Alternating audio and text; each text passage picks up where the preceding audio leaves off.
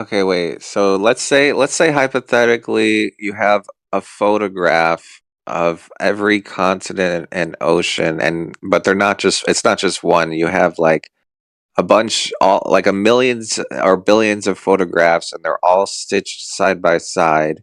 Even if, let's just say hypothetically that that's true, then the next question is, okay, so in order to check and verify every single one of those photographs, there's going to be a bunch of people.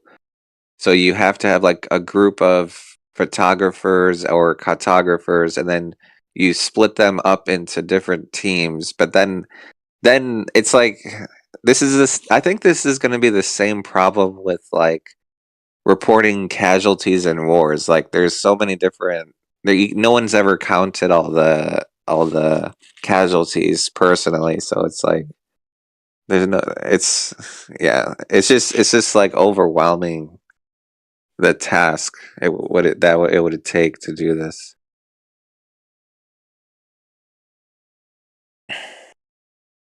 But I guess Or extraordinary or claims or require extraordinary evidence. So or you can go to Walmart, buy a globe, and that's it. yeah, exactly. Easy. Done. Yeah, and constantly point to it and say, "That's where we live on." That right there. Because they would, to be fair, they would have to check every single photograph. Yeah. Earlier, a guy commented in the text that the globe is the most accurate map that we have. And what do you ask? What can I ask? Like, which globe are you talking about? Which one? Like, how Is can that- anybody say that, right? Like, yeah, the globe is so accurate, and then Miggy jump on that because it doesn't make any sense. It's nonsense. Yeah, it's nonsense, bro. Like that's the thing. It doesn't make sense, so therefore it's nonsense.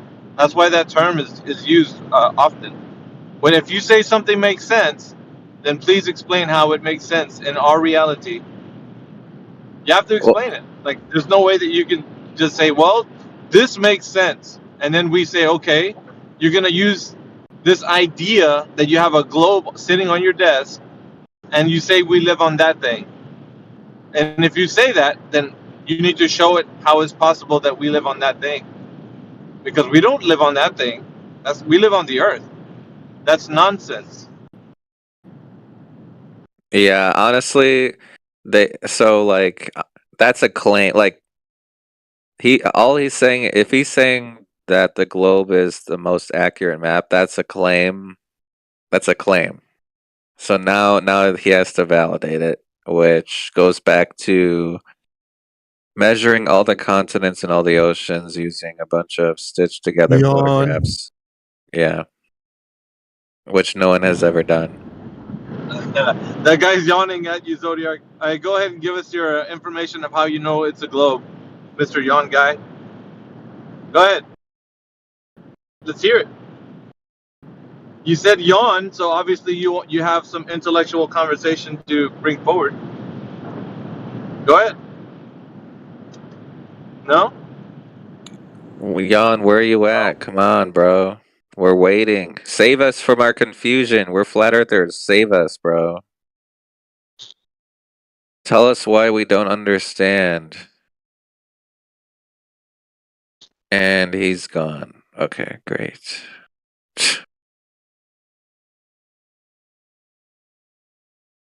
And all that energy and nothing to spare for conversation. Weird. Their shit's weak. Is that Hank Hill? You there? Yep. What's up? Yo. Oh, that's Larry. He's not Hank. That's Larry. Yeah, it's so dude. What's going on? Yo, you don't identify as.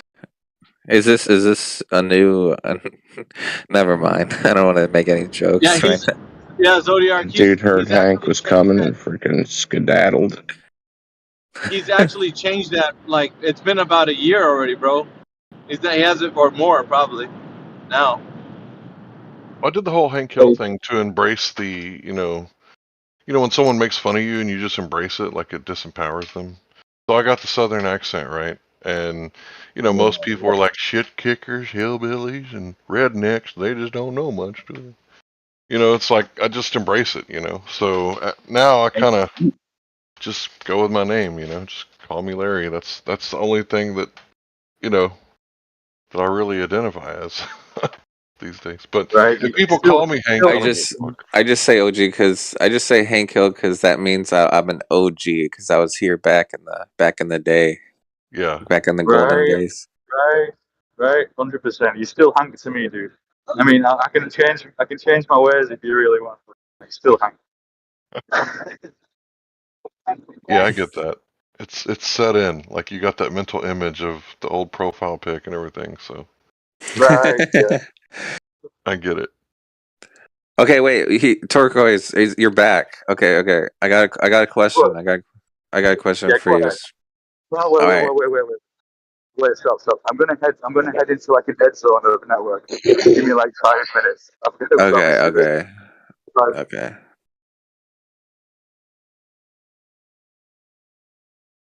I was gonna ask him about. Never mind. We'll wait. Is there any Globers in here? Any new Spinning Ball Space Monkey Religion priests that want to unmute their mics? Yes. Yay. Okay, why do you believe in the Spinning Ball Space Monkey religion? Because it has to be. Oh, that's Shemzy. I thought that was an actual Glober, bro.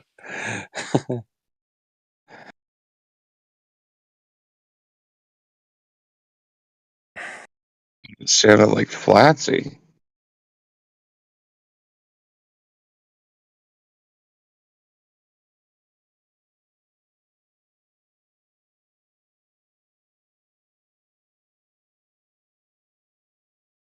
Well, that was a good conversation.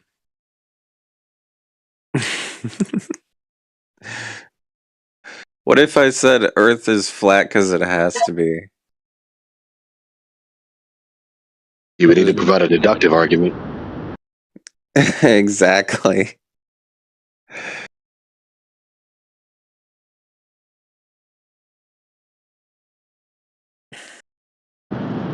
Let's see how many people are triggered today by Greg's vernacular. We have at least one nully apatheist.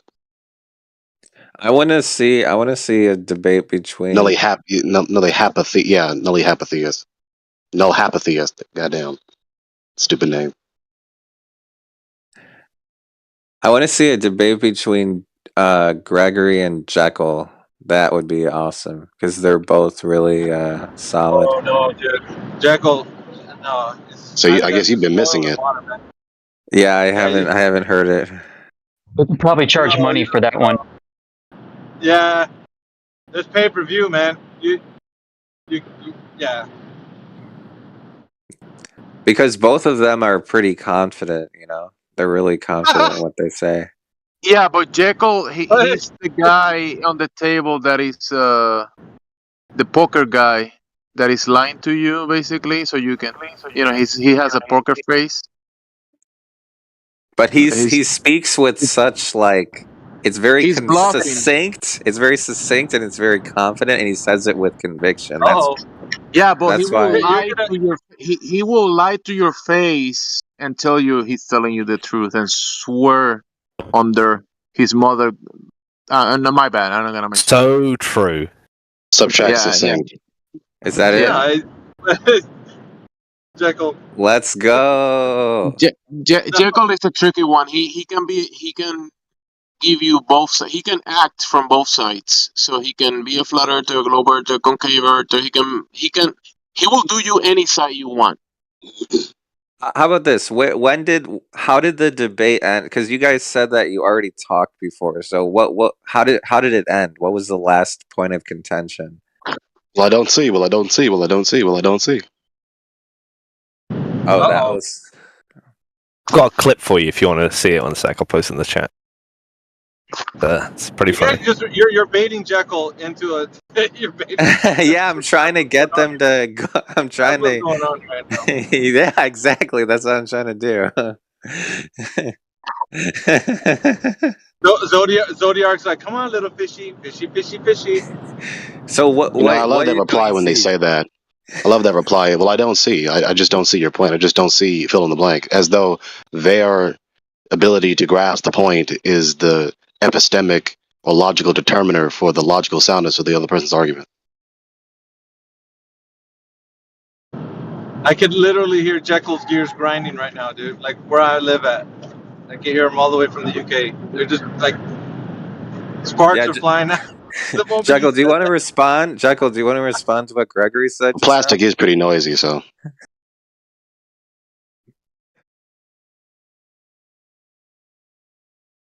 Especially the cheap ones.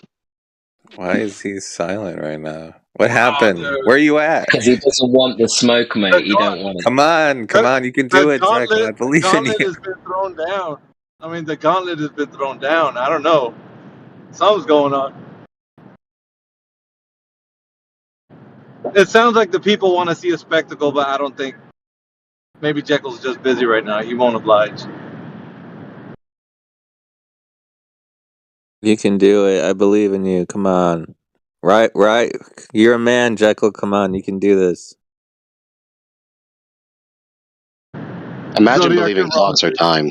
Imagine believing that. Oh, is that what he said? Not Wait a Jekyll. second. Unintended. Oh, okay. I was gonna say, did he say clocks are time? I don't know. Null hype That's, atheist did in the open chat. Oh. Oh, really? Or at least he's not going to be consistent. He's going to double speak, even though his premises necessarily imply that's what he's conveying. Hey, is he in our voice call? We can ask him to unmute if he is. He's here, I believe. Yep. What's his name? Null hype atheist, all one word. No hype atheist. Okay. Good job, Greg. You said it right. Atheist. Yeah, Oh, thanks. no, Such a thing as this? Yeah, go ahead, man. Did you want to say something? Go ahead. Me? No. I thought I was called to the mic. Yeah, for sure. Did you so? Can you explain what you meant in the text? What Gregory was saying? I'm on the move, so I can't see text that well right now. But I don't what know did you what mean he- by what you texted? I'm not sure what text he was referring to. I've been chatting for a while, so.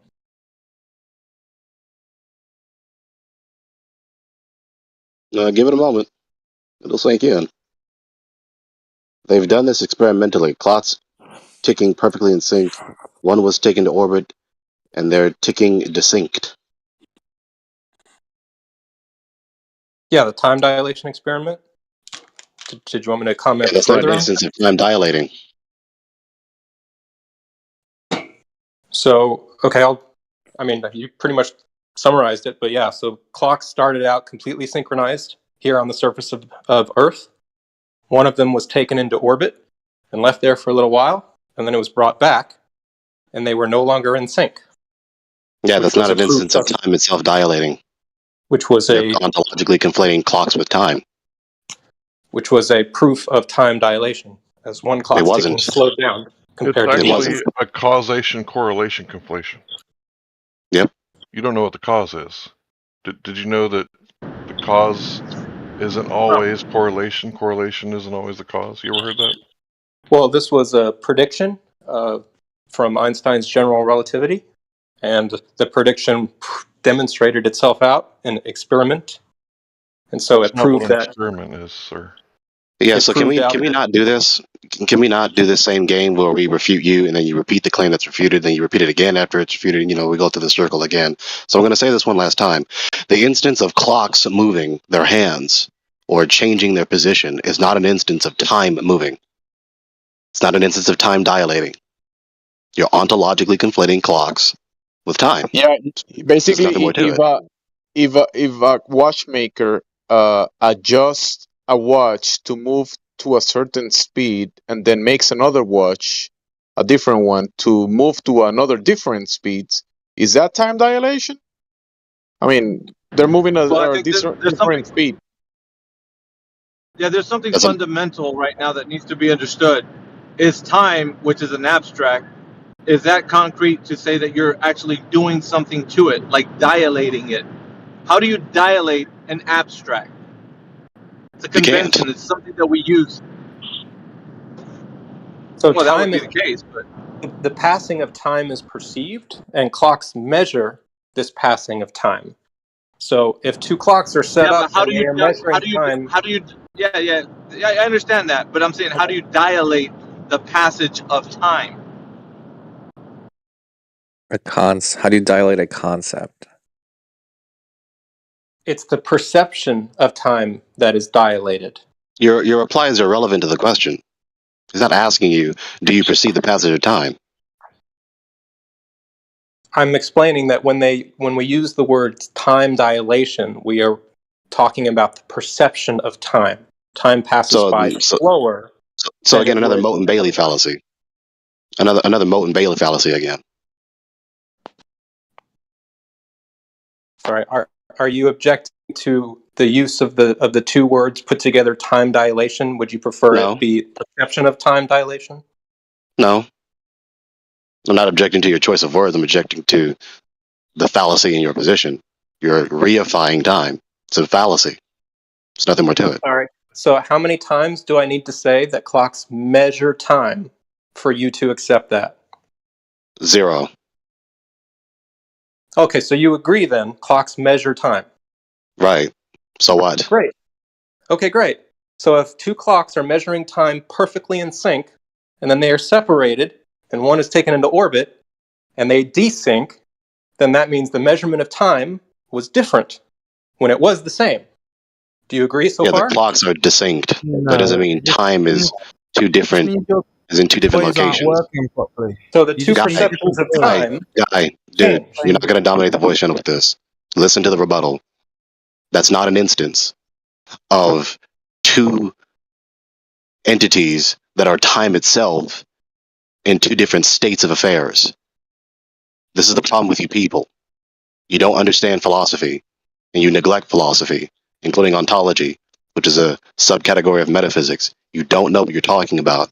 So because you people persist with your materialistic devotion, with your fundamentalist materialism, you persevere to reify time as some concrete entity that has material substance that can move in free space from point A to point B and be contacted tactilely by other concrete particulars. And that's not possible. You don't have any justification to believe that time is a material entity.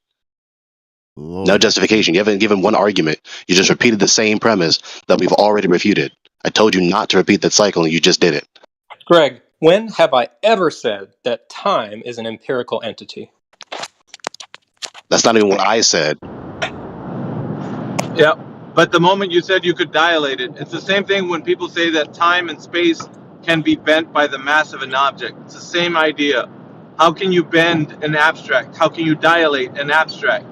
There's no way that you can warp or distort a convention being used by people to describe something. It's something that we're describing. Like if you say it's a measurement. It seems obvious that you guys keep accusing me of reifying time with a device that measures it. And yet you seem to insist that when I talk about a measurement of time, I'm talking about time itself. Why is that? Okay, so you understand. So just to be clear, so you understand that clocks aren't time. Clocks supposedly measure time, and the movement of clocks don't affect the nature of time at all. Correct? I completely agree. Okay, so then the instance of clocks moving their position in any way, in any fashion, of any type of clock, is not an instance of time changing. Their measurement of time is changing. That's correct. The designed guide, it's not that difficult. We don't need to keep going in circles about this point. Clocks are designed to track time, but their motion don't have a cause upon time. When the clock moves forward or backward, that's not an instance of time itself moving forward or backward. Nobody So said simple. that it did. You did. You said No. that. Nobody said that. Yes, you Okay, did. so if no one said that, then you agree with the refutation. Okay, so then you agree with the refutation, correct? You haven't refuted anything. I've Okay, so never then you once agree with my argued premise, that time correct? is changing. Okay, I said that the so perception you of agree with my time premise, changed. correct? Correct? You described clocks and You their agree with measurement my of time premise, accurately. correct? Which premise? The premise I just said that you're persevering to talk through my clarification of. So you agree that the motion of clocks have no causal relation, no causal effect upon the motion of time. I don't understand motion of time. All right, listen, man. The Clocks are elapsing of changing their time. measurement of time. That doesn't mean time itself is changing. It's so simple, dude. We need to move forward. Time can only ever be measured as a perception. How else That's do you your reply is irrelevant to the question, dude. So How now else? it's in metaphysics. Okay, so in Yeah, metaphysics, he's going is off time- topic. This is off is- topic. Did you understand? First of all, did you understand Greg's refutation or not? Because I need to wouldn't- know if you understand what he said refuting your point. I wouldn't call that a refutation. I would call that a misunderstanding of everything we're talking about here. Yeah, he's just moving the goalpost now. So first It is a valid did the Moat and Bailey. interpretation. Yeah, so first he did the Moat and Bailey, and now he's just moving the goalpost. So he's not being consistent. So the fact of the matter is that time is an abstract entity. Clocks are material entities. Clocks don't have any causal effect upon time. When the clock moves forward or backward, that is not an instance of time moving forward or backward. Correct? Correct. Okay, so there is no time All right. dilation. Yeah. But when a clock Yeah. is moved into orbit, it ticks slower. Why is Oh, that? so go back to the very premise that we just refuted, right? Oh, so you he deny just it. refuted the thing that you. Hang on. No. He asked a Let me ask question. you a very simple He asked question. a question. What? Bro, What's the big deal about He it? Do just you refuted deny? the thing- He just listen. No, wait. He just refuted the thing you're going to now try to affirm. You No. just agreed with him. Alpha, Dude, let me- how can you? Let me, How let me you just ask a simple question. this? Simple I question. don't get it. Let me just ask a simple He's question. corrupt. Greg. He's corrupt. Greg, when a clock is taken into orbit, does it tick slower? Yes or no? No, not necessarily. Okay, you are experimentally wrong. I'm not experimentally wrong. That's not an instance of a causation. That's not an instance of time being caused to slow down or speed up. I just we asked. just went through this. We just I said the just syllogism. I just asked you if the clock ticks slower. Yes or no? And Guy, you said no. address what I just said, not neglect it. We're So I talking just about said the rate. syllogism that completely refutes your metaphysical garbage, and you We're keep talking trying to about- digress from it. We're talking How can about you the rate refute a at which question, clocks tick. Yeah, That's so all. he's still trying to digress from the syllogism I just clearly articulated. Yeah. So Didn't clearly articulate anything. You missed his question. Yo, just repeat your question and then get to the point. No, he didn't, dude. He agreed. Listen, the guy agreed Shut up. with My ears Greg. work. He's You like, lot are yeah. emotional. He has a point, but he hasn't got to it because no one's What? answering his question. Answer the question. All right, dude. You know what? Shut the fuck up. All right, so You I'm How kind of about sound sitting hella on the dumb. You sound sidelines hella dumb, here, dude. and I'm seeing the claim on the table is that if we If you're take gonna- clocks and do something with them, then the clocks change. Yeah, if you're gonna refute his point, then do it succinctly. Don't come in here and chime in and say he's just wrong because I say so. Refute his point. I'm waiting for his. Listen, if he refuted your point and you have nothing to add because you agreed with him, then I need to hear your refutation of what you're saying right now to what he said before. Because you're not doing that. You're just reaffirming your position. are you talking to me? It's really both of you. So can you you're the address guy my that- syllogism now? So if you want me to respond to Greg, my response to Greg is that he is arguing a complete straw man because I am talking about the perception of time, the measurement of time. I'm not talking about time itself. I'm saying So- when you move a clock into orbit, Getting the Moat and Bailey differently. fallacy. it ticks differently than when it does on the surface. That's it. That's all I'm talking Okay. about. So it's not dilating. What's your Right. That's what point? we So you call see, time he dilation. did it again. He did it again. He's going to persevere to prevent me from saying this refutation again, but whatever. So again, it's the Moat and Bailey fallacy again. The Moat being the more less controversial, less difficult position. Oh no, clocks we just perceive clocks differently. The Bailey being time is dilating. Time dilation is a predication about time itself moving. Okay, time, the noun, dilation, the verb. What time is supposedly doing. Okay, so he's done the Moulton Bailey fallacy again, and he's just moving the goalposts. When I actually attack his premise, time dilation, the Bailey, as soon as I refute that, then he relapses to the moat. Yeah, so the concrete, the mechanical, is the thing that has to be adjusted to the passage of the measurement of what you consider time, right? What everybody knows when I say 1 hour has passed, we adjust clocks to the passage. The passage of time does not change, period. Now, if you're saying a clock changes, then the mechanical that has been changed has been affected by something other than the passage of time. So when you say that time is dilated because a clock changed, then the mechanical was affected by an abstract? That don't follow. So you're going to have to point out how the passage of time, in which we all perceive, is to be the same. So if two people are talking to each other in full sentences, one in a place where you say time is being dilated, and the other guy that's not, how is the passage of time different for both if they both are having same conversations to each other and not experiencing the passage of time any different? The only thing that changes in that instance, in your scenario, is the clock moving.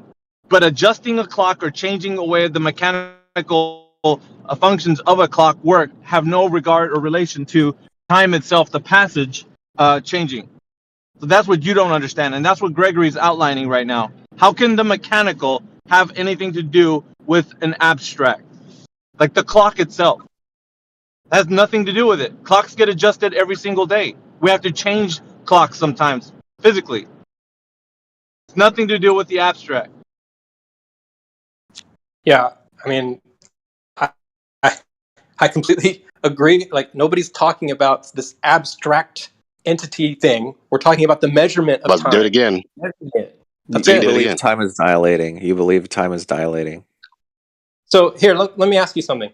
So let's say an astronaut goes out into space, right? And he has an identical twin brother here on Earth. So he's elongating his repetition of the Moulton Bailey.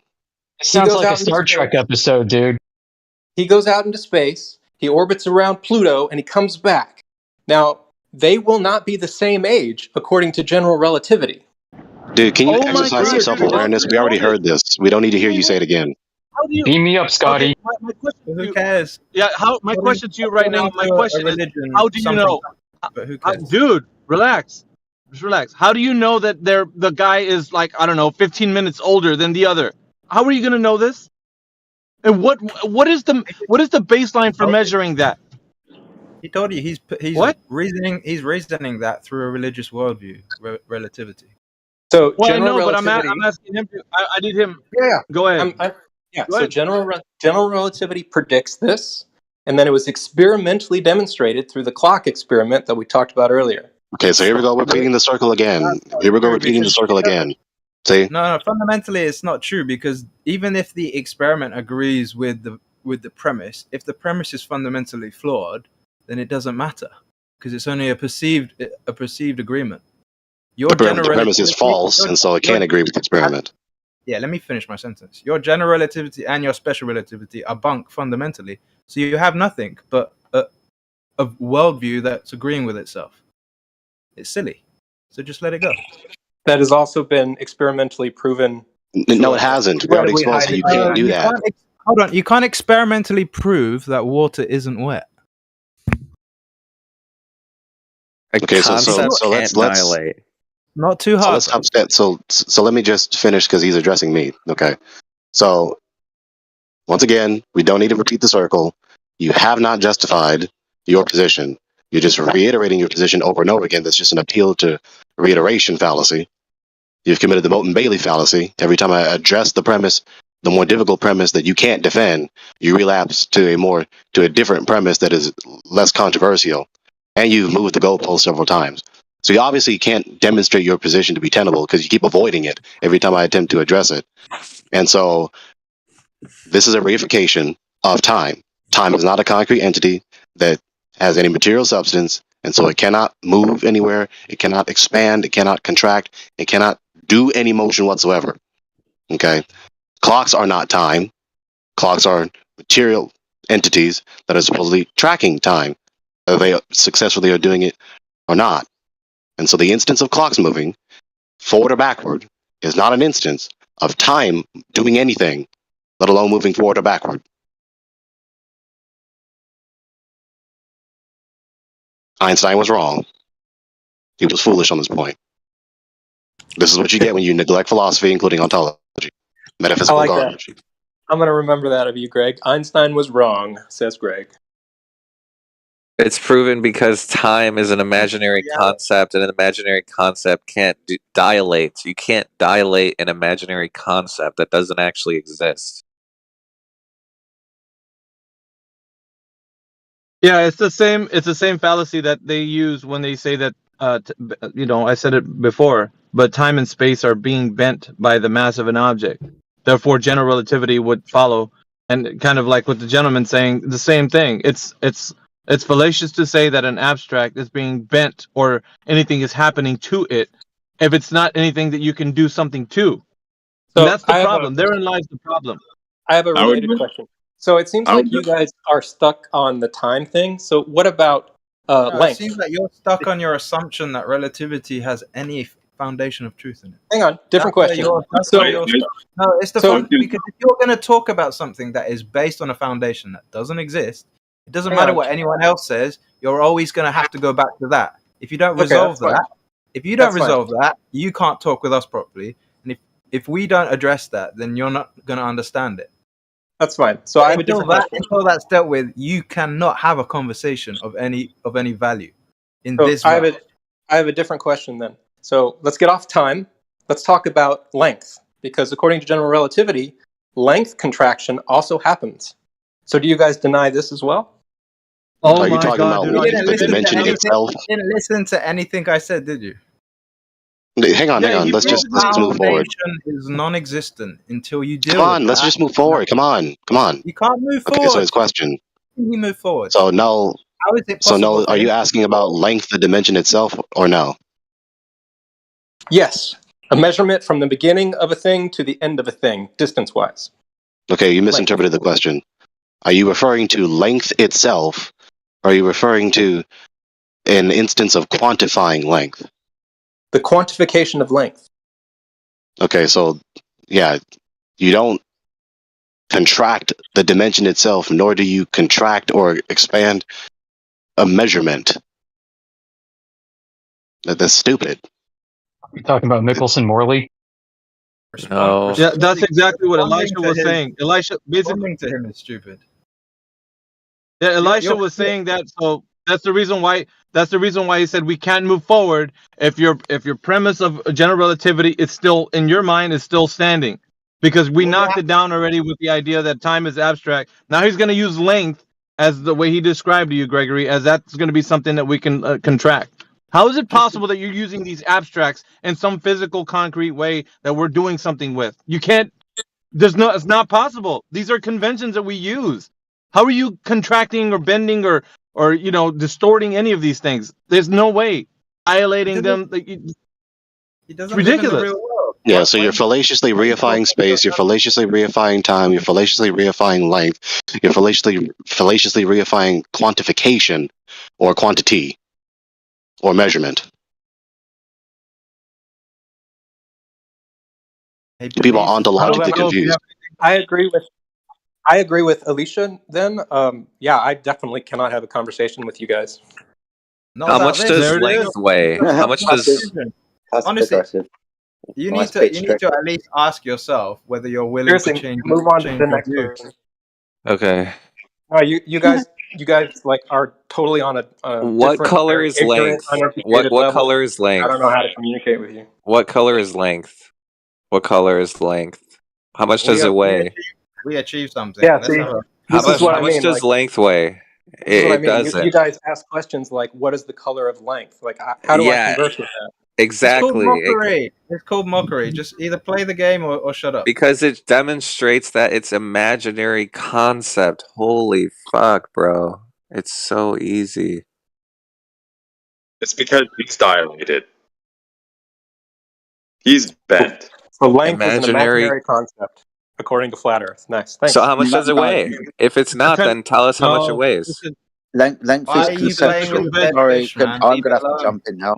Length is Go conceptual. You ahead. can understand this conceptualization. By the way, we have feet and then meters. Different ways of measuring shit. It's convention, isn't it? It's not an actual physical thing, 6 foot.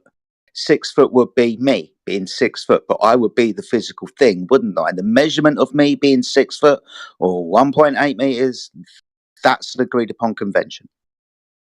Right. We don't need to belabor the point. That's why I said succinctly, you reify space, you reify time, you reify length, you reify quantification, you reify quantity, and you reify measurement and units of measurement. You just keep reifying abstract entities.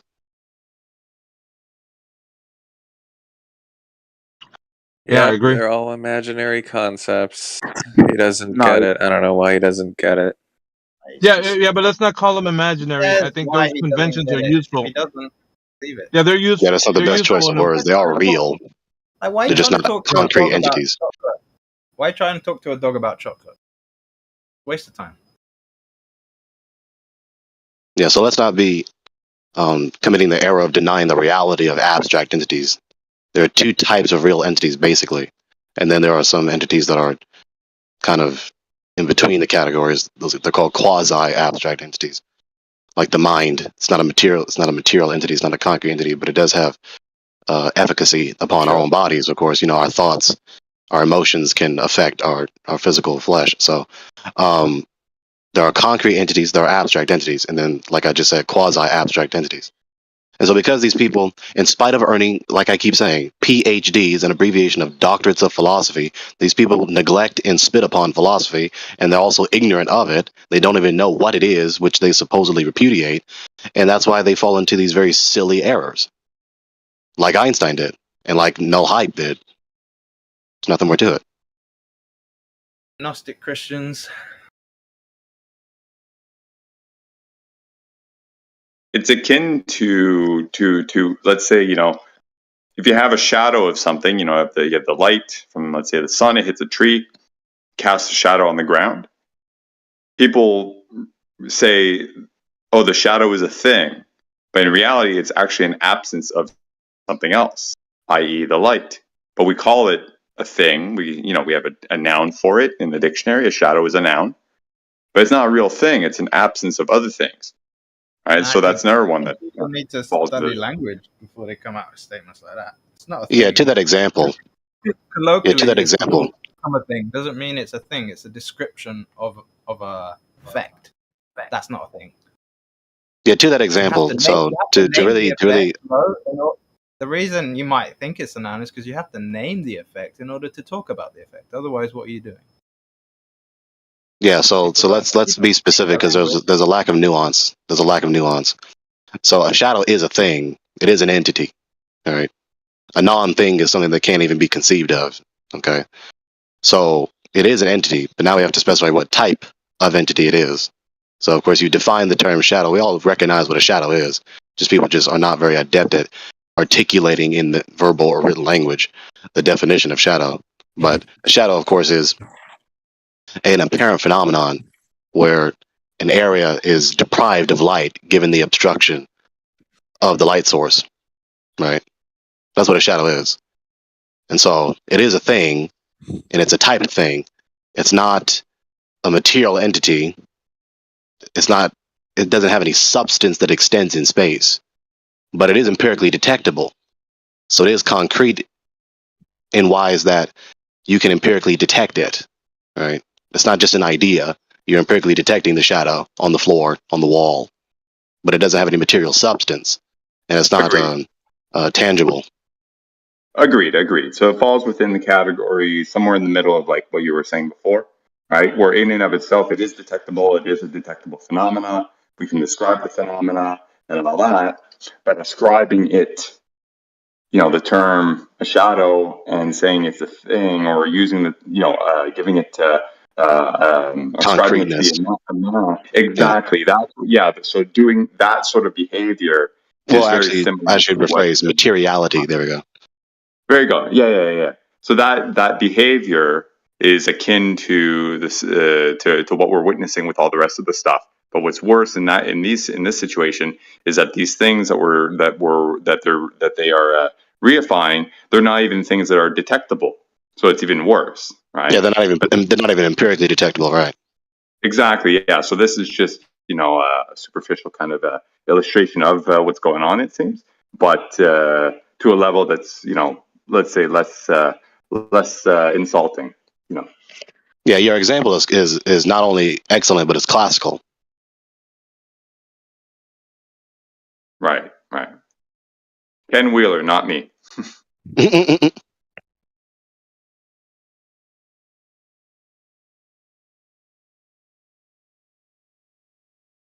They can continue to neglect these things all they like to. Okay, suffer the consequences. But what do I care?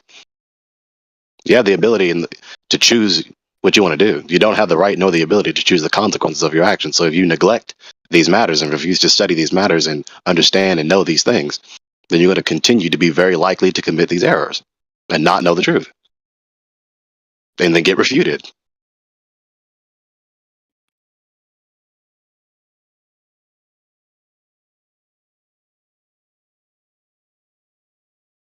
So Einstein was wrong, and he was refuted. So does anyone want to prove that they know the Earth is a ball?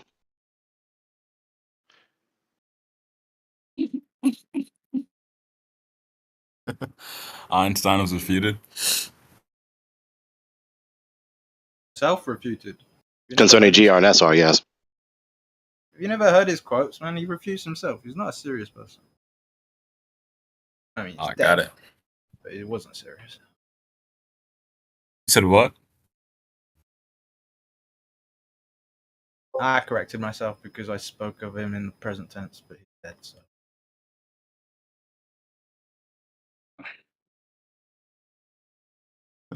All right. Does Floor's open. anyone want to defend Einstein's? Does anyone want to defend Einstein as a credible? Let's say that he had evidence. Let's put it that way. Let's be even more general, because that's what we're asking for. A logically sound argument. Did he have one, especially concerning GR and SR? Yo, is Jekyll here? He The was creature from earlier, Jekyll Island? not anymore. Unfortunately, yeah. I used to talk, but after my ban again last night, not even gonna bother. No, we believe in you. Don't worry. It's okay. Just keep going. I believe in you, man. You got this. That was Jake. He's being very discriminatory against me, I feel, and nobody has any opinions about what might be out there other than Would you like to prove that you know the Earth is a ball, Jake? I don't believe the Earth is a ball, so why would I try and prove No. it? Do you believe it's a oblate pear-shaped spheroid, like Neil deGrasse Tyson describes? No. You know Isn't what I that a ball? believe. So the Earth is not spheroidal at all, correct? Correct. I'm in the Flat Earth channel, correct? I see. Good. I got banned last night for suggesting that maybe the multiverse has something to do. Do you have evidence for the multiverse? It's a theory. It's an idea. No, I don't have Okay, evidence. speculation. Okay. Correct. We were speculating last night, and then I got banned There would again. be no way for us to really know whether or not we live in a multiverse. I mean, And it's worse than that. Multiverse is just you a can't just analytically false. you can't just Okay. click on yourself So of course he had to and be check speaking. out. I began speaking. People talking Yeah. So over each other. multiverse is an incoherent theory that can't be true. It's analytically false. It's just prefixing universe with multi, even though universe literally means just an anglicization of the Latin word universitas, meaning all things. You can't have multiple all things. It's ridiculously redundant. Feel like it's I possible. don't even believe in the universe, so why would you even consider a multiverse? What are you talking about? I explained it last I believe night. that we even live in a universe. The Where issue is I was banned for trying to explain it, and I'm not going to again. Okay, we heard you. You gonna say it again? Well, today is Speculation Sunday. You're lucky. Oh boy. I'll just get banned again. Okay, so but you would go ahead. Go ahead. Sorry. just to actually move forward to some sort of subject. Yeah, multiverse is analytically false. It's just a redundant prefix of universe with multi. You don't have multiple universes. Universe is all things. Universe is not a particular thing. It's speculation So Sunday. when we talk about multiverses, we're theorizing that we could be living in one of many universes, which is I'm aware. possible. I just refuted it. Regardless of how you interpret the definition of universe. That's what it means. He just said that, and then you said, "Oh yeah, but that's possible," even though within his statement was that it's not possible. Because, and there was a reason for it. Do you remember the He's reason? just interpreting it wrong. Because he's interpreting it wrong. Because he's a flat earther. He's interpreting it wrong. But do you remember why he said that it was impossible? Yeah, he was saying something along like a universe means all things. Right. So if we live in a multiverse, that makes no fucking sense. So that'd be multiple things. But that also makes no sense because we could be living in a larger universe full of little universes. So that's what a multiverse is. How would you know? We can't see them. Remember yesterday's conversation. Exactly. That's why it's a theory. That's why it's a theory. That's why no scientist or And you no also contradict yourself. And you also you also you also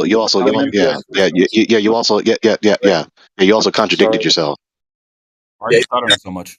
How did I contradict myself? Yeah, because you're rapidly trying to dominate the voice channel and talk to everyone's replies. Yeah, he just doesn't get it. You mean talk to everyone's replies? How is that confusing? What the fuck? Yeah, so you're still doing it now. Right, so I refuted you. You just contradicted yourself. No, you didn't. Wait. I contradicted myself because I replied to people. Gregory, Yeah, like, you agreed with my refutation, and then you agreed with my refutation, and then you repeated the very thing I refuted as though it's true. Can I ask him a question? Wait, what did you refute? Like, he just keeps now he has talking. That's amnesia. all Gregory does. He talks and he thinks. Yeah, now he has He's amnesia. not smart at all. You just keep talking. So we're going to keep talking to the guy with amnesia? Yeah, if thing A encompasses everything, and thing B also encompasses everything, how can It's funny. You can't tell me what I said that was wrong, though. I finished, didn't finish, You can't do did it. not finish, didn't finish. I'm still talking. So if thing A encompasses everything and thing B encompasses everything, how could thing A possibly not be thing B? He don't know. What are you talking about? You don't understand the basics of having a universe, like a much larger. So not only actual has universe, amnesia, but having he's becoming remedial as the dialogue progresses. This is really Gregory simple stuff. back to saying a bunch of shit that makes no fucking This is sense. very simple stuff, man. If you can't, Different cosmologies and just ours, right? You don't know science. You don't know what science has to say about it. You're a flat earther. You don't even believe in a universe. I don't know why you're discussing it. I was still talking. You've interrupted me twice. I've been in 2 minutes. No, you just started talking. If you no, I yes, I had started talking. You talked over me twice. So, if you can't live with the intellectual rigor of this conversation, just put yourself on mute, my dude. Like now. Mm-hmm. Well, we could just say we live in we live in one of the many multiverses, and all the multiverses that are That's a possible will be the possibility. universe. So the fact that you're already So misrepresenting my exponentially argument multiply the shows analytically false I never redundancy. said that. I said it's possible that we live in a multiverse. And Gregory, Okay, let's exponentially multiply the analytically false redundancy. He's lying. Are you going to answer my question, my dude, or are you just going to like pretend it never happened? He wasn't What's listening your to question? it. What's your question? If thing A is everything that exists, and thing B also encompasses everything that exists, how could thing A not be thing B? They can be amongst each other. What do you mean? They can be connected. So they're the same thing then. So why are they separate? No, just because something lives in something much bigger doesn't mean that they're exactly the same Error thing. denied. It just lives within the But that's bigger, not the example I realm. gave. Oh, that is. I just told you how it is. I mean, look it up anywhere else. They'll tell you the exact same thing I just told you. No. That's what a multiverse is. That's what the theory of a multiverse is. Now, I'm not telling you we live in a multiverse. Dude, you're not answering the scenario. I already answered it. You don't like it, then cry about it, buddy. I answered it. You don't like it. You're wrong. You don't like it. Nothing you don't Yeah, like try it. harder to condescend, guy. You don't like it. You don't like it. If my example was Roboting a little bit.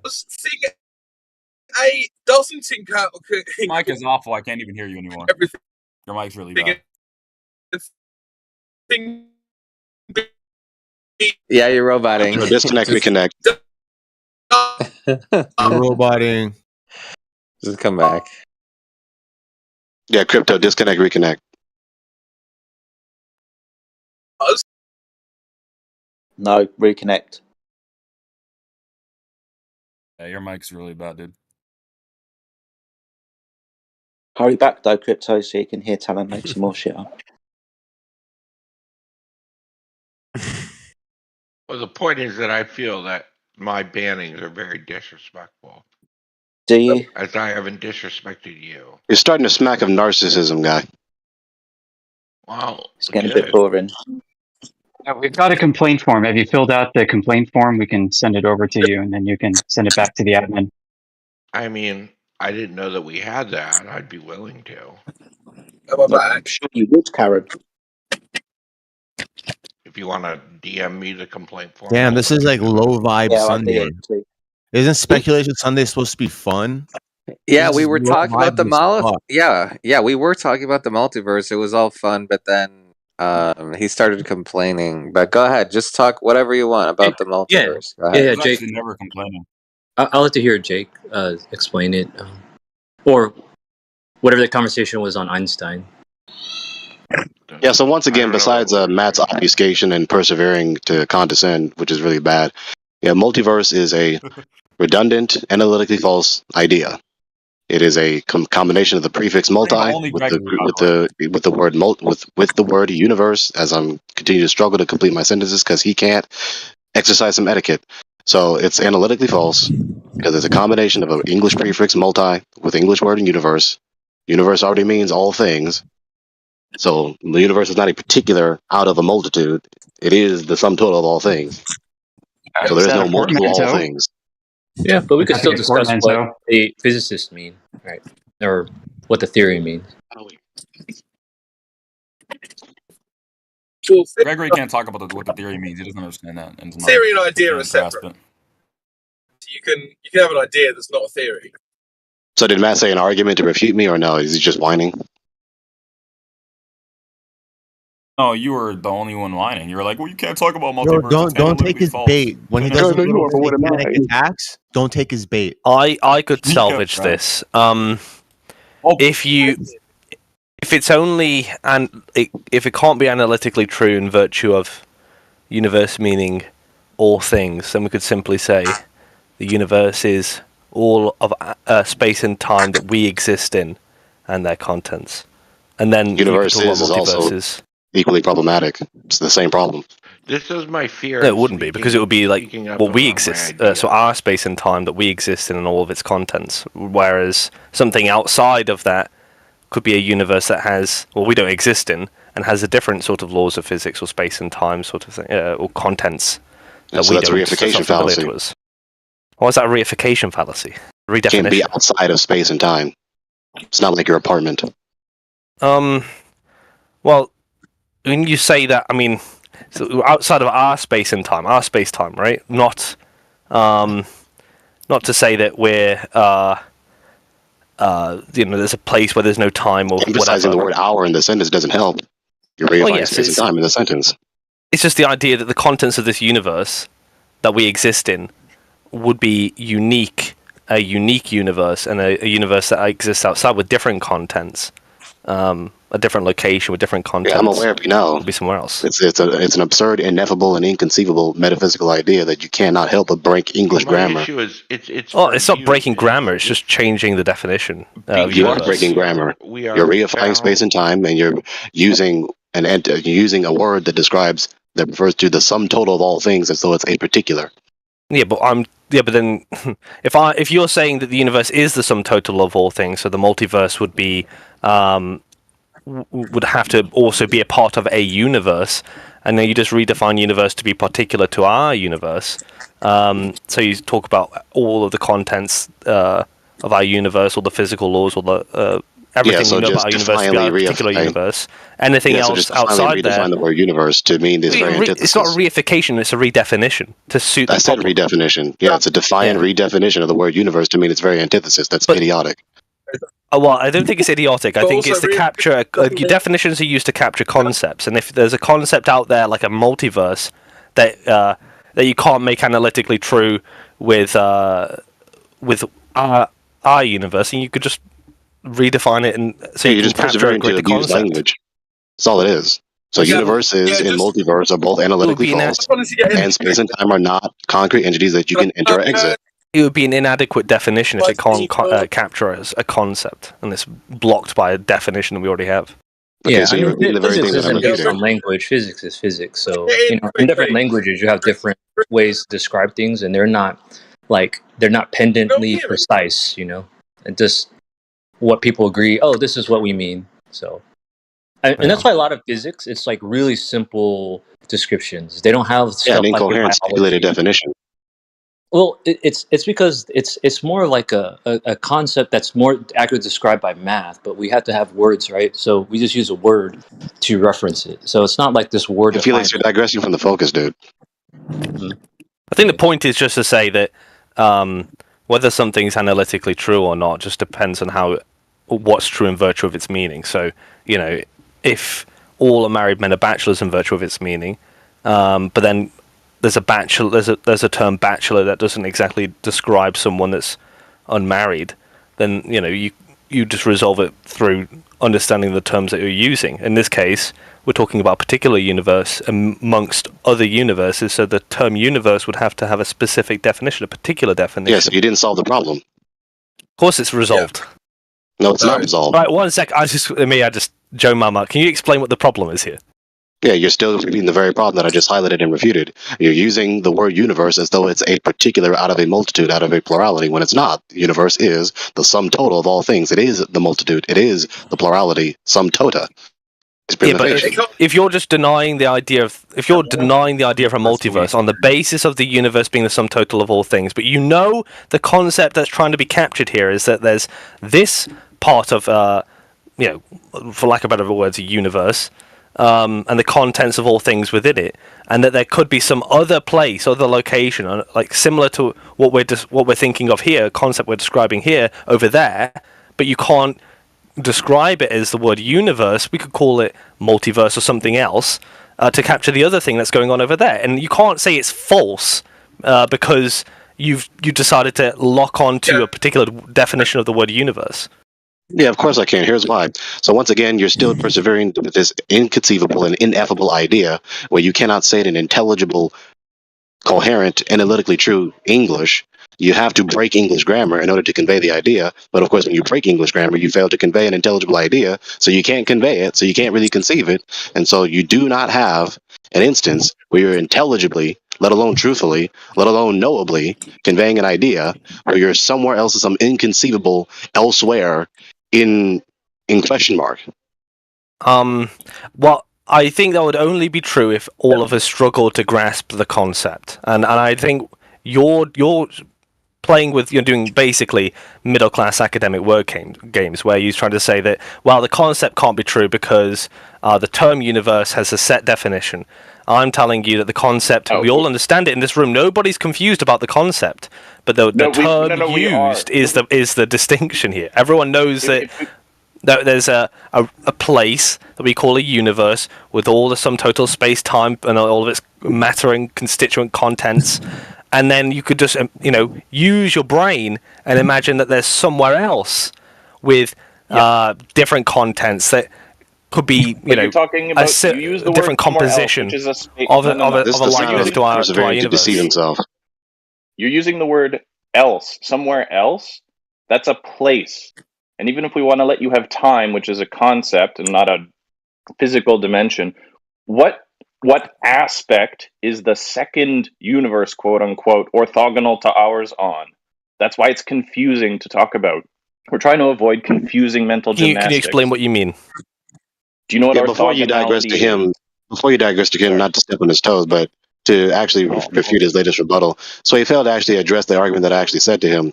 The argument that I actually said to him concerning this ineffable and inconceivable idea that he cannot intelligibly convey is just that. It's an analysis of the very concept itself. The concept is inconceivable and ineffable. It cannot be articulated in any intelligible English. You have to break English grammar in order to attempt to convey it, and you fail because you can't intelligibly convey it. And you're fallaciously reifying space and time as though you can exit space and time to elsewhere, question mark. Well, nobody's saying that. Now that's where you've gone wrong, right? It's not now you don't even, if you're talking about that, you've actually abandoned your critique because you're saying it's analytically false, whatever that means, right? But you're now talking about something that's more synthetic, because you're talking about what we can do. Can we exit this universe? And the other guy's talking about, we can't describe the exact particular properties of this universe. That doesn't matter. We're not talking about any of that. It's whether or not all of the sum contents of this universe. It's whether or not all of the sum contents of the place. Your inconceivable and ineffable metaphysical you're idea. confused. You're confused. Space of time also. So Gregory, you're confused. You're confused. If you're saying it's analytically false, I presume you're saying it's. I understand what I'm talking about. You don't. I assume you're saying it's contradictory. It's a contradictory set of terms, right? So you're saying universe means this. So the idea of something else existing outside of all things, that would be contradictory. But if you just make the word universe not mean all things and be more particular. Yeah, you just then such a place could exist. Antithesis, right? Of course, because we made the term. The term isn't set in stone. Of course. So now you destroyed the continuity and consistency of language. I don't think so. I think actually, if you looked at a dictionary, now I can say whatever string of words I please and mean whatever I want it to mean, but not have any continuity or logical consistency with the semantic quality of the terms that I'm saying or writing. So you just destroyed the possibility of knowledge. I think most definitions of universe are particular definitions towards our universe, and not to dismiss the idea of a universe that sits outside of it. Most of them, not all of them, perhaps. Yeah, so once again, you're distracted from the refutation that upon analysis of your metaphysically absurd, ineffable, and inconceivable metaphysical idea, not only do you break English grammar to contradict yourself, you also fallaciously reify space and time. There's nothing more to it. It's not grammar, it's definitions. It's not nothing to do with grammar. So yeah, it does have to do with grammar. It has to do with it does have to do with grammar. It has to do with prefixes and nouns and plurality. No, we're just talking because okay. Let me explain it this way. You're saying the two terms are contradictory. I'm saying that okay, there's a definition of universe that says the sum total of all things. It's clear to me, as it should be to everyone in the room, that when Matt Nuclear talks about a multiverse, he is talking about a particular situation, not a general situation. So the word universe he's deploying is particular to our universe and some other universe out there. So he's using a particular definition of universe. It's not a grammar issue. Contradicting himself, double speaking. Right. It's not double speak. What is going on, Gregory? This is not difficult. I'm saying the word that refers to all things, but I'm not referring to all things. I'm referring to not all things. Yeah, contradicting himself. Double it should reveal itself to you in context that Matt Nuclear is talking about something other than that definition that you're agreeing that you think is true. Self-contradict. You double speak. Yeah, I saw it. It's not double speak. Given your line of reasoning, if you want to be the exegete for him. It's not double speak. I mean, we're just going to keep going. Of course it is. You're saying the very word you're saying the word that means A to mean the very antithesis of A. Yeah, that's double speak. Well, you're asserting that we can't have this because this means this. And Matt Nuclear could obviously say, well, that might be one term of the word universe if you want to use that. But it doesn't become a false statement if he can just change the definition to make it fit a particular situation and a different particular situation and call them universes. Right, so you can just defy grammar, defy logic, and you can contradict yourself in doublespeak, and you can still maintain that the premise is true and know that you know that it's true, and maintain that you know because they're not contradictory. So this is absolutely absurd. So of course, when they can't win the game, they those two definitions of universe don't contradict each other. They do. They don't contradict each other, Gregory. They can't defend their position under scrutiny, so now they have to redefine the very game that they thought they knew could win, that they thought they knew that they could win, but of course they can't. So once again, if your line of reasoning is simply saying that out of the two options that is the dichotomy that is available to him, you have the word universe, which either means all things, or the only other option, not all things, a fraction of all things, a particular out of the multitude. So of course, if you say the word universe, which obviously means all things, in the sense that is the only other option that is antithetical to the previous option, then yeah, you're double speaking. It's not antithetical. It's not antithetical. If you have a definition of universe, if you have a definition of universe that means all things, and you talk about a particular within those, if you talk about something that's particular of the, if antithetical. It's not, because you have the definition that means all things, and then you have the particular that means that is a constituent part of that thing that you're describing, the other thing. So if you just want to use a different word to describe it, like multiverse, then that should suffice, right? We're not getting anywhere. Yeah, I wonder why you're dodging this question. What's the antithesis of all things? Well, it'd be nothing. Good answer.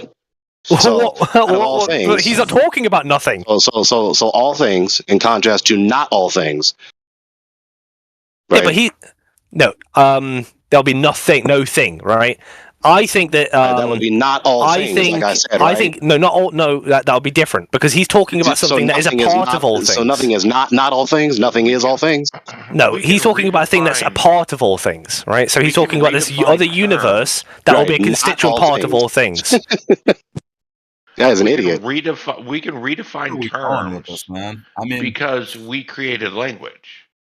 We created. Yeah, no, we didn't. The no, we terms didn't. don't exist in the natural world. No, we didn't. Yes, it's false. we did. Not only is it false, these words are supposed to capture concepts, and if you can't capture the concept because you're sticking to this weird definition that obviously has nothing to do with whether or not the concept is true. It has nothing to do with whether or not the concept is true. It's just whether or not you want to do this sort of dishonest sort of tactic. Then by all means. Dishonesty. So the one that's trying to be logically consistent with the choice of words and the meaning of words, and actually speak in a way that's actually intelligible and grammatically correct in the only language that he knows how to speak and write and think in. Okay, let's make it simple, Gregory. The one who's persevering to redefine terms, defy logic, defy grammar of the only language that he knows how to speak is the one being honest. Interesting. Let's make it simple for you, Gregory. Instead of universe, which obviously you have an issue with, let's call it a Let's call it the Shuniverse. We'll call it the Shuniverse, so you stop complaining about it. How about that? So in our Shuniverse, there could be a factitious word. There could be a Shuniverse outside of it, right? Then you got no problem with it. So coin a factitious word that means nothing, right? Factitious word? How about multiple reality? It's to describe the concept. All words are used to posit to describe the so concept. A nonsensical neologism is your solution to the problem. It's going to make it more simple for me. I think I don't know, you need to do some linguistics, I think. How about multiple reality instead of universe? Okay, so as you said, what would we use to describe the multiverse? So multiverse or universe is analytically false, given that it's a self-contradictory, redundant, analytically false statement, right? And secondly, they're reifying space and time yet again, as though you can have a set of things elsewhere outside of our space and time, as though emphasizing the word "our" in that sentence helps the problem when it doesn't. Well, we'll just call it a Shuniverse, so he stops. Right, okay, it's all right, Matt Nuclear. We're talking about the Shuniverse because universes are it's a word that's been semantically vacuous neologism doesn't help anything. You are arguing semantics. Yo, Gregory, can you have a box within a box, Gregory?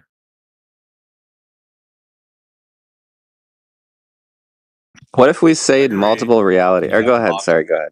Yeah, sorry. Reality would be the total of all things. Let's not use the word reality. Okay, so it's the same. Multiple realities is just saying multiple real things. It's just the universe again. Okay, got it. It's not even a problem, by the way. It's not a problem. He thinks it's a problem. Gregory cannot answer that question, apparently, so okay. No, go ahead. Can you have a box within a box, Gregory? That's the question he's asking. Sure. So, you have two particulars within one another. Yeah. Okay, that's what he's describing. Okay, he said yes. What's your reply? Yes, that's a false analogy. That's not an instance of all things. That's an instance of two particulars, one inside the other. No. So his analogy is false. Hold on. So Gregory, let me just correct you. When we say all things, when we talk about the universe, we're talking about the observable universe, right? Which is finite. That's the universe that we know of. We can't say so not all things again. There's a multiverse. We can't. Again, you're interrupting me because I'm telling the truth. We can't sit here. You're contradicting yourself. So you're not referring to all things as they are. You're just referring to everything that you can perceive, which is not all things. It's okay, Matt. We don't need to argue this, right? Because the concept is there and everyone understands it. That's analytically false, which it's not. No, if we all understand the concept, so and he's just hung up on the word. He's hung up on the word. Just everything we'll that just you can't see, we'll call it Shuniverse. You see a fraction of all things. So you were talking about multiple Shuniverses, Matt Nuclear. What did you mean by multiple Shuniverses? What was your actual argument? If you say yes, you're an idiot. No, he's intelligent because he's sidestepping this weird, you can't say that because the universe means this. Vacuous neologism, right? It's not vacuous. Vacuous would be like it is what it is. That would be vacuous. No, that's a meaningful tautology, but you said it's meaningless. No. Well, it's still vacuous. You don't know how to make a true example. It's still vacuous. Okay, what were you saying, Matt Nuclear? The Shuniverse? It's vacuous. It has no meaning. Exactly. So I was mentioning the universe, the possibility that we live in a universe, right, and that's beyond multiple other universes, right, in a bigger realm. He was saying Right. that's So again, analytically false. talking about universes though, it's particular rather than Shuniverse, rather than Shuniverse, some man. things. Is all It's a Shuniverse. But the thing is, yeah, but the thing is, when you think of universe, right? But the thing is, we live in a universe. We don't know if we live in a I live in the amongst universe. It's not a particular in a we don't multitude. know what they This are. is such a We only stupid know about the critique, observable Gregory. universe. How about It's not a bad thing to People who say. don't want to be logically We only consistent think know it's stupid, of of what course. we Nothing can to do with see and logic. what It's we just to can do with feel, describing a touch, and concept. observe. There's everything to do with logic. Either it That's is the A or universe. not It doesn't A. have Yeah, it anything to do does. with it. It has nothing to do with it. There's everything to do with it. You Nothing can't bad separate to say, logic but from saying language. If you don't have logic, you can't have language. Well, yeah, you need language. You need language to understand logic. Oh, yeah, so it does But have you everything to also do with need fucking language logic, to right? 'Cause understand you need logic in concepts. order to have language, right? So what you're Exactly. talking about is just a question of, well, I have this word universe, and obviously Matt Nuclear's term of the word, the usage of the word universe is to describe something else. But instead of attacking, critiquing the concept, you're just saying, well, no, Critique the you concept. can't I just use critiqued my the concept like word. 7 times. This What are is you talking my about? word. What are you talking about? Here, critique the concept explicitly. I said the syllogism at least 5 times. Like, can you keep up, please? Not a syllogism. Oh, yeah. You ever heard of that one? It's not. You haven't put a syllogism down. Yes, I did. You haven't. You haven't. I haven't. I have. No, you haven't. What was your Yeah. syllogism? Yeah, rewind the YouTube. I don't think a Rewind the YouTube syllogism video. was given, to be honest. But No, it was. either way, we're all on the understanding that what he means is there's this location called Yeah, the universe, self-contradictory. It's doublespeak. Right. and all the contents Dude, this inside is of why it it's so are a part of that disrespectful to universe. But there's a place with different contents outside of the contents that we exist in that we also call a universe, someone else's universe, some other universe, right? That's the concept. Yeah, so self-contradictory doublespeak, right. A universe is a self-contradictory doublespeak. This is just A universe is to convey the idea as though universe is a noun that is a particular out of a multitude, even though universe is not a particular out of a multitude. It is the multitude.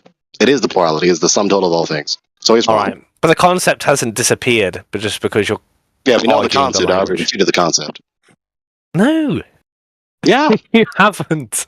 I have. How about the movie Inception? Why don't we, or give an example like I don't know, like creating 2 different video games or something. I don't know. But all of them exist within. I don't know. It's too because how would you separate? So you need a separation then. Yeah, you need to know the properties of our universe, the exact properties, right? And obviously, you all might disagree with the properties, which is why I've been reluctant to say them. But if you were going to say something like the universe that we exist in is 10 billion light years across and was formed 7 billion years ago and has these laws of physics and this matter, these elements, that is our universe, right? Now there could be somewhere else, right, with different elements, different laws of physics, different size and origins, length of time, age, and that is also a universe because it's for the things there was any beings living in it. The sum total of all things would be those constituent parts. That's the point, right? But obviously, people might quibble over like how big the universe is. It doesn't really matter. It's just the constituent parts, right? Okay, so it's like 2 different Earths. Yeah. And you might use the word universe or you might use the word shuniverse. It doesn't really matter, but the concept is put forward. Oh, so if it doesn't matter, then it doesn't mean anything. If it doesn't mean anything, then it can't be true nor false. And so if it's not true nor false, you can't know it to be true or false. If I can describe the meaning and we're just looking for a word to attach to it, then that problem's already resolved. I've described the meaning. You haven't resolved the problem. You just contradicted yourself. No, the meaning's been put forward. We need to put a word to it now, right? And I'm going to use the word universe. Yeah, the meaning, and you contradicted yourself with it. Yeah. That's you want like to use a word that's obviously referring to the sum total of all things to refer to a particular out of the multitude. That's self-contradictory. Right. What's the point of a definition, You want to use the word Gregory? that refers to all things to refer to not all things. What's the point of a definition, Gregory? The point of a definition is actually define the term. That is to say, give a distinct sense to it. Yeah. I'm giving you the sense. Matt Nuclear is giving you a sense of what he's talking about. The question is, what word do you want to use? Yeah, I project your silly neologism, so we can forget that. It's not silly. So maybe I can help here. What you're doing, Jekyll, is you've written pseudocode that will never compile. So you can give new definitions and you can keep writing that pseudocode. But what Gregory's saying, because he lives in reality, is that will never compile. It doesn't work in reality. So we can mentally Work masturbate in with all these reality? weird. We can What do you mentally mean? masturbate. It's not logically consistent what you're saying. So you can say it as many times as you want, but Can you it's tell me what just the stupid. inconsistency is? Gregory described it for the last half hour. So the problem is, he was talking about he used the term analytically false, right? Now, usually, I mean, people use the word the term analytically true, and I'm guessing he's just saying not that, right? Analytically true means true in virtue of its meaning, right? So if I say all married men are bachelors, well, an unmarried man is a bachelor, it's true in virtue of its meaning, right? You know, it's analytically true. But if I was to, but if you've been given the meaning of what you're talking about, you know what the meaning is, and you need to just put a word to it, a concept that's describing a concept, and you use the word universe, then right? If I clarify what the meaning is, that I'm talking about this sense of the word. In fact, many words have multiple senses to them, right? Just if any of you've opened a dictionary before, you'd know that, right?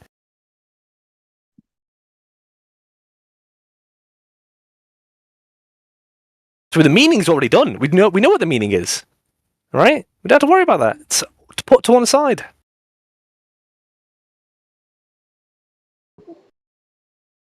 Yeah, so let's stop double speaking and contradicting ourselves and defying English grammar,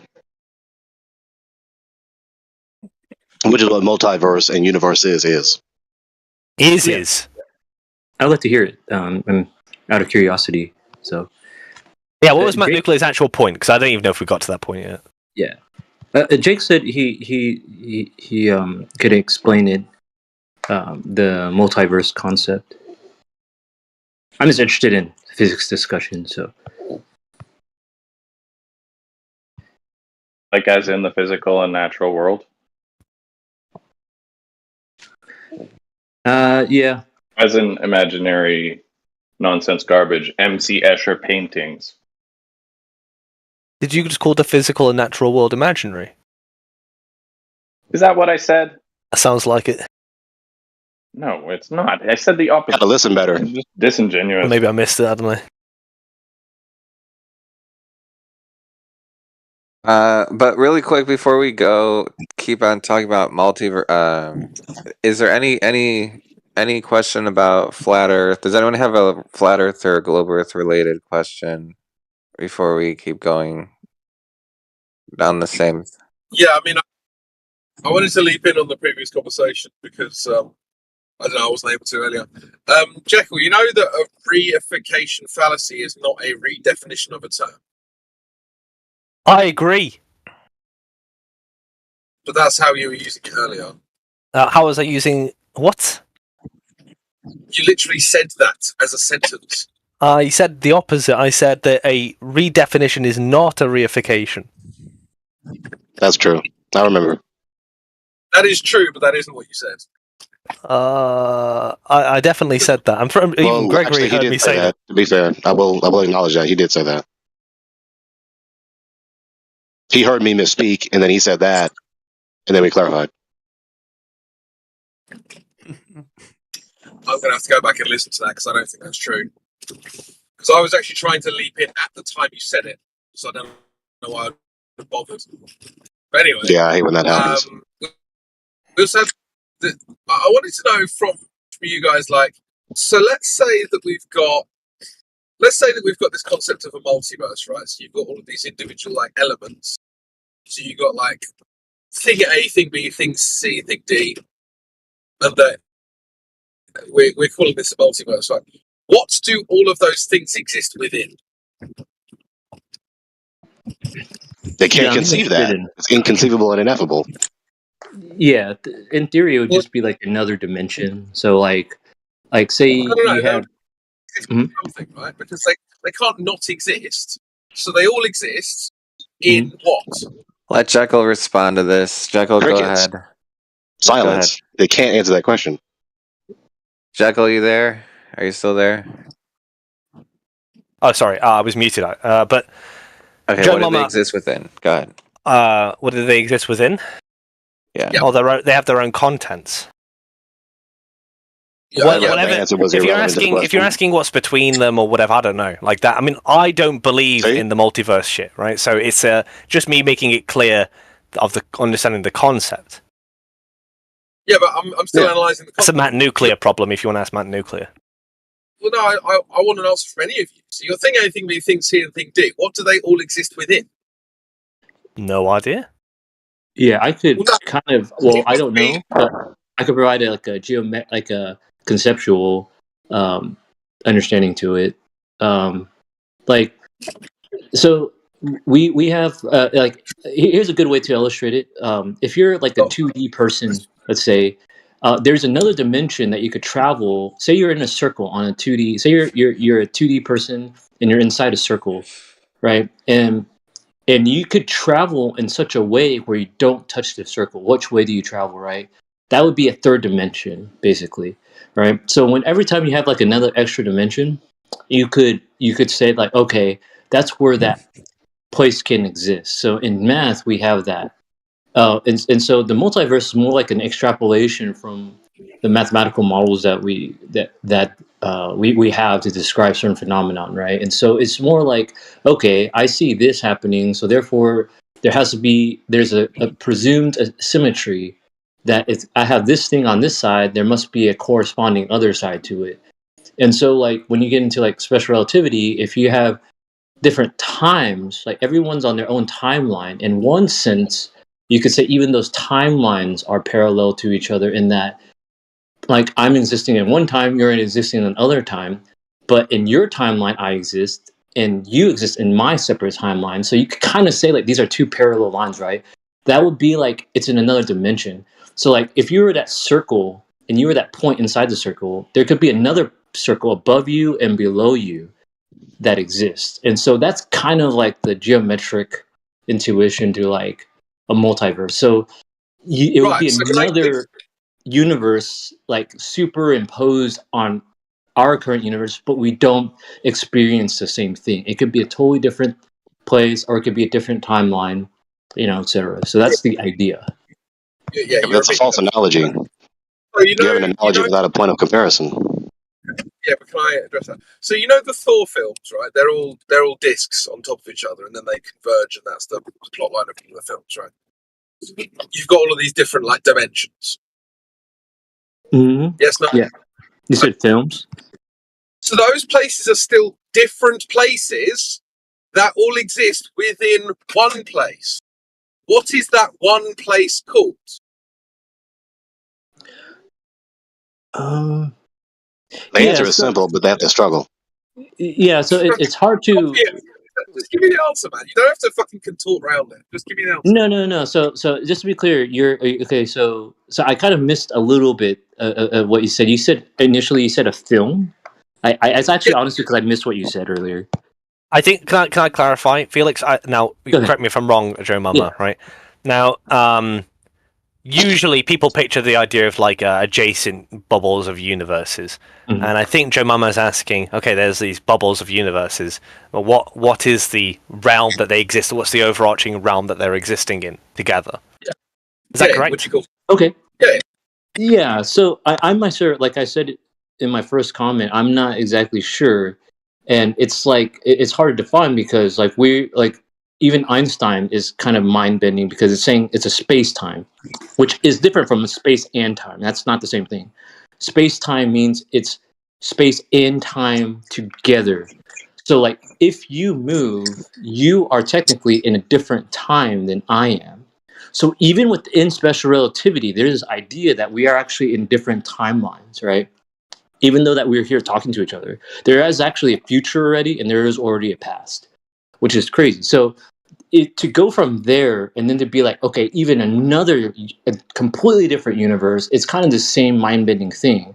So it's like, I don't know that the scientific community knows or not. Maybe there is someone else that knows. I'm sure they have a better understanding of this than I do.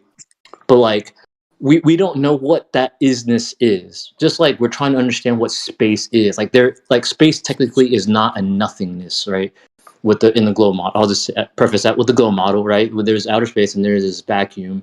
Like, it's not saying that is this truly empty, right? And so that's what we're trying to figure out with like Large Hadron Collider. They're building a bigger one, and they're trying to just peer into what it is. But we're getting to the limit of what we can see empirically. So a we're long just way of using saying these I don't know, math. Felix, dude. Yeah. Oh yeah, I mean, that's what we're trying to investigate. Okay, so let's actually not multiply words and actually get to the conclusion. So once again, like I said in the first place, inconceivable and ineffable, right? And so of You course, pretty much when set it in your people, mind that the only answer. so why? So he had to interrupt this, right? Right. Yeah, The only yeah, he had answer to interrupt this. So I'm now going to continue interrupting him. Okay, so inconceivable and ineffable, right? You have this fallacious reification of space and time, and then you have this silly idiosyncratic idea from Einstein where he just makes a portmanteau of space and time, space dash hyphen time, as the moniker for an unidentifiable material substratum that is not real, not empirically detected, nor measured, nor interacted with in any way. And then this asinine idea where you abuse English, where you have a multitude of the sum total of all things, right, in an inconceivable and ineffable question mark. This is stupid. It's How is not. it It's not stupid? knowledge. You need to go to an English class and talk about English, because that's what you're talking about. Because you aren't talking about science. You're just hyper fixated on the English language, man. Okay, so more whining. So my reputation still stands. I will partially agree then- with and you, then you're Gregory, gonna- and you're gonna that's partly because I don't discount buy into the everybody. whole multiverse stuff, right? But I'll partially agree that it is ineffable. It's in some way, in the sense that we can't describe the properties of this place because we know nothing about it. Whatever the properties are, they may actually well be outside of the scope of our mind to understand. So, for instance, if they had different laws of physics, that'd be completely outside of our scope. And if it had different laws of logic, even, right, that would be completely outside of our scope. So in that sense, yeah, I mean, it's pretty hard to conceive. It's like, it's almost like positing gods, right? Like it's something that we can't really conceive of as beings. But that's a false analogy. Well, I mean, God is the properties of God are inconceivable for humans, but that's a false analogy and that's a false predication. All right, okay, I know. You're gonna obviously don't evangelize me, but the only thing I'll say is I disagree with you. It's a problem of language. I don't think it's a problem of language. I think that the concept can be understood. No, it can be understood. Yeah, that's why I said it's inconceivable. My question earlier to Felix was to ask him, if you've got all of these multiple elements and they exist within a single element, a larger single element, what do we call that single element? Well, the answer is obviously the universe, because that's what the universe means. So then all of those smaller elements can't also be universe, because that's a law of identity violation. This is a simple law of identity violation. I don't know why you guys can't understand this. It's very simple. Well, if it's a smaller part of a larger part, then the smaller part can't be everything that exists, and therefore can't also be the larger part. Yeah, that's just a yeah. They can't understand because they don't want to understand. Well, there's two different things here. There's the concept, and then a language used to describe it. But like this again is just like what science, like physicists and mathematicians, because we're getting to the limit of what we could see with our senses, right? And so what math is like an extension of our mind into, like, we're using that as another extension, but even then there's still a limit there. So to answer your question, we don't know. Do you think the potato is, do you think the earth is potato shaped? Yeah, whatever. So, dude, you're just going to start talking about stuff that is irrelevant again. This isn't physics. This isn't maths. This is philosophy. We are describing and talking about philosophy right now. So, yes. Well, okay, just to be neutral here, we're getting to the limit. Yeah, okay, Joe. Dude, fine, go ahead. Something that's part of something also be entirety of something? That's a very simple question. That's not what was being put forward, though, is it? What's Right. being put forward? What's being put Okay, your forward reply is is irrelevant to his question, so let his question stand. well, yeah. I mean, like no one's saying that, so your question can Yeah, stand. so your reply is irrelevant to his question. Let his question stand. It can stand, but it's a question Yeah, so to stop nobody. talking. Let his question stand. Gregory, if he's asking a question to us and he's obviously So misunderstanding you're still what going to we're persevere to saying, let his question be stomped on, right? well, no one's saying that. Misunderstood. Obviously. Gregory, are you of the opinion that I've misunderstood the problem? No. Mike is our little friendly dictator here, won't let anybody talk. Wait, so without- do you think that the Earth is flat or round? So digress to something else rather than his question. So, Crypto, please say your question. Oh, like who's a flat earther and Yeah, who's so a stop globe? digressing. Yeah, stop. Oh, I why is will it so hard to digress. keep you? No, I just joined. Can we get a quick? Because I don't Yeah, please stop understand. digressing. Yeah, who's we know a you just glober and joined. who's a flat Hey, earther? Just real quick. potato. You're going to have to stop for a minute because there's already an ongoing I'm conversation sorry. right in the middle of it, so so that you don't get I'm muted or something. I'm No, just yeah, trying to help you out. Okay. Thank you. Sorry. Show some formats, good dude. If you understand what's being discussed, then just listen to what's being discussed, and then maybe you can come in with something intelligent a little bit. So the No, question is this. I just again. wanted quickly to know. That's all. Okay, but you can quickly know when the discussion's over. So I just wanted to know, can the entirety of something also be the equivalent to the part of something, of that same thing? No, Well, then that's it's a the nonsense answer. question. It's not a nonsense question. Can the parts equal We're the saying, whole? That was his question. You said that's nonsense. Can the parts equal the whole? That's not why I asked. He said the opposite of that. He said, can the whole of something equal the part of something? Yeah. Oh, Are they ontologically identical? In other words, So, is the component the composite? Obviously not, right? Yeah. Felix. Yeah, I'm just gonna pass this to Jacob and Potato because I think we've hashed this already. It's just a difference between semantical language usage and the concept itself. Exactly. Language is just a reference to the concept. No, that's not the issue right now. That is exactly correct. it's not He the is issue. No, correct. it's That not. is exactly it's what not I've been the issue arguing. right now. Okay, Stop disagreeing with this What false about this? assessment. No, it's not. It's Let's not. just call I'm going to say what multiverse the issue is. I'm going to say what the issue is. 3, 4, 5. Felix, just come back. Just pause. That's not the issue. The issue is logical cogency. And so specifically, Crypto is asking you a Mariological question. Now, I know you people are not familiar with this. Mariology is the study of parts and wholes, okay? Which is also very intimate with the subject of ontology. So he's asking you a very simple logical question, which is scrutinizing for the logical cogency of the hypothesis of the theory. Is the composite the component, or is the component stop interrupting me? Flat. Stop. You've It's a lot of clarification. Flat or round. Chill. It's almost your turn. I promise. Okay, so again, Crypto's question is asking a Mariological question, which is very intimately related to ontology, and he's asking for logical cogency. Is the component the composite? Obviously not. It's not a worthless question. It's a very important question if we're going to talk about cosmology. It's important in the sense that I think he's misunderstood what we were saying. He didn't misunderstand what you were saying. He's asking a clarifying question and a scrutinizing question. Just because people ask questions does not mean they don't understand. They can ask questions to scrutinize you. People who know better than you can ask you questions. Get a grip. I'm not saying, well, I'm not going to make a claim as to whether or not he knows any better or less, but the point is to say that I'm actually going to illustrate it very clearly so we're all on the same page.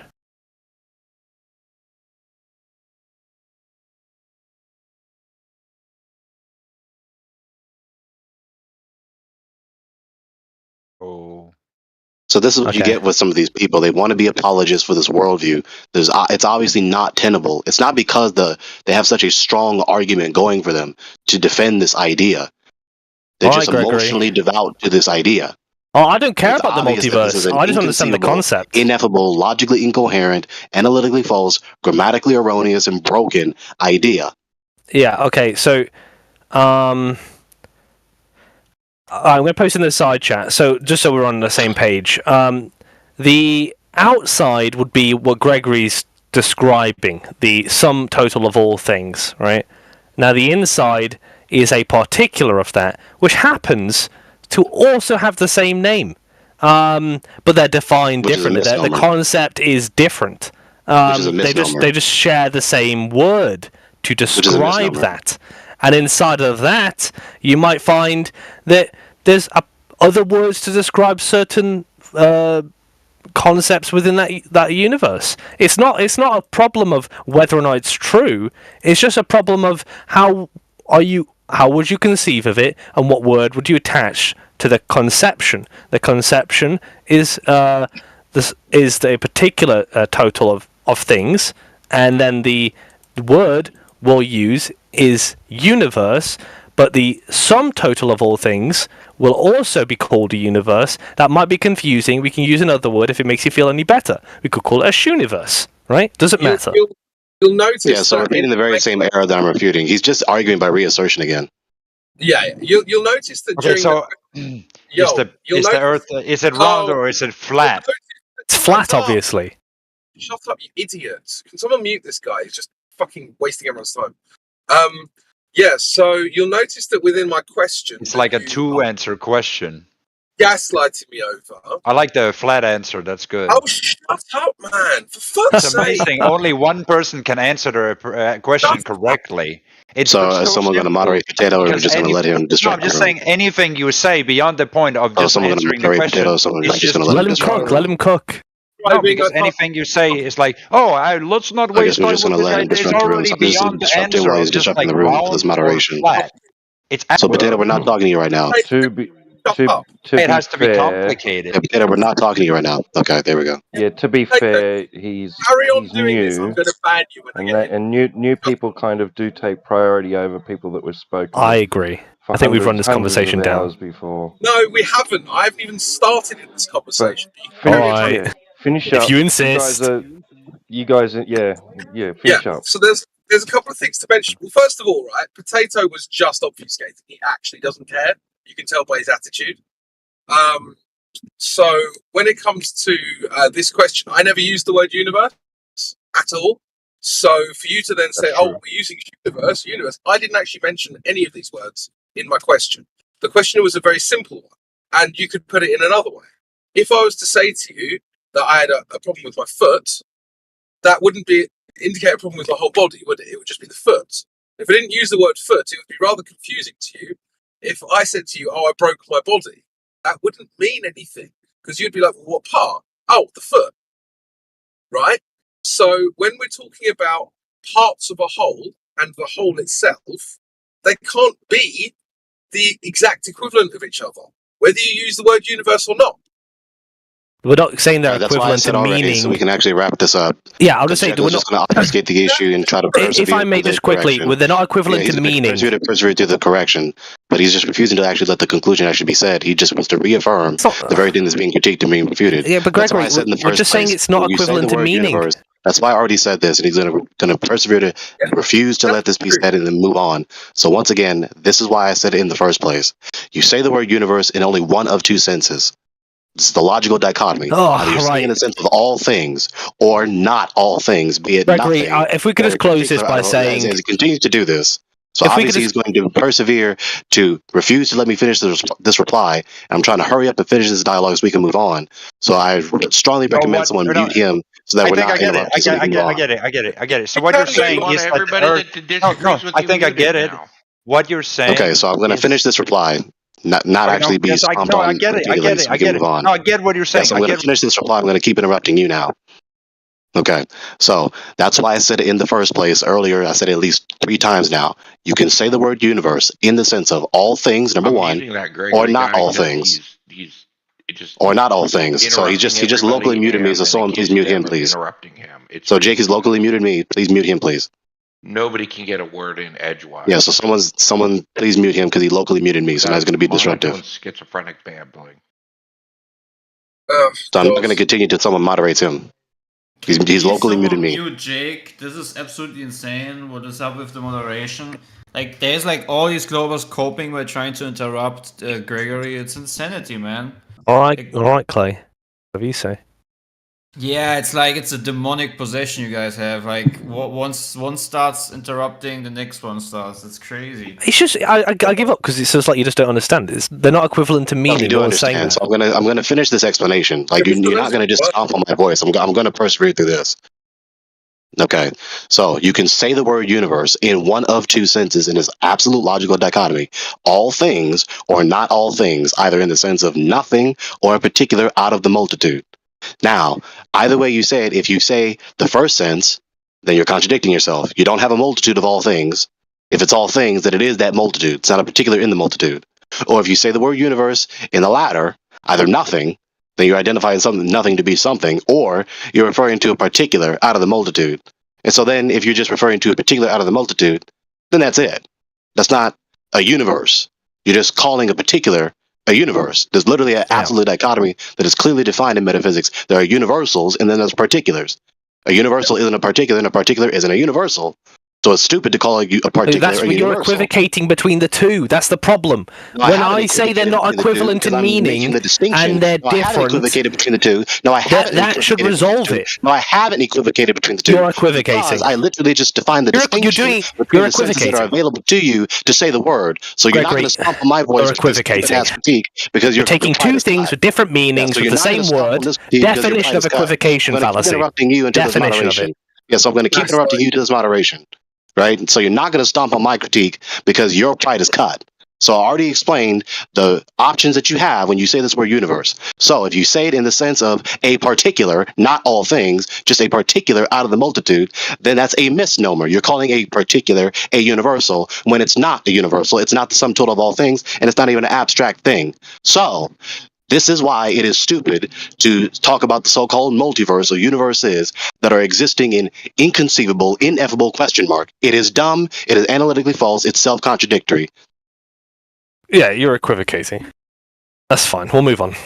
Yeah, you don't know what equivocation is. Equivocation is to say a given word in two or more sentences simultaneously. When I didn't do that, I said my choice of words in a particular sense consistently, not saying one word in two or more different sentences simultaneously. So you're wrong, and that's critique is There's refuted more also. than one way you can equivocate. The other way you can equivocate is taking two words that describe different things but are similar in meaning Yeah, that's and not flip equivocation. between either one. Right? Yeah, that's so not I'm equivocation. saying that It's this called a misnomer. word, it describes this concept, that's and not that word equivocation. That's describes called a that misnomer. You concept, don't know what you're talking and they about. are separate, and they are not equivalent, and they are not shared in meaning. Right, that's not equivocation. That's a misnomer. You don't know what the fuck you're talking about. Go read. I'll post the equivocation fallacy to show on this. Okay. Equivocation is it's literally right there in the word equivocation, equal vocal. One word being spoken in two sentences or more. That's in two sentences or more. Mistakenly equivocating two different meanings of one word. Universe. Thank you. Like I said. that's what you you're don't know what talking doing. about, but now you do. And unless you have the memory of Dory and you forget after you just read it, then that's not my problem. That's your fault. All right, whatever you say, Gregory. Okay, so that's refuted. Next page. I win. I win. Arguing with Gregory because he thinks he's like the only one here. So he's going to continue whining. I'm going to listen to him whine. We're going to move forward. Because I completely agree You with have him. a I think 0% chance of ever you moving need to have- forward, buddy. you'd need to have a second established definition for universe that didn't mean all things to then be able to equivocate between the two. And what's wrong with That's that? what we're doing. That's the point. We gave you a meaning of the I'm going to word. repeat the circle because we just concluded. We just concluded. No, That's Gregory's true. gonna just this might as well be called Gregory chat. I like that's all Gregory it is. Chan. It's funny. So we're going to continue to listen and whine, and we're going to move forward. Cool. So no one's I don't going to know. address. Are you gonna move forward? Well, you're not going to address what I've said, then, are you? Ignore it. I don't know if you heard, because you might have been cutting out, but we gave earlier on an explanation of I mean, what you the said it. concept I mean, is. Crypto, you said it like 1,000 times. Every time you say it, they just reply, "Well, you don't understand. You don't motherfucker, understand." You just interrupted him. I just heard you. Yeah, because we're trying to move forward, not repeat the circle. No, you're interrupting No, everybody. you want to have the last word, Gregory. It's very Jake is not different. adding any informative substance to the dialogue at all. He's just whining. It's boring, dude. Like, either address what I've said or we can just move on. Oh, we've already gone over it, so I think we should move on. I don't actually feel like any of my critiques were addressed at any point, which is a little bit frustrating. They weren't.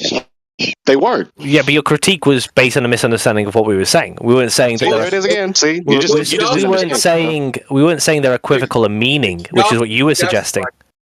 No, you're just gaslighting me, dude. Like, just telling me I don't understand isn't a refutation to what I said. Just told you the refutation. You think we're saying they're equivocal in meaning, Moving but forward, they're we're gonna not. repeat the circle now. We can just move on. But look, we know what gaslighting is, so it doesn't work. So Yeah, but I've explained to you why you're misunderstood. So it's not gaslighting, it's just you misunderstanding. You've just asserted that I misunderstood. And I told you why. So it shouldn't be gaslighting, it should be you misunderstanding. More gaslighting. But if I tell you why, it's no longer a gaslight, right? I've told This is you the sound of a man we're desperate not to know saying what that, against someone. so your critique falls flat. Yeah, Jekyll, stop being so desperate. And I've Can't help it, it's just a habit of mine. I've already critiqued your supposed rebuttal, and you ignored that too. What was your rebuttal to the idea that we're saying it's not equivocal in meaning? Because if you would need to have two different definitions in the first place to equivocate between. That's what I said. So earlier on, we said, I didn't want to get back into it, but just very briefly, we gave properties You don't to want the to get universe. back into it, but you're back getting back into it. So you're also a contradiction. Okay, you know what, I won't bother. Is Gregory Can't a help mod themselves. here? Are you a mod here, Gregory? Are you going to add any informative substance to the dialogue? Maybe we should move on, Gregory. Maybe we should just move on. Keep mouthing off, Jake. And stop muting everybody, or stop talking over everybody and interrupting. Stop giving imperatives. What the fuck? Are you off your meds today? I was fucking dumb. Anyways, who wants to prove that they know the Earth is a ball?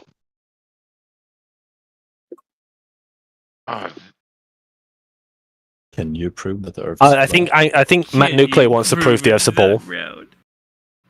Someone wants to unmute Matt Nuclear. D-dub. I think the bigger question is: can you prove that the Earth is flat? Yeah. Do it. It's not a matter of size, so I don't know why you called it bigger. That's a bigger question. No, it isn't. Why do you say that? Because I personally think it's a bigger question. He doesn't mean bigger physically, Gregory. Yeah, of course. I can ask stupid questions if I want to. Just like him. Well, we know that because you've been doing it for, Don't worry. since I've been in here. I guess there are no you moderators in here, or at least they're not touching the keyboard. So Why? the thing Because is, somebody's why is the disagreeing Earth with you, flat? Gregory? Yeah, because people like you are polluting the voice channel. Sure, Adding no but informative substance, just whining and complaining. You seem like you're We whining and can't complaining talk. about We can't him talk whining and because you complaining. interrupt You everybody. can't talk while you talk. Supposedly, you can't talk while you're talking. More self-contradiction. Can't get any logical consistency out of you people.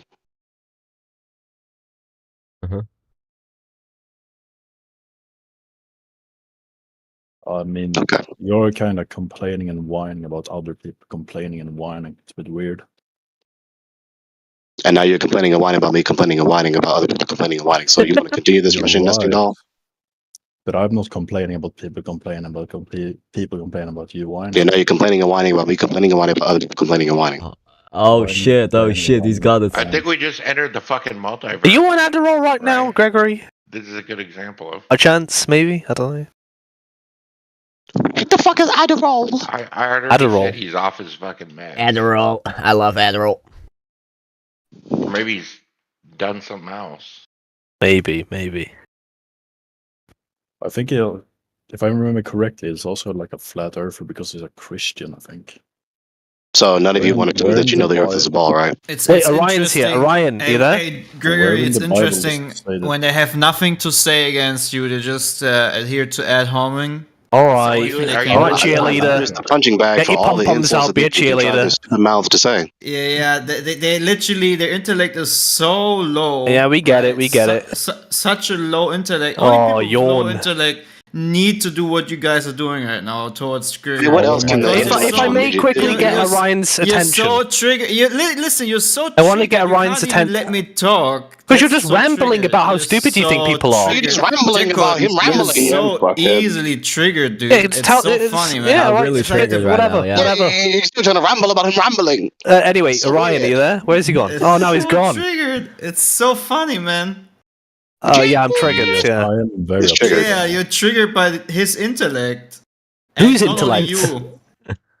Are you like a cheerleader, Clay Underseal? You're going like, Gregory, let's go! Woo, Gregory! I'm on Team Gregory, let's go! I'm just Gregory, Gregory, get your own brain, Clay. Get your own brain. You know what? Don't why I do piggyback someone this? else's. You know why I do this? Because I'm Because you're a very much cheerleader. annoyed by people repeating themselves. I don't know how many times Jake said, "Are you on your meds?" and then you started jumping into it. Oh, now you're God. trying It's a valid to. question, though. now You're a trying- complainer. Now you're trying to project your. You're such a complainer. Now you're trying to project your. And now you're complaining about him complaining. So now you're guilty of everything that you're accusing him of. What? I was trying to get Mod's attention, and Clay's here complaining about, oh, you're not smart. Ooh. You didn't call the moderators once, and now you're lying. I'm not complaining. Trying to get Orion's attention. I'm just trying He's modern to there. hope that we can move on from talking about so let's how move on then. you're So impressed what- by Gregory's Oh. intellectual. Jesus Christ. Where in the Bible does it say that? So now you become a disciple all of a sudden? Yeah, I am. And now you're lying again, so now you're not a disciple. Lay out the method you use to do that. Pure comedy, man. This is what I'm here for. Are you? Keep it up, Globus. Don't talk about the ground. Is he still going? Talk about anything else. Are you still asking about him going when you can hear him going? I mean, it needs to end, really. He's having an internal monologue with himself.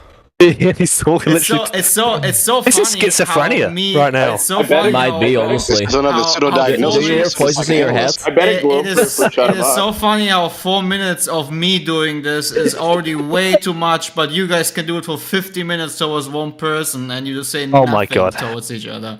All right, let's get back on You have a topic. god now? This is You have a god all of a sudden? hypocrisy. Yeah, I want to get back on topic. God help me. Hypocrisy. Oh, now you want to get back on topic. Oh, okay. Oh, now he wants to be on topic. Oh my God. It's better than hearing this shit, bro. Come on.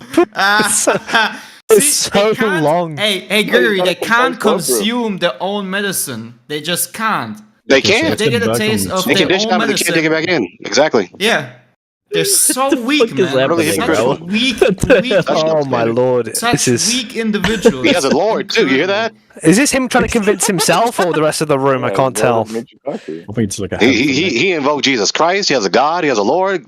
Christ alive. I guess this is the way Yeah, to there, bro. convert people by Well, me, force. you've taken me to God, yeah. Right, Well, anyway. If you believe that something is true, absolutely true, I mean, you'd have to have a standard for that. And three of you right now are chiming in on what is true and not true. So He's right, you know. Is there a mod in the room right now? Any Flat Earth mod? Sunny on the plane.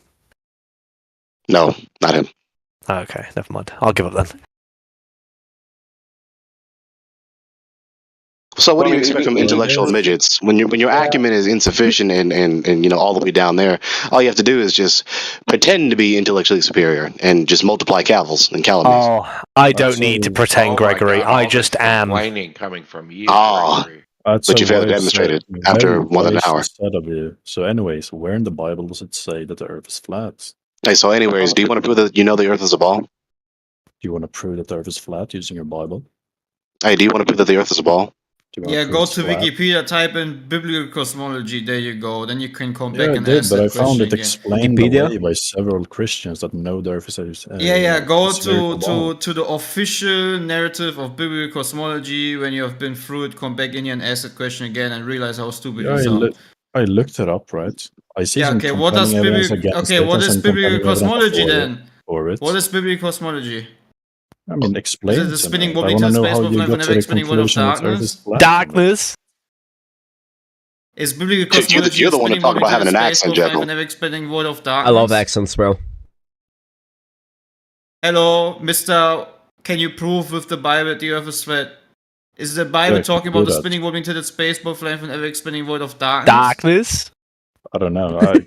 I can't understand what you're saying, to be honest. Hey, so as long as you have an accent that says aluminium, you can't. No. Aluminium. Aluminium. Gee, is it true that the Earth is a globe, and what makes it true? Like, what standard is to truth? Is it true that Earth is what's the flat? standard What for makes truth it there? true? What's the standard for truth there? Yeah, how did you? Yeah, how do you know? how did Like you I've been do that? asking you, What's your do you have an conclusion argument that to prove that you know the Earth is a ball? Yes or no? If yes, then say it. Do you have an argument that the Earth is flat? Yes or no? If so, So say evidently it. you don't. So you don't. You're not going to engage. You're going to answer my question with a question. I ask you, what's your proof for a flat Earth? Yeah, I'm You going to say, answer your "What's question with a question because you're digressing from my question was your question. So I'm going back to my question. So you're running from the question. I see. No, I'm running to my question. You're running from my question. To my question. Gee, are you like an open book? You don't know. You haven't made any decisive decisions. Can you know anything to be true at all, or you don't have any kind Yeah, of? of course I can You're know not, you're anything. not weighing in on this. I mean, I can know my subjective truth from my personal experience, and I can have axioms depending on my reality. I can't say they're 100% certain. Okay, are you going to appeal to that in an argument, or are you just going to mention these categories?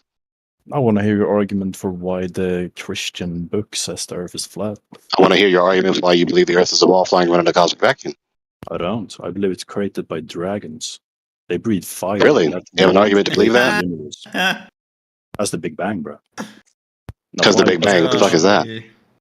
The Big At Bang this came point, from at this dragons, point, and they the breathe dragon guy has fire. made more arguments than Gregory, who has just said nothing. Oh, Jake. Well, he can make an irrational annoying, argument dude. like he's making right now, like one that doesn't have No, any it's kind of actually reason behind true it, right? because It I could have a be book completely that said it, arbitrary and that that you book say is it comes very from old. dragons, but you have a reason for believing that. Is there any kind of rationality behind your decision making? From 3,000 years ago, and in that book it says with 100% certainty dragons created the universe as we know it. And it also Okay, and created that's- the Earth as a that's sphere, it. it says. Now, why does the Bible say the Earth is flat? Yeah, so you want to I present an didn't really argument that the Earth is a ball?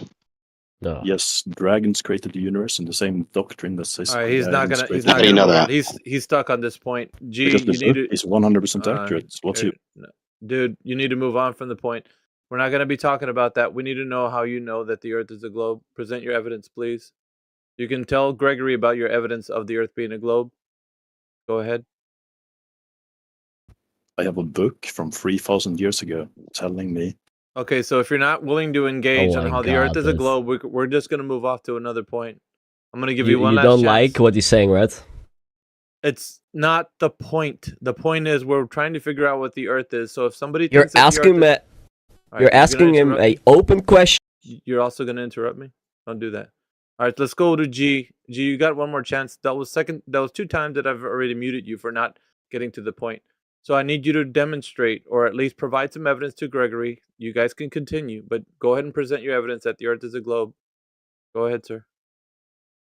Like, what more evidence do I need? I have an infallible book telling me the Earth is a globe. All It's right, 100% so you're not. accurate. Okay, so Are math you- equation doesn't have an argument. Moving on.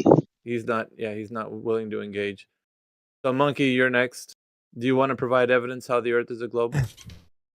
You're moderating your own. Yeah. So you're not willing to do that either. Okay, so the ape doesn't have an argument either. So who wants to prove that they know the Earth is a ball? I think Matt Nuclear has an argument, he said. Excellent. Well, we're gonna go from the other person that chimed in, which was Jake from State Farm. Jake, do you have an argument for the Earth being a globe? Go ahead and present. I'm not it, a please. glober, so Okay. Well, you were actually advocating for the other guy who was. So no, I Kinda wasn't. confused. I was trying to get. yeah, we don't need to hear that. All right. So, does anybody else want to present evidence that the Earth is a globe? Yeah, so the incompetent insurance agent doesn't have an argument either. So who Yeah. who wants to present argument that they know the Earth is a ball? We can go to The Matt floor if is you open. want. He was muted. We can go to him. All right. Let's see if Matt has anything to add. So, by the way, Jekyll threw you under the bus, Matt. Go ahead. Present your evidence. Go ahead, Matt. Boats go over a curved surface. And how did you empirically detect that curved surface? What do you mean? How do we empirically detect it? Did you empiric the curved surface? Yes or no? Yes, the Earth is curved. That's why boats go over it. Okay, show it to us. Which video do you want? Show it to us. Video. I got you. Let me just get a video for you.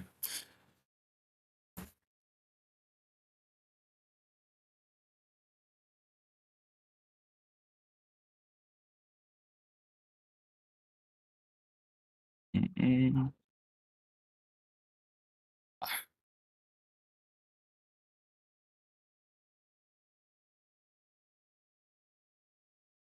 There you go. I'm gonna post it in the chat. You have to check the chat in just a second. Go ahead and post it. Hold on.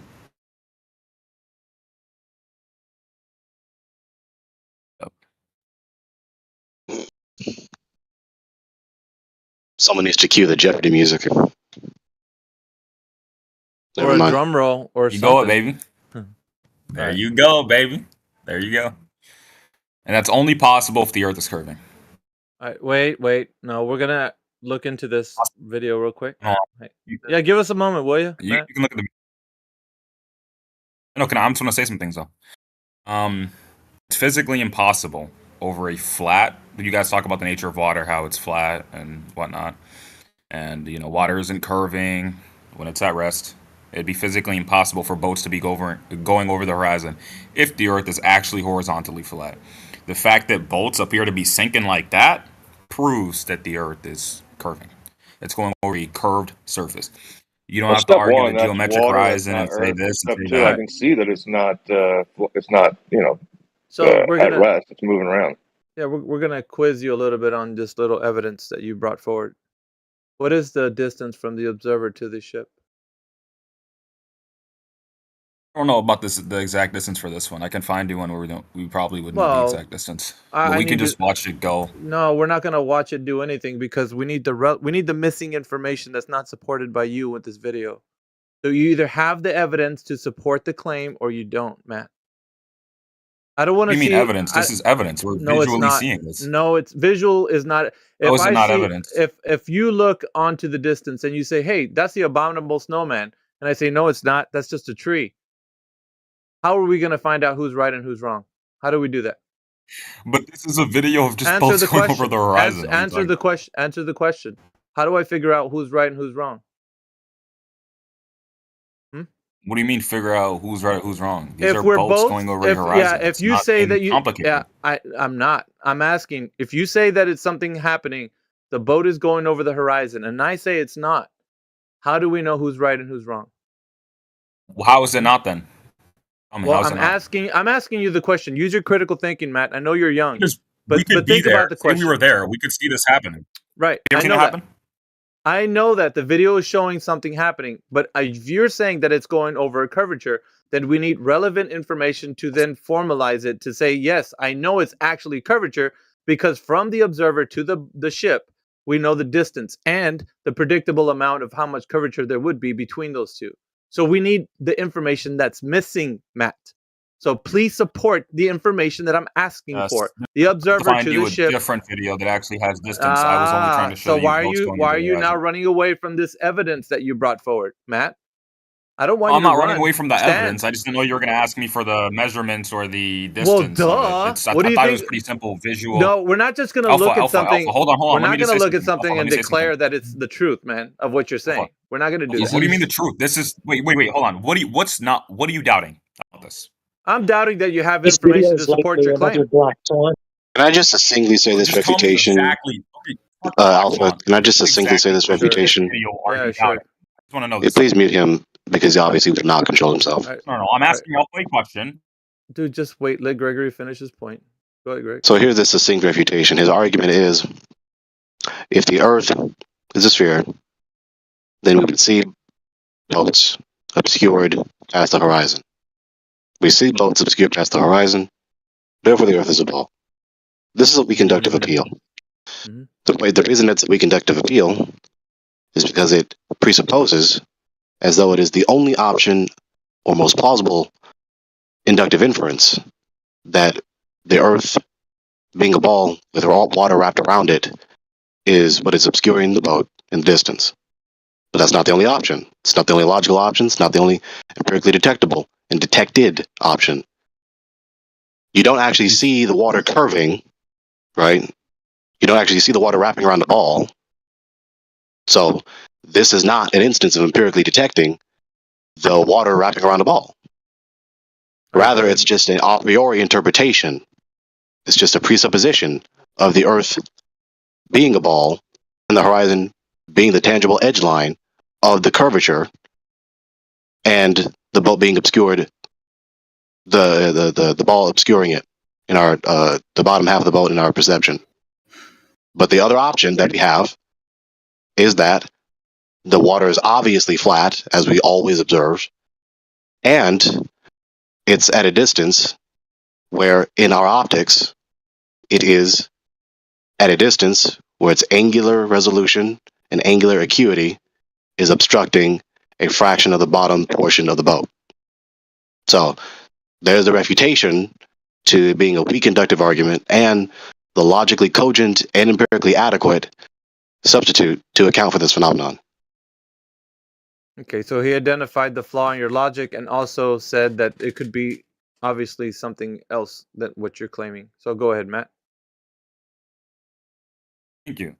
He demonstrate angular resolution, securing things bottom up. For example, a big boat on a horizontally flat body of water. Go ahead, Gregory. Yeah, what you posted.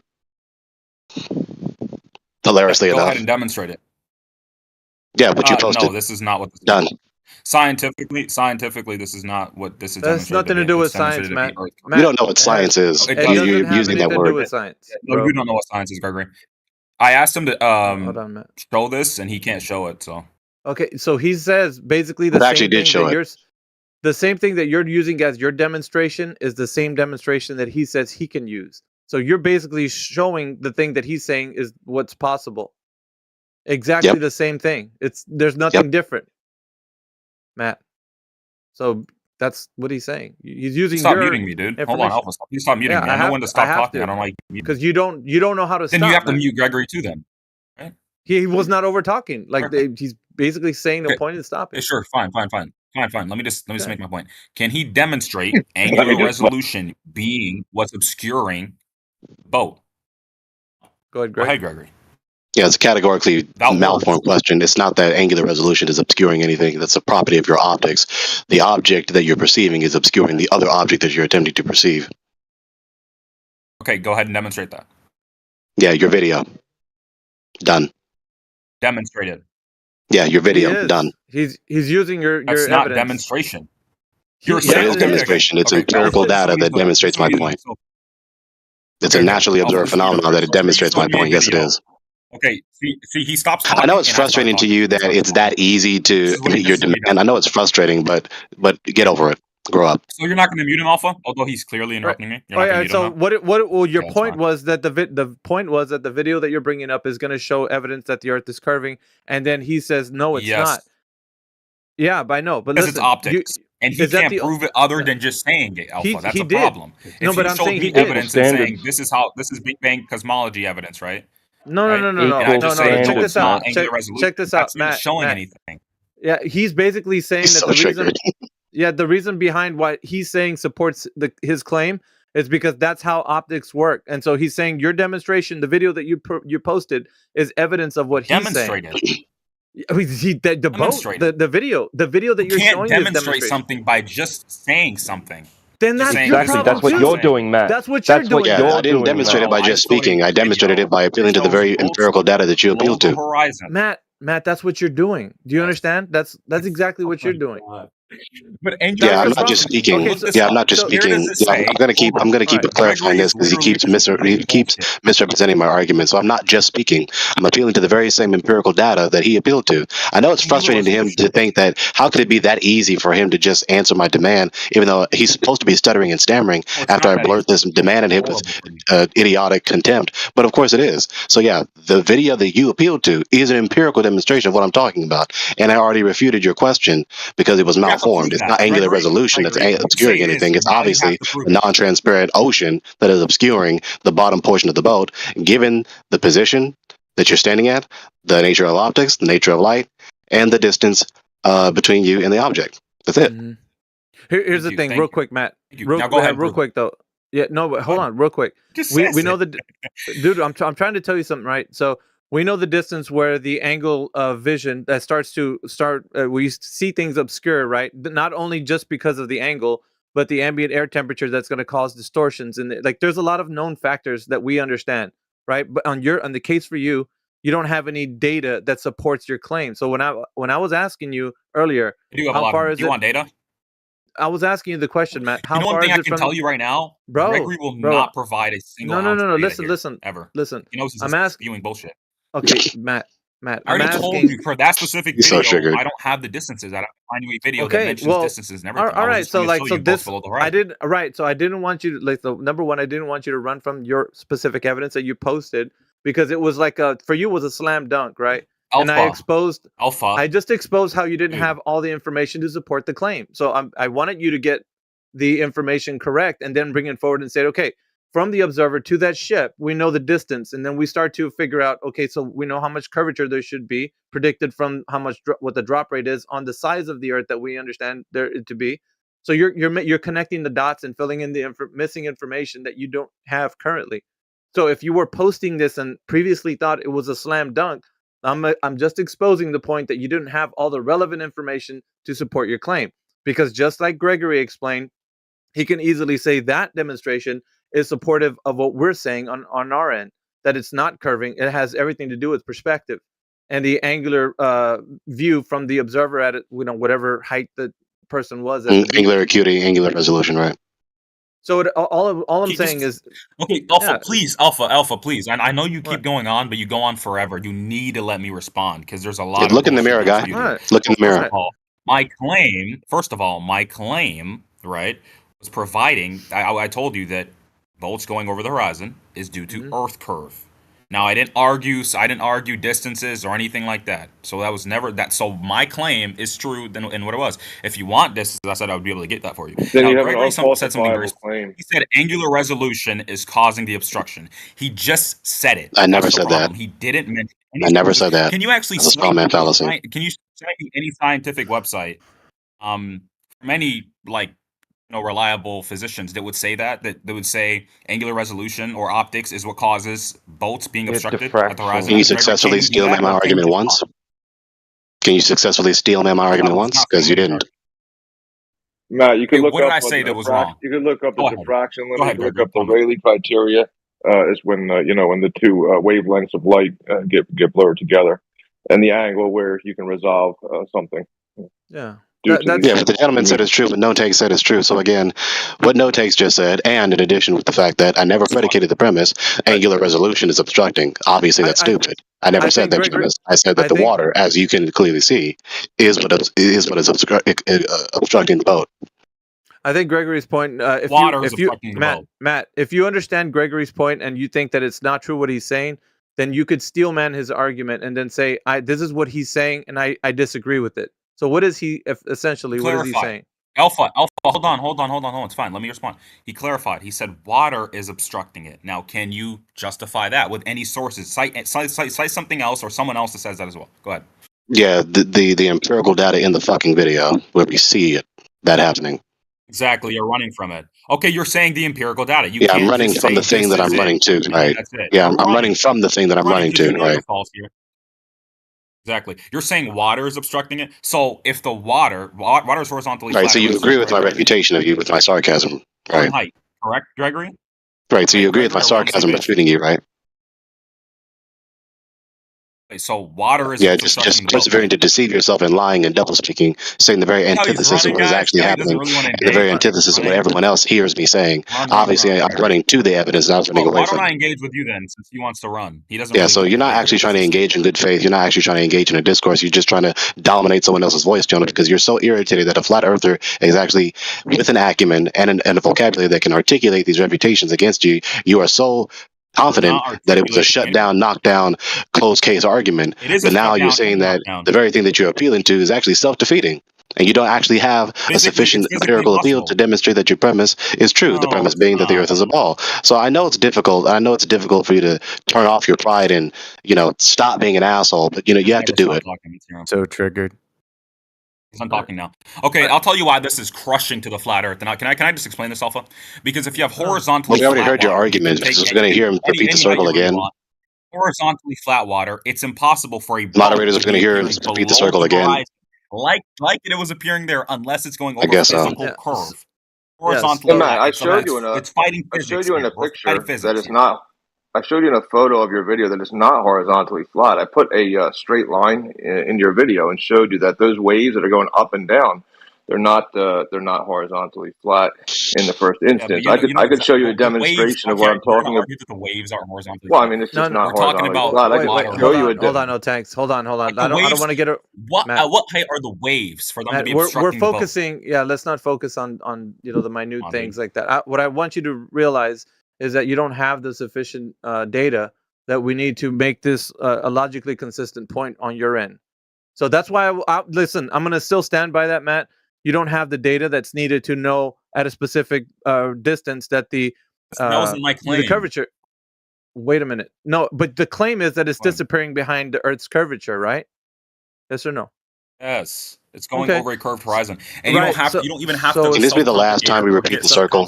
So if that's the case, Matt, you need to bring the evidence of the data that supports that. You can't just say, "Look at my video, bro. I win." You have to support it with the information. Way, Alpha. Yeah, Alpha, you could measure the Alpha. distance We between don't the have to observer overcomplicate and the this, and the I can ship. tell you why. Can I tell you why? Can I Matt, tell if you you don't why, have a Alpha? distance, it's an There is no unfalsifiable other way, claim. Alpha. It's Let me tell you. unfalsifiable without a distance. Let me tell you. Let me tell you. No, we're not going to hear. We're not going to hear you say that. No, over we're and not going to over repeat the circle anymore. We heard your argument. It's a weak inductive argument, as I already explained succinctly in the syllogism. We're moving forward. Your appeal to the video is a weak inductive appeal. You're just interpreting the empirical data from an a priori cosmological premise that is not actually empirically detected in the video. What happens is most of the Globers that come in here, Matt, do what you do. They say, "Look at my video, bro. It's a win for the globe," and they show images of like live streams from ISS. They show this image of a boat, like all kinds of things, right? Doesn't matter what it is. But if you do not have the relevant information that supports the claim, your case will be dismissed. In other words, if you're not able to support it by giving us the data that would support the geometric size of the Earth versus like from the observer relative to that guy seeing the ship, then you don't have a case. You're just saying, look at what's happening. The ship is going over what I think is the Earth's curvature, but there's nothing to support it. So we're not going to, listen to you and tell us that, yeah, it does support it when you don't have the information, Matt. Just the way it is. Bring the information. Next time, do better. And then perhaps we can hear you further. But you don't have any information, bro. You need to go get that. Isn't the image itself supposed to be the data that is supposed to prove the argument? No, Embo. See, here's the thing with you guys. Supposed to be, but it's not sufficient. Listen, when you're in an airplane, some people say, "I see Earth curvature," right, Embo? Yes, they say that. So, can you measure Earth curvature from an airplane window, Embo? Measure, depending on what measurement type would you use. I'm asking the question. It's simply yes or no. Can you measure Earth curvature from an airplane window? Indirectly, yes. How?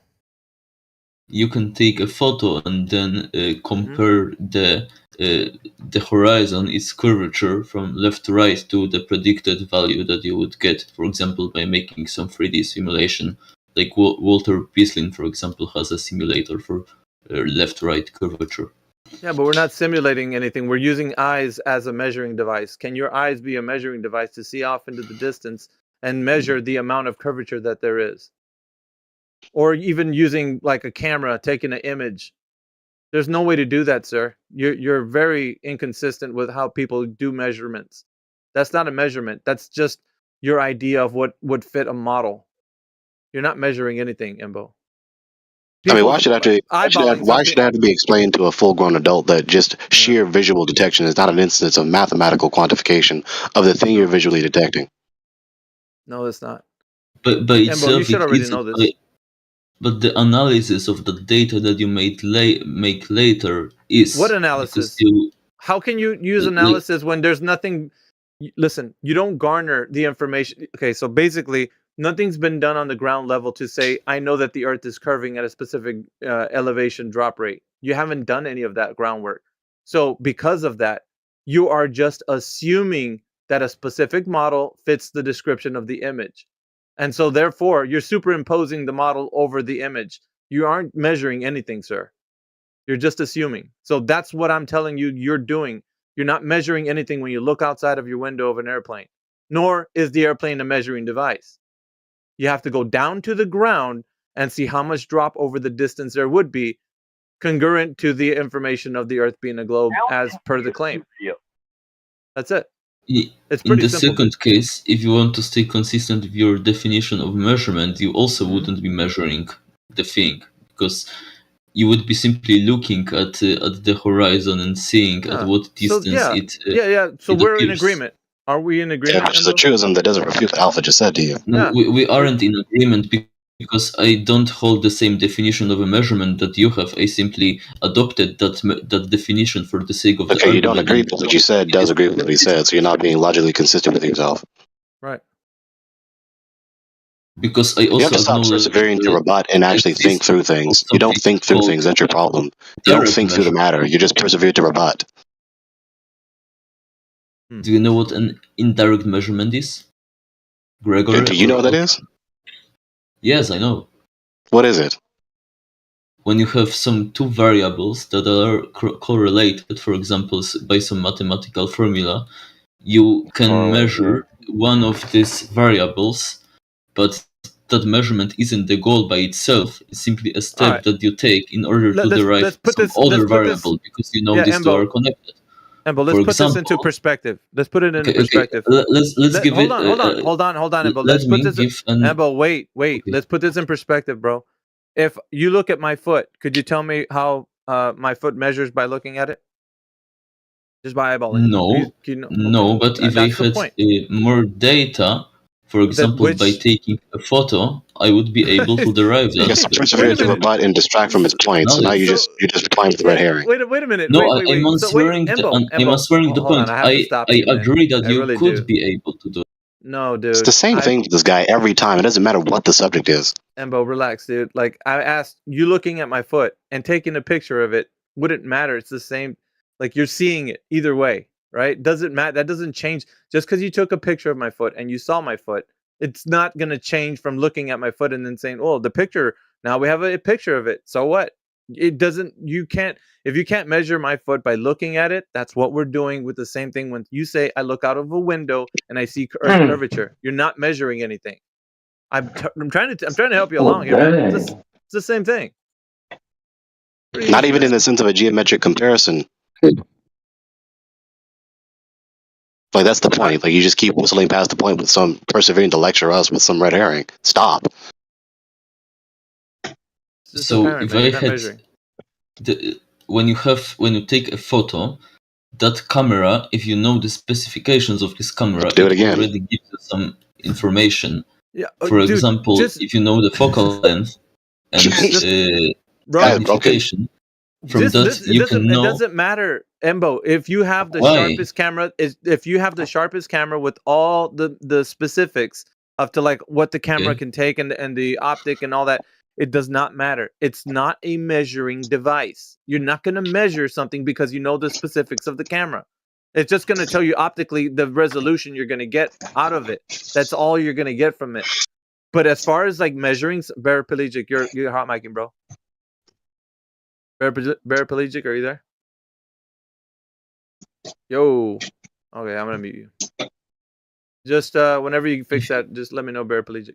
All right, so basically, Embo, like when you look at something and you take a picture of it, it doesn't really matter. You're not measuring anything. Now, however, if you establish that there have been metrics already done to lay the foundation for this, and then you take a picture of it and say, based on this comparison of a baseline that I have already, a foundation, I'm going to use the foundation to then compare it to what I'm looking at. That's different. But you don't have a foundation. There's nothing been measured on the surface. So then you can't be up in the sky saying, well, the thing that I know has been measured is what I'm looking at in the sky. You don't have a baseline. You're just comparing it to some idea. You're just comparing it to some idea you have that the Earth is a globe based on mathematics. What's the problem? That's it. This is the problem. Visual detection is not an instance. This is the problem. Visual detection is not an instance of mathematical quantification. Just taking a photo or just eyeballing an object does not inform you the length of any object or the length of distance between any two objects or more, or the length of the slope of any spherical surface. Do you understand? This shouldn't have to be explained to you as an adult. It won't tell you the physical length, like measured in kilometers, but it would tell you the apparent length, measured in angles. What? And that is Dude, enough no, man. in order to No. establish that the horizon is No, curving. because because there's a lot of factors introduced into that. Visual detection doesn't mean that you're actually knowing something is a specific, tangible thing. What if in the distance, because of the distance, some optical phenomenon is occurring, and then you're attributing the optical phenomenon to something that's actually real? So what happens is you're going to have to get validation of the thing that you're saying that you see. This is the problem with what you're doing, Embo. You're not doing that. That's the reason why a lot of people that think that the Earth is a globe are stuck in that mentality, because they think that just by looking at something, there's something called observational science. It's bunk, dude. It's bogus. You can't see something and then tell me and then presume to tell me what it is, because how do you know? You there's no groundwork laid. There's no foundation for it to exist. Until you do, then you can say my baseline is that we have these measurements that have been done over the surface. I can tell you the drop rate and all of this. It's congruent to the information of sitting on an airplane and looking out the window and saying I see curvature. It follows. It doesn't follow, however, here, because there's no baseline for it. All right, so once again for the last time. Yeah, right. So once again for the last time, sheer visual detection is not an instance and is not practically nor logically sufficient to give a mathematical quantification of the length of any object or the distance between any two or more points, or the supposed length of the slope of any spherical object, let alone the ocean, which is not a sphere. It's so simple. That is not refutable. Okay, so in that case, why are we even having this conversation if the shape of the Earth can't be directly measured? We can only. We never said the Earth can't be directly measured. Yeah, I didn't say that. We never said that, right? We never said the Earth can't be directly measured. We never said that. Get that in your head. And secondly, why are we having the discussion? To actually engage in discourse, to actually ascertain whether or not we really do or do not know the Earth to be a sphere or not. That's why. I'm asking that question because your entire premise seems to be based just on semantics. It isn't a critique of the method, like the method. Now you're just parroting what they were saying earlier. You don't even know what you're talking about. It wasn't just an appeal to meaning. I wasn't saying this means that, this doesn't mean that. No, it's not an appeal to semantics. Yes, it definitely is, because you're trying to say that the optical detection, it's not an example of measurement because you have. That's not an instance of a semantic critique. You don't know what you're talking about. Do you know what semantics is? Yes or no? This doesn't fulfill. Do you know what semantics is? Yes or no? It's a science about the meanings of words. Right. So I wasn't appealing to this means that, this doesn't mean that. What you said is not meaning this and meaning that. I never said an argument, anything like that. I'm simply identifying an obvious categorical distinction. Right. It was an appeal to logical, cogent categorization. If you really want to identify the type of appeal I was making, this is an instance of that. That is not an instance of this. An instance of sheer visual detection is not an instance of mathematical quantification. Those are two categorically different verbs, two categorically different activities. That's the appeal. Okay, so what would you say be an example of a proper mathematical deduction or whatever? All right, well, yeah, but we don't need to get into that. The fact of the matter is, Embo, you can't keep continuing to have the argument if you haven't substantiated the claim. So we don't need to go into another one of your points. We don't need to go to another one of your points, Embo. The fact still remains that there is no demonstration that can be had with people looking at something and saying that it is a certain size or a certain dimension or anything. So you need to have further data that's going to support that claim. So therefore, we don't need to go to another one of your points, Embo. We don't. You're saying that I don't have any evidence. It isn't based on an argument that actually addresses the evidence. It's based on a notion that my evidence doesn't conform to your standards. No, not to my standards. No, not to my standards. You're just being intellectually dishonest. Yeah, you're being dishonest. No, your your standard seems to be. Don't know math. Stop. Adrian, you're next. Ardian, whatever your name is. All right, so Embo, check this out. The thing that I was saying was, when you look at my foot, can you tell me the size of my foot by looking at it? If I know Embo? that this, if No, you don't know. If you don't know anything, you don't know anything. The only thing that you see is my foot. Can you tell me the size of my foot? no, I can't.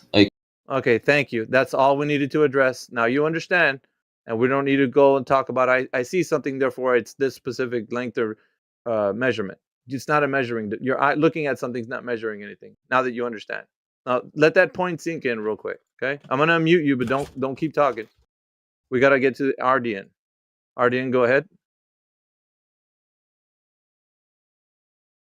If you want. If not, then so be it. Yeah, you said we don't do math, but what does that have to do with what we were talking about, Ardian? Go ahead, Ardian. Hello? Yeah, we're here. Yeah, we can hear you.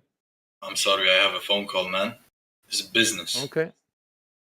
No worries. Are you saying that you have a call now, or you had one earlier?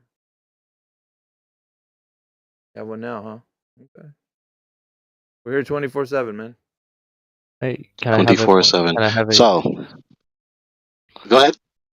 Can I have a talk?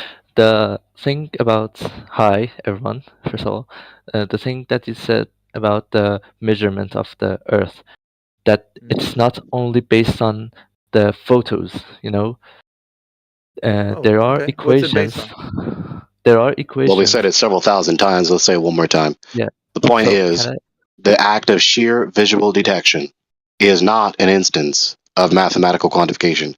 Just Yeah, staring exactly. at something or taking a photo is not an instance of mathematical quantification. That's not an instance of getting the length of any object or the distance between any two or more points or the length of a slope of a sphere. But if you are standing on a sphere, for example, you're standing on a sphere, you have a certain height on it, okay, and you have a certain distance that you can look at. You can. These are all truisms that we're aware of. Okay. Yeah, that's fine. You can- I mean, that's fine. You said so far you're making sense, but now what? Okay. Continue, because I want to know where your point lies. You can see the distance of where you're looking at on that sphere and on a certain height. There is an equation for that to know what is the degree, the angle between you and that thing that you're looking at with a certain distance. Okay, There is all an these equation for that. truisms we agree with. We're well aware of them. Yeah. Right? None of that Yeah. refutes what I just said. Right? You said that sheer only looking at something or staring at something, but that is not only staring at something. That is. I'm aware. You're saying truisms that don't refute me. Yeah, so I think I have to be missing some point here. Yeah, I think. Yeah, you see, this happens so often with people. Yeah, They're not I'm rigorous. sorry. They're not rigorous in their thinking, and so they say replies that don't contradict or refute anything that was said to them, but they say it as a refutation. So Yeah, you have to realize that what I said was not refuted by anything that you said. It wasn't even contrary to anything that you said. These are just a bunch of truisms that don't refute anything I said. What you said is correct. Now, if you have any refutation to what's being said about visually seeing things, right? That's redundant. But when you see things, is there any way, like if I'll give you the same example as I gave the other guy, SP Void. If you look at my foot, can you tell me the size of my foot? If I Just by only looking, look at it, just- only that's it. looking. That's it. No That's it. equations, no nothing, no. No. Okay, Just so no, follow I what I cannot. said. Don't add or take No. away. Yeah, thank you. No, I There just you wanted go. to know the context. Yeah, I just that's wanted to know right. the context. That's the context. So being intellectually honest will lead you to the simple truth, right? Yeah. That's all it is. Without overcomplicating the subject, you understand. That's what I'm trying to get everybody on that same point. If you try to overcomplicate things, then you make your point harder to understand. No one's saying Yeah. anything other than what I just said. If you look at my foot, can you tell me the size of it just by looking at it? Well, no. Thank you. Certainly we can. That's Very all. simple. No, that's it, right? Yeah. We're good. That's the point. We're Convincing. good. Yeah. That was the point. So there you have it. But Why here did we again, say that point? Because, right, Alpha's about to say it, so we're on the same page. The reason we're saying it is because someone whose username was Matt Nuclear was making that type of logical inference, which is non sequitur.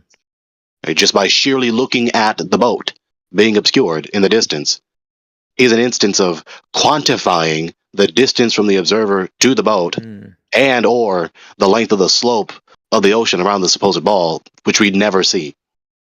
That's the problem. And with all that missing information, we don't have a baseline to draw from or to know that the curvature of the Earth has been measured as predicted from the globe Earth.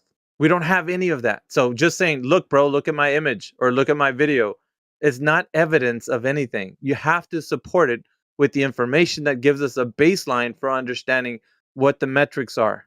No metrics, no, you can't, provide evidence for the claim. It's just that simple. What's the? I've just got you, man. Good evening. What's the relevance of the foot thing? What did I miss? Okay, so I'll just tell you, Turquoise. That way you can understand. If you look at my foot, don't add or take away from what I'm saying. If you look at my foot, can you measure my foot? Without anything of like reference. Just without answer anything the to question. reference. Yeah, just answer the question. If you Yeah, look yeah. at my No, foot, no. can you If measure there's my nothing foot? else. Thank Nothing. If there's no other thing to That's- reference, no. Thank you. That's it. Now, this is an excellent case study where humans have fallacious patterns of inference habitually. Right? What about if It's you had a foot in the air and like a roller, but the roller was like, Yeah, 5 but I'm feet not behind his foot? I'm not qualifying it with anything. The thing that what people that think that the Earth is a globe, what they're doing, and just like Matt had an instance where he said, "Look at my video, bro. The Earth is curving." And I asked him for relevant information. He said, "I don't need to, bro. I don't need to give you relevant. It's just right there. The evidence entirely is there." arbitrary. See, that's the thing. You can't just look at something and say it just is. You have to give it supporting information that gives it the foundation for it being, whether it's geometric or it's measured to be at a distance or whatever the case. We don't have any values to give, numeric values to give distance or, height, length, width, anything. We got nothing. We just got videos and somebody, declaring that it's something. Yeah, no one does obstinately and aggressively and belligerently just reasserting and reaffirming what you want to believe, an argument to prove that it's true. Right? And saying it 3 or 4 times is not going to make it true. I must say that. So saying wait, let me speak, and then you reiterate your point is not going to make it any more true than the first time you said it. Yeah, appeal to reassertion fallacy is what that is. Marsula, Yeah. are you there? Yeah, I want to say something. Go ahead. So not only is Crit himself harassing me into Yams Daily because I destroyed him on his flat Earth observations, but I understood what you guys do. When no one is in this channel that you guys know that's in your cult, and I might get muted very soon for saying this. Yeah, as a matter of fact, right now. So yeah, we don't need to hear this like soap opera drama. I don't know what it is that you're attempting to do. Take that into the DM, sir. We don't need to hear that. Fuck was that? Yeah, that was from left field. Wasn't I'll it? tell you one thing though. Crit does get into. He's living rent free in about maybe 5, in between 5 to 10 people's heads right now. Yeah, I'm sure. Yeah, because I'm familiar with that. I'm familiar with that experience. Yeah, the thing with Crit is that he's an older gentleman and he's got a lot of time on his hands. So if you think you're messing with the bull, you're gonna get the horns, bro. Like really, he's not gonna. He's gonna be like, dude, I just want to be your friend. Just talk to me. Like, and the guy's gonna be like, no, I don't want to. Well, you're the one that engaged with him, so yeah, you can only have. If you didn't want to hear him, then don't engage him. Yep. I mean, just such basic like tautologies or just basic truisms that have to be spelled out for some reason to grown adults. This is stupid. I'm thinking about it more, Gregory. It's the spell that they're under from like all this nonsense that they've been taught this whole time or told. They think they have this like intellectual foundation where they're coming in here and saying all these things, but they really don't know how wrong they are. It's just until they start to discover that they don't have a point that they start to realize, oh man, I'm struggling here. Like they don't have, and that's why it's obvious to us once you understand, like there's many layers to like what we do here. So it's not just saying I know truth or I know that something is true. It's like how you articulate that truth and being able to stand up firm, because you get hit from all sides, right? With the sophistry attempts. So you have to be able to navigate those conversations and say like, okay, I can refute you based on logic. I can refute you based on the premise that you brought up. Whatever it is, you can do that. But a lot of those guys coming in here, they're like, bro, check out my evidence for the Earth being a globe. Here's my video. And you're like, there's no information you've given us. You're just saying there's my video. I win. Like, no, you're gonna have to follow up by telling us how this is a demonstration of geometry. I mean, So, really, you got to come with the can I goods. Yeah, go ahead. give you some? I'm so Go ahead. sorry to cut you off. No, don't worry about it. Go. Wait, can I show you an image on Paint? Okay. Can I On Paint? Yeah, can I share my screen with guys? Are you going to show us a photo of a painting? No. Yes, sort of. I just want to make a point with that. Okay.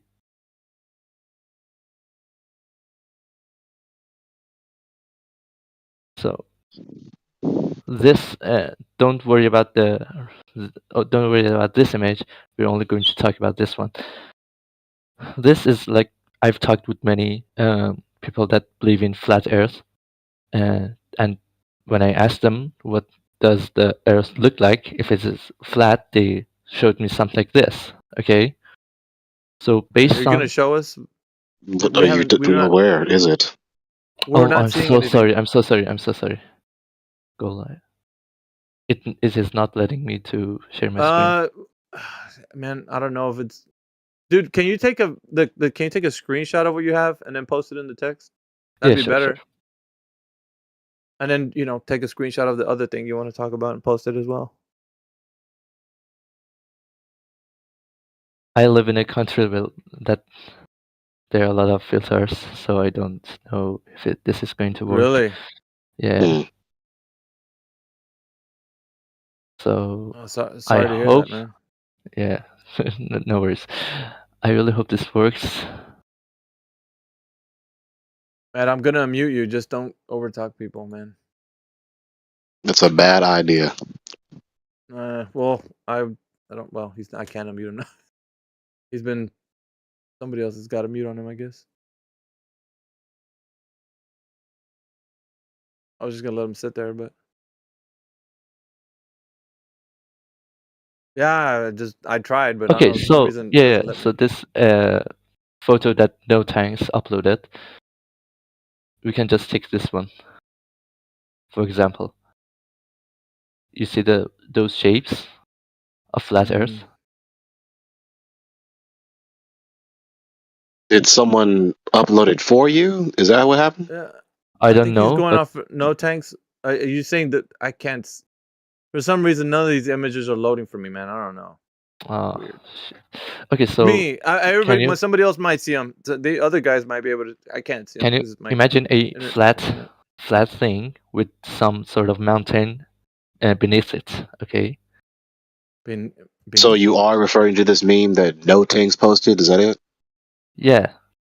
Just Okay. for example, okay, I just drew something like this. Okay, so every time I asked someone that what flat Earth looks like, I mean, if you have any other image or concept of flat Earth, I will be more than happy to look at it.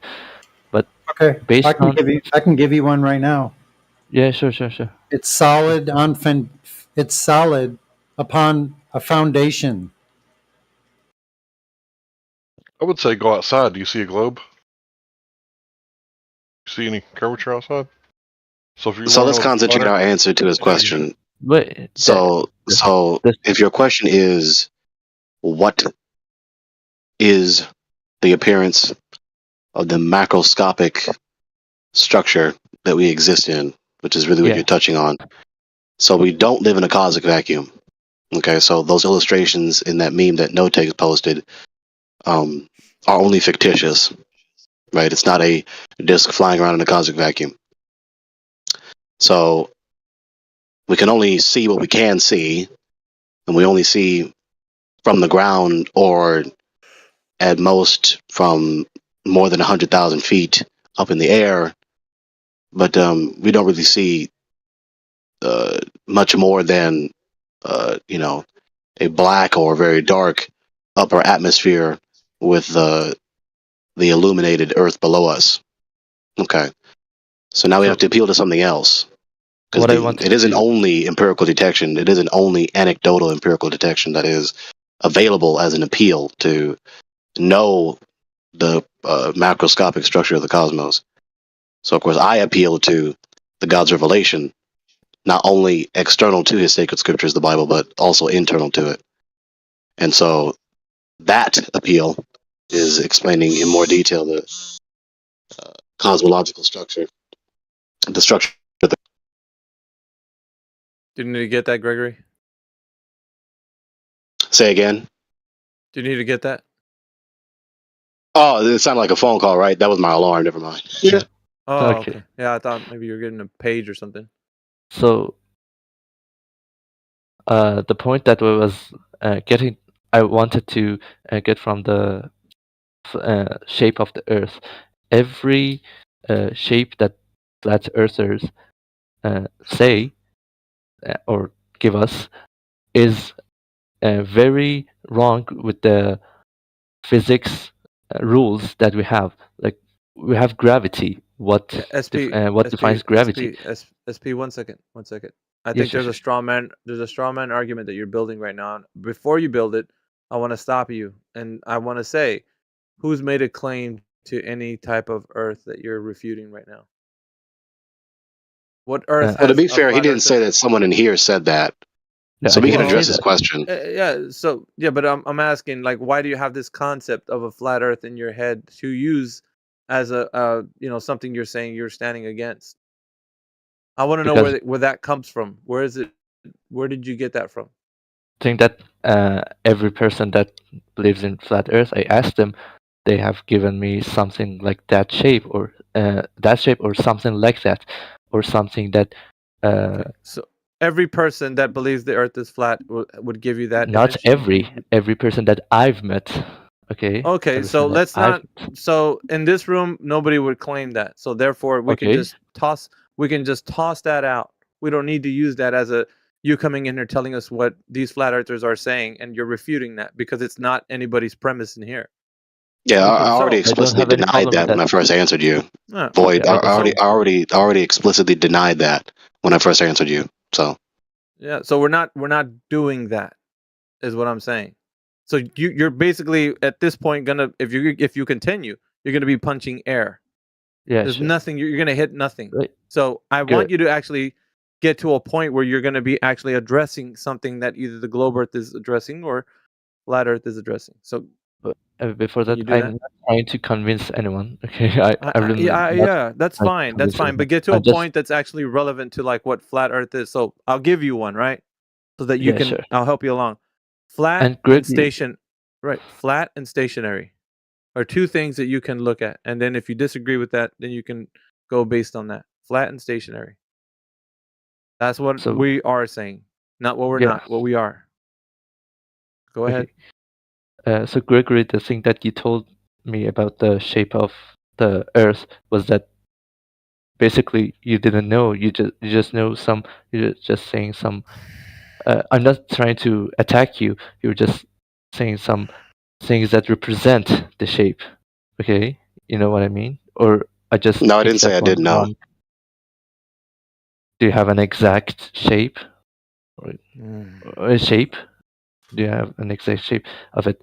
That is only my question. I'm not trying to. Yeah, because you want something to come against, dude. Can you at least address the fact that we're not talking about this model idea that you want to go against? Like I don't want to go against anything. I just want to know more things. I just want to learn more. Well, it is fair. I mean, to be fair, he can inquire about the geometric cogency or the other aspects of the cosmos, because it's a radically different paradigm. That is fair.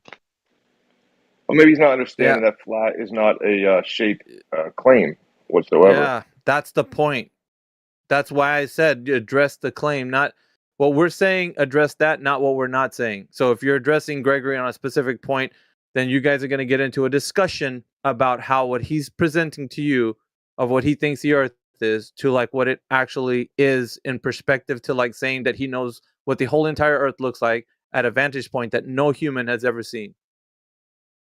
So there's no way that he's going to, at the end of that, whatever you guys are going to go on, is going to lead us to the fact that he knows the entire Earth looks like a specific thing that he proposes it to be. He can say whatever he wants, but then you're going to have to then inquire how he knows that information. And it's going to lead to a road of like, well, this is what I think, because it's not a globe. So it could be something other than that in this way. And that's all it can be. That happens with any debate about any subject. So obviously, Alpha is directing you to focus on this specific premise rather than the premise you're trying to focus on. So I recommend you just focus on the premise that he's directing you to. Yeah, fair enough. But at the end of the day, I only wanted to hear what people have to say. I really didn't want to attack anyone or offend No, it's not. anyone in any way. Listen, the way this goes is that people that come into this call, they have this idea of what they think the Earth is, SP Void, as probably do you, right? So I know it's hard for you to say that you want to. 100%, not 100%, but yeah, go Okay, on. so you don't know what the Earth is right now? I believe like my belief is like 80% that is a globe because of rules that physics have. Okay, well like the gravity. Physics, gravity. Okay, so we're getting somewhere. So if you say that the Earth is 80% known to be in your mind as a globe because of like physics, right? Yeah. So how do physics interpret geometry? So I need you to make the connection for me. If you're saying that physics help me interpret geometry, right? Because that's what you just said, right? Gravity. Yeah. How does that help you interpret, a sphere, geometry? Okay, so for gravity to exist, we need to have a mass based on physics and equations that we have in hand. Unless you just don't believe them, it's pretty okay with it's me. not that. It's not that. It's like the problem is that we're getting into a layer cake of like assumptions, and so we need to start peeling back these layers. Do you know what mass is, sir? Mass. By the way, check your DMs, SP Void. Check your DMs. Yes, sir. Do you know what mass is, Void? Something that exists in this three-dimensional world, basically the whole thing. Okay, so define. Very mass. very simple. Very simple. Okay, define it. Don't just tell me what you think it is. Now define it. What What is the definition of mass? My English is really not that good. I Okay, can do you know what define it in my own do you- language. I can define it in my own language, but nothing in English. I'm Okay. very sorry. I'm so sorry. Well, it's difficult now if there's going to be a communication barrier. I think it's going to be harder for you to continue a conversation with reason and logic in this call. Because in order for you to understand things, we're going to have to talk about terms. And if you're going to like get to the part where no habla inglés, then we're going to have an issue with how we're going to describe things. And it's most important that you can start to relate how your language can translate. There's a lot of translation programs, man. That's all I'm saying. Yeah, So if you I'm really just wanted, saying if you really I can't. if you really wanted to, you could translate the word. But if not, if it's too much of a hassle, then it's going to be harder for us to have a cogent conversation about your point and mine. I can't tell you what something is if you're going to say I don't know what that means in my language or your. So language right now it seems to be a barrier for your understanding of what we're saying or how you're going to convey the understanding of the meaning of words, what we're saying. So it's going to be kind of an issue right now. So if you're not going to use any translation programs or ways that you're going to translate that, I'm doing that then right now. we're at an impasse, right? We can't move forward. He just said he's going And to I'm use the translation program. All right. Yeah. So are you going to use a translation program then? Yeah. So okay. So the thing that I'm saying in this translation. Right. Wait. Hang on. So what we're looking for is the definition of mass. So Yeah. can you, if you don't know how to read it in English, just post it in the text chat so we all know that you understand. No, I can read it. Yeah, I can read it. Okay, So the go thing ahead. that it writes here, Google Translate says that the measurement of amount of matter that exists in a three-dimensional world. Okay. And so That mass is a do you think mass is a concrete way of describing tangible discrete chunks of matter? Like it's really something that's in front of you. If you say this apple has a mass, that means that mass the apple has is something that's real. Is mass a pretty real? much. Pretty Okay, much. so you would attribute mass to being something that is physical, yes? Yes.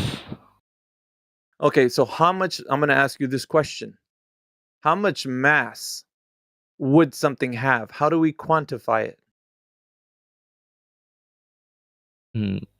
Based on what? Like are you basing this on the size of it? No, I'm asking you. You said it was something that's material. Yeah. How do I quantify it in physical form? Wait.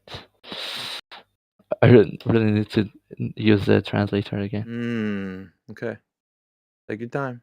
If you're gonna do the work, then I'll be patient. Is he asking? Are you asking how do you quantify mass? Is that what you're asking? Yes. Yes, geeks. Okay, I can answer So that. let the gentleman. It's a journey for him. So let him see if he can discover this. I'm so sorry. While he's You're looking it fine. up, I just want. You're fine, P Void. Okay. The J for it. That's so condescending. Test anything. All right, we got a lot of people talking. I didn't understand either one. It's unintelligible. Somebody go. I was saying on behalf of SP Void, it sounds like he's just a genuine inquirer. It's not like he's coming Sure. in to contend, right? So Sure. That's why we're going down this path, Felix. So it's not about contending; it's about understanding, Felix. If we're not able to, and that's what I'm here for. If we're not able to assist in understanding, then we're doing a disservice. So we're walking the path right now. Okay, so I have the thing right now. Sure. We can have a piece of, let's say we have a big bag of rice. Okay. Mm-hmm. We have a mass of only one rice. Okay. But all of the rice, the rice bag is considered one rice? No. We have a mass of one rice, and we know how many rice is in that bag. We can do with mass how much mass that bag has. Well, how much mass would the bag of rice have?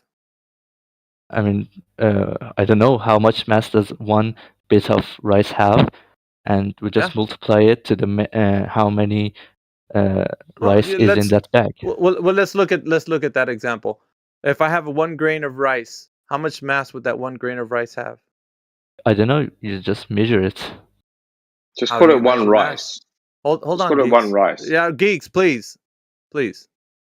So if you have 1 rice, right?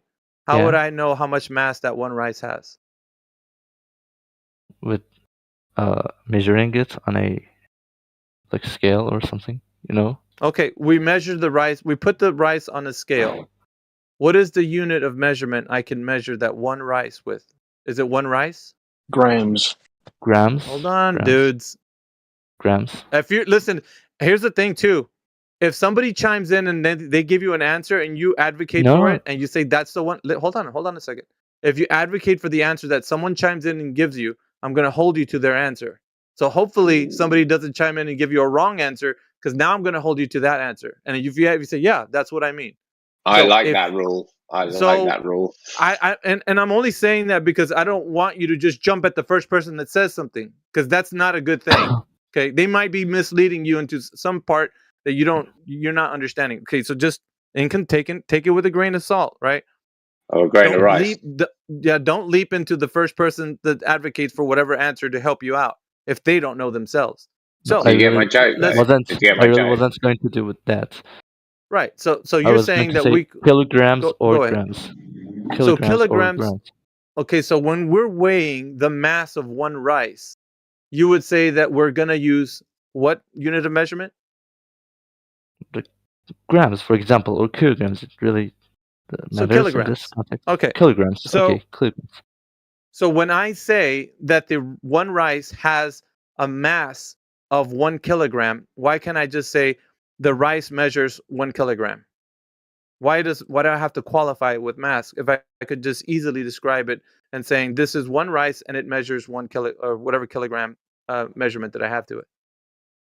Because Why if do I you have to use the term mass when mass doesn't describe the physical form of the rice? Kilogram would describe the weight of it, and then if I'm using weight, I wouldn't need a qualifier by saying mass. Mass is not something in and of itself. Do you see? Kilogram is just just to chime in, kilogram. kilogram Hold on, doesn't. King. Hold on, King. Kilogram is a convention that is used to measure out the rice, so that we all agreed upon this specific type of measurement.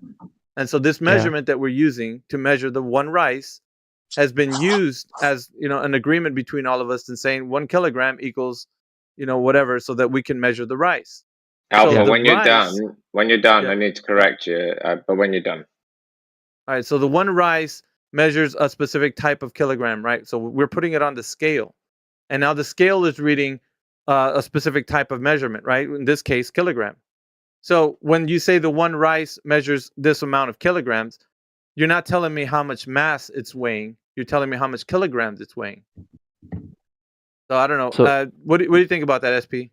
Before I the kick kilogram it's a thing that we use for weight. Okay.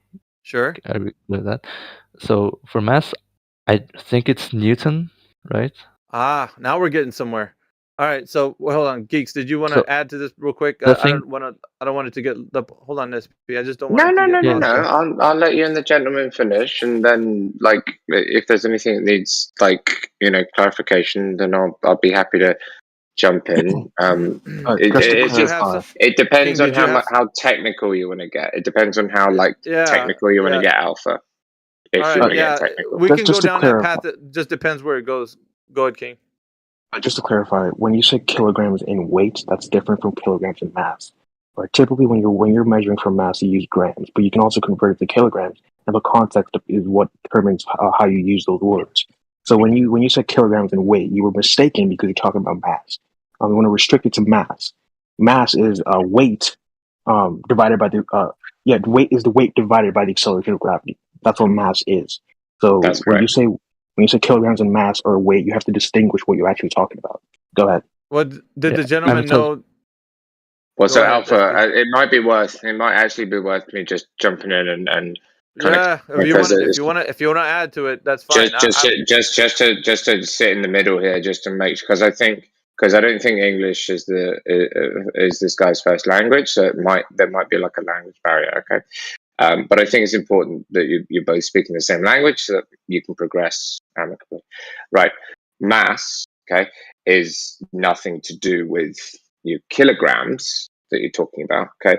So whenever you talk about mass, you can't forget kilograms. Forget kilograms at all. Mass is purely the amount of matter that exists within an object, i.e. the rice. Yeah. So if we take the bag of rice, it's purely the measure of matter, right, within whatever it is that you're looking at. Because weight is different for that bag of rice on the Earth versus on the Moon.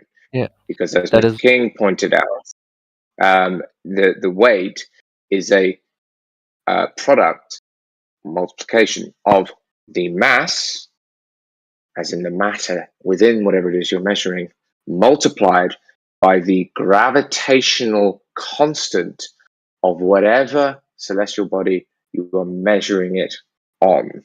I hope that's clear. I feel like we're getting close to the mark, but I want to know if the gentleman is actually understanding. Did that help though at all? Yeah, I want to know if he's understanding right now what's going on. SP, are you following? I can just understand what you guys telling. I'm not really good at talking. That is the thing. That is the problem. Yeah. So the thing that I just corrected What point myself. were you going to bring up with? Yeah, you said newtons, but Yeah, before you went that further, that is why I said that newtons is what we use for mass. So we know for gravity to exist, we need mass. We okay, need two bodies right. of mass. So right. So are we? Okay. Let's make a distinction here. Is mass in the physical form something concrete, or is mass a convention or an abstract that's used to define something else? What?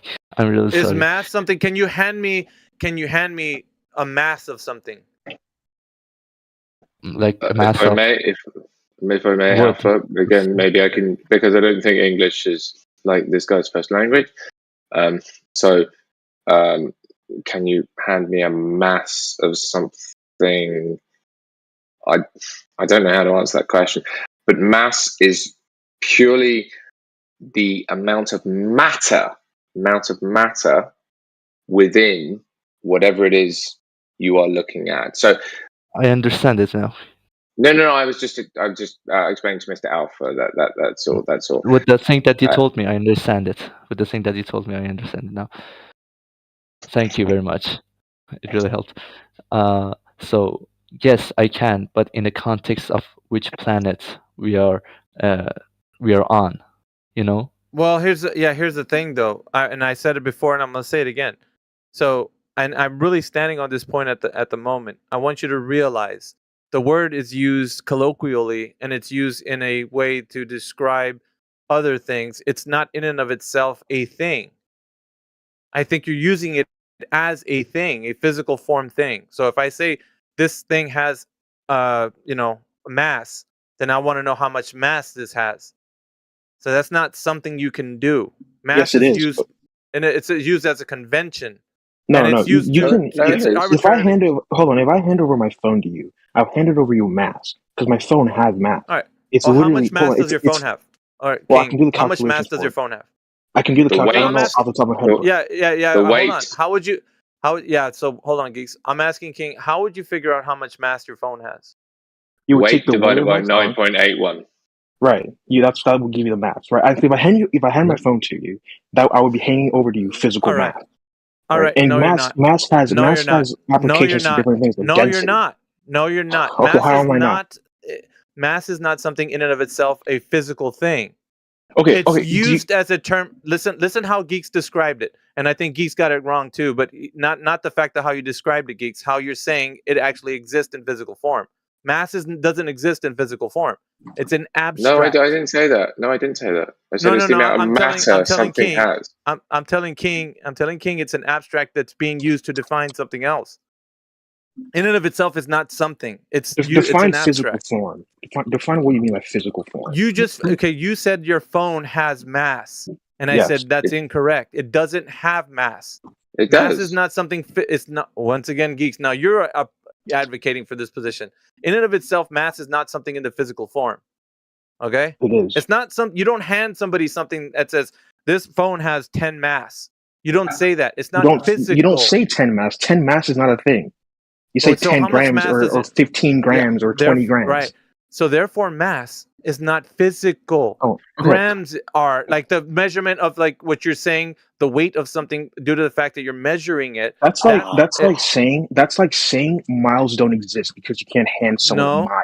No. That makes no What sense. I'm saying is mile is a convention that's used so that you could describe something else. It's a description of something. No, Mr. Alpha, you're getting a little bit kind of tied up here. We're not. We're realizing the fact that people colloquially have been using the word mass to use something as a physical form. It's not in physical form. Mass doesn't. You can't say, "Hand me a phone with this much mass in it," because they say this, right? This is. I'm gonna go to the macro scale, right? They say that. I'll leave you. So I would say that the people that describe the Earth and planets and stuff, they say that they have a specific amount of mass. They have to be a specific size, and they have to have this much mass in order to cause gravitational acceleration, right? They're using these terms like loosely. They don't understand that mass in and of itself is not something physical. You can't tell me that it is. It's useful to say I'm talking about acceleration due to the fact that something is falling at a specific rate, and it's you're using mass in a Mr. way Alpha. to it's an abstract. It's not Mr. something in and of Mr. itself Alpha. concrete and Mr. physical. Alpha. Mr. Alpha. I don't think anything I would be able to say would move you from the position that you're in. Is that correct? No. I said you His started legs. to you started to describe a little bit of why it was important to realize that mass is not something in and of itself. You even said it, Geeks, when you're describing matter in a way that you're using mass to say that it's just it's a descriptor, right? It's not in and of itself something physical. Yeah, you did. No, I didn't say that. Does weight exist? You said hold on. Yeah, wait. Earlier you said that mass is actually matter of how much something Yes. has, right? Yes, that's correct. Right. So mass in and of itself is not something. The is. matter that no, it's not. How can it not It's be? something that okay, so just like the gentleman came up, he left the call, but he used miles. Are miles something that is physical? I don't know. It's not. Are kilograms something physical? It's a measurement. Of what? Mass times the gravitational constant. Okay, that's being a bit circular, but what I'm saying is It doesn't sound like kilograms anything in and I'm of going to say is going to be able to... kilograms. Listen, bro. Listen. Of Kilograms kilograms in and of themselves are not something. It's a useful convention that we use to describe the thing that weighs. Right. Okay. Now that you understand it, let's go to No, math.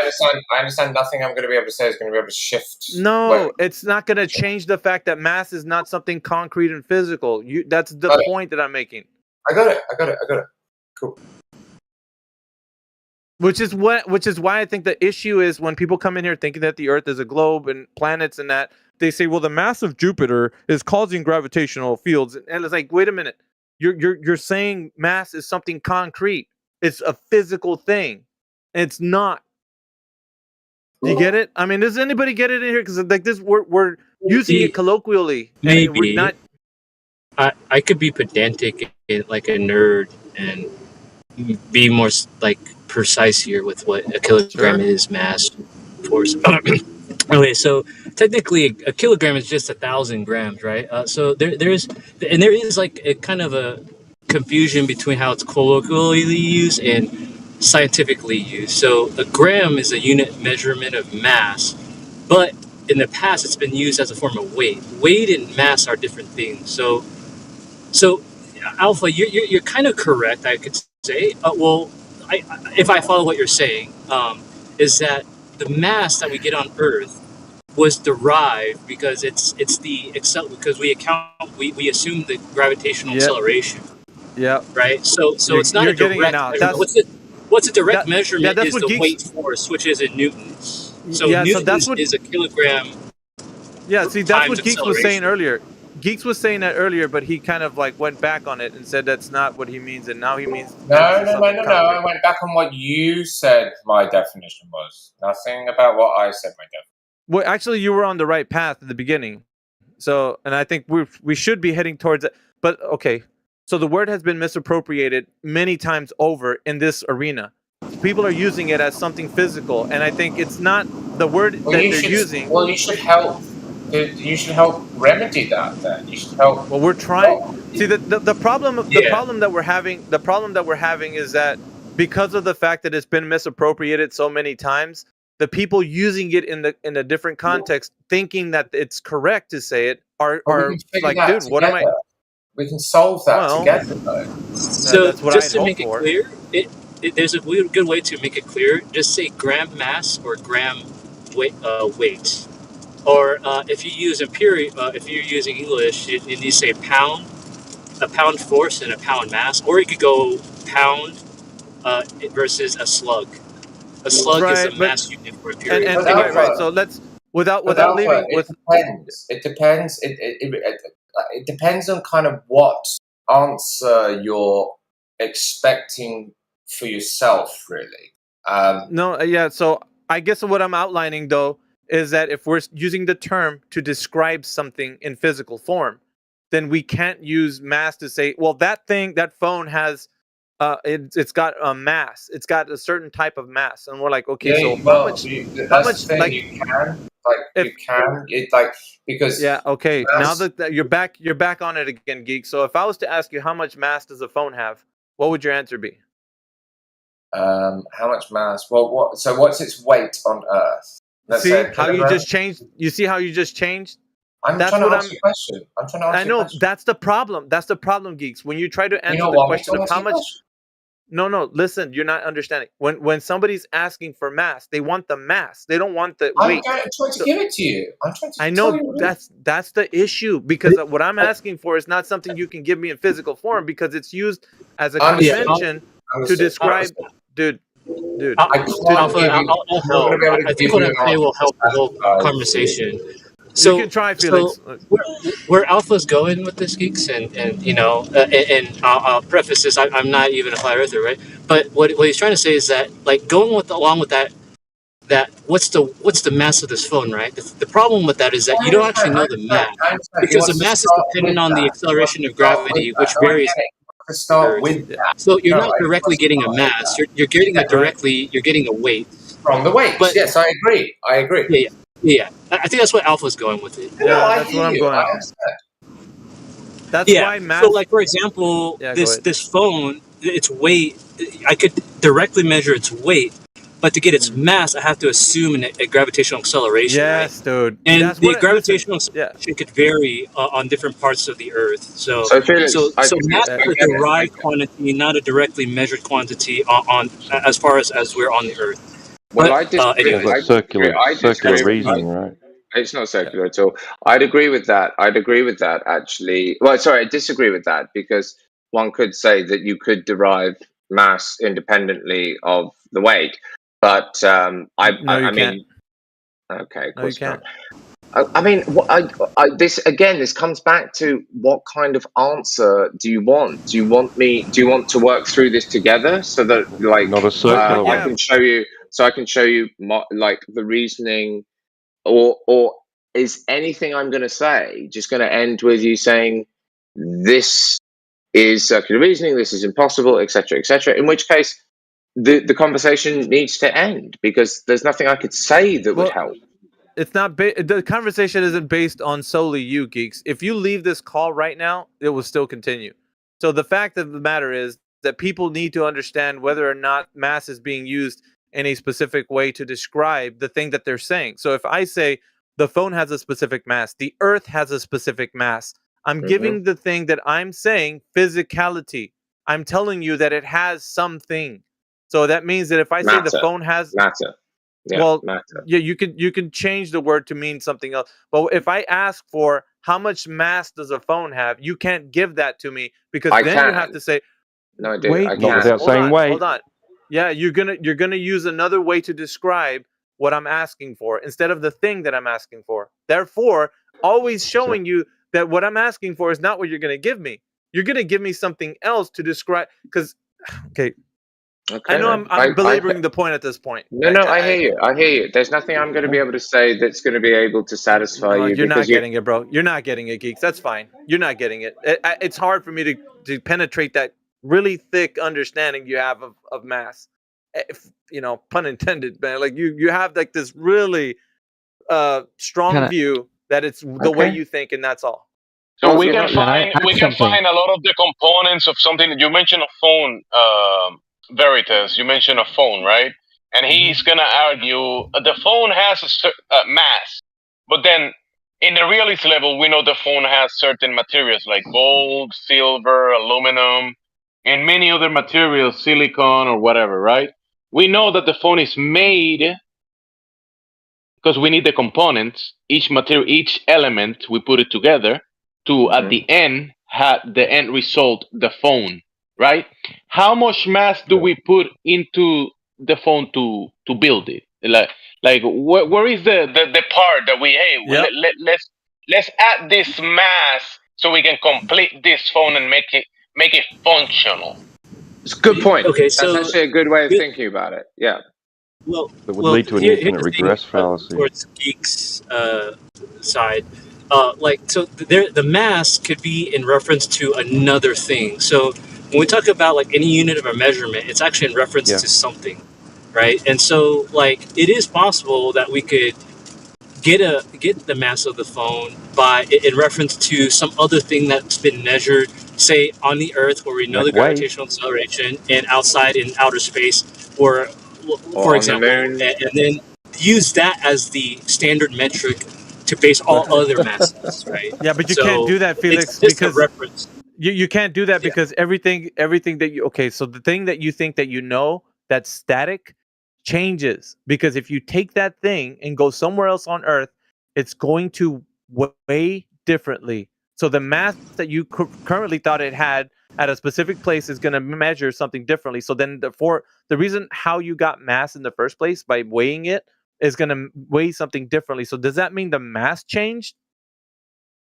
Yeah, so that's why. No. Listen, 1 second. When we build the device, we know we're gonna put a certain amount of grams of this material, certain Of amount matter, yeah, exactly. of grams of gold. We're gonna put certain grams of silver. We're gonna put certain amount, and then it's gonna weigh. Let him finish, please. Listen, hello. Stop with the no. You have to identify the benchmark. How do you know the mass of gold? How do you know the mass We of know copper? That's the what we're talking gold. about. We believe that know those a are gold is a baseline Felix, can you element. please let him finish? You guys are geeks and underhanded. You guys are like not at the same level as what Alpha and I are talking he's about. making, he is making a valid He is point. I not. don't know why you have an objection to it. Well, that is not a valid point. That Can has you at nothing to least do let with him finish We're his actually on another level thoughts? beyond that.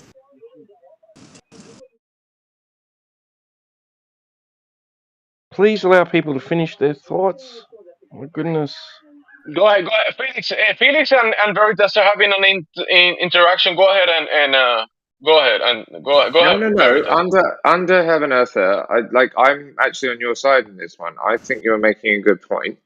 I'd like you to continue. No, it's not a good point. It has nothing to do with what we're talking about. If you're talking about the mass of a phone, well, how did you identify the mass of it's the same thing. I could say you don't need a mass of phone. I could be, okay, how do you know the mass of gold? Then, okay, if you have gold You in measure your phone, you measure the density and the dimension. right, the density is mass divided by the volume. You still need to find the mass. The point is that the mass, how it's been colloquially used before we were able to go, say, to outer space, was that we assumed that there was this consistent gravitational acceleration on the Earth. That is weight. Weight is different from mass. Mass or weight is the mass times acceleration. So mass is a derived quantity because we have to weigh something. There's a force, and then we divide that by the acceleration, and that gets us that mass. So every object has a certain amount of mass because we assume that we're at the same location, we weigh it, and then we assume an acceleration at that location and divide by that acceleration, we get a mass. And then that becomes our benchmark. So say you have a block of gold, we weigh at a certain location, we divide it by the acceleration at that location, that gets the mass at that gold. We weigh another thing, copper, we weigh another thing, silicon, we weigh another thing, hydrogen, helium, and then we get those masses. So in a sense, we're using weight, which is a force, and deriving a mass by dividing that by acceleration. So talking about a phone and what it's made of has no relevance to the context of how do we determine a mass. So into Alpha's point is that, yes, it is kind of correct to say that you don't have mass, you're actually getting a weight. And you're getting that weight directly, and you're getting a mass indirectly by dividing it by acceleration. That's it. So how isn't that circular? Yeah. Okay. It is. That's the Alpha's point. That's the point. That's it my is point. because it has to reference something else, right? So that's how they derive any unit of measurement. It's in reference to something else. Of course, it's based off its own definition. Like a mile is a mile is a mile because we defined it as a mile. Of course, it's circular because we defined it as a convention. Yeah, it's a convention. It's a convention, exactly. It's a convention.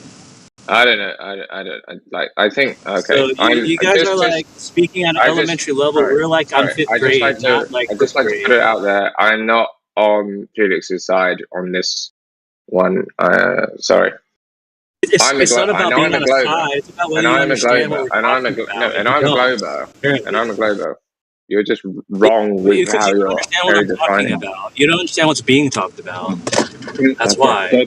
Yeah. This has nothing to do with agreeing or disagreeing. It has to be whether you understand it or not. And this is a Is case of do the not gentleman that understanding. started this conversation even here anymore? Yeah, SP Void. Yeah, he's in the wings right now. Yeah. But I think Yeah. he had like a language barrier that was kind of hard for him to know some things. But that's fine. Like if I was, Yeah. willing for him to kind of walk the path. So we're at the point right now. Did you, SP Void? Did you understand what the back and forth was about, or what side Yeah, 100%. you agree with? Or No, what? I can understand what people talk about, but I'm not really good at talking. I'm really good at learning, not at talking. So yeah, I understood all of it. But so the thing that you said, if we weigh a phone in this location, it gives me a certain weight. But if we weigh that phone on another location, it gives me another number. So does the mass change? No, the mass is the same. The acceleration of gravity has changed. So it Yeah. has So nothing to. That is correct, by the way. That is correct. Yeah, Exactly. but what I'm saying though It is is the correct, fact. but minute. It's almost infinitesimal. Yeah, what we're discovering though is the colloquial term that's used. I think it's misappropriated in the sense of in this arena how it's used. I agree with you. Oh, I And agree with you. that's the thing that I'm pointing out right now for everybody listening. It's But how it's it's our being. job. It's how it's being our used. job to correct that, though, Alpha. It's our job to make sure that those terms are not misused. Wouldn't you agree? Well, So yeah, the but that's the same whole. force that That's holds what we just trillions of gallons of water to the planet also is Sorry, just a minute sorry, I couldn't hear change if you. anything. Are we just talking about mass and weight here, right? So Let's start with Yeah, two terms. he's we can talking go about to the. a minute change. A minute change Can I in throw something weight. in? You think you're going to change the weight from something from moving it from latitude to latitude or whatever? All right. Well, Different I places don't on the know. earth. I don't know what any Insane. of that means, but Yeah, okay. SP Void was correct. So that's why we have the unit of mass, because that's the value that stays constant and consistent.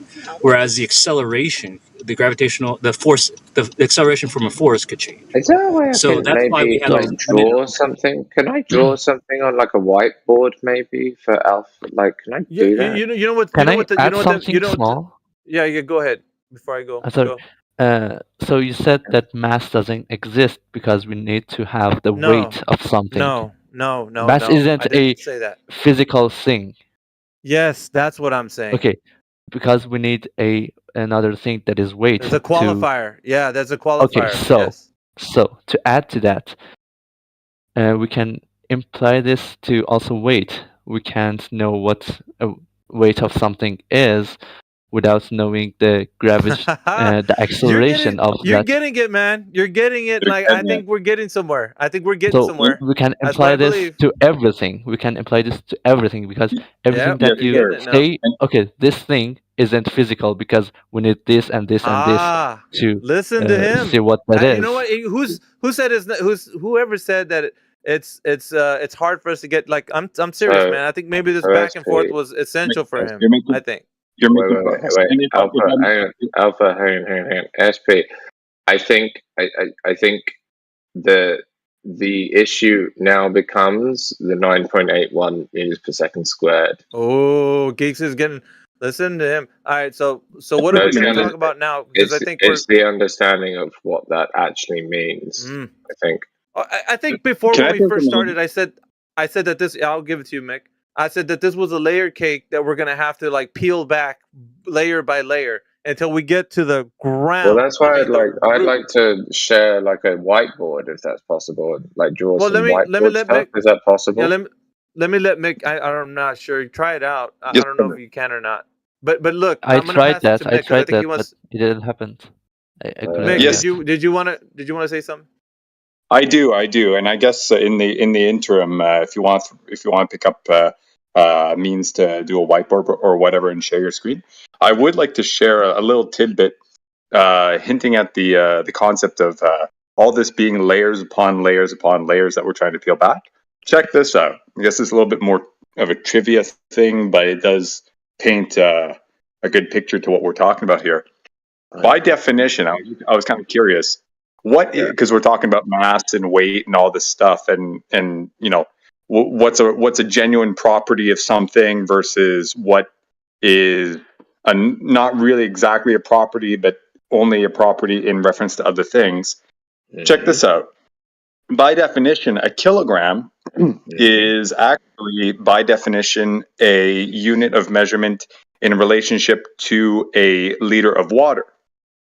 Okay, but where is that liter of water? Well, it would be more or less the average quote unquote weight. Think about this. Mick, no, hang on. I can explain that. Don't interrupt Mick. Do not interrupt Mick. He's not done yet. Go ahead, Mick. Let me make 5 seconds. Why that's important is because 1 liter of water, that's a volume, right? If you have a liter of water in one state of affair, let's say, on the, down south, somewhere where it's hot, versus a liter of water where it's somewhere it's cold, that volume will shift. We know that temperature has an effect on the chemical properties of material, finger expand and contract. Now check this out. 1 liter of water is defined by a cubic volume of 10 centimeters by 10 centimeters by 10 centimeters. Here we have 2 or 3 hops. Well, it's 100. Units of measurement define another one. Let me finish. Here we have basically a 3-element chain link of various properties of something else to define a unit of measurement for a quote. Let's call it a pseudo property, right? Because this property is only in reference to other things upon which these different properties of that thing that we're referring to can change based off of the circumstance. So it's not exactly equivalent to say, a centimeter is to a gram as is length is to mass, because in the context of length, length is a property in and of itself, versus mass is only a property in relation to other properties that can change. So this is the conundrum that we are. You genius! I love this. I'm so glad you brought this up. Geeks, I like to say though, go ahead. I think he's almost done. Geek, that's literally what I just explained. So here we are with conundrum of we have mass versus weight. Well, mass is supposedly a property. You just take away the one element of what we call weight, which would be the acceleration times the mass. But we still, the whole thing's in contention because we're talking about they're all connected. They're all connected, right? They are, but where does the rubber hit the road as to being the first reference point that we're trying to build everything else on? Brilliant. I gotta say something. Felix, don't ruin it. Don't say don't tell them the answer. Don't tell them the answer, Felix. I want anyone. So, Mick, this is a fucking fantastic question, and I'm glad you brought it up actually because it's something I didn't think of. I brought it up technically. I've been bringing it up the whole time. All right, Felix. All right, Felix. Let me give this one to Mick for fuck's sake. Does anyone other than Felix want to guess why those 3 things match up so perfectly? Does anyone want to like he's right, like how do these 3 things exactly. What is it? What is the thing? Hold on before we go there, hold on before we get to what you want answered, I want to say that right now at this current time in the conversation we are in some deep waters. We're at the deep end of the pool right now, so if people can't swim right now, I think we're going to find out. So if you need to follow along, he's giving us the answer. He's giving us the answer. Yeah, but if you listen to what Mick is saying, right, you're gonna understand the problem of what's being magic. When people, did you have to add magic? No. Wait. When people come in here, they're starting to say things colloquially. They're using speech to then define things that they don't have no understanding on. Now, what's been discovered within the context of our conversation is that there seems to be a lot of things attributed to the thing that we are saying with these words that we're using, right? That we're attributing these attributes to them that now we understand, like the way Mick's describing, it almost seems like something. It's like if you can think about a regression, right? It's always regressing to something else. Something else is dependent on something else, and I think Felix did say that earlier, Geeks. And so, okay, fine. But I don't want to ruin it for Tito- anyone, though. Yeah, all right. So if you want to ask your question, Alpha, if you want I to want ask your you question, to go answer ahead. the question. I want you to answer it as like you get first crack at this. So Mick has like given us a how are these three things, like the liter of this liquid equal 8 kilogram equals the measurement. How is that possible? So Alpha, you get first crack at it. What's the reason? Go. What's the reason? What's the reason they're all tied in together? Yes. What do you mean, like the? What's the thing Yeah, that you can bury? What's the thing that you can bury? That you can change? Well, I'm not understanding how your question's formed here. Cool. Okay, like, Alpha. in relation No. to what? It's not an obvious. It's not an obvious answer. So In relation to an object, or like the no, in amount relation of to water three or things. something, or? There are three things that Mick just said. Anyone else want to jump in before I give you what the answer is? Anyone want to have a guess? What's the one thing that could change? Not Felix. Yeah, I mean, I'm kind of curious. Are you just eager to throw out the word gravity to solve the problem? Yeah, I don't know what it is. Change the magic. It's the water itself. Yeah, it's water. It's water. If you change the water to something like liquid methane or mercury or something else, you will not have the same relationship of 1 liter, as we define it, to 1 kilogram, as we define it, to like centimeters, etc., in terms of volume. You will have different measurements. It's the water that defines those three connected ways of measuring completely different things: volume, length, and breadth and width and whatever, and weight. It's water that does that. But not only that. Does that make sense? Well said, man. Well said. Wait. Yeah. He's okay. So you're saying that water's the baseline for knowledge of like how we understand weight? Is that true, Geek? Why is Scott McKay throwing shade at me? I'm speaking. Don't worry about him. Because I think that you're in your own group, and we don't have to worry about that. But what you said was good. I like this. I like where this is going. It is. He does make a good point, but what I was kind of hinting at before is that this unit of measurement that we're deriving as 2 or 3 away from water, it in of itself is contingent upon other things, such as the temperature and pressure of the atmosphere or the surrounding area of the water, and we kind of assess. Okay, so here we are. The conundrum. This is the conundrum. He knows his shit, doesn't he? Thank you, sir. But this is the conundrum that we're finding ourselves. We're trying to piece together or come to a conclusion of a definition of one. Do you want to blow your mind? Oh, if I can speak.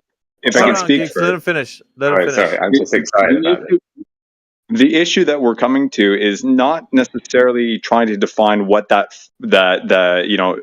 to traverse this chain of things that we're talking about and find a finale. The issue is we're dealing with a unit of measurement that is contingent upon other units of measurement that are defined, chained together, right? Potentially, indefinitely, however you want to go it. Comparing it to other units of measurement that are actually used in this chain of units or whatever. Such as what? For example, we're talking about length, right? We're trying to say centimeters is to grams as centimeters is to grams as length is to mass. The problem is when you really dig into it, mass depends on length in some way. When you by doing this chain of it's weight. It's weight. It's 1 kilogram. It's weight. But yeah.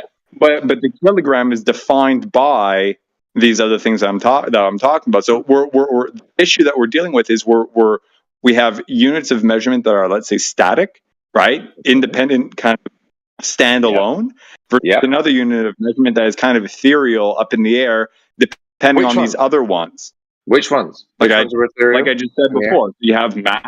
Let's say you have mass, but it's dependent on. Forget mass for now. Check this out, right? So, or weight, whatever. Let's go with weight, right? Weight is not ethereal. Right? Weight is measurable. Yes. It is measurable, but the unit of measurement that you're actually using is a kilogram. Kilogram. A kilogram of water is 1 liter of water. Yes. The whole. What I'm getting at is one unit of measurement is more or less a relationship of other subcomponents. Yes, they are related. Another unit of measurement. Let me finish. Compared to another unit of measurement is a standalone. So we're comparing apples with oranges, and we're saying they're both fruit, so we can play with them, but they are different fruits. So we're coming to issue. We're running into issues. The whole point is we're trying to find that last finale, thing component. You just found it. You found it already. The problem is it's not a real standalone property. Do you want me to blow your mind now? Do you want me to blow your mind? Blow the room's mind, man. Go ahead. That's fine. Fine. I think you want to blow something else of his. Jeez. Hey, that has two meanings. Right. So it's not just 1 kilogram of water equals 1 liter of water equals a measurement, whatever. It's specifically at a certain pressure, 1,000 millibar, i.e. 1 atmosphere, at a certain temperature. That's what I just said earlier. Yes, I know. Because at different temperatures, as you are quite right, and different pressures, the volume and, well, not weight, but the volume of water will certainly change. But it's actually measured at a very, very specific measurement of temperature and pressure. I think is it 21 degrees Celsius, which for you guys is, I don't know what it is in Fahrenheit, but you want to even hear something even crazier? Yeah, let's do it in a vacuum. There are more measurements that are Hold on, I can't hear measured. There are more measurements. Sorry, I was rudely interrupting. I said, let's do it in a vacuum. Sorry. Continue, Geeks. Sure. There are more of this. You guys have heard of a joule? Right? The amount of energy. It's a measurement of energy. Yes? I knew you were going to go to Planck. You've heard of a joule. People have heard of a joule, right? A joule is measured by the amount of energy that it takes to heat 1 liter of water by 1 degree Celsius. And there are more. Everything. Tell me more. I want to hear more. All of these measurements. I mean, I'm just giving you examples of how all of these things are grouped together, and it is purely based on water. Now, sorry, Alpha. Just to finish it off, Alpha. If Alpha, we were to replace that with tomato juice or ethanol, do you think the weights would be the same? Do you think the temperatures and everything would be the same as they were with water, Alpha? Or do you think they'd be different? No, of course not, man. You're not going to have the same result. You're using different elements. Well, but the problem that we have though is that going back to where we started from. Let's go back. Let's rewind. Let's go start where we first came from. Is that when SP Void? I don't know where that was anymore. But yeah, I'll tell you. I'll lead you back on the path. Trust me. Before you do, I just want to thank Mr. Mick for bringing that up because, that was a good question. You're welcome. But that's fine. That's fine because Felix was saying it like prior to him. But anyway, I'm gonna just take us back to where we were, right? So we were back. Yeah, but did I say it better? Did I say it better though?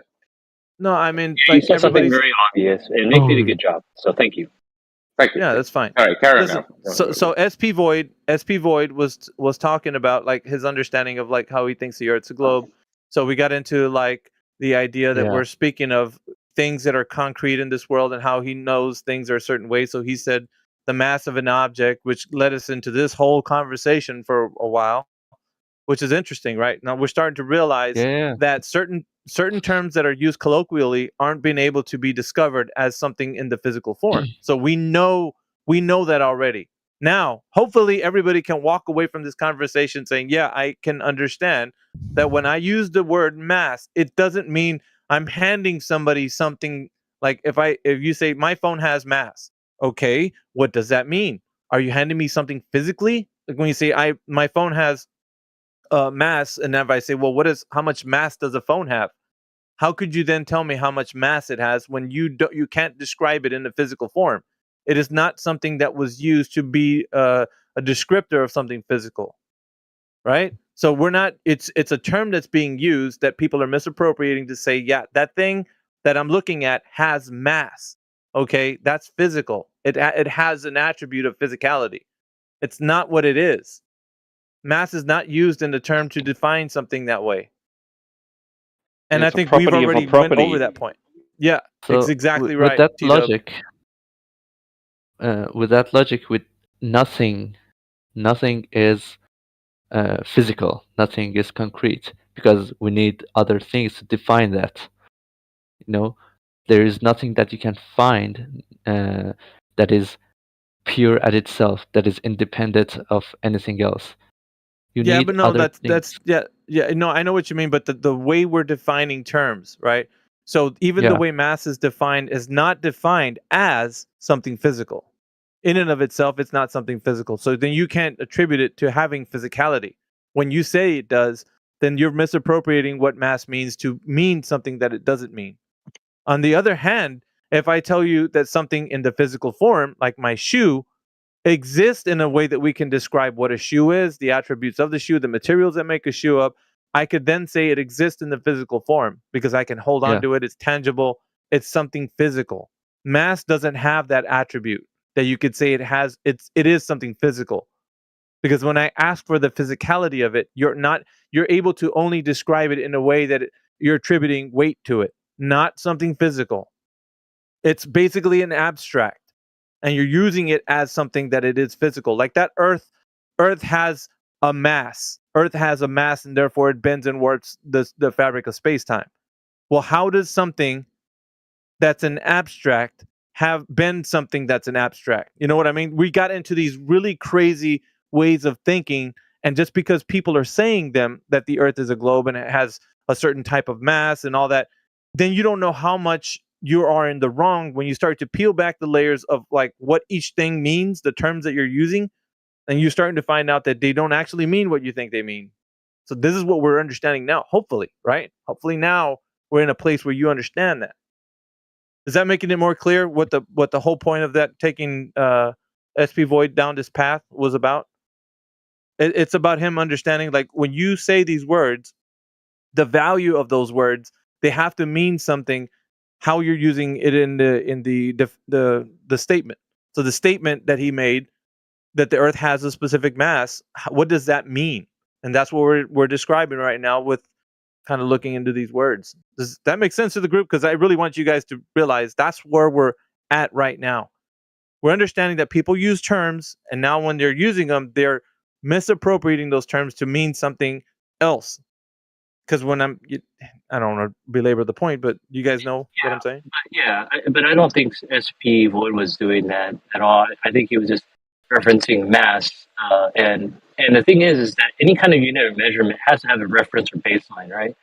And exactly. one of the properties of having a good unit of measurement is, number one, there has to be a consensus, a convention amongst the people. Like we choose this to be. And then number two is the conditions have to be repeatable and consistent. So like that, we're talking about water. It used to be a kilogram used to be defined as, a volume of water.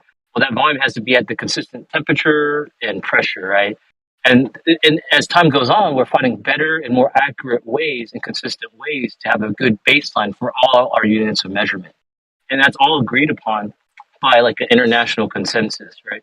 So we have that for inches, feet, meters. I honestly don't understand why America we still use imperial units, but in any case, like a second even is defined by in a certain way. Even today, I think kilograms and grams mass units are defined in a more precise way. So like it's just a reference to something, and we have to, even though Alpha, it sounds like you're saying, our unit of measurement of mass isn't talking about something directly measured, but we still have to have a way to reference things, right? And even if it's indirect, we could say that, like, if that baseline is very good and very consistent, then we could say that using that unit of measurement in other aspects and deriving other quantities like energy, like joules, like, a Newton force times a distance or whatever, that those are accurate too, right? Yeah, but You get like even watts in and those, whatever. yeah, okay. So I don't want to get too far into like each thing that we're going to be using as a descriptor for something else.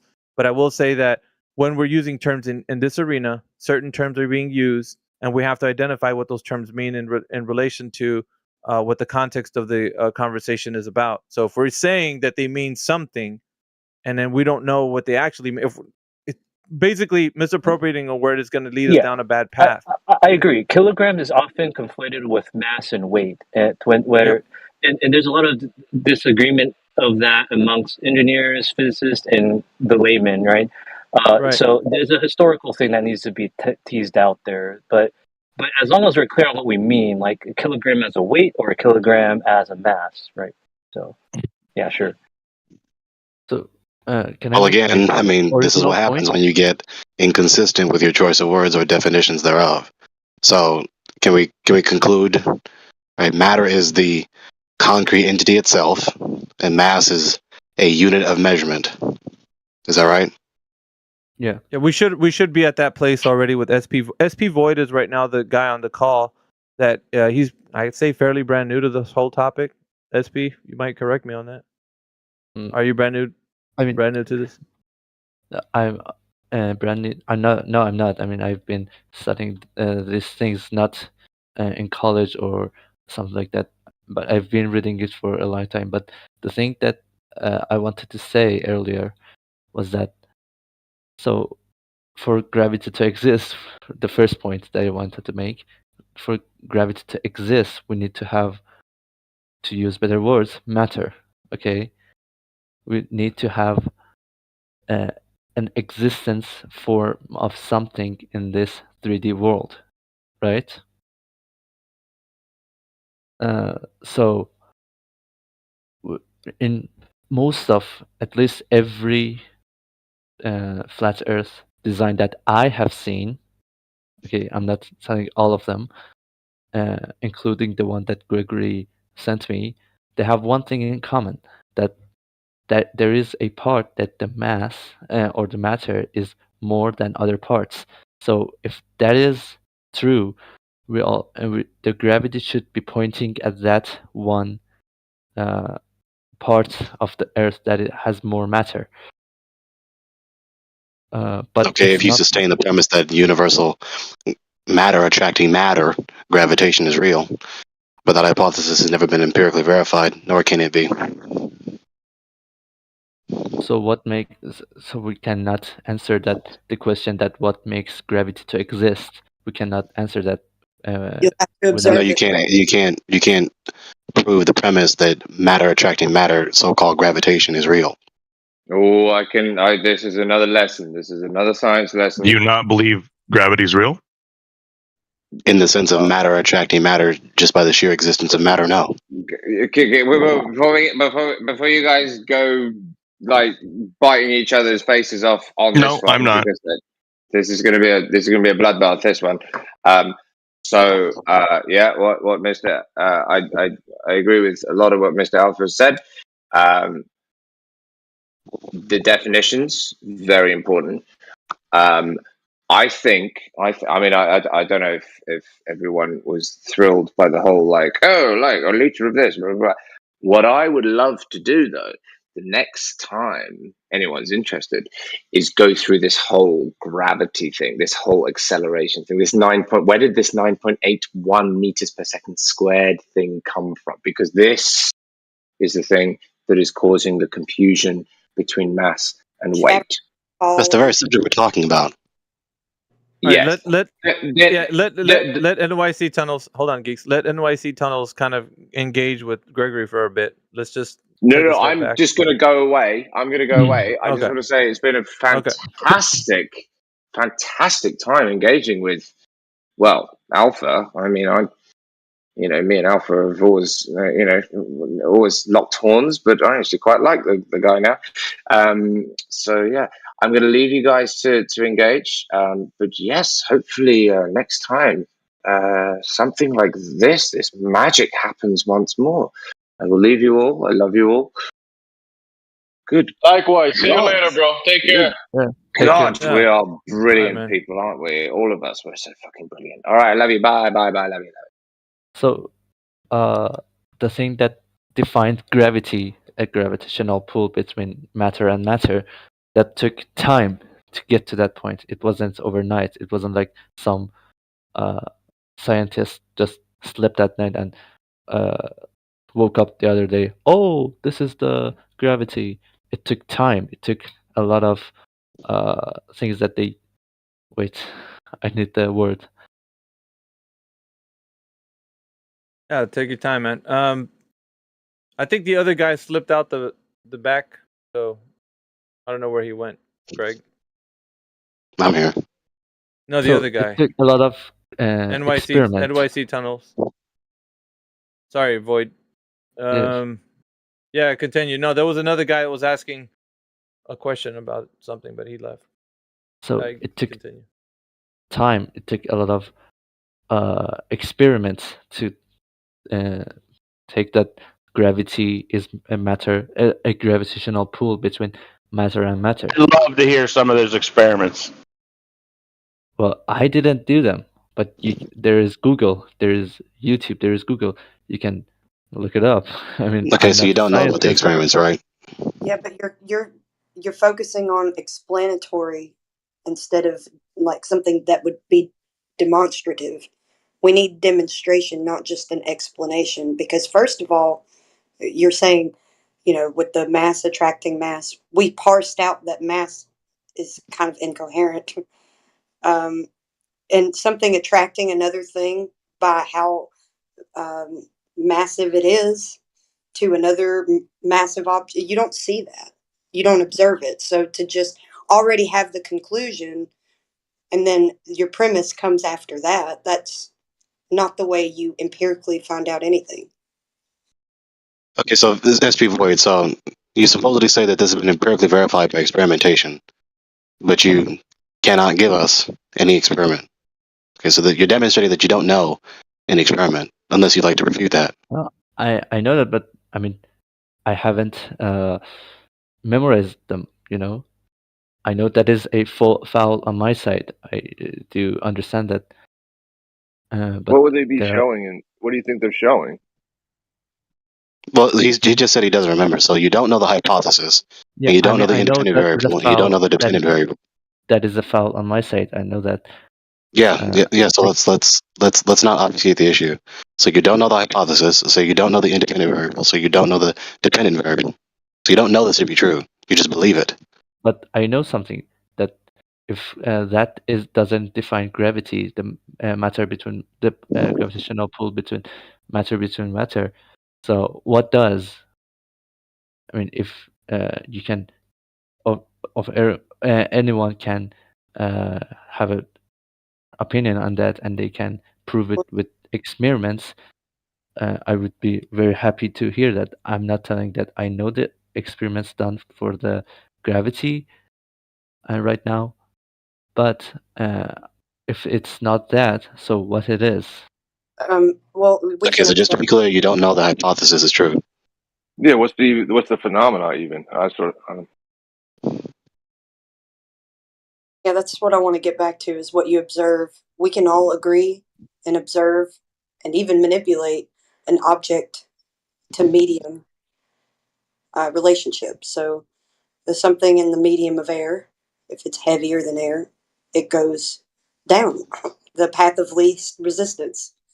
So if you put it something that's got tons of displacement in water, another medium, it doesn't go down; it floats. So, but if it's has more density than the medium around it, then it would go down in the medium of water. So it's an object to medium relationship, and it's always a case by Okay. case. So, if it's not a What's something it? between What's matter it and again? matter, What's it? what? You saying So if that's it's not? What something is you can it? do. Instead of Googling it, you can actually do that, what she was talking about. Instead of just Googling it and going, hey, man, they did it over time. They figured it out. They did all these experiments, but you don't have any, to show. I don't So even know if we're being Yeah, so perfectly Flossie just clear on explained to the you. it. Yeah, let's just clarify this because you missed the point. I heard him miss the point.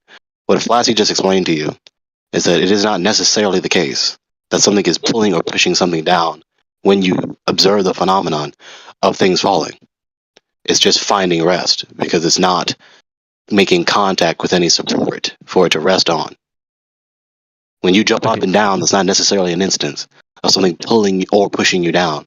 Your body is simply finding equilibrium, to use that word, or just finding rest within free space. So why is that rest towards that? I mean, why do I not go to the left? But the thing that I wanted to get to is that okay, we say that it's not a matter between matter. It's not a force between a matter and another matter. So is everything going down to be at rest? Your question wasn't quite coherent. Say your question again. Is everything just going downward to get at rest? No. Gas rises, for instance. Gas expands to fill the container that it's in. Why is the reason of that going up? What? Because of what is the reason of that? The gas going up. Okay, now your question is just touching what is No. sustaining the continuity of the uniformity of nature. It's getting to the point. It's getting to the point. We're Yeah, it's talking a about property. density. Why did you talk to my We're reply? talking about density. Why did you talk right? to my reply? Why are you doing that? I'm getting to Okay, the so your point. question is touching the uniformity of nature. Okay, so if you want to discuss that, then we could talk that. But that's just beyond the scope of the subject right now. I'm just getting to the point. Okay, so if you want to touch the question, then the God is the one that sustains the uniformity of nature. Now, in your worldview, you don't have an all-seatus, absolutely necessary and a universal entity that sustains the uniformity of nature so that we can have so-called laws of physics. But in my worldview, I do. So if you wanted to touch that, then there you go. If we just want to answer every question, but God is doing that, there would be no questions because we can say, okay, why does It's irrelevant to what I said to you. I'm not answering every question with if God did it. I'm so sorry. I'm just so I picked that up rank. So You because it's the asked why does language, gas have the it's the property that it has, and then it's you the were going language to is answer it, I guess.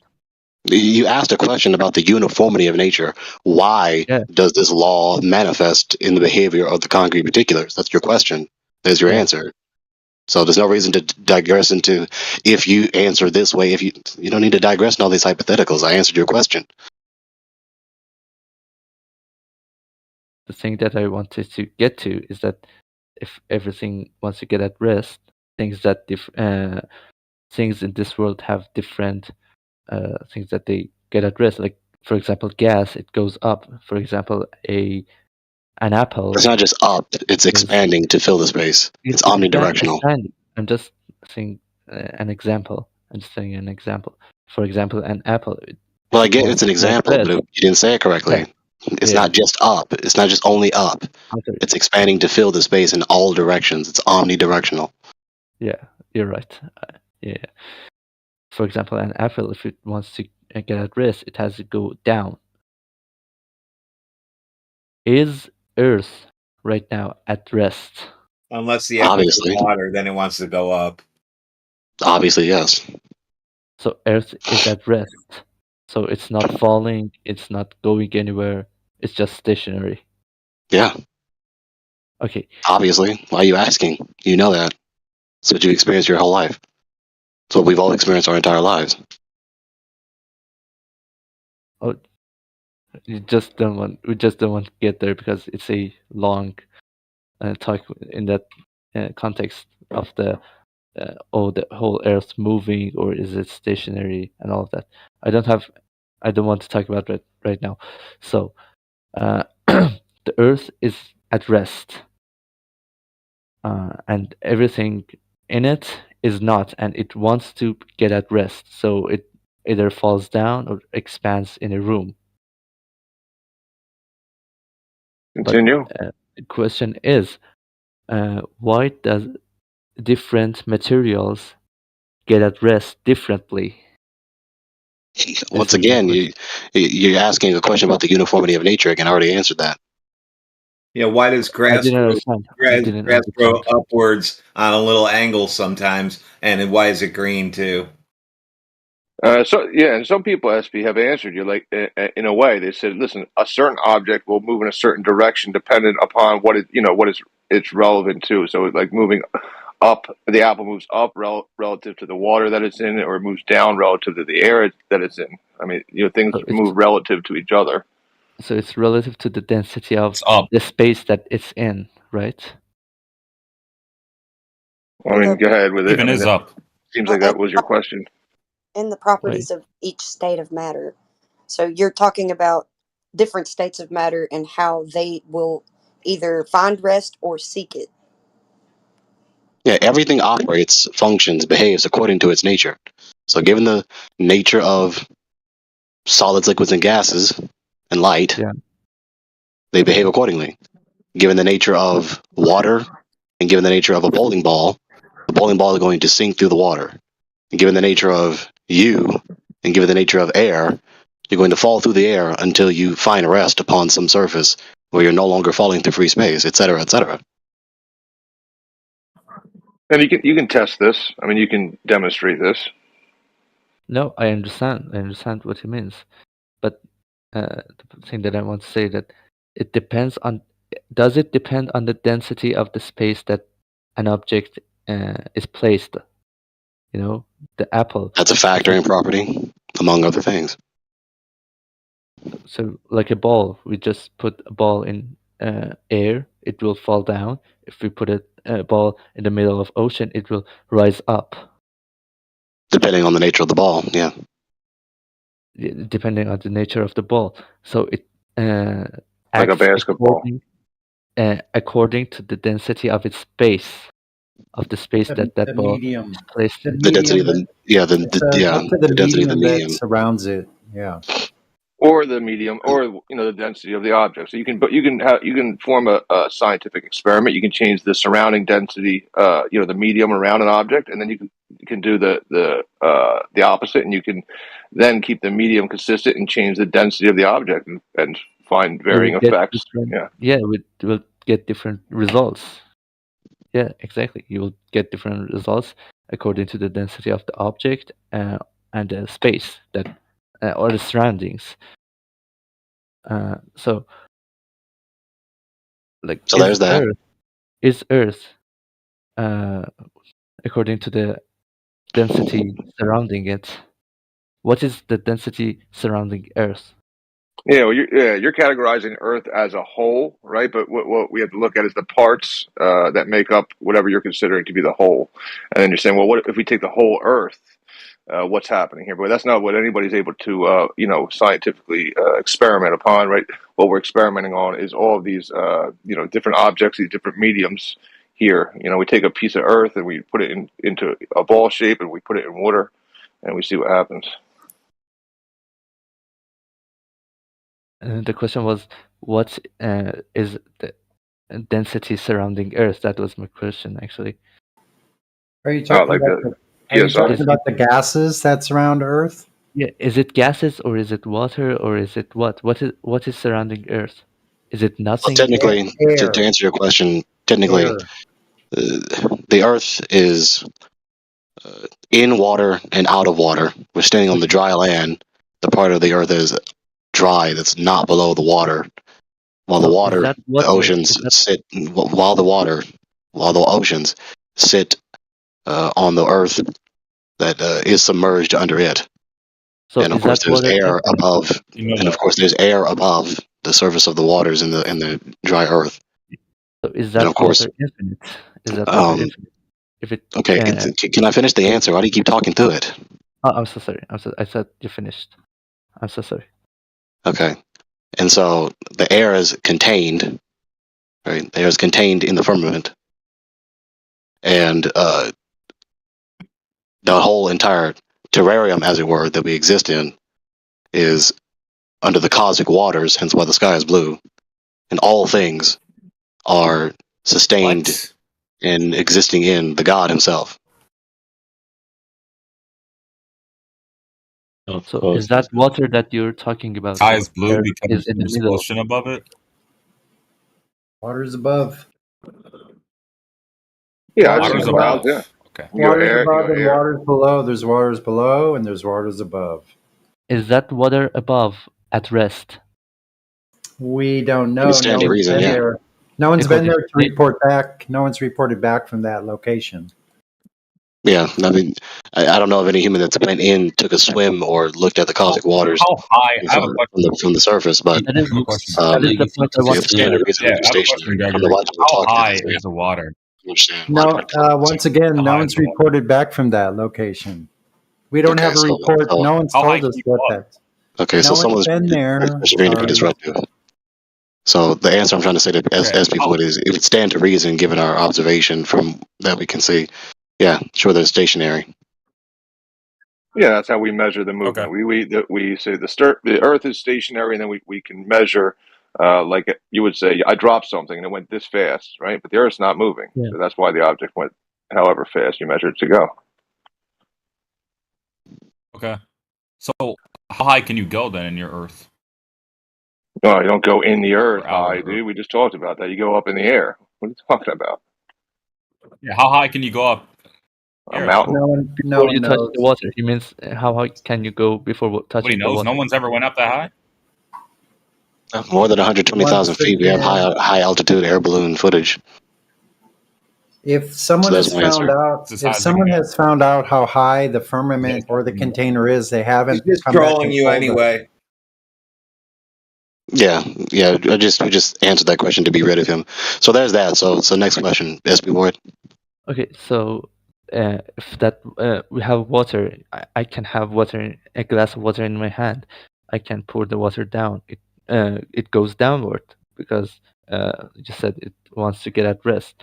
So is there a certain height that I just pour the water out of the glass that goes up to get at rest? Say again. Right now, I have a glass of water in my hand. I Yeah, pour the there's water. more denser waters down at the bottom of the ocean that was on National Geographic's even more dense than the ocean, and the ocean water goes up from there. So there you go. He literally thinks that if you get high enough, the water's going to go up and go into the waters above. Is what I think he's thinking. That is. Well, Yeah, let's just let him exactly. repeat the question because I didn't hear him clearly. That was the exact question that I asked. If is there a certain height that I pour the water out of a glass, it goes up to those waters above that you're talking about? No. The question's kind of silly. So if you pour the water into the glass on your kitchen table, then it's going to overspill and fall down to the table. Exactly. So it goes Yeah, down. but it's at the bottom of the ocean in doesn't super dense understand water that's down firmament. there. You got to explain what a firmament is. He doesn't think there's a barrier. He's still thinking about space. And Well, let's not do that. Let's just ask him the questions to answer the question. We don't need to prognosticate or anticipate his inferences. Yeah. By the way, the water goes up at at surface level. It evaporates and goes up. Yeah, we have the biogeochemical water cycle. Cloud heights, they say, are between 6,000 and 15,000 feet.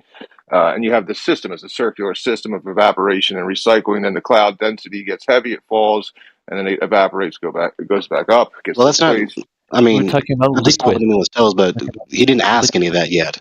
He's just asking about this cup of water.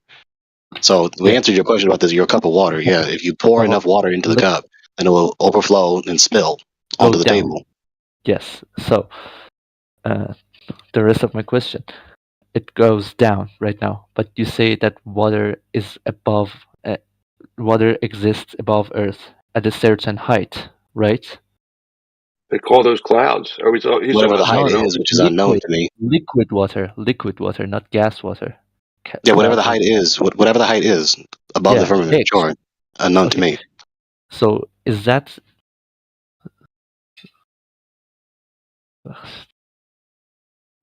sorry, I'm so sorry. Is that certain height and that waters exist above Earth? If What? You say that there's a certain height that waters exist above Earth. If I go to Whatever that, the height is, it's unknown to me. I yes, just said. whatever. Yeah, I know. If I go to that height, if I go to that unknown height, hypothetically, and I overflow a glass of water with liquid water, does it go up? That liquid water, does it go up to those waters above? No Or one knows what it would No, do. there's no point in No the one cosmos. knows what it would do unless they've been there. There's no point in the cosmos where it's a natural, normal function at these extreme water heights, gets where attracted? the water just Do you think the ascends water up. is pulled around, dude? Do you think it gets attracted to certain Can I things? Is that what the fuck can I you finish the think? answer? I mean, why are we talking through one another? I didn't So to answer understand the question, anything. I didn't understand so anything because people were boy, come talking. on, dude, I'm trying to answer your People question. were talking together. That is where I didn't understand. Okay, so yeah, I did understand what you said. I didn't Yeah, even finish the answer. Just stop trying to talk to me. My God. So to answer your question, no, there is not this area of the extreme heights of the atmosphere where it is a normal behavior of water to just ascend up. No. See, so that question indicates that you have this idea, that you're still stuck in this metaphysical idea that if you are not within the gravitational pull of some matter, then you're just going to float around or you're just going to ascend. No. So how does the water that you're talking about exist above Earth? How does those waters exist above Earth without falling down? It's The same way beyond. all other creation, the same way all the rest of creation exists and operates the way it does. The God sustains the uniformity of nature. Outside of it would be outside of the container, and we don't know what that condition is there. I mean, this is the third time you're asking a question about the uniformity of nature, and I'm giving you the same answer. But that Yeah, doesn't. God did it, man. If you just say, okay, God did this thing, you can't have a physical explanation because there is no physical explanation. You're just saying that It is a physical God explanation. did What do you it. mean? God did this. God did this. That So is a physical explanation. What do you mean? this is a It's an explanation language how barrier. what This is sustains the actually uniformity of the physics. This is actually a language barrier. I need to use translate. I think what you're trying to ask is how God sustains the physical nature. Well, no, he asked what he asked. What causes this to behave and function in a law-like manner that it does? The God. Again, it's the third time I answered that question. He should ask, what's the evidence for God? That's what he needs to ask. Not If he wants to exactly. know the answer to that question, That's sure. no longer.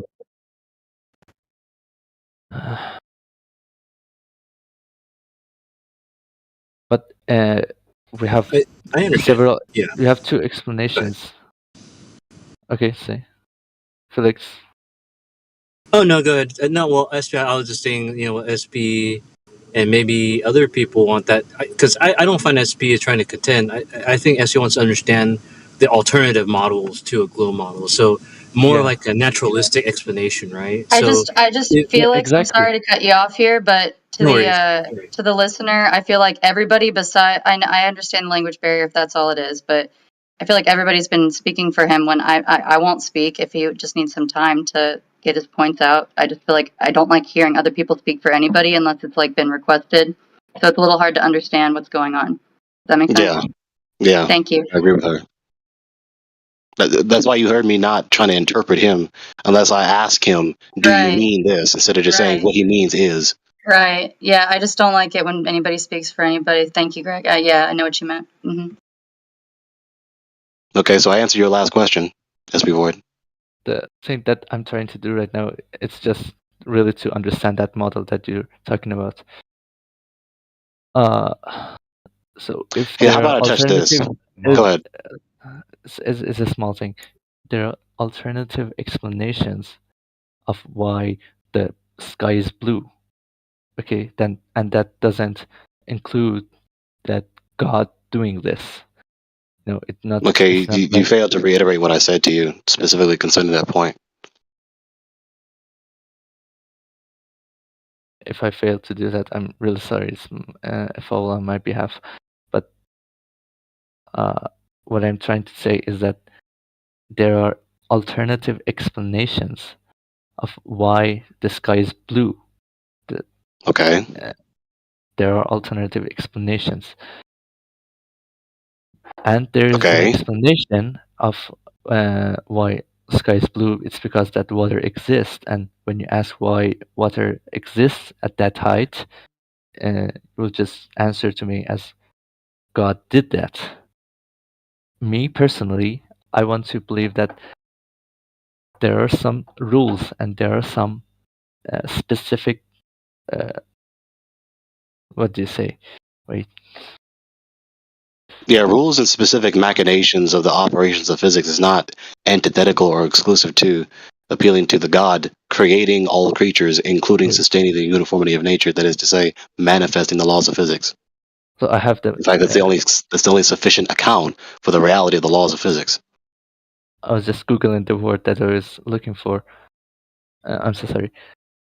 So me personally, I want to believe that an explanation that has reasons that are based on physics and laws, and not just someone doing. My answer is based on something. physics and laws.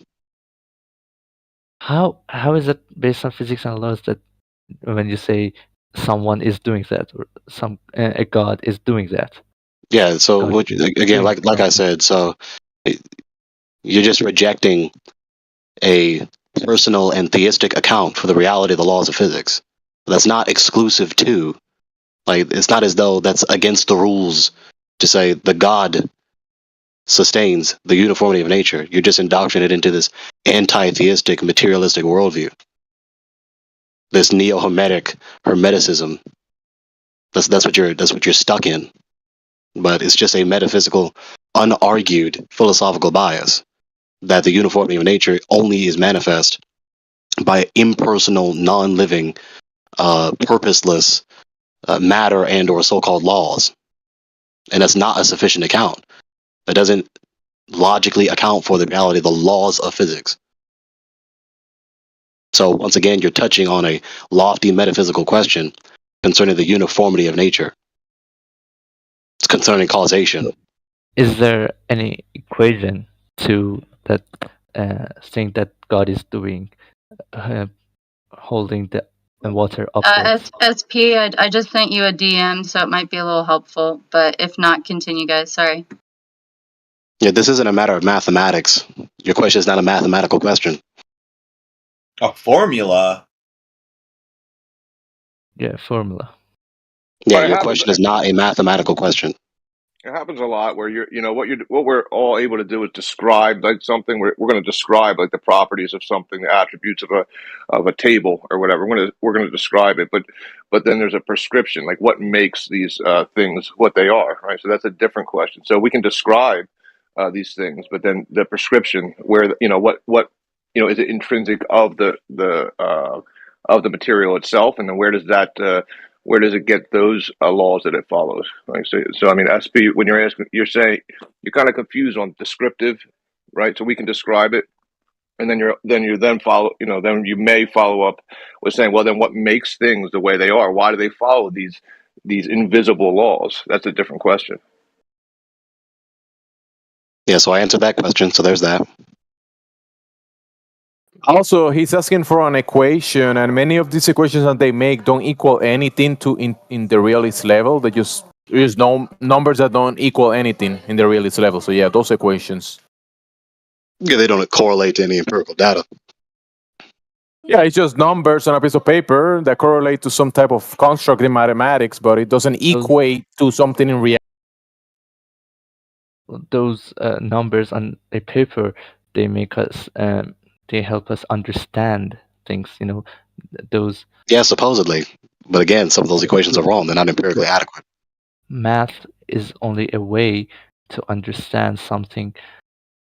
That math is only a way that we can simplify physical things or chemical things or all of that.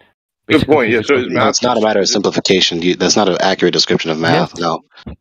No, that's not an accurate description of math. Mathematics is a language. It's an alphanumerical quantitative language.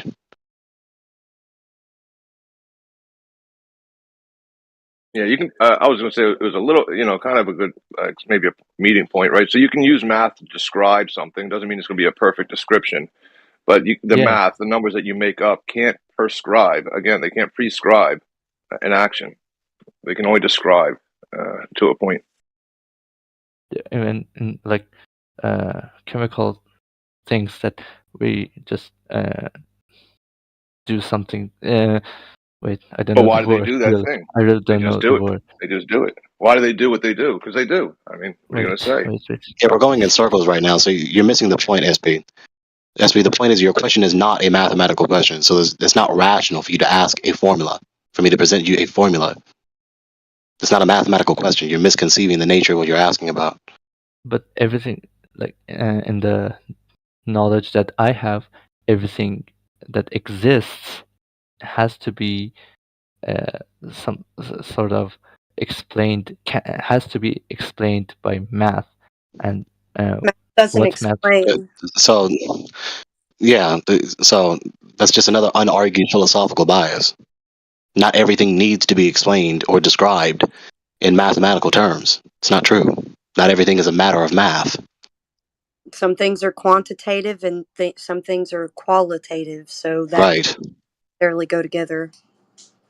I don't mean like feelings. Feelings certainly exist, but certainly it can't be described by math. It would I be know that. supernatural because you can't give any kind of measurement, Yeah. and there's no But mechanism of measurement. I'm talking about existence of physicality. Everything that is physical has to be explained by math. That is my perspective. Void, we're going in circles now. We need to move forward. So I've already answered your question. Your question is not a mathematical question, so it's not rational for you to ask me for a formula. It's categorically erroneous. Yeah, it depends it- on the it depends Is it on the physical or context. non-physical?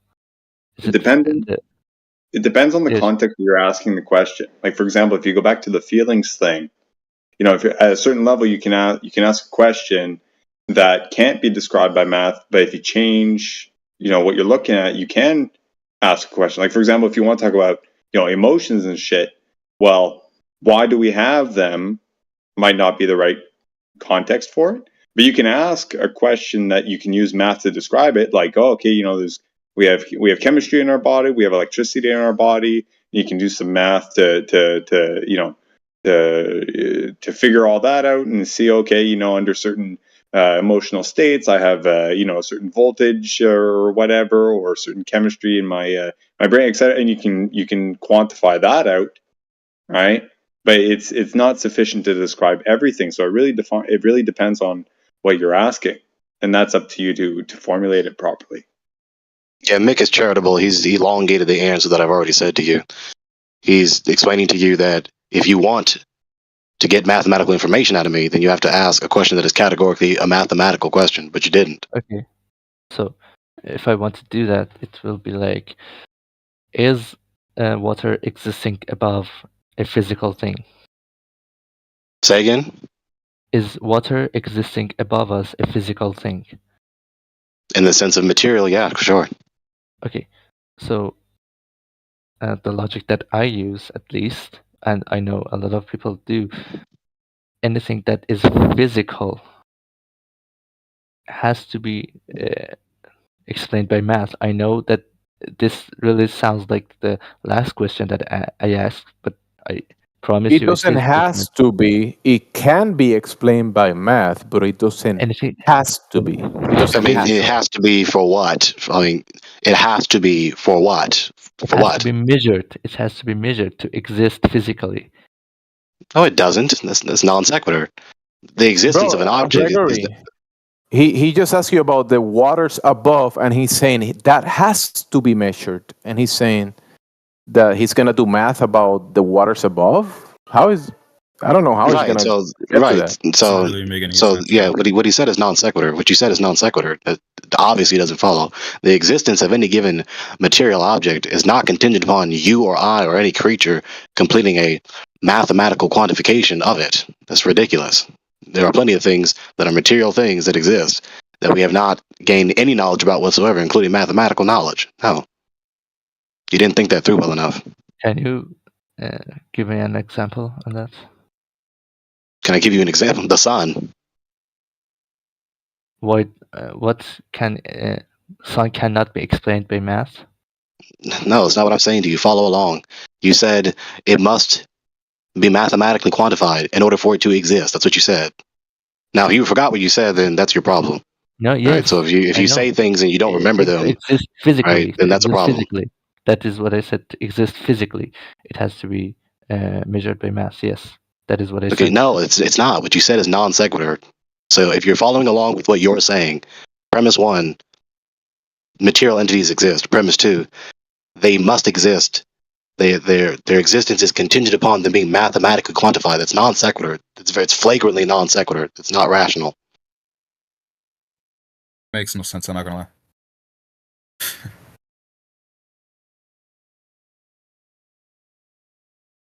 So you haven't thought these things through.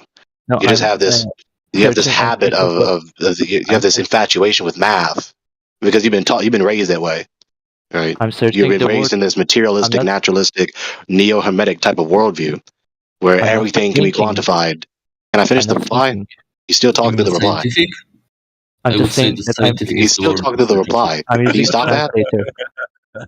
I'm just using translator. That is what Can you I'm. stop talking to the reply? Can you stop doing that? Okay, this is the problem. So you committed a flagrant non sequitur, right, in your critique or whatever that comment was, right? That's because you're stuck in this worldview of this kind of neo-hermetic, materialistic worldview where everything can be broken down and quantified in mathematical equations and eventually manipulated by artificial technological innovation. Right? That's your worldview. There's no reason to believe that. It's patently false. That's never been demonstrated to be true. There's never even been an argument to prove that premise. Rarely has there ever been an argument from a materialist or a neo-hermeticist. It's just a worldview that is strongly preferred and just taken for granted without scrutiny, not even any introspective reflection. Okay, so what you said is non sequitur. No, the existence of anything, the existence of any material object is not contingent upon you or I or any human or any creature doing a mathematical assessment of it. No, it's not. Silly.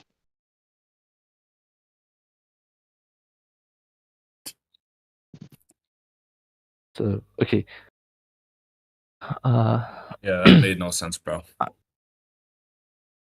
I'm just saying that. Is there an example of a materialistic thing, of a physical thing that exists in our world that we cannot explain it by math? Is there I just gave you one, the sun. You don't have any mathematical quantification of the sun. You don't know the size of the sun or the distance to the sun or how long it's been existing. What is the reason for that? Because we don't have enough information, but if we have enough information, we can explain everything. If we have enough information, we can say it has existed for this long, it has this size, it has everything. We can describe everything, but the reason that the sun, we cannot explain how long has it existed for, because we weren't around that time. Yeah, so what I Because said we is don't true. have information. but it can't be described by math if we have. Okay, I didn't enough deny it information. can't. I didn't say it can't be described. I gave you an example of something that is existing, which we don't have any mathematical quantification or assessment of. So I met your demand. Okay, so I answered your question. This was the language barrier. I'm so sorry. I'm really sorry about that. Yeah, so I The answered your thing that question. I answered the had to- question, what is an example of a material had- entity that exists, which we have not gotten any mathematical assessment of? The sun. That's your answer. The correct question that I had That's to be. just not true.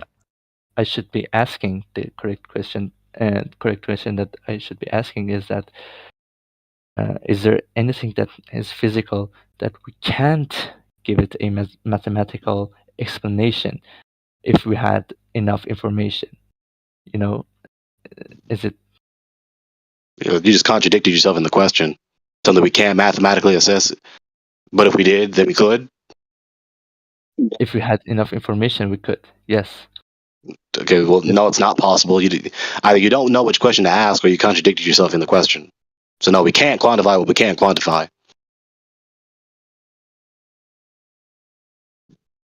That question you tried to say is the correct question was even worse than the previous question. I've just joined, but it sounds like we're a bit off in the weeds here. I heard English, but I didn't hear it intelligibly. Say it again. I was saying I've just joined, but it sounds like we're off in the weeds here. I mean, he's asking scrutinizing questions, but I mean, his questions are not very strong. We'll chalk it up to the language barrier. It doesn't matter. So his latest question was incoherent. Can we quantify what we can't quantify? No. Yeah, we need to refocus back to the Earth. What's he trying to prove? Is he trying to prove the globe or what? Well, he's been scrutinized, so it is fair for him to scrutinize at least me. So he was scrutinizing me with his scrutinizing questions. So yeah, we can. If you're directing us back to the specific premise, then sure. Yeah, I think we should. Especially if there's a language thing, let's try and keep it very simple. Who is it we're speaking to? This was SP Void. Yeah. What's up, SP Void? Yeah. What's up? What's brought you to the Flat Earth channel? Actually, not a certain reason. Okay. I just wanted to hear people's explanations of how Earth is, but I'm You not think- really. I'm not convinced that why the thing that Gregory told. I'm not convinced that why waters exists. Okay, above. okay. Why waters? Yeah, I wouldn't get above. into the waters above thing. I think that's confusing for a new person. But I would ask you, have you been convinced that the Earth is a spinning ball? And not 100%. No. What makes you not 100%? Because there are things that cannot be explained in a flat, round or sphere-shaped Earth. Like what? There also, like in a round-shaped Earth, how is it like the things moving, but we're not feeling anything? There are some explanations. I'm not saying that those explanations are not valid, but they're also valid points in a flat Earth theory. But I'm more on the round-shaped Earth side right now. What makes you more on the round Earth side? Because it makes more sense for me. In what sense? But you just said you don't feel any of its motion, so that doesn't make sense to you. So what does make sense? The thing that does make sense is that if waters exist above us, why doesn't don't it fall be thinking down? about waters. Don't be thinking. No, we're just talking about the Earth that we're on. We're not speculating about what's beyond the sky. Okay, the Earth. So every flat Earth person that I've asked, there can be more. I'm asking you. I'm asking you what makes you think that the Earth beneath your feet is a ball that spins, and whatever makes you answering your think question. that cannot be flat earthers' opinion?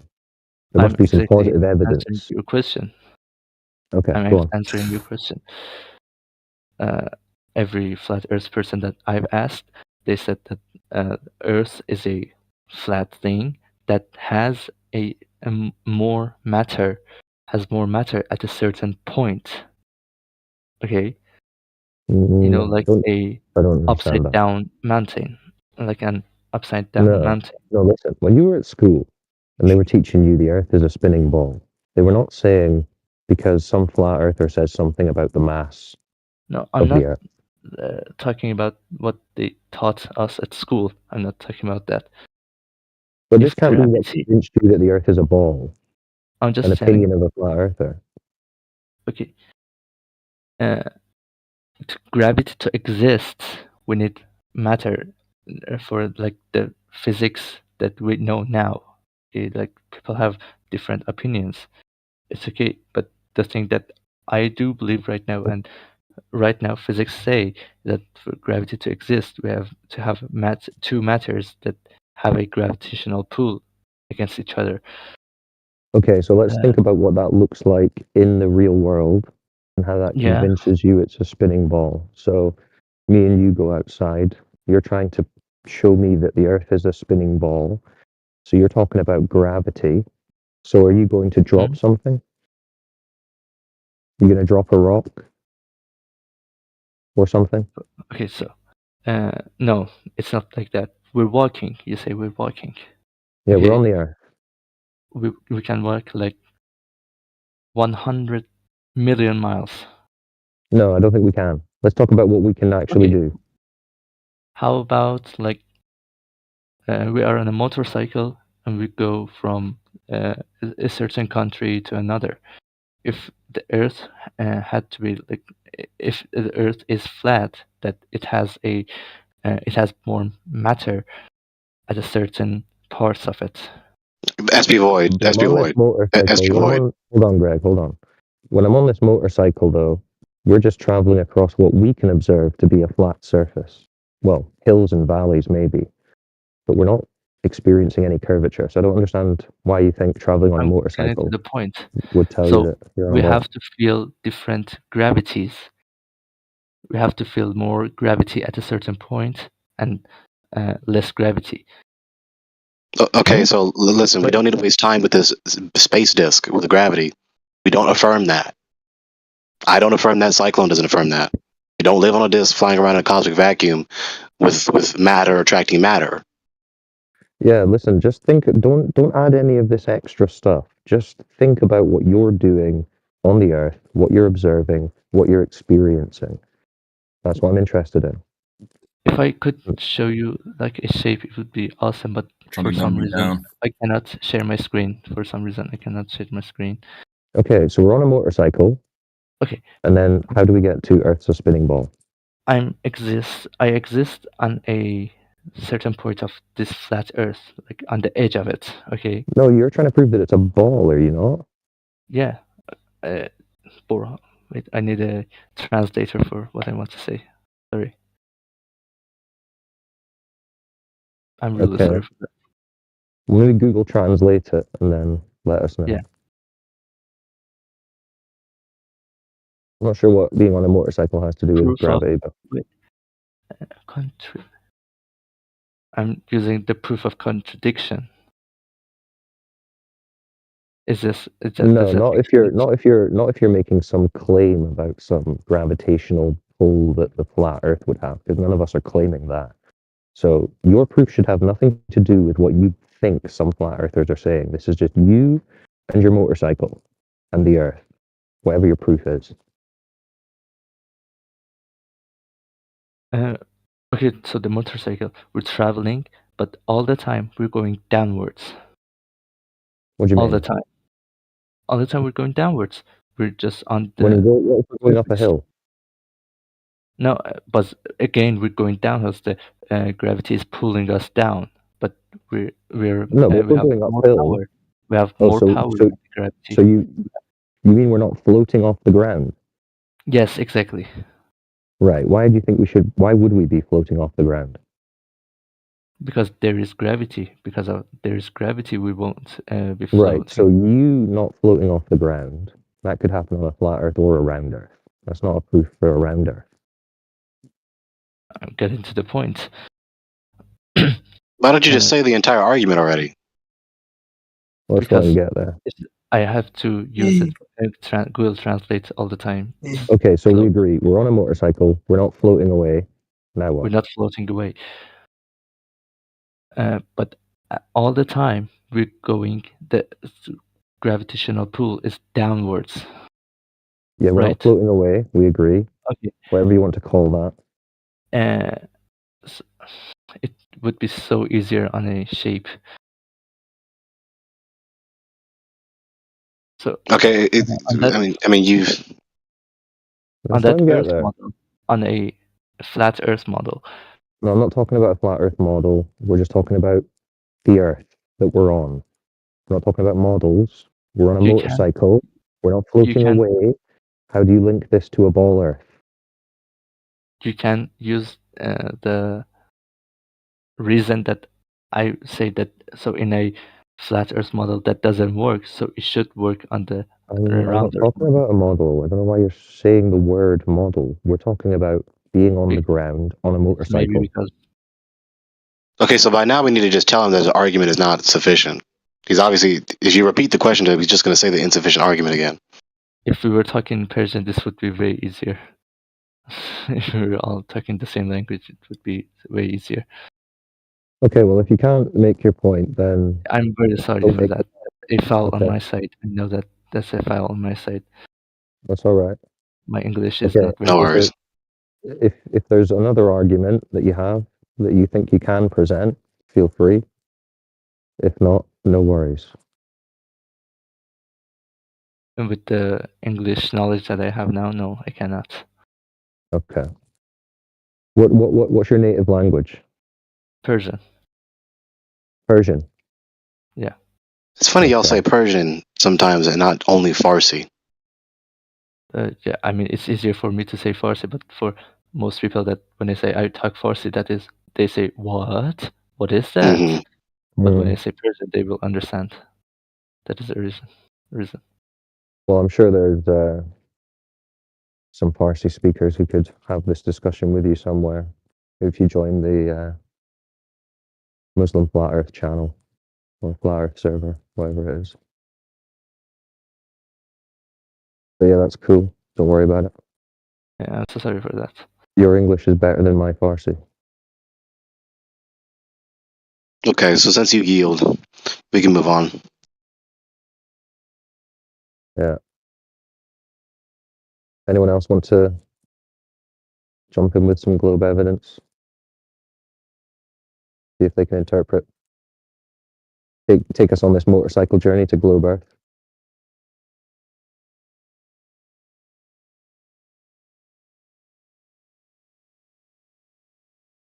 Do any of you flat earthers want to prove the flat Earth? Well, we can just ask for proof of the globe, and when it's not forthcoming, This is a big motorcycle, and when I come in here, it's always like proof of the globe, but it's 24/7 flat Earth. because we want, So why is because we want proof. We want proof of the spinning ball story that they tell us in school. Yeah, it's basically logical deduction. the spinning? Hey, see the interruption? I knew it. Or else it's just flat. Yeah, That's well, right. so Sometimes people do talk. Yeah, so the simple logical deduction, right? Every solid and liquid has a surface. Every surface is either flat or curving. When we go out and empirically detect and measure the surface of the earth and the seas, the solid and the liquid, they're not curving in any direction, necessarily indicating that they're flat. Now someone can present to you the various observations and measurements that have been done in the open chat. Yeah, Matt already knows. Yeah, it's you guys flat. have done measurements. You already know, Matt. Come on. No, they've done observations. Not observing any curve, though, are we? I would disagree with that. Hiding away. Well, of course you would. Everyone say that the Earth is a You're ball. married to a religion. Oh, it's a religion. Well, it's telling. Well, that tells you. I mean, if it's so definitely, obviously a Fine ball, religion. it shouldn't be a problem to present this evidence that we're asking for. But instead, it's flip the burden of proof and ask non sequitur questions. So that's telling. Don't you think because you that don't we have any should evidence for accuse you ball. of the same thing? Yeah, and I'm sure you would, because you're not going to present any globe evidence, are you? You aren't going to present any flood evidence either. Why do we have False. some You're That's the false. evidence. You're the evidence, Embo. Your behavior is the evidence. You guys were the 'Cause flat Earth mods, though. You would just present the evidence for the globe. It wouldn't be a problem. You don't even want to try. Understandable. 24/7 globe ridicule is what this is. Have you guys seen? Yeah, they've tried that, but no one's Starship interested. Too footage? fake and gay.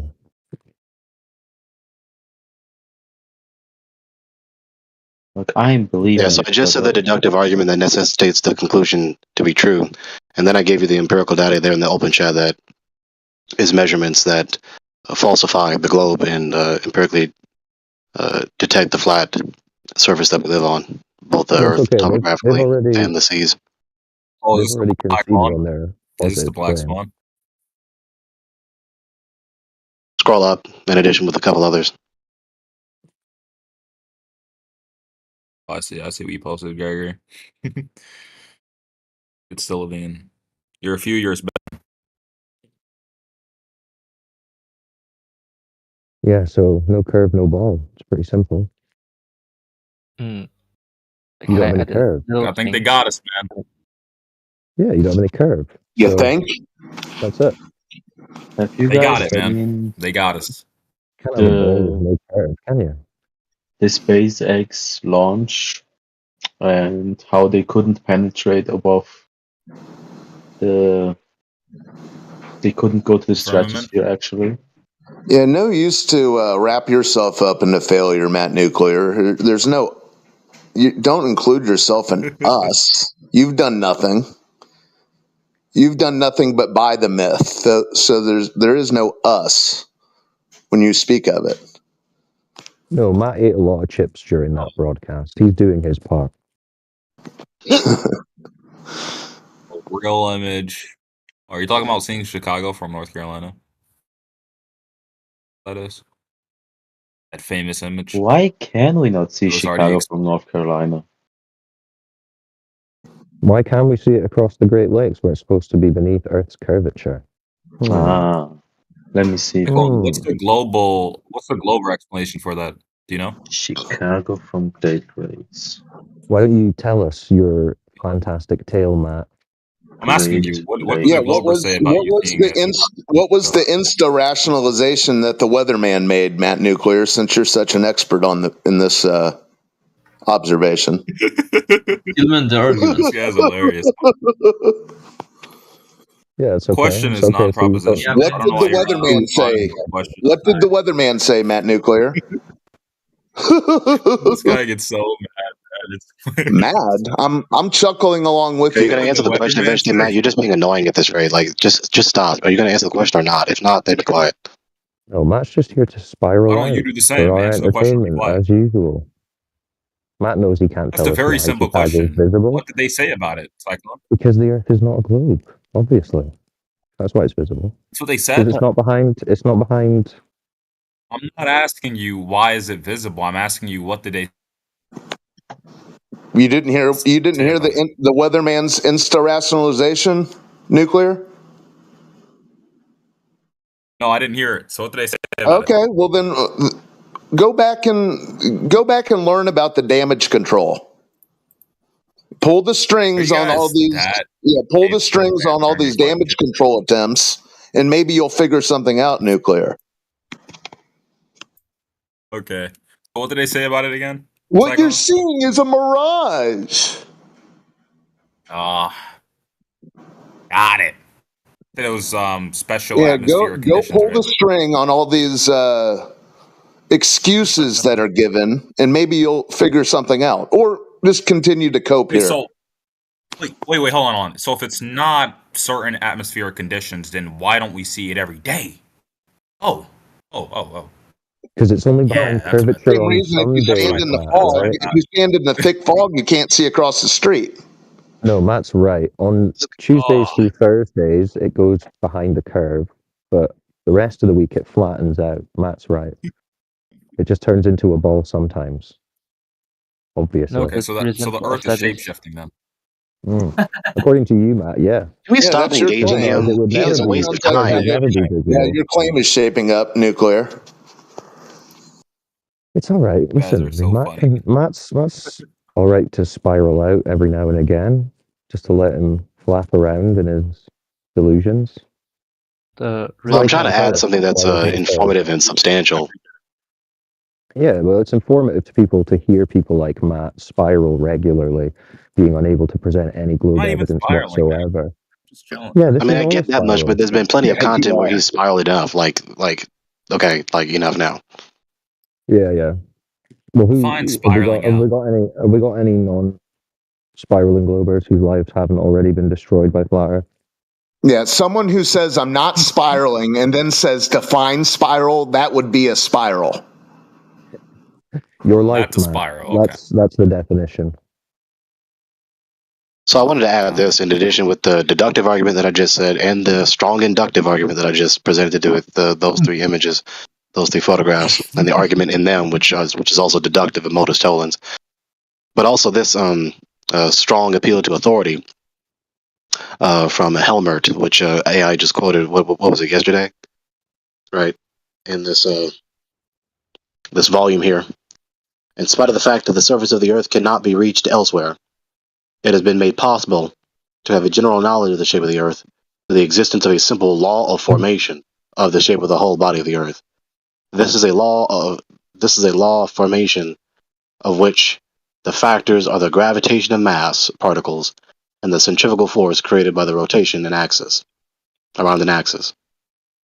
So the man who is a university graduate professional in geodesic surveillance or surveying, who supposedly is a specialist in an area of knowledge where they are distinctly concentrated on trying to ascertain what the shape of the Earth is, has clearly conveyed that they don't measure the Earth to be a ball at all. Rather, they do their measurements and then correlate it to a ball. They presuppose that it's a ball and then correlate the measurements that they got, knowing that they're not doing it on a ball, and then superimposing it onto a ball.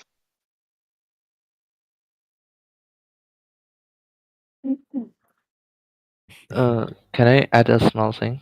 I'm sorry to interrupt. Cyclone, are you here? Cyclone. Go ahead. What are you gonna say? Go ahead. I really needed him. Okay, so imagine again we're on a moving vehicle. We're on a mountain. We're getting further and further from that mountain. Why does that mountain go below the surface that we're seeing right now? You know, is my English good enough for you to understand? Gregory, Yeah, you're asking why the bottom of the mountain is obscured, right? You're asking Yes, what's causing exactly. the obstruction. Okay. Exactly. Anyone want to take that or? Okay, I'll just take it if no one else is talking. Yeah, sure. All right. So what's the distance to the mountain? I don't know Or exactly. actually, just post it. Sorry. Just can you post the mountain in the chat? Just post. Seriously, I don't have the pop-up for the in the mid. I cannot post anything in the chat because You don't I'm have a perms? I'm. It's that. No, and he does. He also- doesn't have any perms. He tried earlier. You got to DM it to Yeah. whoever you're talking to, and then they'll post it for you. And also, I really cannot share media through Discord. I'm from a country that is. Let's try to give him perms. Yeah. No, Is there I'm any from a mods country. here? Any mods? You gotta earn them on this politics server. You can't just give them. You gotta have a certain amount of time on it. Okay. No, I really cannot share media on Discord. because I'm in a country that is filtered. A lot of things are Can you filtered. share? Can you share links? Yeah, links, and then Yeah, can you DM also I to can. people? Like, can you I direct can share message to links. people? I can share links. Okay, yeah, just post the link to the mountain. Yeah, sure. Okay, so to your question, if the question wasn't answered already, why don't you see the mountain? Right. Yeah. Whatever given distance you are away from the mountain, wherever that Why mountain don't is. you see the bottom part of the mountain? Yeah. So the nature of light, the attenuation of light through the air. So of course also the nature of the atmosphere, your position, the distance, and the nature of your optics, specifically angular acuity and angular resolution. So because the angular acuity of the bottom portion of the mountain that is obscured is too acute, right, then it won't be resolved in your perspective. Yeah, I mean, yeah, not meaning anything else, but just imagine if you had a horizontal, something that's horizontal like a table. Not that you're horizontal, you're obviously above it, but how am I going to see something along that same horizontal line? Right, it's going to get blocked by all the other stuff that's on that same line. That would be like a no angle, right? So then, just wanted to kind of clarify that. I'm going to post an image that illustrates the point I just conveyed to you. Yeah, sure.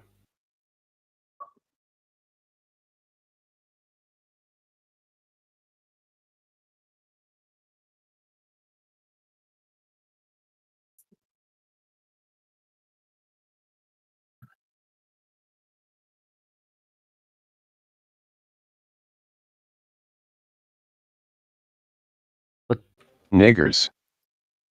Wait.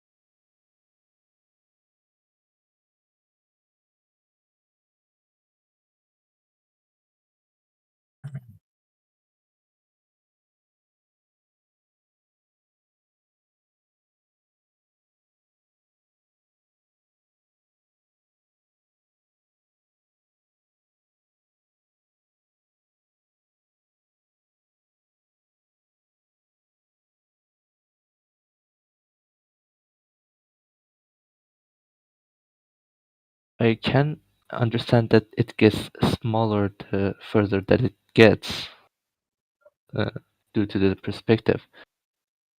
I still cannot understand why it gets under that line that we can see. Well, Yeah, so again, with a angular acuity. telescope, yes. With the telescope, yes. But yeah, so again, angular acuity. So the portion that is not visible, right? The portion that is not visible in your field of view, that portion of the mountain is too close to the surface of the earth or the water. So the angular acuity in your perspective is too acute to resolve it.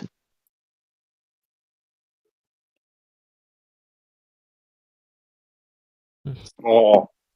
It's small. The angle is small. The object is small, and resolvability is small.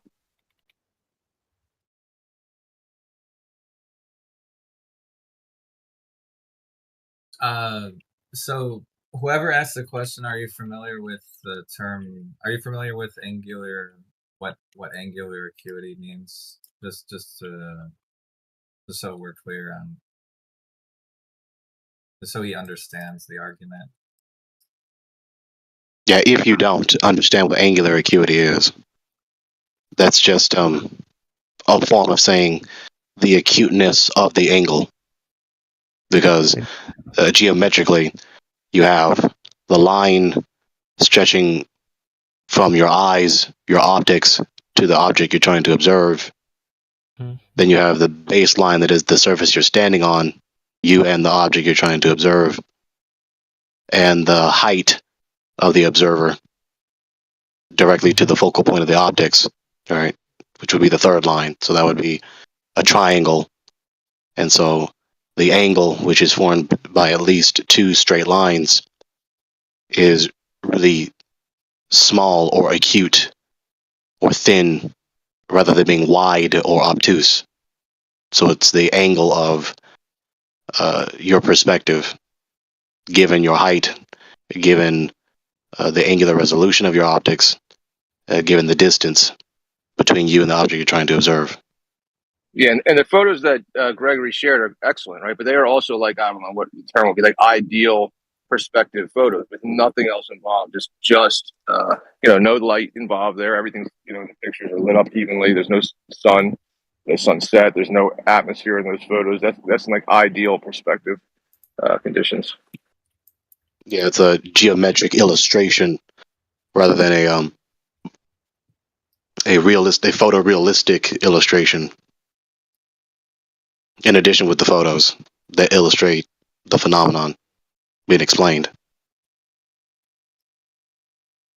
Okay, are you still? Do you understand what Gregory said? Yes, I do. Okay, would you be able to repeat what he said, just so we know you understood? No, I told you people earlier I can understand what I. You can say no. Yeah, you can say no. I'm not really good at speaking. That is. Yeah, that's fair. Okay, we'll just take your word for it. Okay, so he gets it. He gets it. Could you say, like, could you repeat after me, like, well, when you have a horizontal line and then another line, going to a point, the thing that's in the distance gets smaller until you can't resolve it anymore because it's too small. So the brain cannot. Unresolvable. The brain cannot function. That thing is getting smaller. But to solve that non-functionality, if I'm pronouncing it okay. But not really the brain. Not just to be accurate. Not the brain. It's not a problem of a lack of cognition of the brain. It's a limit of optics. It's a limit of the nature or the extent of what you can see, what you can visually detect with your eyes. Mm-hmm. Or any aperture, really. Yeah, I mean, it's not really brain dependent. Yeah, fair points.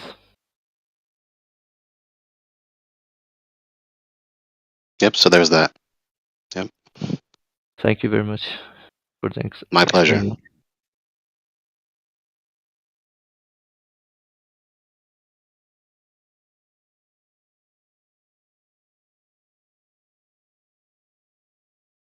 It was a pleasure talking to you guys.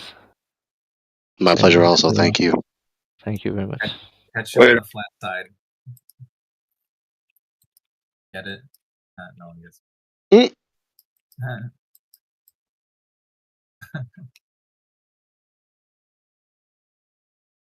Although, I mean, I wish I could talk to you very. I wish I could talk to you better, so I could ask the question that I wanted, but I really cannot. I'm so sorry for that. I just want to point out, it seems like you're like doubting your communication skills, but I understand everything that you're saying. It's just that when you're saying I can't explain the next thing that I'm not going to say. I don't understand that one, but so far everything you say, I understand.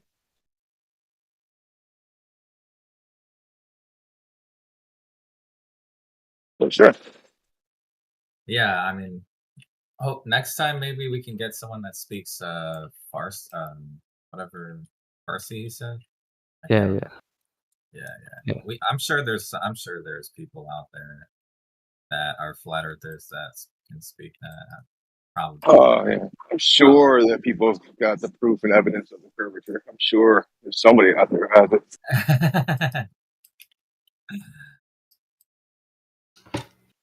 Yeah, we can't forget that there are I have a flat earthers all around the globe.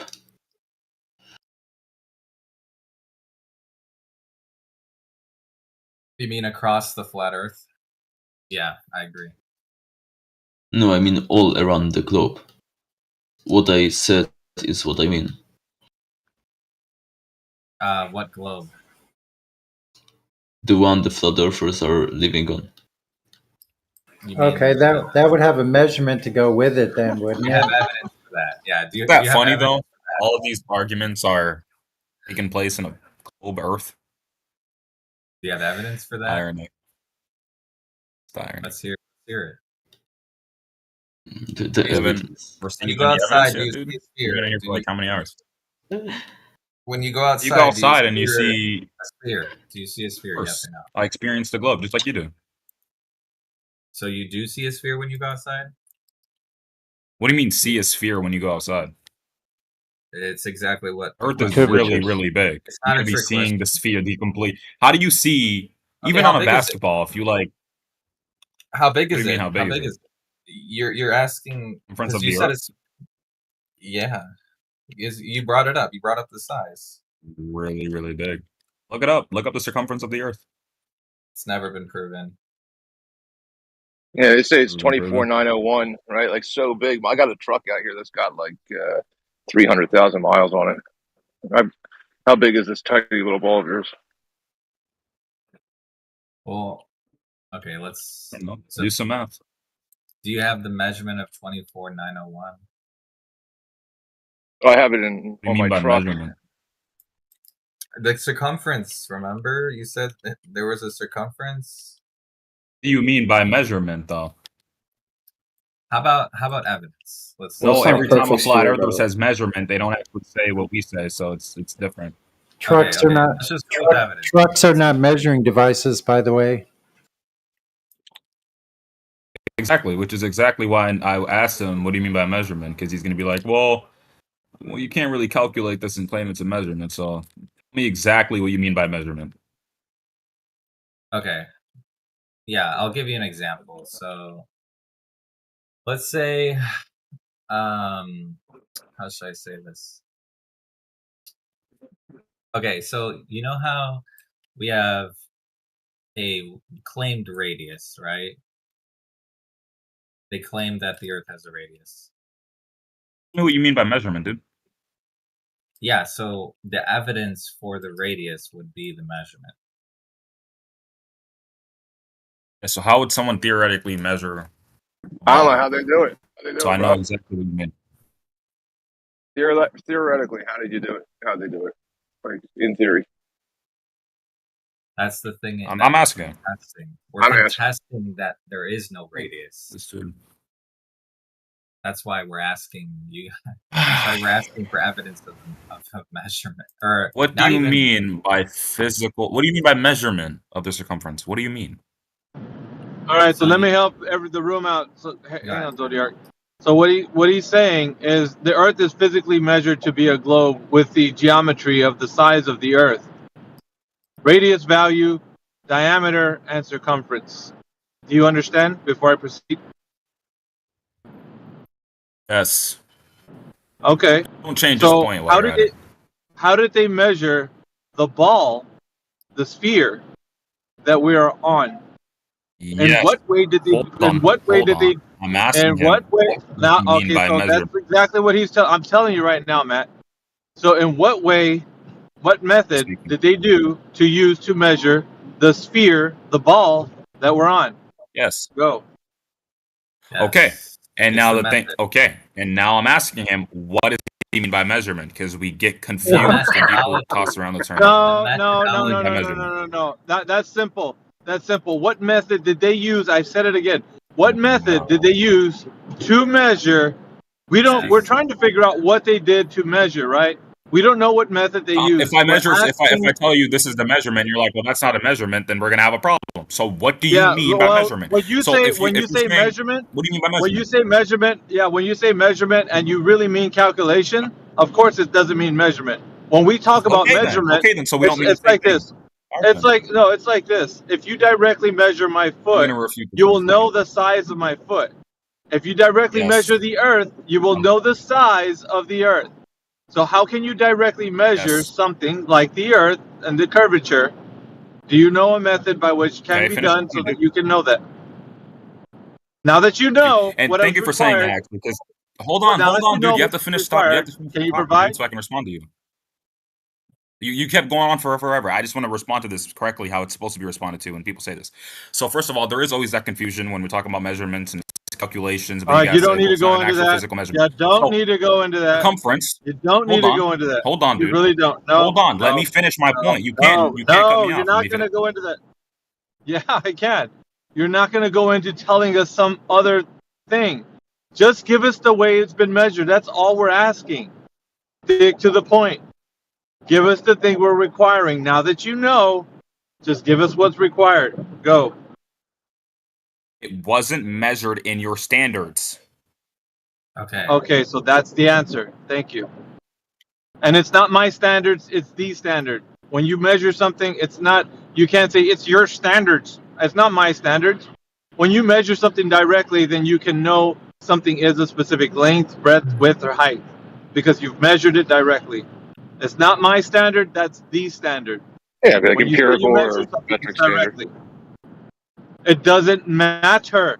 We want to know how it's been directly measured in any way. We're asking for the method. Do you guys know the method? Yes or no? Simple. I don't need to hear Matt's point over and over again. I unmuted you, Matt. Again, We don't need to Alpha, hear it over why and do over you again. keep muting me, man? You're a grown Mute man. You're Matt. able to let me speak. All right, quiet you. If you're going to keep going on about why I'm muting you, I'm going to mute you again. Just stick to the point.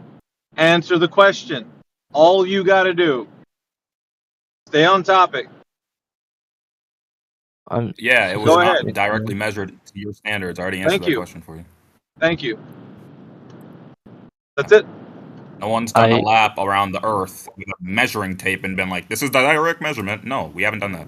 No one's done that. Yeah, so that's a very funny way of saying that you can't measure it. But, you know, in 2024, we have lasers, LiDAR, any other kind of way that it can be measured. And, you know, you use this, a measuring tape, seriously? It sounds like something a 7-year-old would say. Right? No, it's actually something a 7-year-old would say is what you're saying. Why haven't you guys took a measuring tape and measured the globe with it? The globe's really big. Yeah, Your foot's really small. when did anybody You're a say that we use a 7-year-old because you measuring tape? can't understand that. When did anybody say we use a measuring tape, You can Matt? easily measure your When? foot, bro. Your foot's really small compared to the Earth. I know.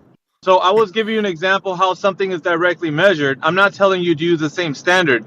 What I'm asking is how can something directly be measured? Because you were asking, you were just like lost. You didn't understand. Well, what do you mean by measurement? So I gave you a way. No, I knew what you meant by measurement. Asking you. I knew exactly what you meant. And it's 7-year-old questions again, because your foot's really small and the Earth is really big. So no one's going to take a ruler or a measuring tape and put it around the globe and be like, this is the circumference. How about And you're like, well, we can measure my foot, so why can't we measure the big old globe? Yeah, why not? How about just sea level, like let's say 10 miles. 10 miles over the ocean. Or 5, let's say 1 mile. Fuck it. Let's go short. 1 mile over a large body of water. Is there any detection of curvature for 1 mile?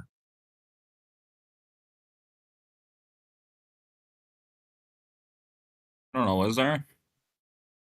I don't know. No. Okay. But do you I don't know, I've never done that remember? before. Okay. Is you So you not knowing, is that how you know so much? I don't. Okay. You mean I've never done it before? Have you done it before? Have you measured the Earth? No. I'm just asking, are you aware of You measured a any- mile? Are you aware of any direct measurement? But you said that they're not up to standard, so I'm trying to lower the Okay, standard. by to 1 your mile. standards of direct measurement, I don't know, because your standards are different. Yeah, I was just trying to lower it down to 1 mile, so it's over sea level, just to make it a little bit easier. You know. It's funny how you guys don't get that, but it's whatever. Bro, they measure football fields all the time, right? Like they have at my high school. Oh my God. Like right at the local high school, right up the street, they have this track, right, where the kids run track. It's a 1/4 mile, right? That little circle that they run in. So 4 of those would be a mile. So you can definitely measure a mile. Can that be done on over water as well? And a football field is not as big as the Earth. So, what are you Okay, but talking how about? about- Yes, you about a mile.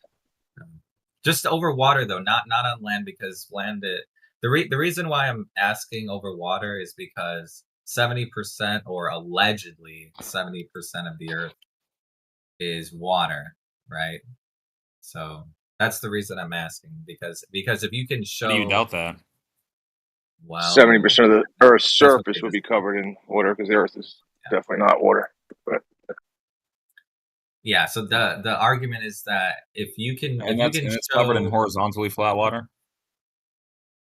That's not what I'm saying right now. I'm just saying the argument is that if you can show that over 1 mile, that on water, that something is being curved, that the surface is curved, then the naturally, logically, the physics of water and the properties of water doesn't magically change when it's 2 miles, 3 miles, 4 miles, 5 miles, 6 miles, right? So you can use, you can infer based on that evidence, if there was a measurement that would show that water can curve in the way that the globe claims, right? So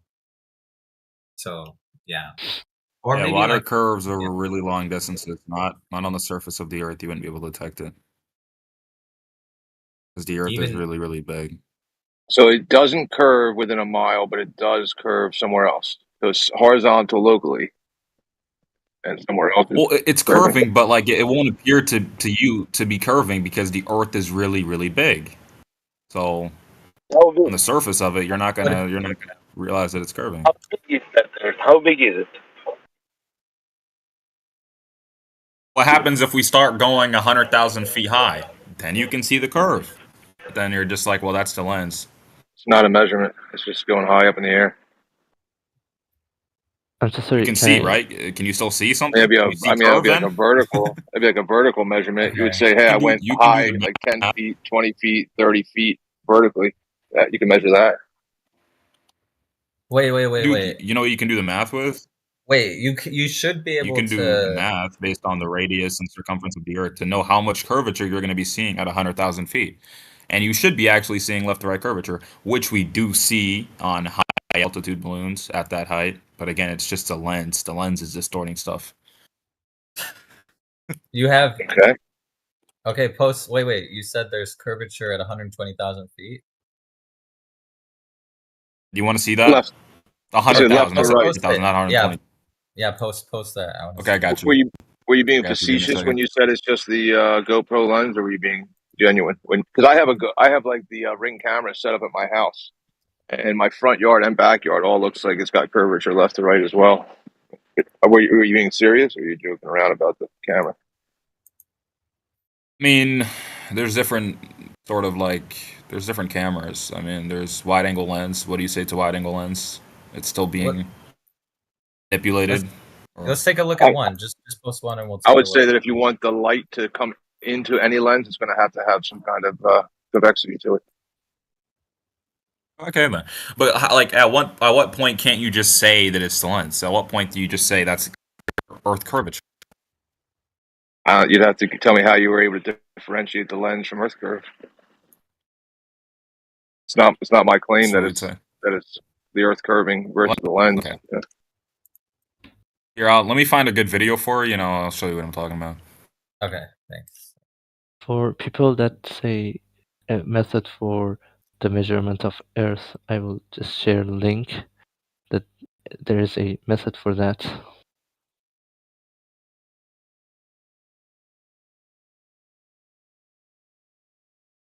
All right, but if it's going to be like Eratosthenes or Al-Biruni, it's going to be trash pretty quick. It's the Biruni one. I'll just wait. Let's just see what he posts. Let's just see what he posts.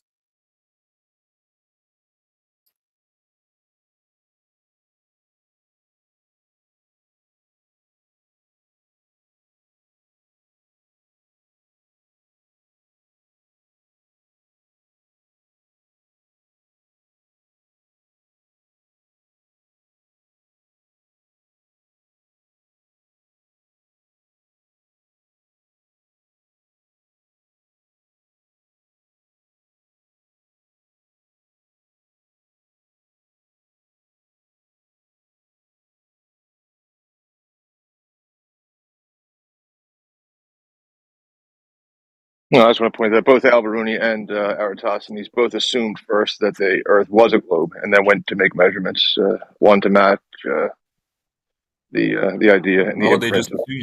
Canakin sleeping. Wait, hold on. So, at what time period did Eratosthenes live in? A long time ago. Why are you asking us? Long time ago, like hundreds of years ago. So why would a guy? Because you guys always mention something like, well, everyone experiences flat Earth. They don't experience the Earth curving, and they don't experience any of this. So why would Eratosthenes, a man that lived a long time ago, before any of this other bullshit, why would he just assume that the Earth is a globe? If the Earth looks Why you? curved, Why? I mean, Okay, flat to that's him. not a question. That's not. We can't divine his thoughts. It's a genuine Even if question. that story. I know, and the genuine answer is, how can we divine someone's thoughts of who lived a long time ago? Not only that, if or if not the person was an actual entity that existed, that comes into question as well. I'm not sure you Would even you know say that, that's a Matt. genuine question, though? Would you say that's a genuine question, though? You have to No, because you can't divine someone's thought that lived a long time ago, whether or not they thought about something a certain way or not. The only thing you can know is what's being said through history. That's it. And it's either known or unknown. That's it. You Would it be can't safe think to about assume what that a they man thought that lived a about. long time ago would have no reason to believe that the Earth is a globe? No, absolutely not. You can't assume anything about somebody that lived a long time ago because there's no evidence of their assumptions. The only thing you have is what they've shown in their work, according to history. And you can't. That's it. I know, but you can't assume anything of a person that lived a long time ago. No, Is that where you're telling history because right you're now? not. You can't listen. Whether or not they like eating goat over beef, like that's not. You don't know that. Your assumption doesn't. It's not. It has nothing to do with what how they live their life, or if they assume that thing or not. That may or may not be the case, but that doesn't have any relevance to anything that we're speaking of in this case. So whether or not Eratosthenes thought of the Earth as a globe has no bearing into what he's showing from, like, I guess history is showing from his work or what's being said about him. Very different. We're only using the things that are already apparent to us, not the things that we don't That's know. fine. Like I'm you're still, getting I'm off still into gonna this. assume that he would have no reason to just assume that out of nowhere, because Yeah, you could think. You NASA wasn't listen. around You then. could believe anything you want. It doesn't make it true. Doesn't make it true. That's your Fine. belief. But you can make educated assumptions as well, though. Based Yeah, on I'm not factors. doing that. I'm not doing that. I'm saying you are saying in this case, it's I know okay you to are. assume that. I am. All right. Well, I'm saying you're saying that it's okay to think that. I'm telling you, in the case of somebody thinking something, you can't know that to be the case or not. So it's not a it's not a point. Not a point for discussion because who cares?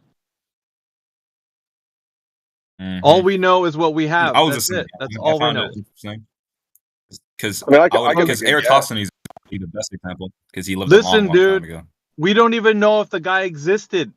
Okay, the story that was told to you and me about who Eratosthenes was is like a third-rate source. Like this, we're getting the information not even from secondary sources; it's from third source information. So the story itself of like the method and all that stuff, it could be just some idea that was created to support the framework of whatever they were talking about. Whether or not he existed, that's still in question. Now, can I make my guess on why he thought it though? no, that's not has nothing. His question has no relevance to like either the Earth is a globe or not. He wants to get us into this like framework of what he's trying to. The guy's 17, right? He wants to use a lot of speculation, assertions, assumptions, and he's trying to do it in a way where it's okay to talk about. Like it's safe to say, like I can assume, right? Like it's okay. I can think about what he used to think about. No, because the only thing we have is his work. According to history, that's all we got. We can only go off of that and nothing more. To say if he liked eating, breakfast cereal or whatever the hell, nobody knows that. Like, who's gonna know that?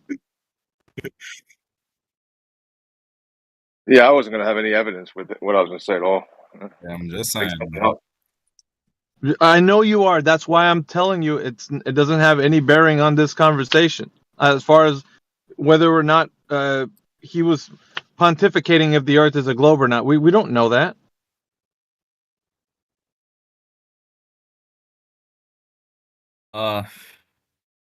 I Okay. think all we know is that the globe is formed, or the Earth is formed like like a donut. That's the only way I can describe it. Of course, we got the trolls coming in. You could say whatever you want, man. And I would ask you, if you're gonna make a claim, where's your evidence to back it up? Doesn't matter what you say the Earth is, a donut, a globe, a concave Earth. I don't care. There was a guy. Where's your here. evidence? Where's your evidence? There was a guy. There was a guy. I think his name is All Glory or something. He was saying that the Earth is concave. I don't know. He's still in here. Oh, he was in here. Hi, Rasmus. Yeah. What? I agree. It We seemed- should also. I mean, I would ask him the same question. I agree. Question. Well, he's still. The evidence of concave. Let's stick to this guy. Let's stick to one guy at a time. He allegedly has evidence. The troll is real, right? Like they assume their intellect is only so much. These guys, right? Because if they had intellectual discussion, and I hate to say this, I'm gonna prop Matt up just a little bit, even though a lot of people disagree with him. But he's 17 years old, and he's still. It doesn't matter if he's a glober. He's in it like somehow, right? He's trying to contemplate things. But this gentleman who was here was probably older than Matt. Is a fool. He doesn't even have the capacity to contemplate such things. So to him, everything's a meme. Everything, yeah, it's so funny, man. Let's just make some fun of it. Why don't you at least try to be intellectual, sir, and come in here and see if you can understand what we're saying, versus you coming in here and say Earth is a donut, Mr. Faber or whatever your name is. Yeah. That shit's hilarious, That man. to the 17-year-old. And that Faber guy looks a little bit older too, so it's, I mean, I don't know, man. You can play it any way you want, but the way it looks to me is that when you come in with a troll, it means you're bankrupt intellectually. You're bankrupt. You got nothing. Yeah, I see it as like listen, we're all men. Like I don't know about everybody here is a man, but like we're all men mostly here, and it's kind of like almost humiliating to not know, like have any evidence for like we know the Earth's a globe, but I have no evidence for it. So it's kind of embarrassing to come in and ask people like, how do we know what we know? Instead, you come in and say, well, the Earth's a donut, right? And wait for the What answer. if he's just not that invested in the topic? Then Yeah, don't I come know, in. but no. The problem is, even if you say that he's not that invested, I would say what brought him in here was curiosity. Either way, I don't care if it was morbid curiosity. He still wanted to know what's going on, and he wanted to say his 2 pence of information that the Earth is a donut. And so he wanted to cause a reaction, and hopefully somebody would probably do something, mute him or whatever. But like that's the kind of thing that he thinks this whole thing is. That there's no form of intellectual discussion happening here. It's just nothing but memes. But all he had to do was come in here silently and listen. And if later on he was like, you know what? Okay, yeah, now I know it's a meme. Or, he could say like, you know what? I've heard this conversation going on, but I don't have nothing to contribute. Yeah, that's what I see it as that when somebody comes in and say something that way, they don't understand it. They want to understand it, and they're just afraid, right? Just like any person would be. They're afraid of what they don't know and finding out something that may change their perspective on how they quantify reality, and what they know and don't know.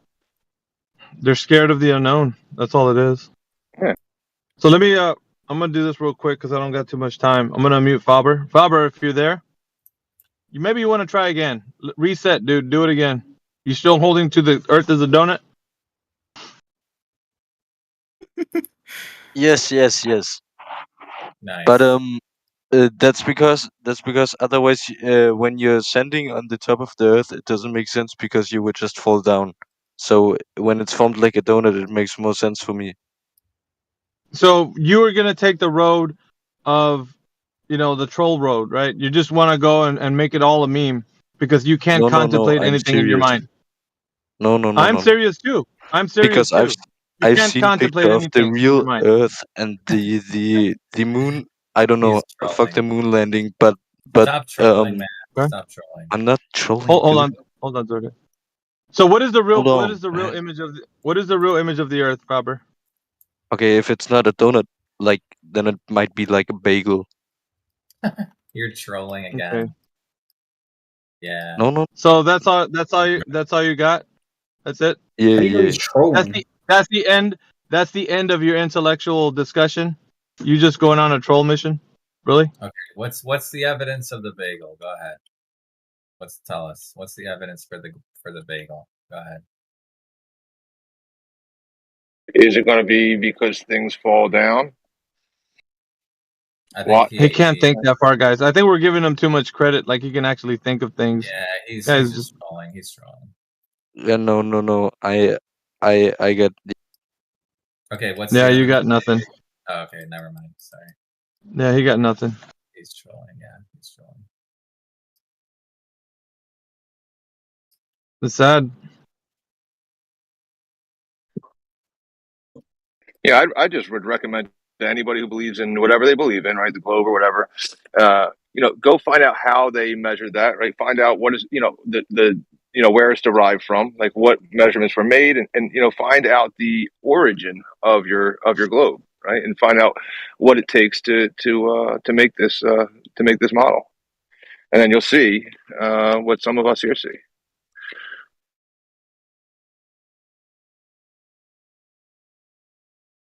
All right, I want to be on Concave listening mode, Earth guys. guy was just in the chat.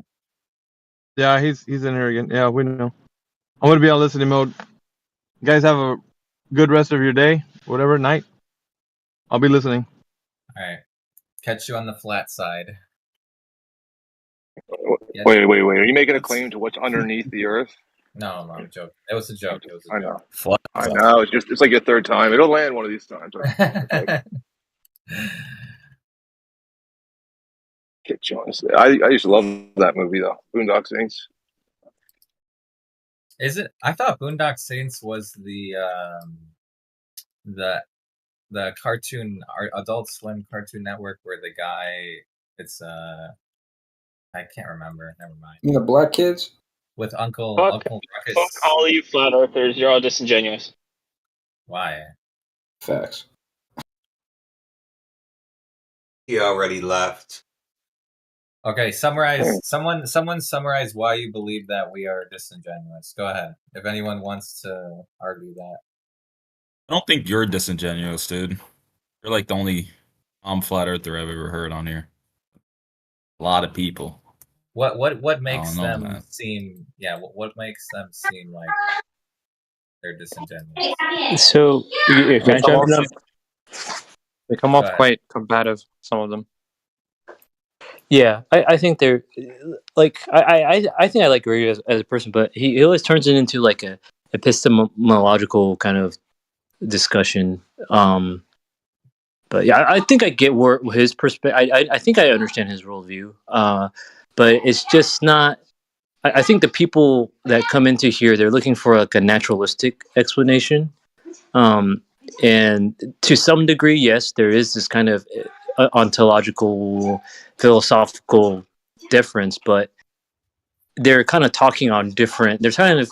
I find it just talking past each other. So I just want to talk about, like, if I wanted to just talk about physics, I just want to talk about physics. But if you want to go to philosophy and epistemology, that's a different discussion to me. So it's just not on the same like scope of discussion, right? Well, you might not think so. Greg, But can you give an example? epistemology is Can you the give an branch of how you attain knowledge, and there are some knowledge claims going on, so they do tie together. Yeah, for sure. But we have to have like a starting place, right? So we could have just the presupposition of there's like an empirical way to ascertain things, and then if we can inductively reason things like from that, even though we can't directly measure it, right? And is that valid or not? And like I understand that sometimes when that happens, Gregory will just default to epistemology.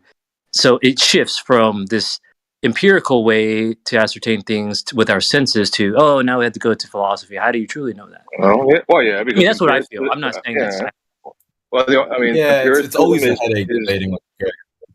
is obviously self-refuting, right? Empiricism is obviously self-refuting because, if that was to say how we gain knowledge is empiricism, because we've never observed that to be the case. So that can't be how we gain it. And then you went to inductive reasoning. So then we got reasoning, and and what is rational to how we gain knowledge. Right? It has to be rational and reasonable, and then you can say, well, here, let me offer my explanation of why these things do this, this thing, and why it's reasonable that that's the case. Right? Yeah. And this is how I know it. Yeah. Outlandish. Yeah, I mean, there's always a degree where we have to use logic. We can't have like direct, like in this case, like there's a lot of discussion on direct measurements, right? We can't always have that. So we kind of use things like math, logic, to logically inductively reason something that could be true. We're not saying, like, I don't think that we could 100% have like, this is the ultimate 100% truth. Like, there's always a degree to which we might be wrong. Anyone could be wrong. Even that's a presupposition in it of itself. But still, there has to be like at least we have to agree somewhere that, okay, here's maybe even 1% it might be off, but we could still be like, okay, that's fine. Because I just find it really pedantic to be like, oh, well, there's this like, 0.001%. That might not be the case. Or even, I don't know. It just becomes too pedantic, in my opinion. Okay. So an example. Can you give an example of the epistemological, like, just give an example of what you can? Yeah, sure. Like just some. Yeah, sure. Like earlier in the conversation between the SP Void guy and Gregory, I think what SP was just looking for was a model of flat Earth, with respect to a naturalistic perspective that was used for the globe model, right? And it's okay to say that we don't have one, like for the flat, like Gregory doesn't have one for the flat Earth, but it just kind of shifted the conversation to something else, like that. Yeah, waters above has never been. It's speculation. Waters above. Yeah, it's speculation. Which is fine. I mean, I think what Gregory said was fine. Yeah. There's a model. Yeah, what he said was fine, but it just wasn't in the same scope of discussion as what SP Void was getting at. I think I'm not saying that Gregory was wrong though, because he did just jump to that epistemology of, well, you're using a naturalistic, you're basing your view off of this naturalistic empirical using the scientific method, but I could have this God claim that it could explain this phenomenon, but that's a different claim. That's not an empirical one. Like why things go, why denser objects go down. I think if instead of that, that actually was Archimedes. But I don't think it was ever like the downward direction was never scientifically. It never went through the scientific method as far as like an object falling to the ground. Like, so that there's not really, we observe stuff go up and down based on density. That's the effect. I think he was trying to ask what's the cause of it, right? So that's what I heard too. Yeah. Yeah. So okay. We're just, I missed most of it actually. So yeah. You kept on saying, well, we have this effect, and this effect. When we whatever two substances are combined, we get this effect. So what's the cause? Well, then you'd say, well, the two substances is the cause of the effect. Well, what's the effect when there's no other substance? What's the cause of that effect? That's what it is. What's the cause? Yeah, that's right. Exactly. Yeah, and I would like to proven. Yeah, I would like to say that Einstein's general relativity and gravity, it's not necessarily that there could be another like theory as to why things go down. Right? That's fine. I'm not like I actually am more open-minded and flexible to see that. I need Marge. Shit. Somebody stubbed their toe. You're hot, Mike. Paraplegic. Sorry. How do you stub his toe if you're in a wheelchair? No, I'm going. Fuck. I need. Fuck. I'm sorry. I'm just looking for bags. I'm roasting coffee. I'm sorry. I'm usually muted when I come in. I apologize. That's okay. That's all right. Hey, I mean, you could feel free to dog on Einstein and his marrying his cousins. I actually have a joke. A better question. Let's hear about relativity. Have you ever Have you ever Well, seen an experiment that has an object falling to the surface? Have you ever seen an experiment that actually has an object moving toward the surface of the Earth? Well, you can never prove I that it's mean, the object. Maybe it's the surface moving towards the object. Says Einstein. yeah, there's relativity. So, like, it's technically in a frame of reference. You could say things are moving, like the apple is falling to the earth, or the earth is falling to the apple, right?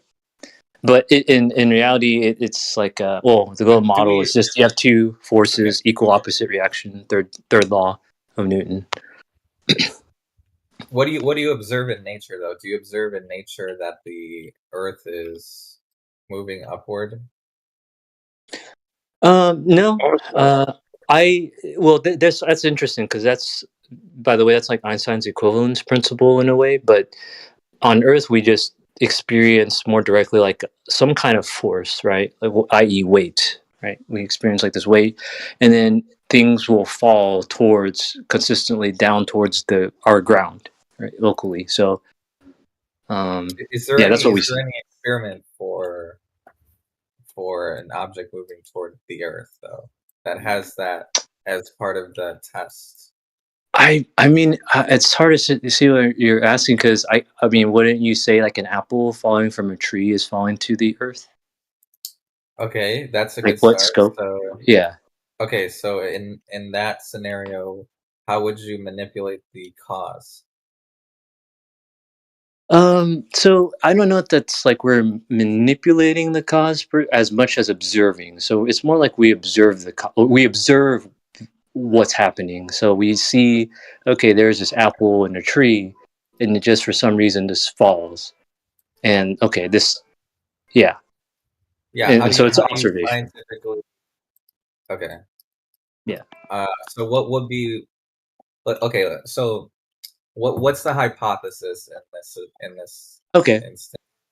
Yeah, so it's good because this is kind of a story behind Newton, right? He was like, "Why did this apple hit me?" And so he started to think about these things, and I don't know the history of it exactly, but he came up with, okay, things, there must be something in objects and in matter around us that gives it like some quality, and this is inertia. So his first thought was like, okay, there is something that caused this thing to fall. Like, what is it? And if the bigger something is, it seems the harder it is to move. And basically, all these things kind of is like around his three laws: the law of inertia, everything at rest stays at rest, everything in motion stays in motion. And then the second one's like the change in inertia, which is like requires a force. So, how about this question? Let me frame it like this: what causes the laws of motion? As far as I know, from just Newton, there wasn't exactly a cause. It's more of like an observation that he just observed that these happen, and he quantified it, right? He quantified it into the law of gravitation. So let me qualify a law. Law doesn't mean like it's a law in a scientific sense. Just means it's something observed, and it's a description to something that's observed that's consistently repeatable over and over and over again. So as long as you keep letting go of an apple that you pick up from the ground, it's always going to go towards the ground, and everything else behaves the same. So that's why it's the law of gravitation. Now, as far as unless you're underwater, letting go of the apple, right? But there is an explanation for that too, even within Newtonian. I'm aware. It has nothing to do. The buoyant force and this. You're not doing a very good job hyping gravity. There's the fact that you picked it up. You picked up the apple, so you kind of put some. Yeah, they forget about that. They always forget about that. So there was an energy associated. And the apple tree grew. The apple grew from a seed. The tree grew. The blossom blossomed. The fruits fruited. The stems weakened, the winds blew, and they returned to equilibrium. Oh, thank you for overtalking me, intellectual giant. Okay. What about if it was a rock? Okay, I'll change it from apple to a rock. Is that okay? Yeah, you still pick it up. Talk about rocks. That was the point. That was the point that you sailed past. Paraplegic said, well, remember, you're picking it up. Yeah, sure. Yeah. And that's also... Okay, yeah. Remember back in third grade, potential energy? Yeah, you're picking. That's based You're off of picking it Newtonian. up. You're Okay, not let me giving the ask you apple then. any What's the energy. potential energy? How is it calculated? How's the potential energy calculated if I pick up that rock or apple or whatever, a gnome, and I pick it up like Well, it doesn't return. It doesn't return to the ground because of gravity. I've got a question. I've got a That's trick the point. question. potential energy. Let me help you. Potential energy has a value of gravity in it. So, I mean, you're referring to these scientific concepts. Yes, that and talk- and that why are does gravity, the so- apple and you explain the rock or apple falling to the ground due to density? Listen, No, I think it's we due to should just gravity, make but, America flat again. Oh, We need to because make you say America so. flat again. No, because you don't understand Newton. equation. Not because I say so, because you don't Then understand Newton nor physics. why did space time come on the scene if you're so hyped with Newtonian? Oh my goodness. Newton was at one level in the whatever 1700s. Science is constantly Under a tree progressing and and under a evolving. tree, not realizing the tree grew from a seed. Oh man. It wasn't the It's no use 1700s. for me to explain It was basic specifically physics. he discovered. If you look it up, Classical one day dog. he discovered gravity in 1666, not 1700s. Yeah, I mean, whatever century, 300 years ago, whatever. I don't care about the The history. year That's a theory. 1666. Yeah. Oh, whatever time it was. Okay, but that was a long time ago, and then science progresses throughout time. That's what at least 300 years ago. So science is progressing, So and even to objects this are still day, being even to this attracted day, to one we use another? Newtonian mechanics for all of most engineering mechanics. So it hasn't really changed. Okay, It still let uses me the know same the next time principles. you see two objects drag towards each other. I mean, yeah, sure, there are experiments that demonstrate that. Yeah, you can set up a parlor trick like the fancy lad Cavendish did with his shed and knickers, but I'm talking about in reality. Let me know the next time you see two objects being pulled towards one another. I mean, you could still do the Cavendish experiment. Yeah, that's a parlor trick. It's I got not a good an experiment. Cavendish Contraption, sir. loved peeping through little holes in his shed, watching balls to attract the balls. Balls, balls. Ooh, look at the balls. Shed ball enthusiast. I mean, That's a contraption, Lachien. You could still do that experiment. Yes, I don't that's setting up a contraption, dog. No, you don't even have to use a torsion bar. You just have a string. Okay, let me know. Okay, yeah, you're still setting up a contraption. Let me know the next time you see objects being dragged towards one another. I mean, I don't know. I don't think you're mean. You're pretty nice. I mean, you're talking about that's happened in if you're in an airplane and you do a nosedive and it's like a zero. Oh my God, gravity you've chamber, lost the plot, you sir. do see. You'll see they could do this. I mean, I don't what you're asking for can be done. On a parabolic dive, all of the people and all the objects. I mean, clump space. together Okay, in a they also ball. say Is that what you're gonna ISS. say? What about the ISS? And ISS, they could see that. It just takes you have two masses. They will gravitate.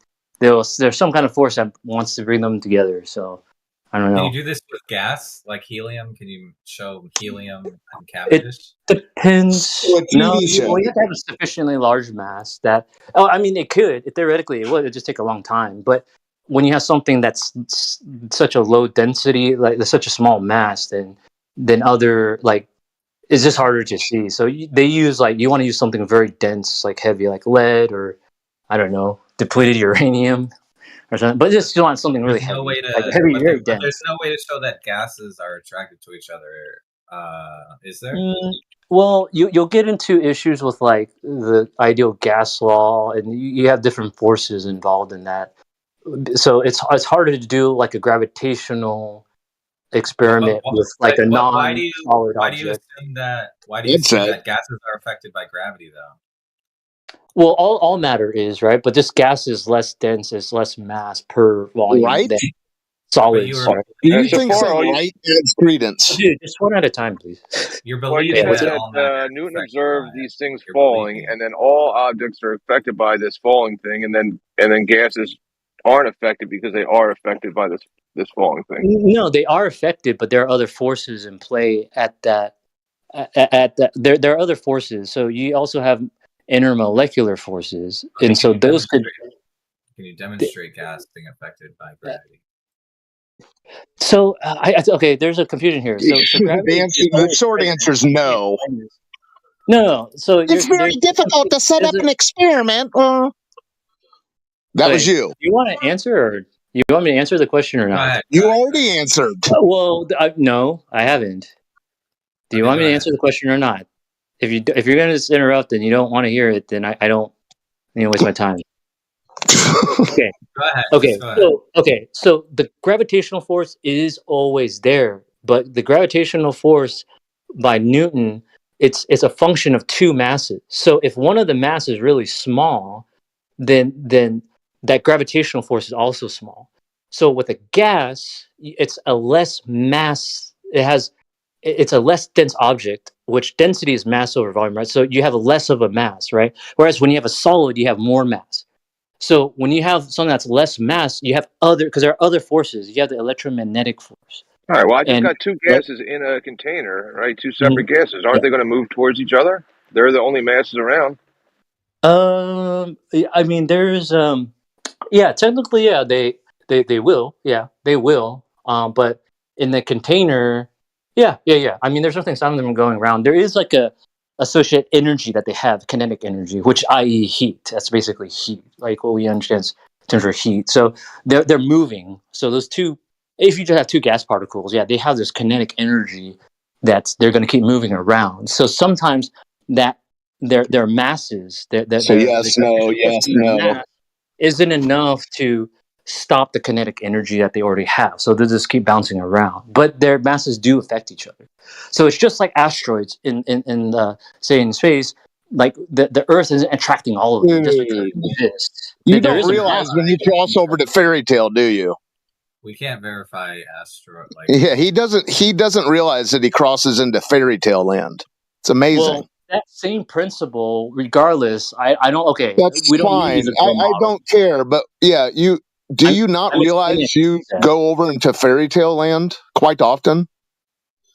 Whether you think it's fairy tale land or not, that's a different question. I'm Well, explaining this. why then do you have to why then do you just have to introduce it as some sort of simile? Well, just like I'm as an using an asteroid, example to and explain why don't kinetic you? Why energy. can't? And Yeah. So okay, fine. so how? Let's What stick to gas asteroids are particles. you talking about? Okay, fine. We'll just stick to gas particles in a container. Yeah, stay They out have of a kinetic Fairy Tale energy. land. So they have a kinetic energy. They have a kinetic energy. So that kinetic energy causes them to not come together, but their masses do affect each other. It's just that force is so small compared So yes and to the no. energy in their Noted. kinetic. Yeah. But can you so wait. So your demonstration of showing gases being attracted to each other, in that demonstration you witness the gas moving toward the mass of the gas. You witness that mass is moving toward the other mass in your demonstration, right? Correct? Yeah, so that depends. So if the gas Can you particles post are that? sufficiently Can you post that? not right. I mean, I could Google something right now, but but I understand You this just need a because I understand. demonstration. You just need It's a not a demonstration. demonstration. I'm explaining the principle. I mean, y'all could Google this and confirm if what I'm saying, whether that's within the Newtonian model and the ideal gas law and all that stuff. But Yeah, we I'm can Google about asteroids as well. You can Google. So here's the difference, You're dudes. claiming Here's the difference, that guys. gravity affects gas. Well, I mean, because I understand Newtonian mechanics, I don't know what else to say. I'm not making a claim. I'm just speaking from what I understand. If you want to reconfirm and double check me, feel free. You have Google. There's AI, ChatGPT. But yeah, you're Lord, sir. defending your claim though. You're claiming that gravity is affecting gas. You're defending your claim. We're just asking. I mean, if you understood, okay, I don't want to say that. Okay, according If we were duped like you were, we wouldn't be here. According to Newtonian mechanics, and I will presuppose if you have a proper understanding of it, this should be understood. Now, you could doubt me. I'm not saying you have to trust me. Learn it yourself. Learn whether you believe the GOAT model or not. It doesn't matter. If you just understand what they're saying about it and how the foundation of Newtonian mechanics, you could check this for yourself. It's based off of just understanding and logically understanding these things. That's how Let me say it science like works. this. It's not Let me say it. regurgitating things and making citations and appealing to another authority. Okay, Like let that's me put it this way. If I told you that Santa Claus was real, you would be asking me, can you show me evidence for that claim, right? So it's normal for me to ask you to show evidence because you're the one saying gravity is affecting gas, right? Yeah, like Even like a or like a yeah, container. yeah. But a your better question, better question is, can you show me when Newton told you this information? Did Newton show you gas effect being attracted to other gases? Did Newton show you that in real life? That's the okay, question. Just grab me the vacuum chamber container where the gases go to the center of that chamber into a ball. I want to check it out. okay. So, is this who am I speaking? Is it Zodiac? Is that Yeah, you're what's asking? the a question? evidence? Okay, Yeah, so go ahead. Zodiac. Okay, so Zodiac. Yeah. So, first of all, the question that you're asking appears to me to have an inherent misunderstanding or lack of knowledge of what Newtonian mechanics is. So what I'm doing is not a claim. What I'm doing is explaining the principle. Based off of my knowledge of those principles in classical physics, I am showing that is what is that is what is expected based off You're not of really my showing knowledge. anything, though. You're Dude, just It's an saying it. idea then. It's an idea. Haas, dude. Haas, just shut up, please. That wasn't Okay. me, That wasn't bro. Haas. Okay. That was Just Wow, call it an Billy. interruption. Just let me. Now Just you're give me. being Go Just ahead. give me Go ahead. 1 minute. Just give me Yeah. 1 minute to finish this. Okay. Starting now. Okay. So Zodiac, yeah. So I'm not saying. So you're calling that a claim? No, that is not a claim. It's an explanation of the principles. So if you're asking for like a demonstration of the fundamental evidences that Newton used to create his model of motions and law of gravitation, all that that is valid. That is valid. So like that, I need to look up. That I'll have to show you. But from what Newton saw and observed, and with the model and theories that he constructed, right? Those are expected behaviors. And so, like your question is not like in the correct area. I guess I could say Yeah, Did you're it speaking has to be more Newton show nonsense you here. fundamental. gases? Did Newton Yeah. show you gases being attracted to each other? Okay. So according to his theory, a gas has mass, and all masses have a gravitational attraction to one another. That's Did the he answer. show you Claim. that? So Please demonstrate. based off of his laws of motion, again, like I said again, a moment again, I said that I don't know. You're asking for the evidence of like his law of gravitation and all of that. It's a more fundamental thing that I need to look up. I don't know. Didn't demonstrate it. I don't know exact Only in experiments the that case was of done. gases. We're only asking about gases. No, That's okay, but Yeah. yeah. So Zodiac, you're misunderstanding. So gas, liquid, solid, plasma, they're all matter. All matter has a mass. All masses have a gravitational field. Are effective. Have a He's gravitation. claim stacker. So you're I think you're misunderstanding. Like so again, this is No, a you're just misunderstanding. No, we hear you. you're just using sophistry at this point. Like no, like gravity isn't just Earth; it's all mass. So if You're That's not what even they on the right believe. gravity. has You're talking about gravitational field. Newtonian. That's the You're not even story on the they right tell. gravity. Like I think so, Zodiac. Like, do you understand? Like that's not for you to say. Show me gravity affecting mass two gas particles. Well, yeah, okay. You could say, is gravity operate at a level? Like, how does it operate at the level of gases? You could ask it that way. But gravity is affecting all masses. All Silly mass man. Because you say so? kind of state of matter. That's what It's just they a believe. belief. That's Just what a they belief, believe. bro. Yeah. It's a You're getting confused. You're stating this like it's fact, and you're just telling us No, a I'm fact. not. You're I'm not. trying to state You the are preaching a principle. belief I'm right not. now. You're preaching a I belief mean, right now. That's what they. Zodiac That's the asked me story. a question That's the story regarding. that we were told when we were young. Is the story that you're telling us right now? That's what we. That's fine if it's a story. That's fine if y'all guys think it's a Yeah. story. But I'm trying to explain to No, you it the is a story. story. Gas is observably not being held So if down to the air. you're asking the wrong questions. Like you have to know the story to be able to. Like you can't just Yeah, we say, know the "Oh, story. this We story know the says this," and story. it doesn't say that. Yeah, reality differs. Gas pressure requires a container. Air is moving in all directions, not down to the earth towards a mythical center of gravity. This is a religion that you're preaching.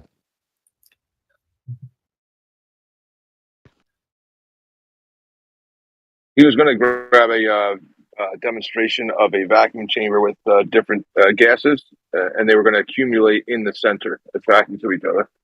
Oh, in let's that see chamber. that. Yeah, post it. I want to see that. No, I wasn't. But that would You only can't happen. do that. That doesn't Yeah, happen, right? Gas expands in the vacuum, as well he knows. He's just coping. No. Is there anything practical that you can show?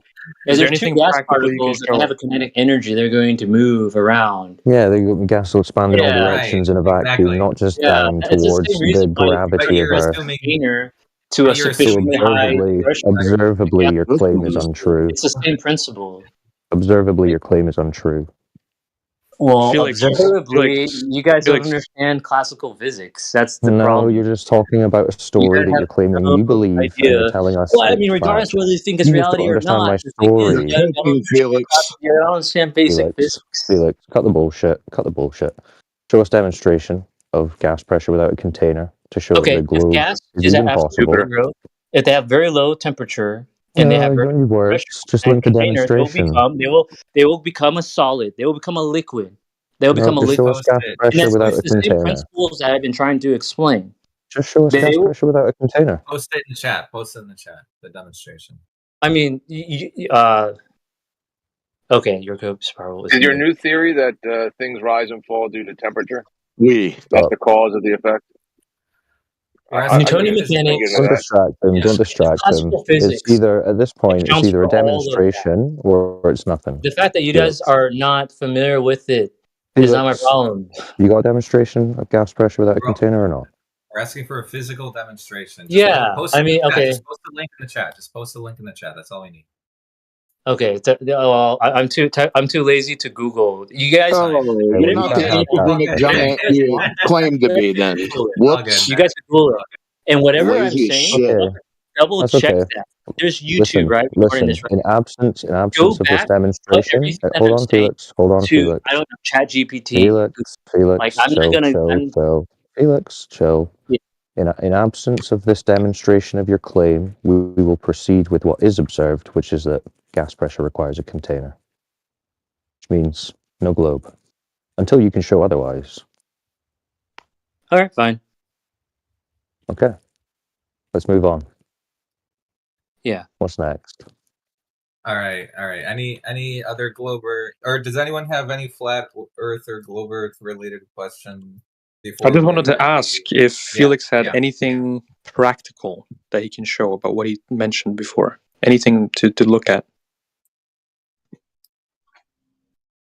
What was We're that? not going over the gas I thing. mean, we're not going to go over the gas. Just Google. Just Google. Yeah, he doesn't. He doesn't. That's... Just Google. Okay. We're moving on. Thank you. Yeah, we're moving on from that. Unless you're talking about the gas thing, right? We're moving on from that. Yeah, I just want to have some kind of reference to what he's talking No, about. if he had something, he would have already shared it. He doesn't. So we're moving on.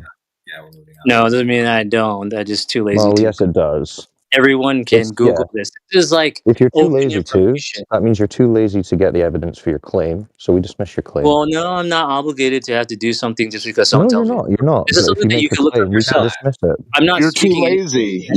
You already exposed yourself. This idea of you guys You're too requiring lazy. attention is ridiculous. This is something. Listen, if you're not required to present anything, but if you're going to make a claim, then you are required to present evidence. So you can concede your claim and say, I'm too lazy to find evidence. And we say, fine, we dismiss your claim and we move on. Simple. But don't try to tell me that, I can't find it. I just don't feel, I don't have to. Okay, like, sure. do what You you're could telling me find to it. do. I'm I'm sure not you could obligated find to it, do what you bro. want me to You do. definitely could find it, bro. Definitely. I believe you. Yeah. Okay, Google. moving on. Everyone has access to that except Yeah, if you're. Google. Hasn't helped you apparently, but anyway. Google brain. Well, obviously it hasn't helped you guys understand basic physics. We'll That's know available. we know who will be standing in line first in line for the brain chip. All right, let's just move on. Yeah, he doesn't have the demonstration right now. Let's just move on. Yeah, the floor is open. Other anyone Globers, have present your evidence. Yeah. We're all ears and eyes. If there's anyone that has questions about flat Earth or globe Earth, please unmute yourself and You can ask any question you want. Or if there's any new people, just unmute yourself. I can't look at my phone right now.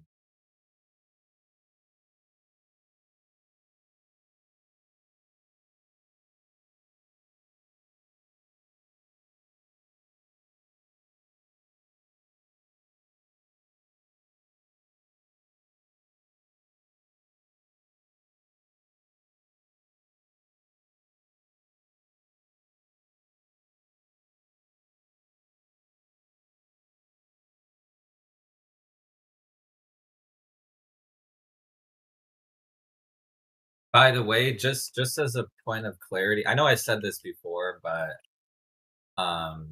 if I hypothetically, if I told you that Santa Claus existed, your reaction, or let me put it like this: a normal reaction to that statement would be, do you have evidence of Santa Claus? Can you show me a demonstration? Or, did you see him? Where did you see him? Like, can you Yeah, show then me we him? say just Google it, bro, and Yeah. we win. Yeah, so we're just asking you to show us. Yeah, so it's like it's just a normal reaction to an idea, basically. Just Google it, dude. Yeah. We're just telling you about basic knowledge, Zodiac. Santa is real. Okay, so I googled it. I'm gonna Google Google, man. Google actually is, dude. I love Google. Even though I don't believe in the globe, I still Google still sick, and I still watch Star Wars, by the way, just so you know. I mean, do you want me to Google like an entire course in physics that people, spend a year to complete, like a full semester, 2 semesters to complete? Because I mean, that's the level of your guys' ignorance. You guys are like, no, like you want me to No, you go didn't. like You missed a specific Newtonian claim. from the start to the last. Like, there's so many things in between. No, Just show And us that's gas the pressure without a problem with your container. question, Zodiac, is that there's just no basic knowledge of like these essentials that you need to build up to the Your understanding. problem, Felix, is that you can't have gas pressure without a container. That's your problem. Okay, the globe model, I know you guys hate to hear that, but globe model is just due to the gravitational field. So the atmosphere. It doesn't matter what some that imagined pressure gradient. idea says. It doesn't matter what a concept says. It matters what reality says. Reality it's says fine. you need a container for gas pressure. Well, on the Earth. In but, reality, I mean, this is belabor the point, but I mean, where else again, have you tested gas pressure if not the Earth? right? No, that's fine. Gas pressure, but I know you guys will be against it, but going into space, into your a less dense imagination, area. yes. If we go into our imagination, Okay, sure. So that Sure. doesn't prove anything about reality. Right. Sure. So We would yeah, we have to stick with verify reality. Hold on, who's talking? Sorry, No, Cycle. go on, Zodiac. Okay. No, you got it. I'll stop. Yeah. So I mean, again, this isn't just something that I just Google one page or one sentence, because it seems like that's just too banal, naive, and insufficient. Like there's a whole line of reasoning and background to all, like in physics. So it's not It something doesn't matter. that you We just already read one agreed. article and like, because there's so many other fundamental essential things that are missing in this understanding. So What article are you yeah. going to read that's then going to make the law of physics change that gas pressure no longer requires a container? So the What gas article would that pressure, be? the container. Okay, so like everything that I've explained thus far, you guys can check. But the gas container it's because there are there's other particles that exist outside of that container. So when you're at the surface of the Earth or sea level, let's say, there's a certain amount of other less dense particles above you, and everything is being pulled down due to gravity, because every mass, even air, even gases, are forced down by this gravitational field of Earth. Now, gravity is inherent in all masses, so I understand y'all reject that. Gravity doesn't But assuming come up. that model, everything has everything that's of We substance already or matter covered this. is mass. The imagination isn't evidence. Colin. Yeah. That's Okay. the Cool. yeah. You're making So claim, so making claims, so but the pressure is due to this force of gravity on these particles. No, gas And pressure requires a container. Remember, it's in the definition. no, I mean, on Earth, yes, maybe, but So in reality, yes. Yeah, this is okay, when he that's fine. doesn't That's fine. realize he's crossing over into fairy tale. It's amazing. No, We're I dealing with understand. reality here. I Not know you're someone's talking about Earth. imagination. I know you're talking about physically. Reality. And You understand we're okay, talking and your about immediate reality. reality. Okay, that's fine. That's No, fine. not I'm not immediate reality. contesting that. Reality.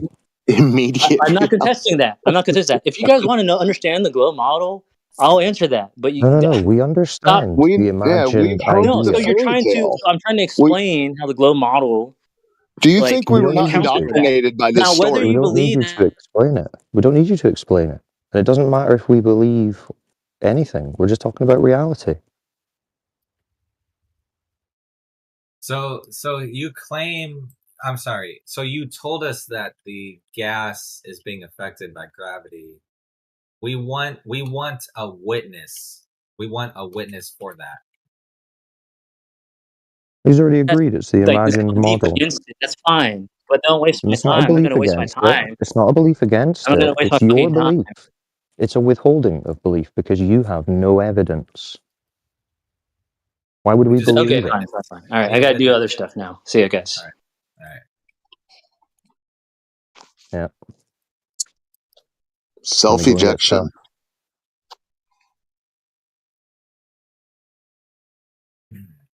Sometimes I you've think really he got to hold them nose to the grindstone. Yeah. I think he kind of gets what we're saying, but he doesn't. Yeah, he gets it. I He think Denial. knows. he's He's just in denial, exactly. I think yeah. It's part of his grieving process.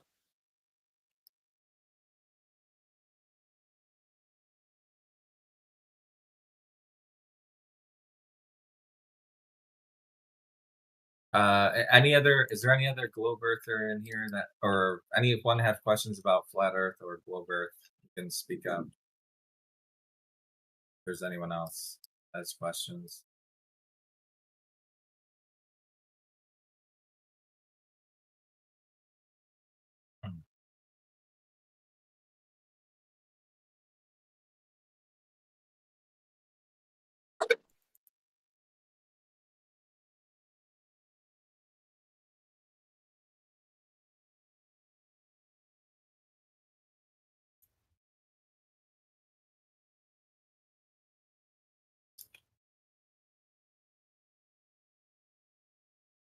What about Nino Savant? You're in the chat? You there? Got some globe stuff for us?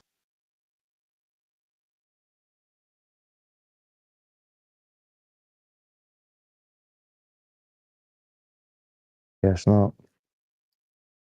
Oh, is he typing in there? He's talking about Columbus. Columbus proved the globe.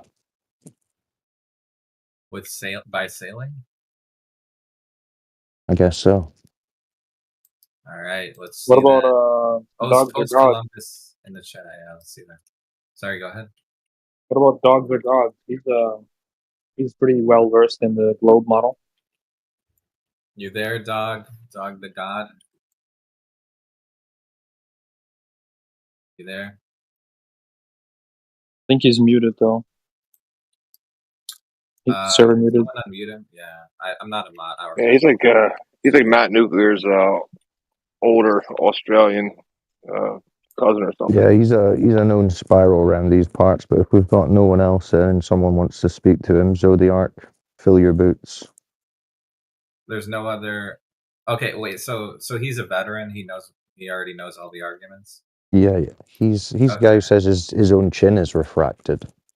Okay, so he knows everything. He's a 99%er, I'm pretty sure. Is there any new globe before we talk to him? Is there any new people that want to speak up? I don't know who Z is. I don't know who Z is. Z there.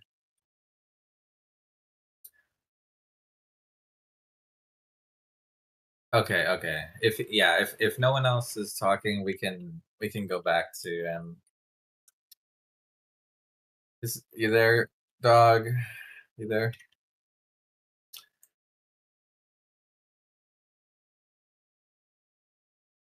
It's server muted. No, never mind. Server muted. Is there Not anyone anymore. else? Not You anymore. there? Okay, good. Real quick, Truancy, what's up, buddy? You got any globe evidence? This one guy was in here like trying to disprove it or something. I'm not sure. I kind of lost track. I wasn't as knowledgeable as him. How about you, Drew? What's his name? Truancy, you said? He's a True Quincy. He just jumped in. I just didn't know if he was able to, shed some light. Quincy, you there? Nope. All right, you're stuck with gods. That means dogs with gods. That means I'm gonna head out. Awful. You're gonna. It's that bad? Is your? It was that bad. He's bad. He just passes out and doesn't stop talking. Oh, he's okay. Well, there's no one else to talk to, so YOLO. You there? Yeah, so why would my chin not be refracted if every bit of light that goes through the atmosphere is refracted? Why would your No, you're not talking about terrestrial refraction now. Wait, say the question one more time. Say one more time. Refraction that happens robot in the atmosphere. Yeah. Yeah, your thoughts and your voice both scrambled. You're roboting. So my chin is refracted. Rejoin. You're roboting.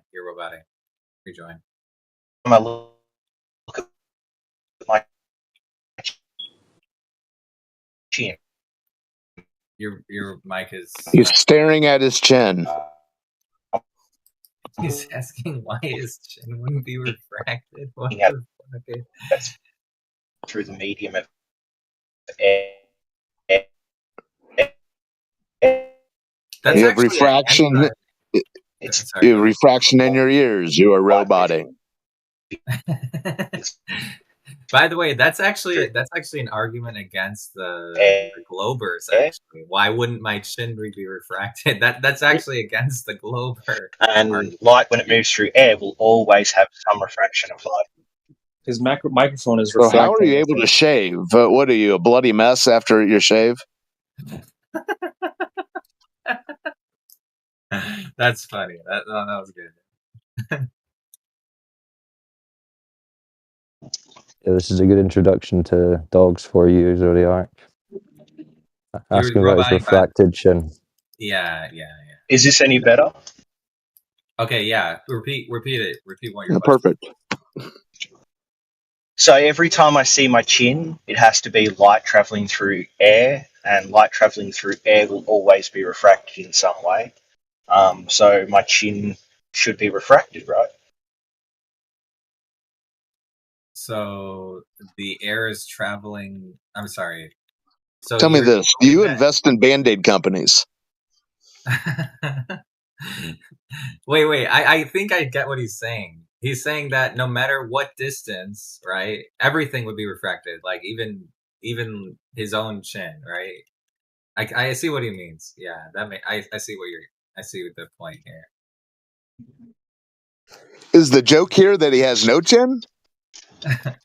No, it's just someone said something offhand, like, "Oh, he believes that his chin's refracted," which I do because it's true. Because I'm a truther, guys. Truther. Yeah, you got telling people that your guys whole chin's refracted. Is your chin terrestrially refracted? This might be off topic, but if you're a truther, what happened on 9/11?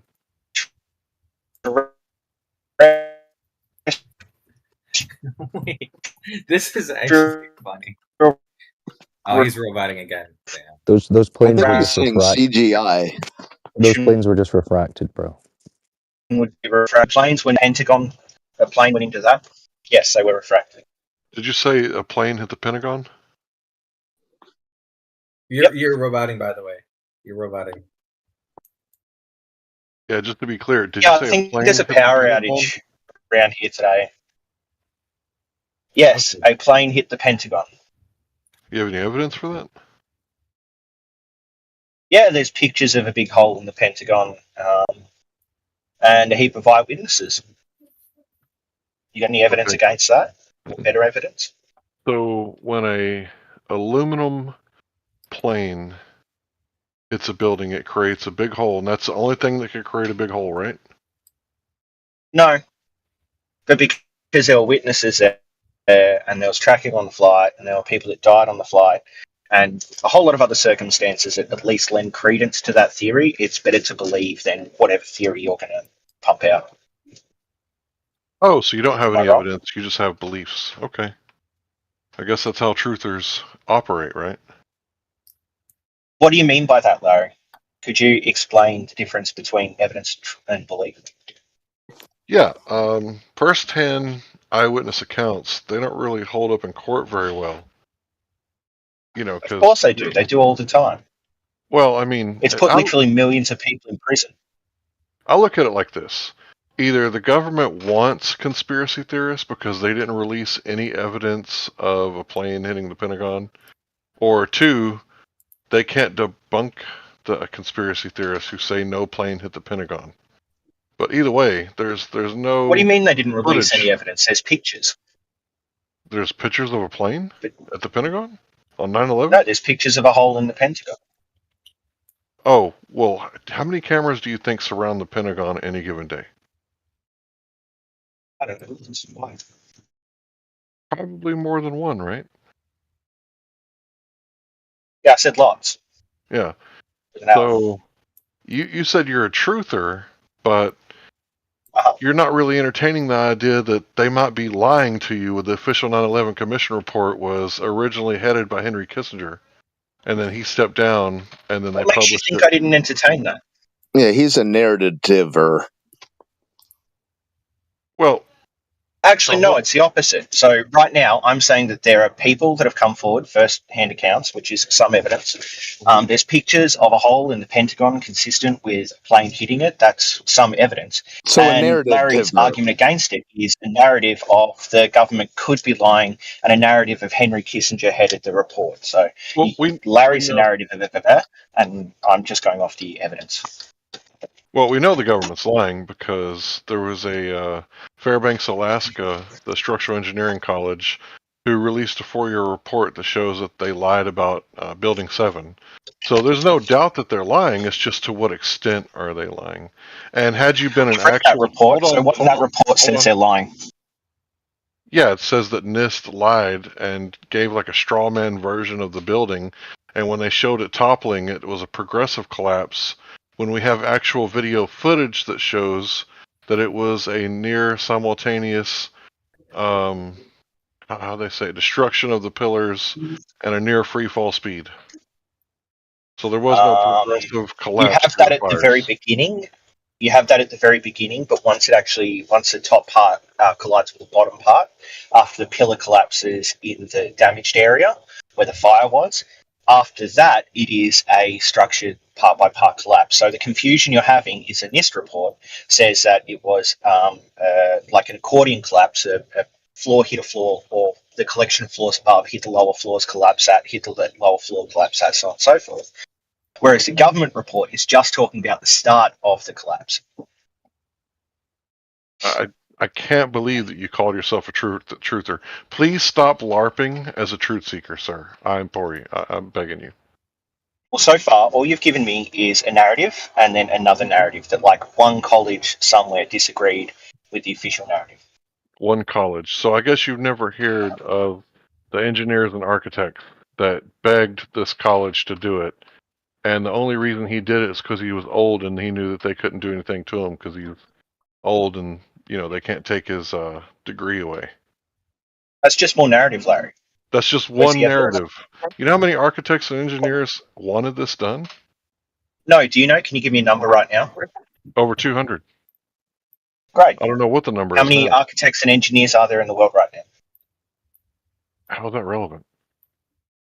Because if you're saying that this group of 200 really wanted this report to be done, well, let's say that you have, say, 2% of a population is conspiracy theorists, and then the populations of architects and engineers in the United States are somewhere around 2 million, or that's just an arbitrary number. But it could even be like 20,000, and you'd still be well under the number of conspiracy theorists in any population group that wanted this thing done. So it could literally just be they wanted it done because they're conspiracy theorists, not because they thought there was any architectural or engineering reason behind believing the conspiracy.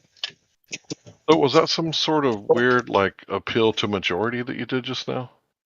Or appeal No, to so what it is it is statistics, my friend. So if you have a population group, and out of that population group you have a subset that believes a certain thing, well, that could just fit the normal belief subsets out of the population. So your appeal to this authority of 200 people doesn't work if it's just, it could be the 200 people that would likely be conspiracy theorists out of that set of engineers and architects. It's not evidence. It doesn't lend credence.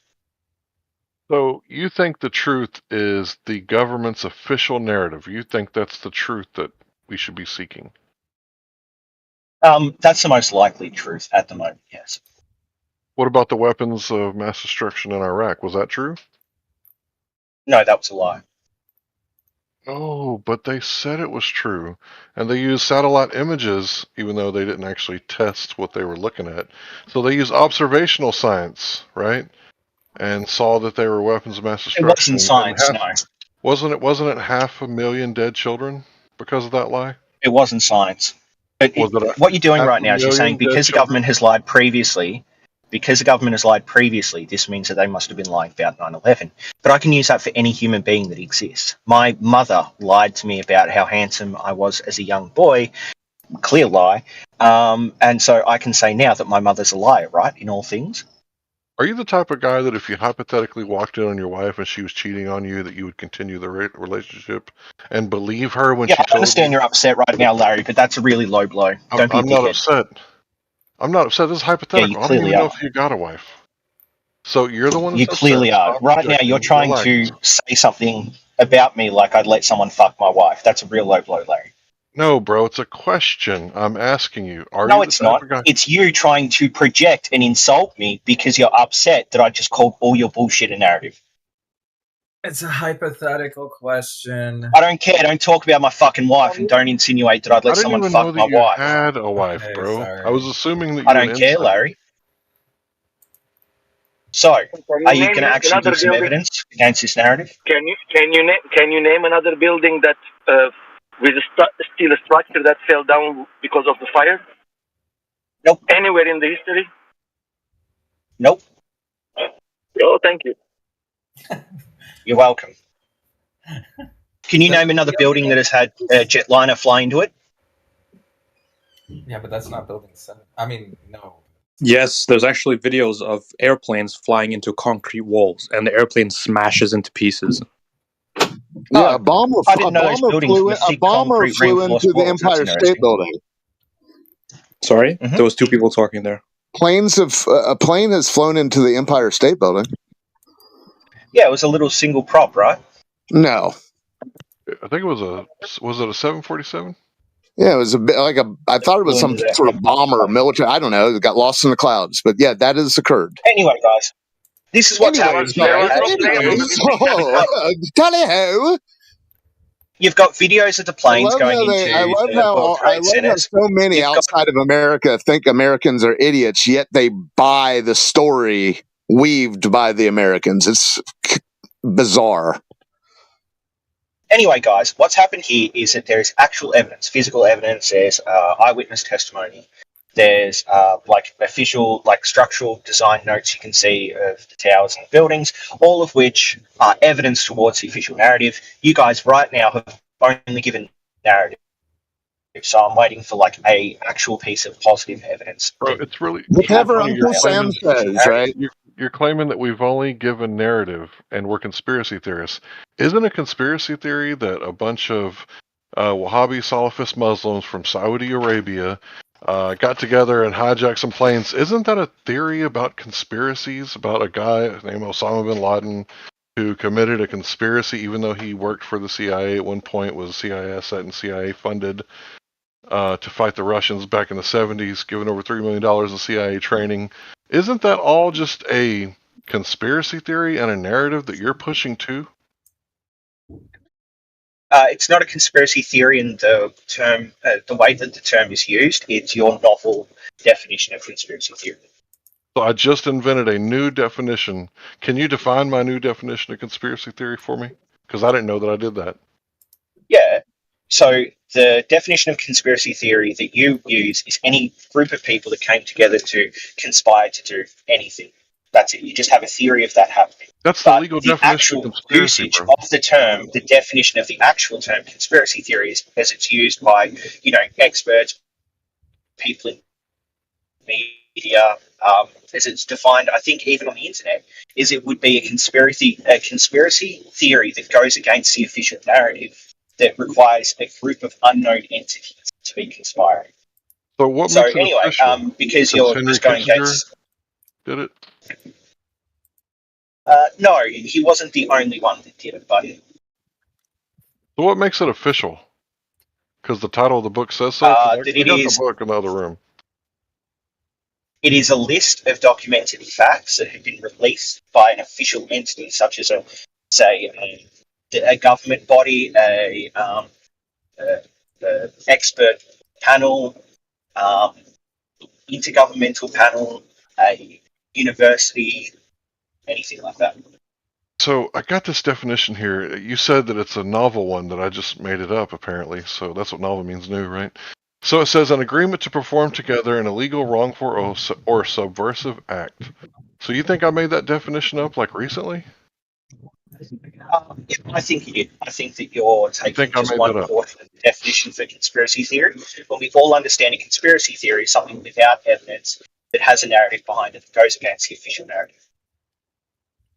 So I think that's the definition that you made up or the CIA made up when Kennedy got assassinated allegedly in Dallas. Yes, it was the one that You're the one with the made up definition, right? No, I'm using the one that was made up by the CIA that now everyone agrees is what that term means. So you're pushing CIA talking points. Yeah, what's wrong with that? If the CIA defines something, why shouldn't I use that definition if it's then held by everyone else? Bro, if you think that it's reasonable, hold on. If you think it's reasonable to listen to the CIA, when the leader of the CIA in 1982 or 83 said, the CIA's disinformation campaign for America is complete when everything the American people believe is false, and you think that's like a reliable source somehow, Definition even though of they tell you made by the CIA that everyone now uses in that way. Yeah, it is. They're subversive. Like the CIA topples democratically elected governments all over the world, and you think it's like keep a good throwing out idea red to herrings. listen It to them? doesn't help, Larry. You could just listen to what I said instead of grandstanding. Hear what I said, mate? Grandstanding with the CIA at your back? No, I'm not. So I'm trying to give you clear, concise answers to your sophistry. But essentially, the CIA defined the word conspiracy, or the term conspiracy theory, and then the rest of culture has picked it up to be used that way to mean something that is against official narrative, secret people conspiring to cause some phenomenon. And you're saying that somehow that is me agreeing with the CIA on all things, which is you have done this now like 3 or 4 times. Where I'll say something like, the government, released this information about 9/11. You're like, well, the government's lied before, so now it must be lying. Or you agree with everything the government says, even the things that have been shown to be lying about. It's all just you trying to paint me as some evil villain that is just saying whatever the government thinks. When in reality, I've given you the reason why I believe 9/11 happened the way the official story held, which is eyewitness testimony. There's videos of planes hitting the towers, and if you look enough at the structural evidence, you see that there's nothing really that would prevent it happening in the way the official narrative says. So go ahead, find some evidence. Now it's no longer confusing why it is you're lost in an outer space mythology. Wow. Thank you for that cheerleading. It really made me feel small and insecure. What about I just knocked the ball out of your hand. I'm on the field. Go ahead, bro. What about the popular jet fuel doesn't melt steel beams. Yeah. How about that? Yeah, so any engineer will know that you don't have to melt something to decrease its structural integrity. You guys agree with that, right? Oh, I see. Okay, makes sense. Like, have you guys ever wiggled wire to the point where it snaps? You haven't melted that wire, right? You just heat it up and it snaps. Dude, have you seen What happens if you videos? heat up a bolt or a screw and then that can snap easy, right? Makes sense. Yeah. No I agreement get what here. you're saying. Yeah, it doesn't cause the building to collapse to a complete pancake, dude. Fire does not do that. Come on. So what happened was it caused a section of the building that was compromised by the fire to crumple. And then the acceleration of the top portion of the building, due to gravity, by the way, hit the lower section. And then that weight plus the inertia caused the momentum to collapse the rest of the building underneath. So if it had have just been, you put those top floors on top of the floor where it collapsed, nothing would have happened. But because they came crashing down, that extra momentum caused the accordion effect collapse. Yeah, that's the official narrative. But have you seen? There's videos of buildings burning literally for more than 10 hours and nothing happens to the building. It just goes black. That's it. Yep, I've seen some of that. So why did like this building that was only burning for like what 1.5, 2 hours or so? Why did this one just collapse in 8 seconds or something? So if I remember correctly, Building 7 had the Not building design of the 7, pillars. the 2 towers. Oh, well, that's But because sure. planes hit it, which weakened them structurally enough Okay, that we can go to and the jet Trade Center 7 increased then. the heat of the fire. Why did Trade Yeah, Center so 7 if I remember collapse in correctly, 6 seconds? it's to do with the pillar design, the internal pillars, that they weren't heat shielded correctly, which meant that for the cost of I think it's like a few $1,000s to the construction, they could have heat shielded the pillars so that they wouldn't crumple and wouldn't collapse due to the heat. So you think a couple of office fires makes a building fall in 6 seconds? No, several buildings. No, I mean just so the World it Trade makes it Center. fall over an hour and a half as it heats up those internal beams as the fire reaches those internal the structures, and it heats it enough that it then forces it to collapse. Yeah. If you look at a controlled demolition, if you look at a controlled demolition side by side to the World Trade Center 7, you see it's a match. It's a complete match. Yeah, so with a controlled demolition, they will demolish, say, a middle part of the building and then a lower part of the building, and then the building will slam together. And that is similar to what happened. That there was like a fire in the middle of the building, and that caused the top half to hit the bottom half, that inertia, momentum to cause the rest of the building to collapse. That's true. But there's no evidence it was a demolition, right? I don't know. That's what you just said. That's what it looked like. Yeah, the art of talking out of both sides of your mouth, dude. Yeah, things can look alike, but that doesn't mean they're the same, right?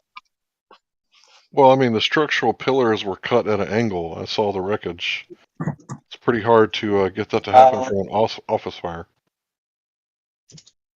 What do you mean they were cut at an angle? So I've heard that claim before. I've never seen anyone show cut marks. I've only ever seen that the pillars may have sheared, which is what would happen if the pillars had been weakened and then had broken, instead of the narrative of them somehow melted, which they didn't. Wow. So you are a narrative terror. I just can't believe that he called himself a truther. Yeah, that's how the whole thing started. He said he was a truther. And then in his last sentence, he just completed narrative. Wow. Which he's a parrot pretending to be a truther.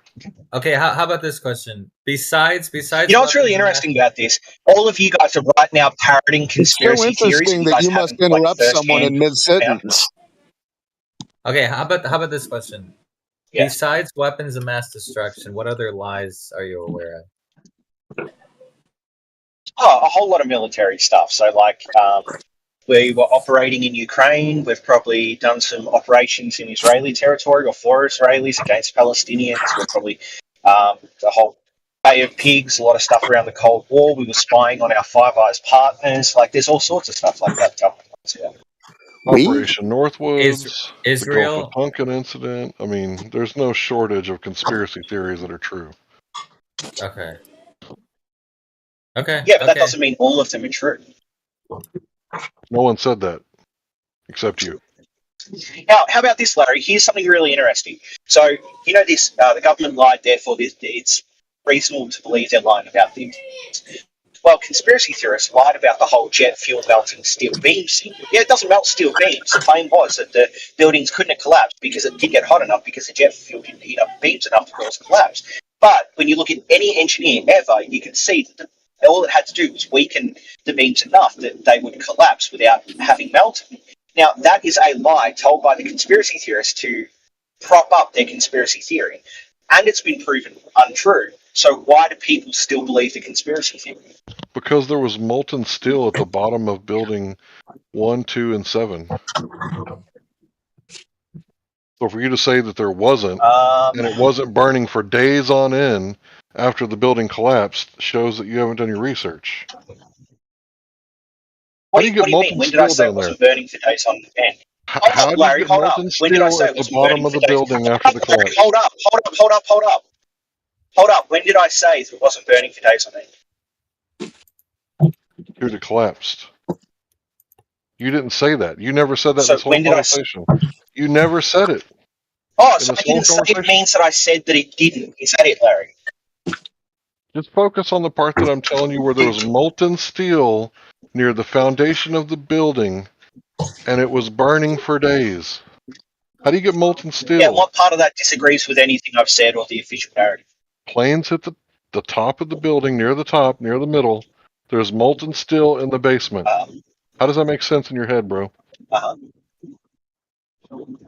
If you want the actual explanation, the inside of those buildings have a central column that's hollow where things like elevators and elevator cables were held, which means that there's no reason why molten steel from, say, the elevator cables, which is less heat treated, less tensile strength steel or whatever, or the elevator itself, or even aluminium that would have melted and flowed into that central hollow pillar, couldn't have delivered molten metal to the bottom of the building before it collapsed. There's your explanation. You got an explanation for everything, but it was molten steel. I don't think you understand the difference between steel and aluminum. Yeah, that's why I mentioned like the elevator cables, the elevators, shafts. What do you think they're made out of? I don't know, but I'd imagine they're made of steel. I doubt they're made of some soft material like aluminum. Right, so steel beams, really, really big, which means it takes a long time to melt them. But if you've got something like these cables for the elevator, or the elevator like itself and the things surrounding the shaft, they can all be made out of steel, but they can be very, very thin, which means it's really easy to melt them with lower temperatures. With jet fuel in a hermetically sealed elevator shaft. It's not hermetically sealed after it's been crashed into, mate. Did It's they also hit the just elevators? not hermetically sealed. Or did the planes hit Elevators the aren't hermetically sealed, mate. You didn't know the elevator shafts were hermetically sealed?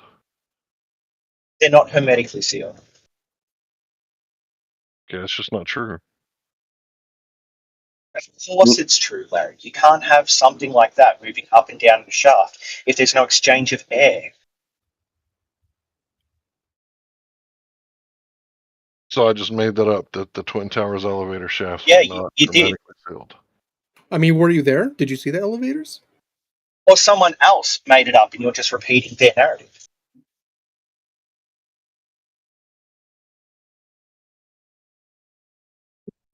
Yeah, What Larry. is go ahead. Does fire melt, or can fire make steel become molten?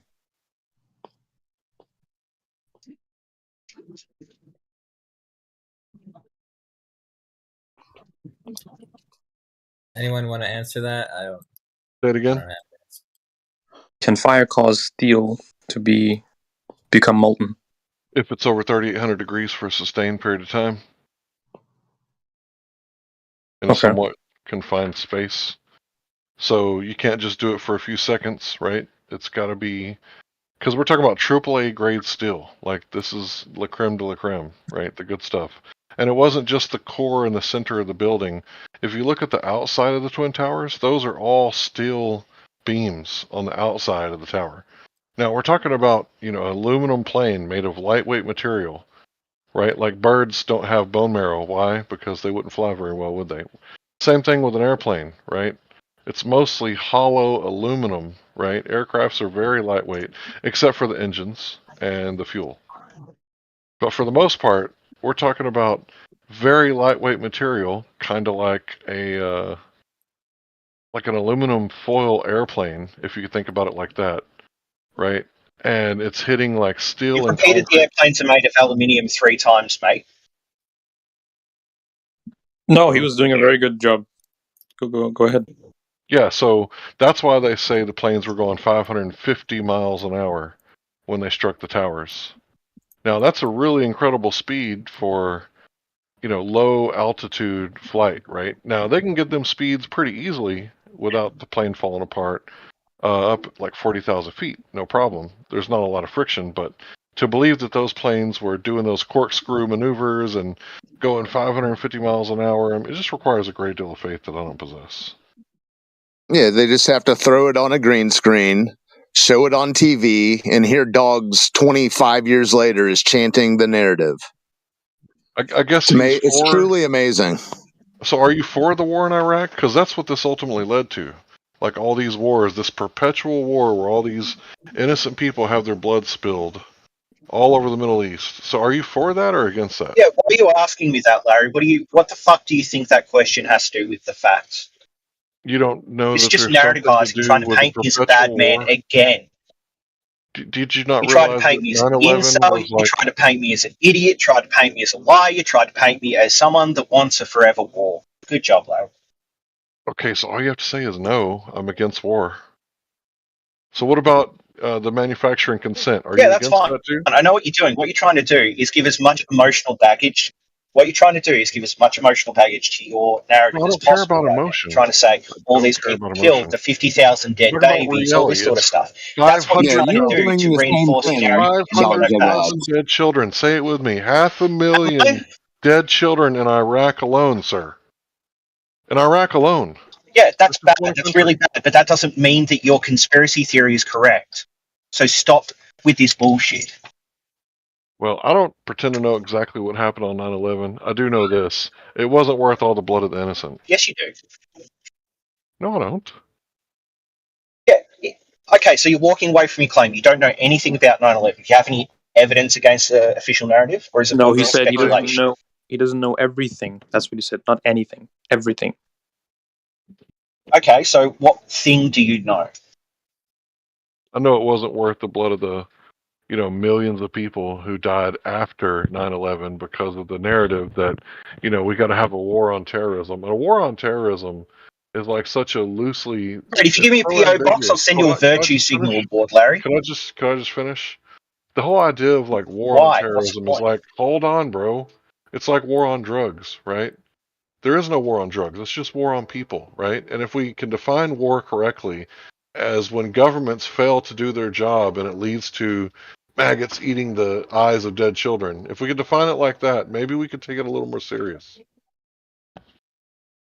Yeah, that's a great virtue signal. So do you have any truth about 9/11 yet? It's what's so frustrating about you guys calling yourselves truthers. Can you tell me about Project for There's New videos America? of planes hitting the fucking towers. You're right. I don't know anything. Can you tell me about PNAC? Tell me about it. No, I don't really care about those things. Why would I care Of course about you them? wouldn't. Of course you wouldn't care about PNAC, right? Okay, what policy is Biden passing right now that are influenced by those two things? Red herring. We're talking about the Project for New America. Do you know about it or not? Something you can Oh look my up for God, yourself. Larry, no, I don't know about it. Why does it matter? I'll look it up if you can tell me why it matters. Well, they said they needed a new Pearl Harbor-like event to be the catalyst for the things that they want to do, which is bomb countries Okay, and so then it's a rebuild few them. And people that speculated shit. I don't care. A few people that speculated. I don't care. Right before Are any of them 9/11. in office right now? Does that matter? Is that relevant whatsoever? Oh, How's okay. that So you're relevant? saying there were a group of people that said that they wanted to invade Middle Eastern countries, and that they might need a new Pearl Harbor to do it. And That's just a a harbor narrative, like right? event, right? So you don't know anything about PNAC. You just learned Yeah. about it. A Go ahead. general before Obama became president literally named the countries that we were going to go to war with, and then we did. Are you dumb? Yeah, so none of that is evidence that 9/11 happened in any way other than it did. That's Okay, not other what I than was the official responding narrative. to. I was responding to the last dumb thing you said. Uh-huh. Yep. Carry on. Okay, so Larry, why does this that they wanted to invade other countries and they wanted to use Pearl Harbor? Why does this mean that 9/11 didn't happen the way it happened? Look, I'm not going to be able to read between the lines for you. I think you're going to have to do your own research. But I think in order for you to do that research, you'd have to be a truth seeker first. Because I don't think you want to seek the truth whatsoever. I think you just want to propagate the narrative because it makes you feel comfortable, because you can't handle the fact that the number one murderer of the human race is government. What was it, 100 million dead government-sponsored genocide in the last century alone? Really great narrative, really great virtue signal. Good job, Larry. It's plain to see that you truthers have no evidence to your side. All it is a bunch of narratives all tied together. It's like a big onion. At the very center is your core belief that everything that isn't your belief is wrong. Well, I mean, you trust the government, obviously. No, I never said that once, did I? You don't trust the government? Why do you keep asking dumb questions, Larry? Well, I mean, it's real simple. Like, you can ask most people if they trust the government, and they'll be able to tell you yes or no. Do you More trust the complex government? than that. So here's the thing: if the CIA came out and said that, we had no operational capacity in Ukraine, I'd say, well, no, I don't trust that.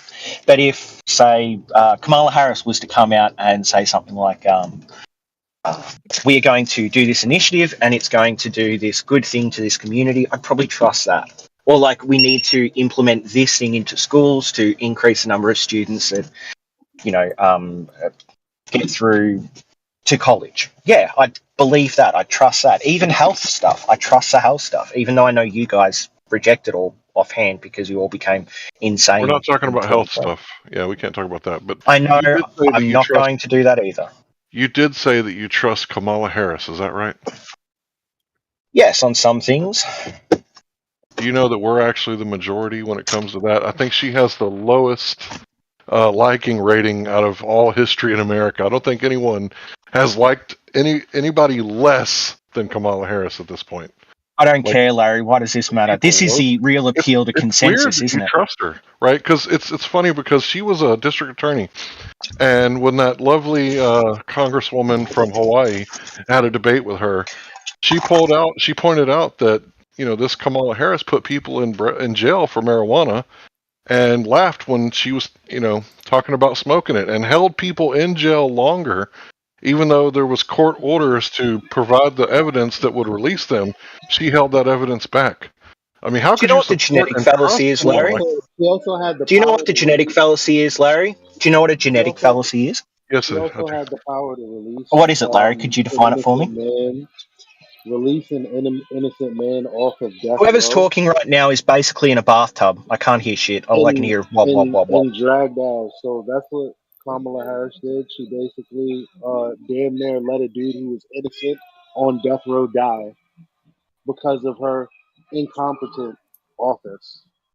All I can hear is wop, wop, wop, whoever's talking. Okay, we heard him. He Mm-hmm. said that Kamala Harris had the evidence to let an inmate off of death row, proving his innocence, and she tried to block that evidence. So I'll go ahead and tell you about the genetic fallacy, right? Saying that something is Please. untrue because of the source that it came from.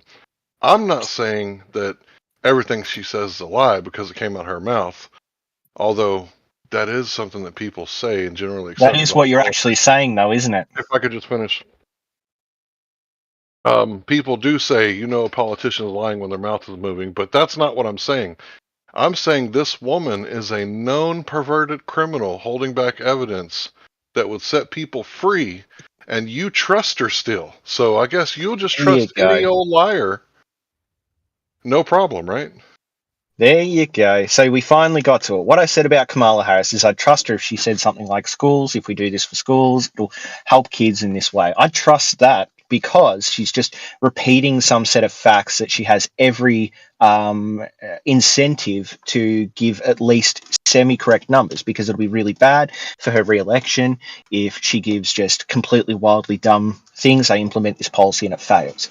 So I trust her when she says that, which is all I said. I wouldn't trust her on all things implicitly. It's just that you guys are doing the opposite. You're saying because the government is responsible for all the world's ills, we can't trust the government. That's a genetic fallacy. The idea that because the government has done bad things, it can't be telling you the truth on things. Do you know the 3 types of way that you can lie? I don't care, Larry. None of this matters. Give me some facts or You something. don't care about how people lie. You don't care about that. As a truth seeker, I'm getting so bored right now, Larry. You're not giving me Well, you're anything. You're free just to fucking leave. waffling and narrativizing. You're free to leave at any time. I'm just asking you if you know the 3 ways to lie. Well, why don't you just lay out anything, like anything that can validate you as a truth seeker right now? Because so far you've given me fucking nothing. But narratives, just narratives. That's just like your opinion, bro. Is it? He's Tell me he's one actually- empirical fact, one fact that is a truth that I disagree with. Go on, do it instead of the narratives. The sky's blue sometimes. Just narratives. Well, he's quite beautifully exposed your level of statist cuckery, dogs, which is the only reason I'm letting this continue. Yeah, you're What is cucked to the statist state. cuckery? Yeah, like when you're How? cucked to the state. Like when you're in here saying, yes, I'm parroting CIA catchphrases. Yes, that makes you a statist cuck. When you're in here So, saying that's the building genetic 7 fallacy side. fell, when you're in here saying building 7 fell because of a localized office fire and due to gravity. So not only is World Trade Center 7 a proof for the official narrative, it's also a proof of the globe, according to dogs. Amazing stuff. Yeah, don't you know? The planes are stationary. The buildings at the planes. Okay, now, so this is how it's going to go. If Larry wants to continue, because he's doing such a fine job of exposing the statist cuck mindset of the Glober, I'll let that continue for a bit longer. But just with Larry, and only if Dogs is actually going to respond like a man instead of whatever Let's he's attack doing. the argument and not the person, please. Thank you. So, Larry, if you want to continue, okay. Otherwise, let's move it on to something not Dogs or Gods related, because he's spazzing out. So no more Tower 7? I'm actually wait. I just have one quick question for him. Dogs are gods. Are you a fan of the British royal family? Like, do you cheer him on like a cheerleader, or do you go the other direction? He's from Australia, by the way. I don't know if we want to pursue this line. Let me just, Larry, are you wanting to continue this? Are you all right with it? Or Oh no, do we you move guys it can on? take over. I got triggered because he said he called himself a truther, and I've talked to this guy before, so Well, you did a fine job of exposing that he's anything but that. thank you. I appreciate that.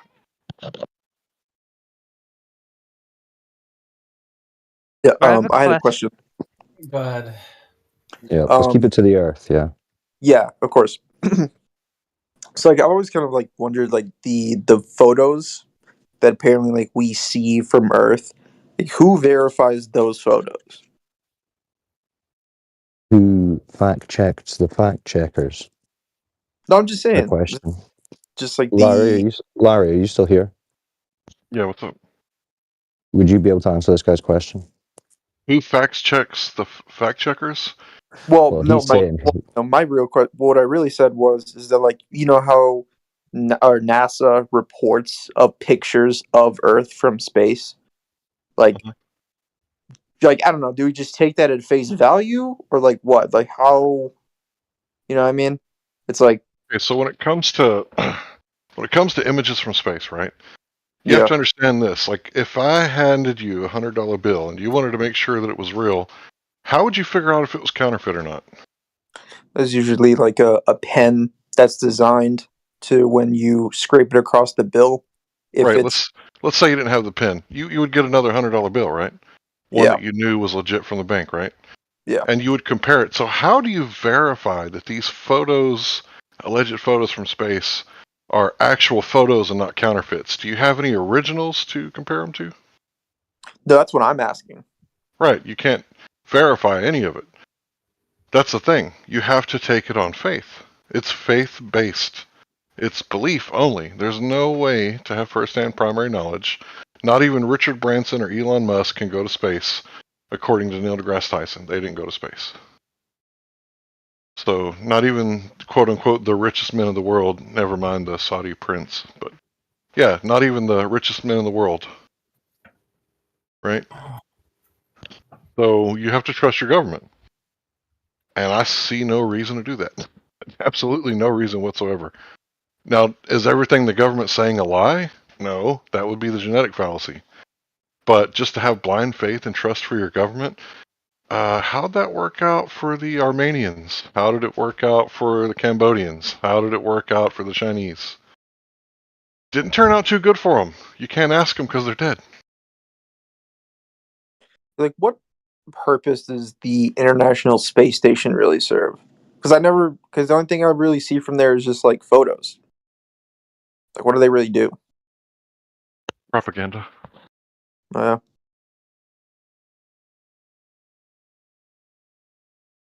See, to me, the ISS is just a government program, right?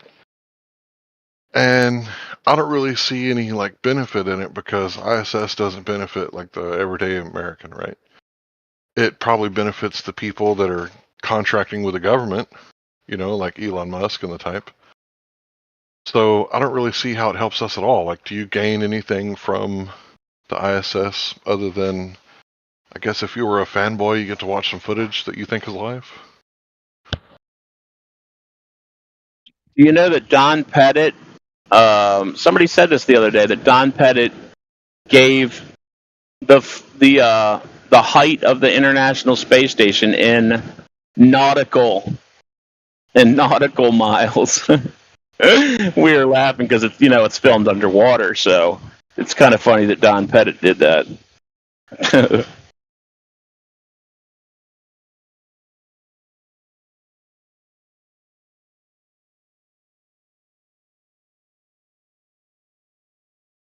If the Earth is flat, what shape is it? Flat's not a shape, so we don't know. But the thing about the Earth being flat, that's just what they call us. Like, I call myself a flat earther, just so you know what I'm talking about colloquially, right? But our actual claim is that the water is level from sea to shining sea all over the world, and the land sticks up out of the water. So Yeah, well, it's got to when be a you shape, say though. when you say flat Earth, you're probably talking about like a disc in space, right? Yeah, pizza. You've seen that? Pizza disc. Yeah, that's not what we're talking about. That's a model, right? That's not what we're Then why talking are all about the whatsoever. models like that? Because the models didn't come from us. They came from people pretending to be us. That's why I reacted so harshly when that guy said that he was a truther, right? Because it's people like them that piss in the punch bowl, and then you take a little sip of their propaganda, and it makes it look so stupid that you don't want to look any further. That's why Obama said we don't have time for a meeting of the Flat Earth Society. Well, when you start typing in Flat Earth Society back then, before the algorithm changed, it brought you to the people that say the wrong shit on purpose to make us look stupid. So when that was trending number one, Flat Earth on Google, in the search results or the searches, they had to do something, right? So the best way to beat the opposition is to control it yourself, right? This is a well-known fact that governments use all the time throughout history. So they put the Flat Earth Society to put that disk model in your mind, and they tell you that it's going up at 9.8 meters a second squared, so that you'll be like, well, this is dumb, I'm not looking any further, right? But if you actually came to a flat earther, what we would tell you is to think for yourself, question perceived authority, and go outside to the water, take a vacation, put your toes in the sand, and get in the water, make some observations for yourself. You probably need a vacation because you've probably been working, and you deserve to go out there and check for yourself to verify. Because you can't verify space images, that's for certain, but you can verify how far you can see at the water's edge. And there's And no how edge of far the can Earth. you see? Well, I have a memory of going to the Rock and Roll Museum with my father in Ohio, and he said, "Do you see that over there?" And I said, "No, what is that? I don't see it." He said, "That right there, do you see it?" And I was like, "No, I don't see it." He was like, "That right there, do you see it?" And I was like, "Oh, what is that?" He was like, "That's Detroit." Well, that if that's what I actually saw, that would have been a really, really long ways. But from recent memory, I've seen 10 miles at less than a foot above the I surface mean, of the I water. don't believe that. I'm sorry to say that. That's fine. I don't care. You asked a question, I answered it. I reckon you could only see 5 miles.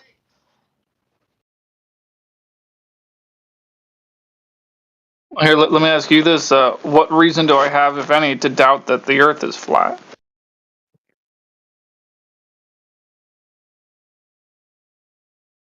Are you Who's asking going on me or TV? someone else? Yeah.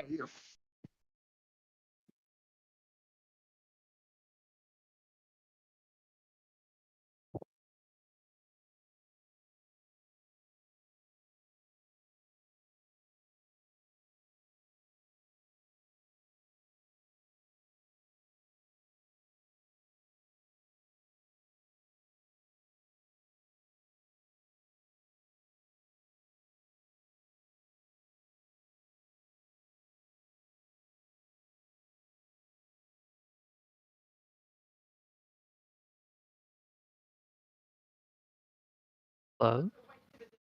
Yep, still here. Oh, So, sorry, everything went quiet. yeah, I was playing the game. So this thing about going to the ocean yourself, do you think that's a good idea? You think people should go to the ocean sometimes? Yeah, swimming's fun. Right. And then you can't swim the whole time you're in the ocean because eventually you get tired or just want to chill there for a minute, right? So wouldn't you make some long distance observations? Just see how far you can see? Yeah, I can see 100 meters. What do you live in like Seattle or something? Why can you I only live see in 100? Australia Why can you only see 100 meters? because I have bad vision. Oh, that makes sense. Okay, that checks out. I got some really bad vision too, and I could see 10 miles away. I shouldn't be driving, but I am. So you're admitting on the internet that you are a reckless endangerment and putting people's lives in jeopardy? Yeah. That's not cool. Well, I got places to go. So you're willing to murk some children to get there? Yeah. Bro, stop playing Glober with this satanic crap, man. Fill out. Damn, bro. You gotta be so negative, homie.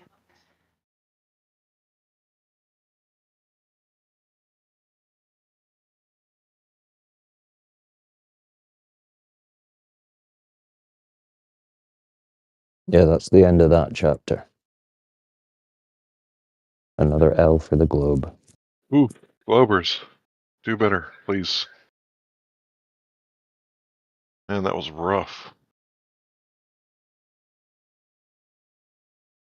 Well, you just read the bios and you know what you're dealing with most of the time.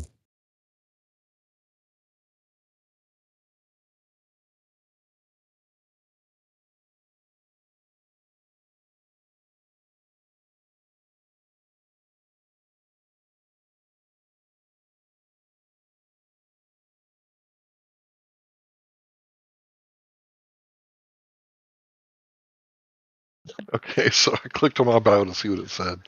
Because I change it from time to time and I don't remember what it said. But it says, what punishments from the Most High are not gifts?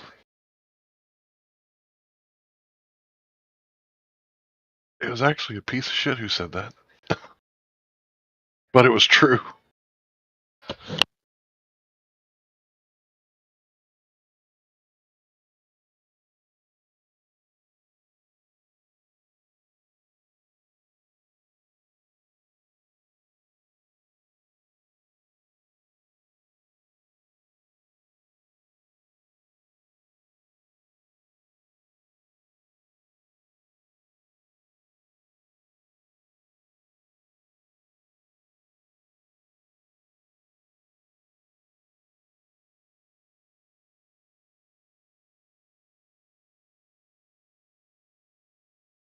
Yeah, I got a dip, but keep it going, keep it flowing. Good to hear you, Larry.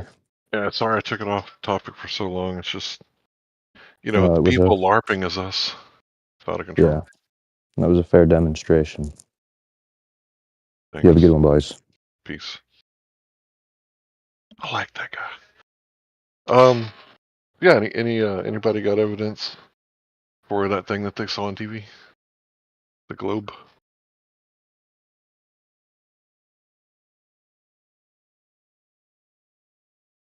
Looks to be a globe these days. Really hard to defend.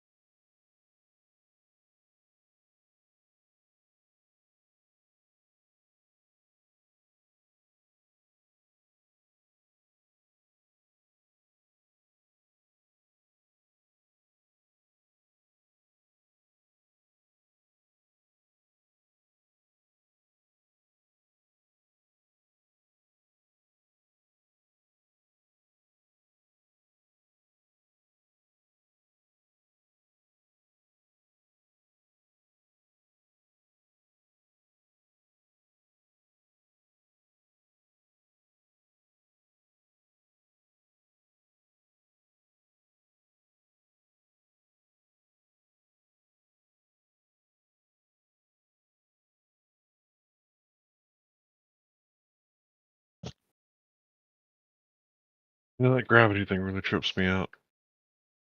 The people that believe in gravity.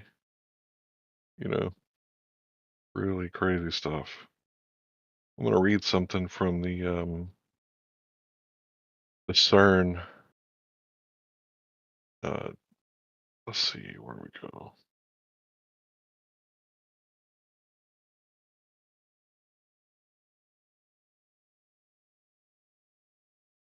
Here we go.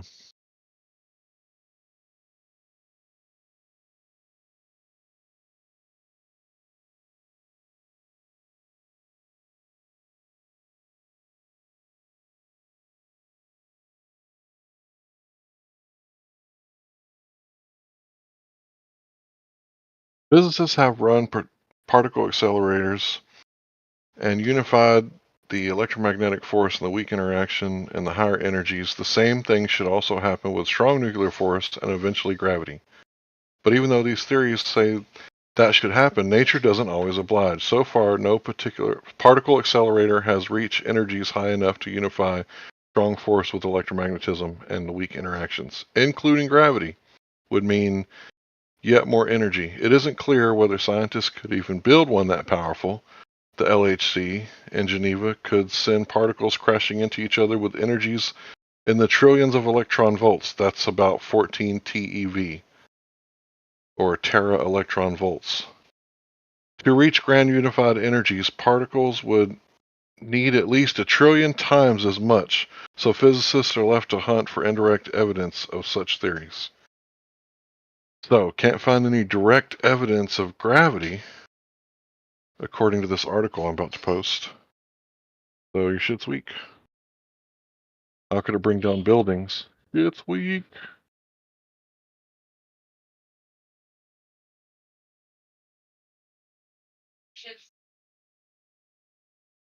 It's meek, she says.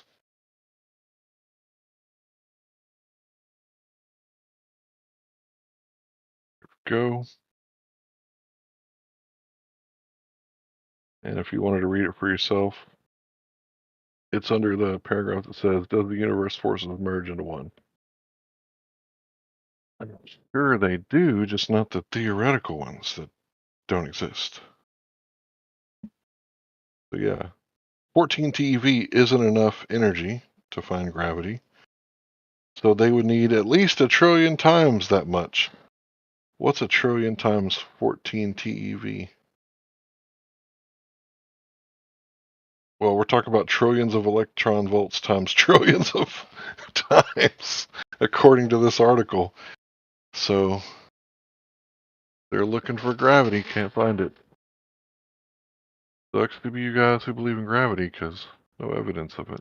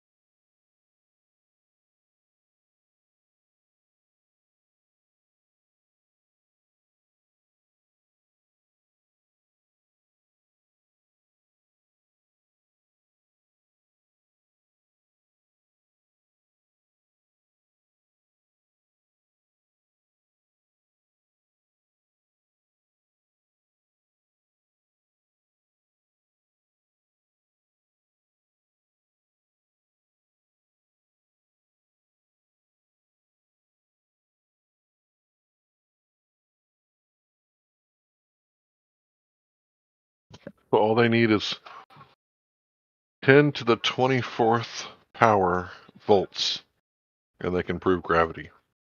You think we'll ever get that many volts? I don't think so.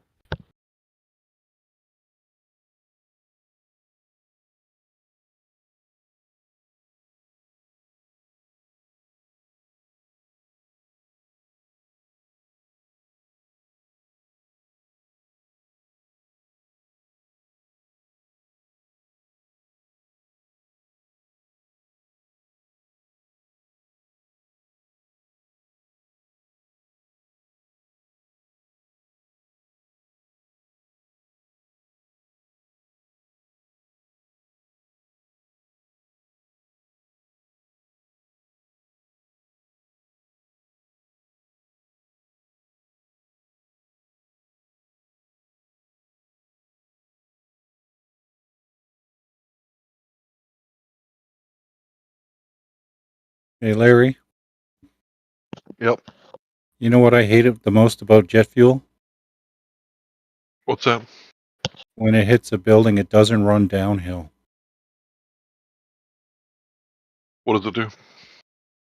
Apparently, first, most of the fuel dispersed as an aerosol. Correct. And then they're claiming that the heat from the jet fuel caused the steel to melt, except, of course, jet fuel likes to run downhill.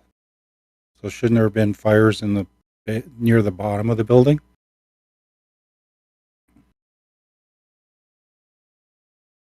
I think they said there was. Well, there was like explosive concussions that went off in the lower levels because a lot of the windows and stuff were all damaged.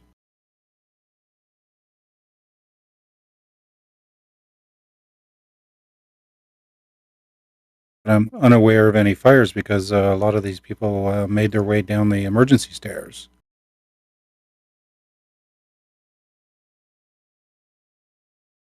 The firefighter said that he could put it out. Yeah, and the heat was so great that remember that one lady who was sitting in that gap and waving to people? Yep. I've been next to extremely warm temperatures, such that if you didn't have protective clothing, it started burning your skin. So the fact that she stood there in office clothes means that the temperature there was cool.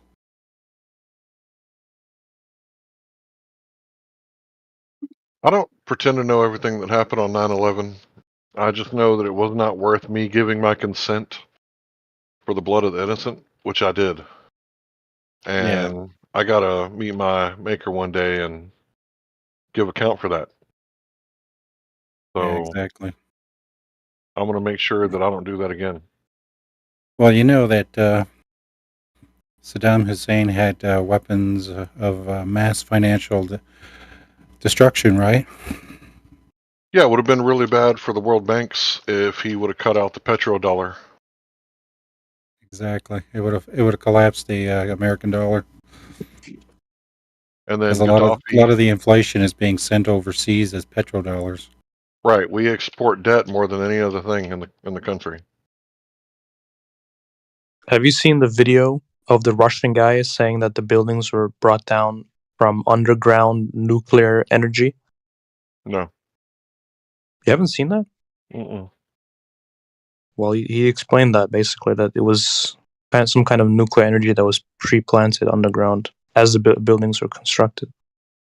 Well, there was somebody who said there was some sort of energy weapon used to make the building sort of disappear. But clearly it was more or less high-intensity explosives, which is proven by the fact that 10 years later after the event, they were still finding bone fragments of people on the rooftops of nearby buildings, which means there was an explosive device used to crush people's bones, the strongest parts of people's bodies, and fling them out sideways, which does not happen in a collapse. Well, didn't we see they're not pillars, they're I-beams. Those steel beams were ejected like hundreds of feet from the buildings and hit other buildings. Yeah. Yeah, that doesn't What happen kind in of the force flats would either. that? Would that just be your everyday average force of a collapsing building? Because gravity's supposed to pull things down, right? And the other one was one of the towers they miscalculated, and the top of the tower above the strike from the airplane collapsed first before the bottom of it did. Whoops! Somebody got the timing off on that one.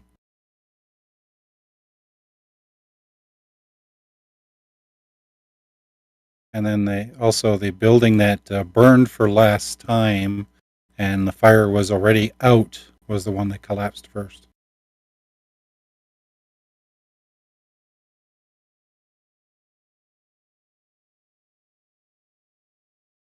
Isn't it like, the coincidence theorist wet dream that George Bush's cousin just happened to quit working there the day before? Well, the same thing happened at the Alfred Murrah building in Oklahoma City. All the feds were told us to stay away from the building that day.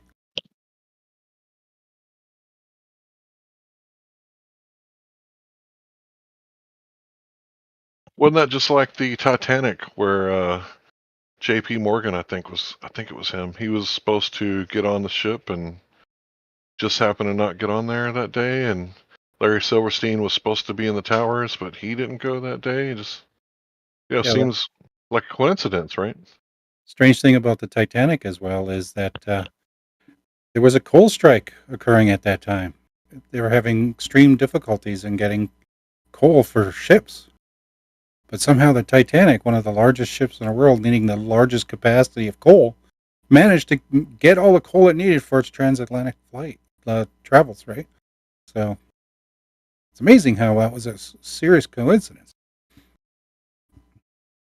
Did Larry Silverstein clock in and work every day in the towers normally? I don't know. Probably not. Okay, but he was supposed to be there according to what source? According to himself. Oh, he said that in the video? Yeah. Oh, okay.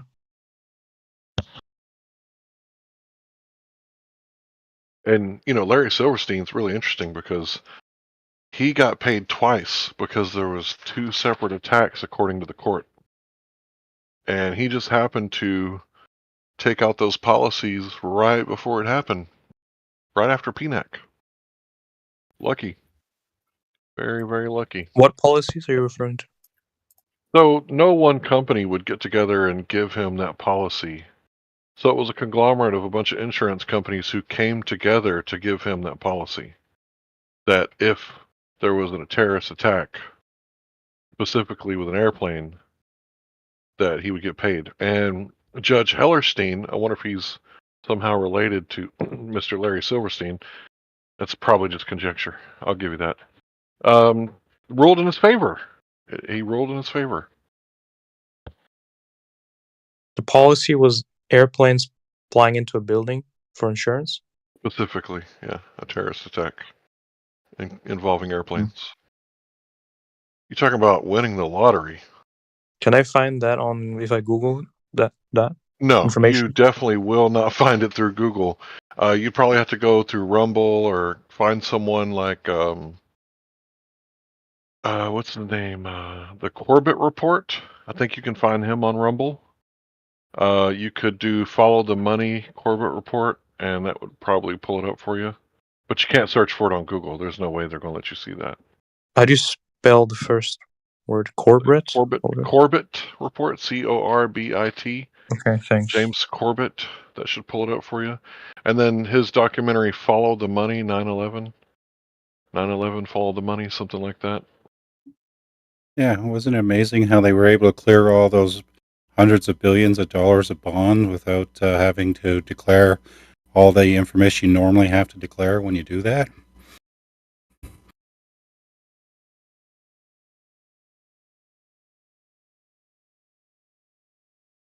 Yet another coincidence?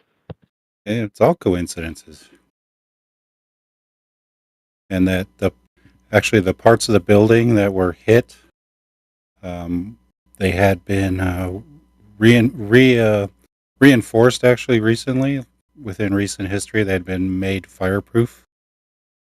and that's where they contained all the information regarding all these hundreds of billions of dollars of bonds that were being investigated. And wasn't it Donald Rumsfeld who announced on September the 10th, 2001, that they couldn't account for, the Pentagon couldn't account for $2.3 trillion from their budget? Yeah, that's not like a huge embezzlement or anything, right? No, not at all. And the place that they were investigating this was in Building 7 and the Pentagon, exactly where it got hit. Yeah. Weird. Strange. Then we never heard anything else about that $2.3 trillion. And now it's just a pattern. Go ahead and see how the Pentagon's been doing recently on their audits. They just lose a couple $1 trillion all the time now. No big deal, right? Yep. If you did that as a corporation, you'd be in jail for the rest of your life.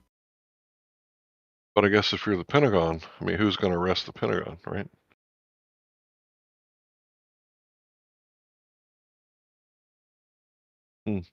Just a coincidence, right?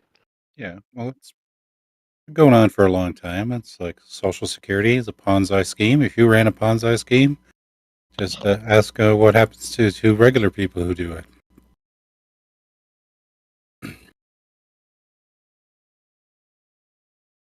You know, it's really interesting. I do know that some people don't believe in conspiracy theories, but I heard a comedian say something once, and he said, like, I get it. You don't believe in every conspiracy theory. That's fine. But, like, you don't believe in any conspiracy theories? Like, you think your government's just batting 1,000 when it comes to telling the truth? And, you know, he was making fun of people because there are actually people out there that think the government's batting 1,000.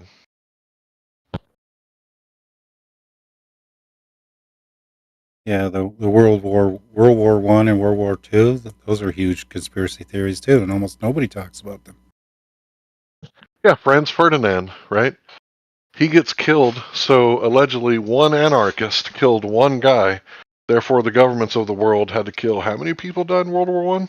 We really don't know, do we? Plenty. Yeah, so the governments of the world were like, oh, we really like Franz Ferdinand. He was our guy, right? He was our finger 11. He was our number one pal. And he got killed, and all these countries went to war over it because of Franz Ferdinand.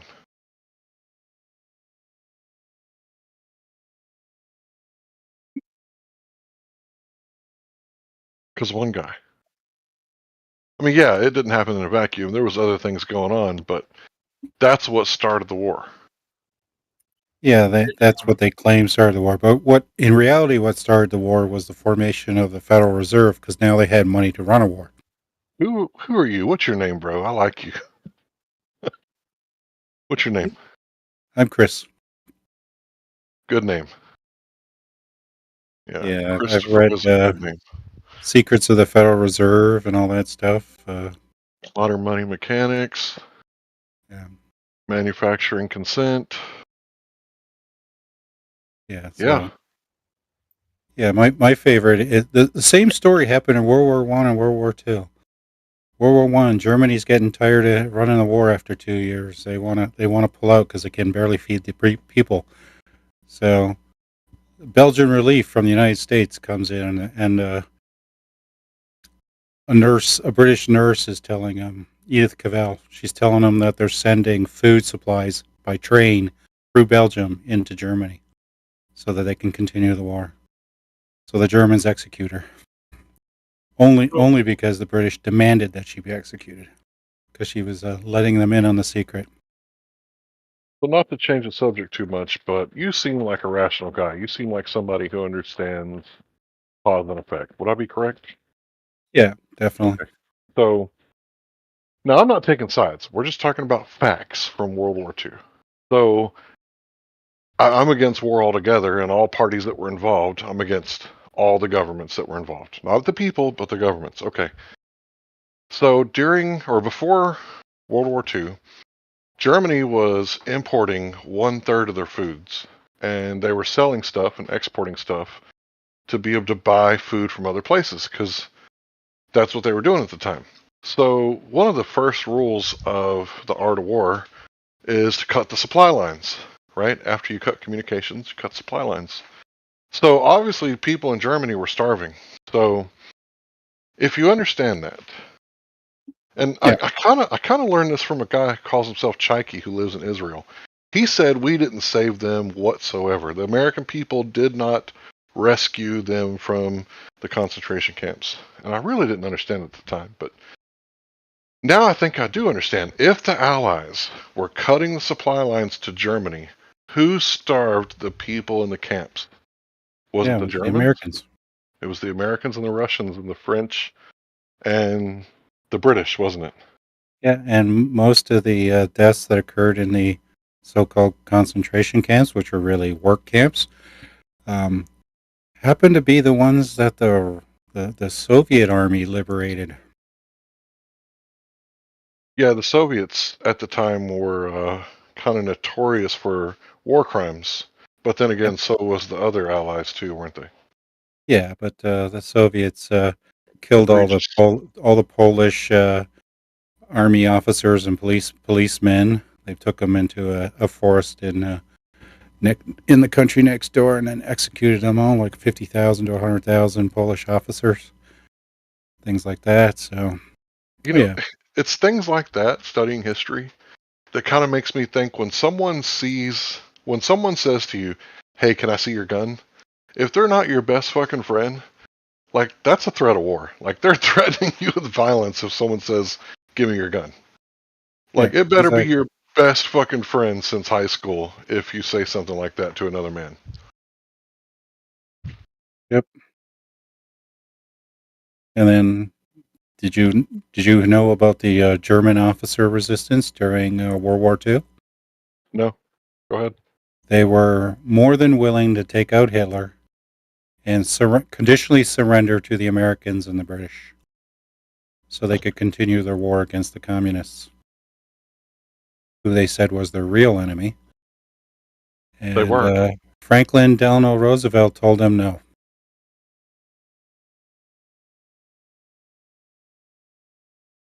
Yeah, I don't trust that guy, Roosevelt.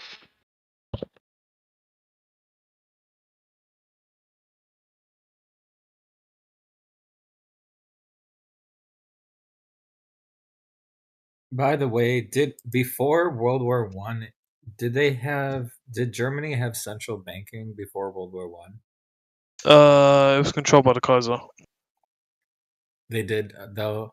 It is Well, true. it wasn't central banking as we would know it today, but it was a form of centralized banking controlled by the monarchy.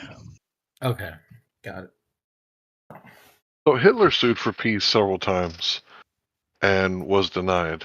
And he requested safe passage because of the genocide with the ethnic Germans being killed. I think it was in Poland. Well, no, it was in. Well, if you look at like I think it was 1941. Hitler actually appealed to the British to take in the Jews from some of the occupied countries, and they said no. I don't know if that's what you're referring to. No, I'm talking about before the war started. Hitler wanted to go in. They wanted a land bridge to get into Poland or to get through Poland. I can't remember which one. So that they could stop the genocide that was going on there. And he was told no, so he was like, I'm going anyway. So I think it was more of a land grab for resources, plus the Ribbentrop Pact with the Soviet Union. You're talking about the peace treaty with the Soviet Union? Well, I mean the agreement that they would break Poland in half, you know. Oh, okay, I see. Okay, so you're disagreeing with me, so let me try to cite my source. Not on Google. I mean, it's alright, man. We can just talk about it. I mean, I'm just trying. I don't want to be wrong. It's not that I don't trust you. Just I don't trust myself. So I want to look it up. Yeah, history has been falsified way too many times.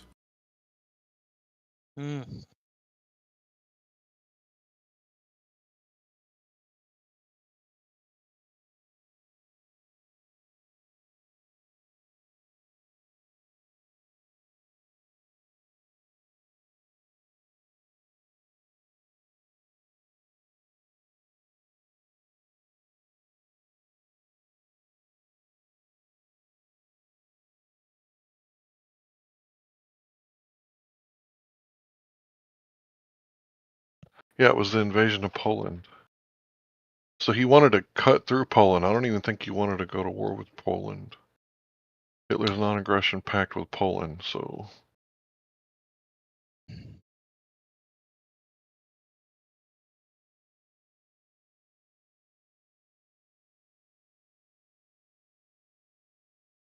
Yeah, that's right, because he wanted to get into East Prussia, and he wanted safe passage through that land bridge in Poland, northern Poland.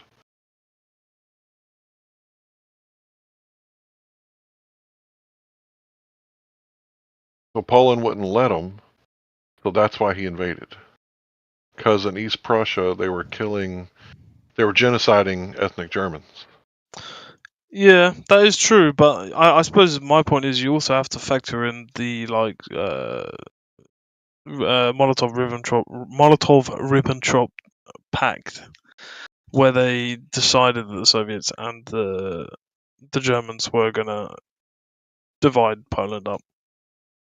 I mean, you could also argue that they wanted to take Poland as a springboard for Operation Barbarossa in '42 to invade the Soviet Union.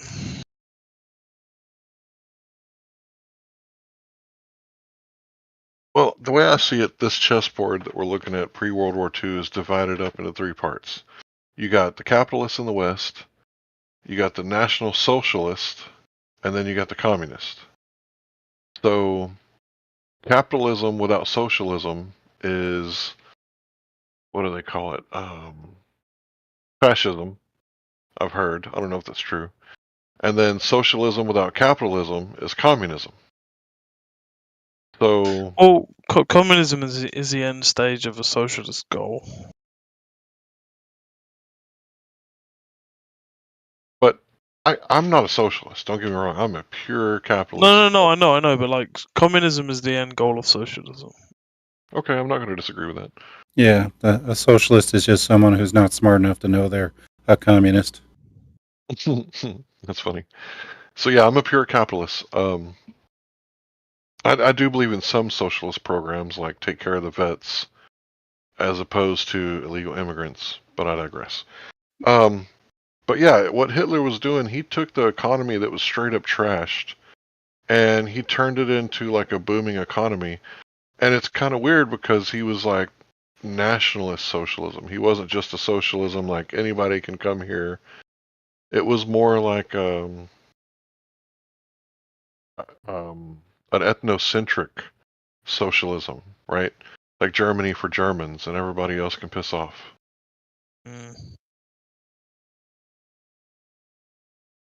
So I don't think that in and of itself is a bad thing, and let me explain why. Over here in America, it's different. So I'm only talking about ethno-states, right? So let's take Japan, for example. Like, I'm not one of those Japanimation or anime kind of guys. I'm too old for that, or I never got into it or whatever. I've seen some of the old ones, but never really got into it. But I genuinely love Japanese culture. Like, I love it. Absolutely love it. Like, if Japan's government started this new policy where they started acting like the West and they started taking European and African and Chinese immigrants into their country and started racially replacing them, like, I would call that a genocide according to the Geneva Convention, because genocide doesn't always have to mean bodies piled up in the street. Alright.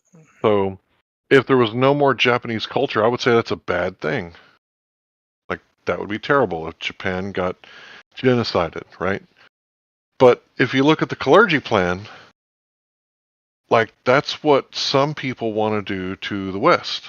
Like, they want to genocide the West and get rid of them. And I've been against these wars this whole time. Like, ever since I was like 1991, I was 9 years old. And I'm like, war, what's that? Like, what is this desert storm? Why are they storming the desert? So if people would have been more like me and been peaceful and wouldn't have stormed the Middle East over and over again, then the Middle East wouldn't have been like going into the Western countries. So I think it's like a straight up genocide that's happening right now because the people aren't fighting it off. They're allowing their government to just allow it to happen. And, you know, Japan is really important because it's an island, right? It's an island with a limited population, with limited land, limited resources. So for those Japanese people to pay taxes to support, hypothetically, these immigrants who are coming over from Europe and Africa or America or wherever, just not Japanese people, that would cause their birth rate to plummet because they wouldn't be able to afford to have children. Because Well, they'd be not taking. their birth rate's already plummeting because they don't allow any immigration, like large scale immigration. Same with like South Korea. I got a meme for you. I'll see if I can find it real fast. All the way at the top.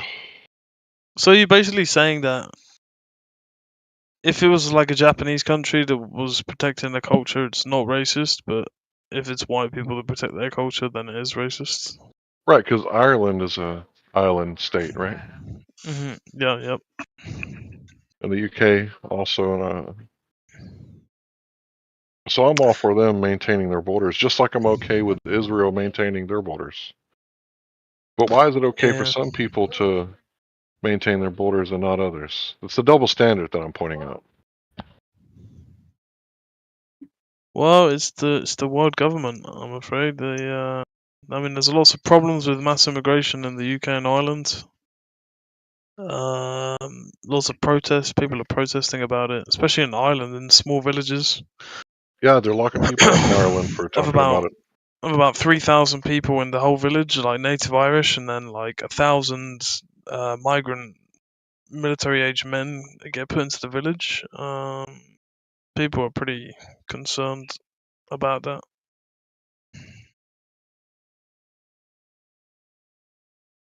Yeah, they're locking up Irish people for talking about it, for talking about the things that are happening in their country. It's actually quite interesting.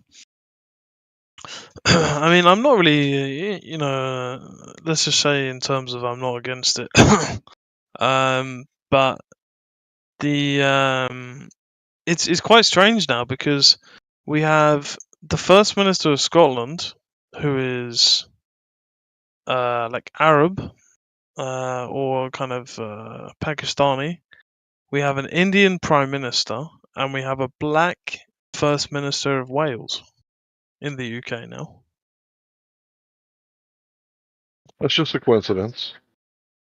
Do you think that's just a coincidence? No, I'm not a coincidence theorist. Because the thing is that they're some of the smallest groups in the country, but they seem to be gaining positions in the highest levels of government, literally the highest level of government. Yeah, that's the role of cultural Marxism is destroy a country's society by invading it. Yeah, so we have a black first minister, Pakistani Arab First Minister of Scotland. Sorry, a black First Minister of Wales, Pakistani Arab First Minister of Scotland, who used £200,000 of taxpayer money to get his family out of Palestine. And we have an Indian Prime Minister who's worth more than the Queen, not the Queen, sorry, the King. Which is it's kind of well, you don't know the actual value of what the royalty thinks they're worth at. No, I mean as in like monetary, literal monetary wise. You know who else is a small fraction of the population but rose to the heights of power? Who? Oh, you don't get it. Okay, never mind. It was a joke. I think I do get it. I don't know. I mean, these things is multiculturalism. But the thing is, multiculturalism in the UK is not working because mainly because of the problems of it's certain communities do not want to integrate into the further idea of British values. So you have those very small kind of sub-communities inside the country. Yeah. Well, they're quite big now, but you have communities inside the country that you have like the first-generation immigrants who don't speak English because there's no need for them to speak English or learn English because their whole community is like sectioned off from everyone else, and they do that on purpose. Like they want to. It's almost as if having each nation have strong borders is a good thing.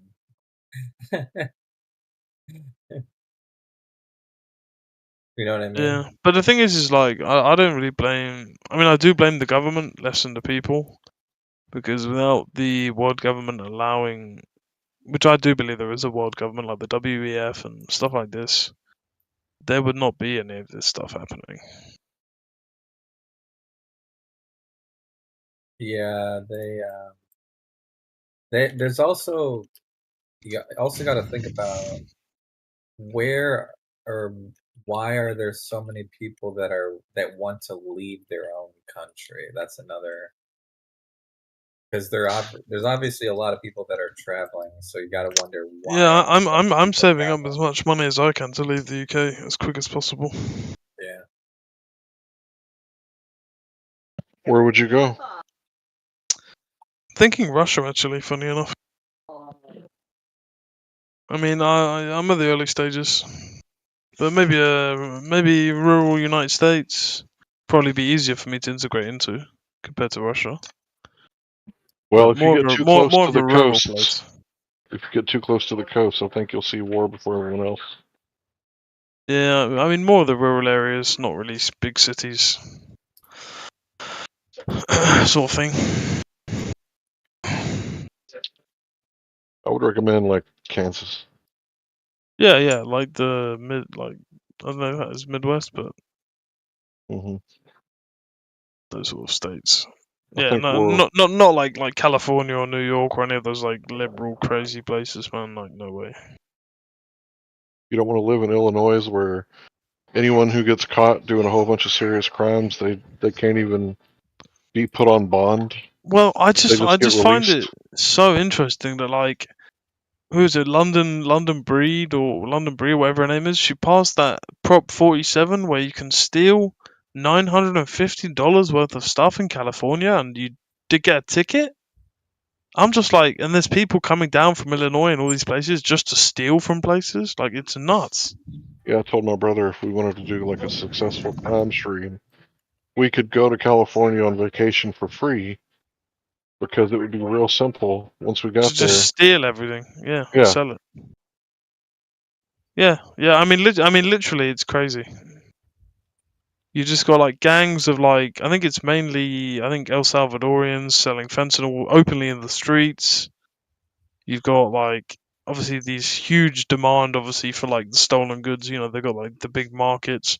So you've got like the average, from what I've seen, like the average fentanyl drug addict, they steal, they sell it to kind of like the Mexican and Chinese kind of grandmas, funny enough. And then there's these huge markets. Doesn't that actually? I'm surprised fentanyl is able to be like. I'm surprised people are, because I'm under the impression that it's so deadly that if you inhale it, it'll like kill you. Like, No, I mean the thing is that a lot of people who use fentanyl, they already have had existing substance abuse issues, so they already may have a high tolerance to stuff like other opiates, like heroin or oxycodone, hydrocodone, like Percocet, stuff like that. But obviously the tolerance gains very, very quickly, and it's obviously not. If it was like pharmaceutical grade, I mean, I know someone here in the UK, they take pharmaceutical fentanyl patches for their pain because they had like one leg shorter than the other, and they've had like 17 operations. So like that, she said that like tolerance builds very, very quickly with that sort of medication. But if you can imagine the street version, it's probably even worse because they're putting other stuff into it.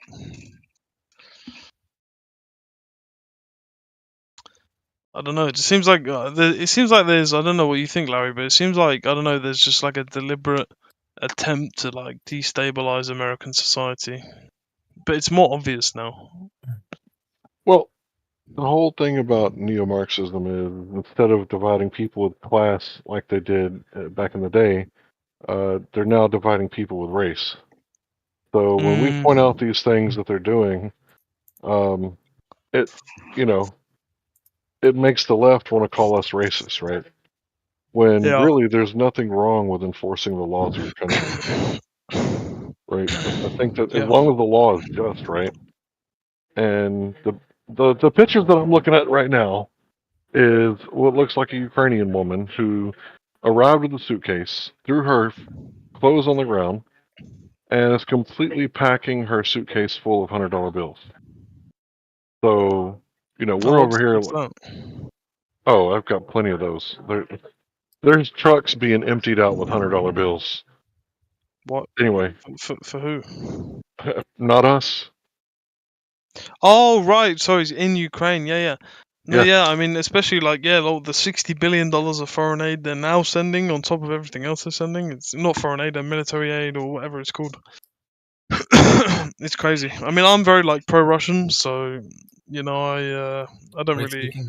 you can get rich just by going to like unloading the foreign aid. Well, the thing is that you got to understand is like Zelensky. Every time he seems to go to Washington to meet the dementia president, he seems to be coming back with like $50 or $60 billion worth of aid, you know, being sent over. But the thing is that you know the Ukraine is the center of the world for child trafficking for sexual exploitation, organ harvesting, and money laundering. Really? I thought it was Israel. No, I'm just kidding. That was No, it's not. It's That was actually a joke. Ukraine. Like it's That was a actually joke. terrible. It's terrible. Like That was a it's the joke. center for children that are being sent to be sexually exploited, money laundering, and organ harvesting. So I think people need to question what where they're sending the money and why they can't send the money for like veterans who have fought for the country, for example. I mean, I don't agree with all of the wars necessarily, but on the individual level, I think that veterans who have fought in the wars, it was not necessarily their decision. And if they have problems coming out of that, then they should be looked after instead of the foreign border, sorry, not the foreign border, the southern border being completely open to whoever wants to come in. Well, what do you think, Larry?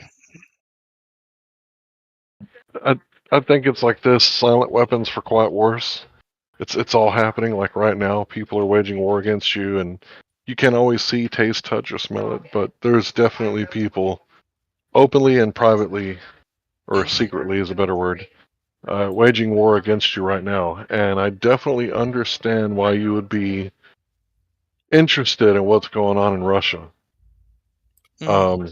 However, I'm a Texan and I'm loyal to my fellow Texans in the sense that I am patriotic towards them. So I'm not going to be leaving. I don't want to leave. It's not that I love the state, because I'm not talking about the state. I'm not talking about the government, right? Yeah, the individuals, the people around you. Right. Yeah, and that's what I meant with like the military. From my point of view, I didn't agree with the wars, but the individuals that went into them, they obviously came out with some issues, quite a lot of them. So I just don't get why the border in Texas, you might be able to elaborate, and Arizona is literally free and open, that illegal immigrants can just cross into the United States and essentially take up mass amount of government resources. It's because somebody's sending them here. Yeah, exactly. I've seen trucks in South America that see, I have heard like, that the biggest group of people coming over is not even Mexicans anymore; it's Chinese that are coming through the border. That's true. But isn't China's currency more valuable than the United States? Or I mean, sorry, no, not more valuable. Sorry, it's just not as inflated. That's what I was going to say. I don't know about that, but he's right about the border. We've been aware of this border thing since the 80s.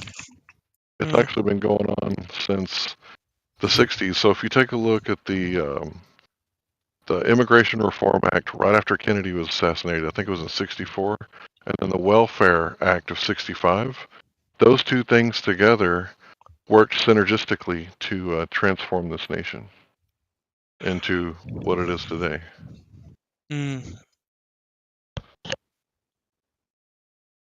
Yeah, it's pretty cool, and especially like the fentanyl as well coming through the border. I mean, that's literally being allowed by government agencies, and I'm sure is sponsored by some of the 3-letter agencies over in the US. The fentanyl trafficking.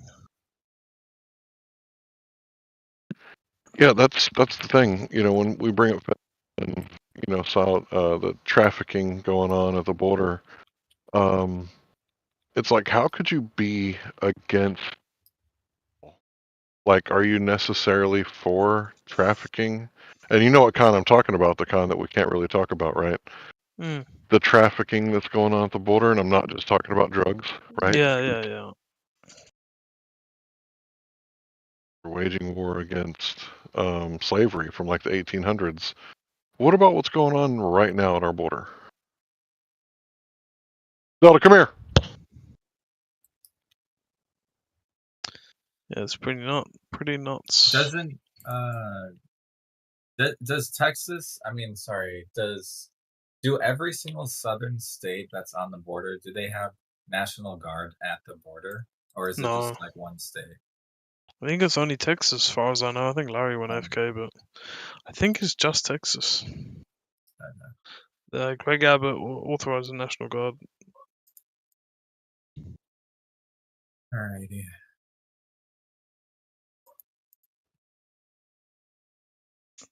I'll be back in a minute. I feel like that would be much more useful than having military in foreign countries.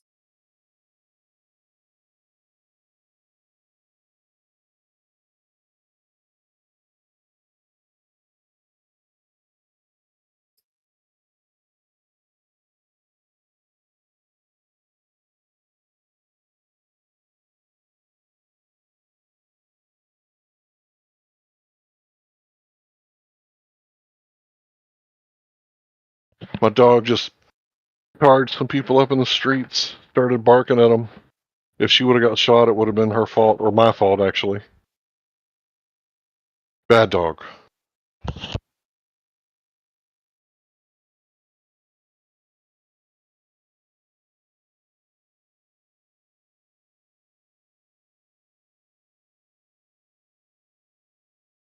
See, the thing is that if the CIA wouldn't have been destabilizing South America and pretty much the rest of the world, who isn't in line with the New World Order, the banking system, the World Banks, the IMF, the Carl Schwabs, these people wouldn't be like flooding into our country. But what appears to be on the mainstream media is people seeking refuge from the wars in their country. What I see on the daily is the people that are coming over here, they're not refugees, because refugees bring women and children and elderly. That's not the majority of people coming over here, I don't think. I see military-age men coming over here. So it's literally the invasion. And I think there was an Operation something 15. I can't remember the name of it.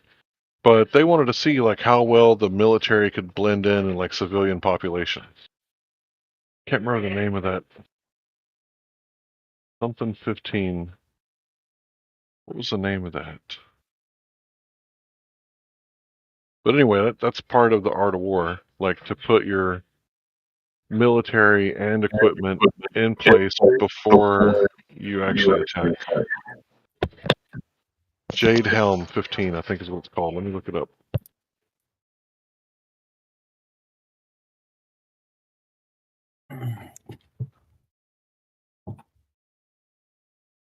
And of course, it pops up on Wikipedia, conspiracy theories, but it was an actual exercise in Texas and many other states.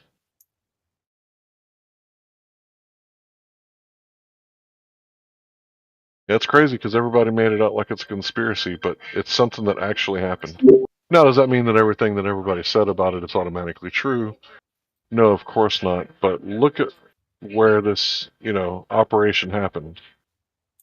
California, Arizona, Nevada, Utah, Colorado, Mexico, and Texas. What do those states have in common?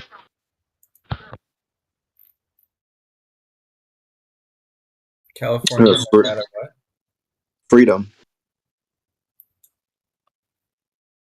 Border. They're next to the border. They're not all border states, but they're close.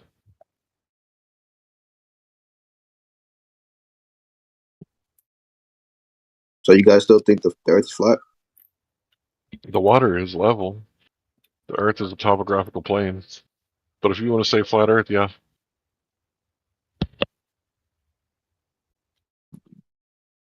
All right, man. If we think the Earth is flat, the GOAT Elon Musk proved y'all wrong like 2 days ago. How does that make you feel? Okay, post It doesn't make me feel any kind of way because have you been outside? Do you see a globe out there anywhere? No. You only see it on TV, right? Yeah. So do you also believe in Bigfoot because you saw it on TV?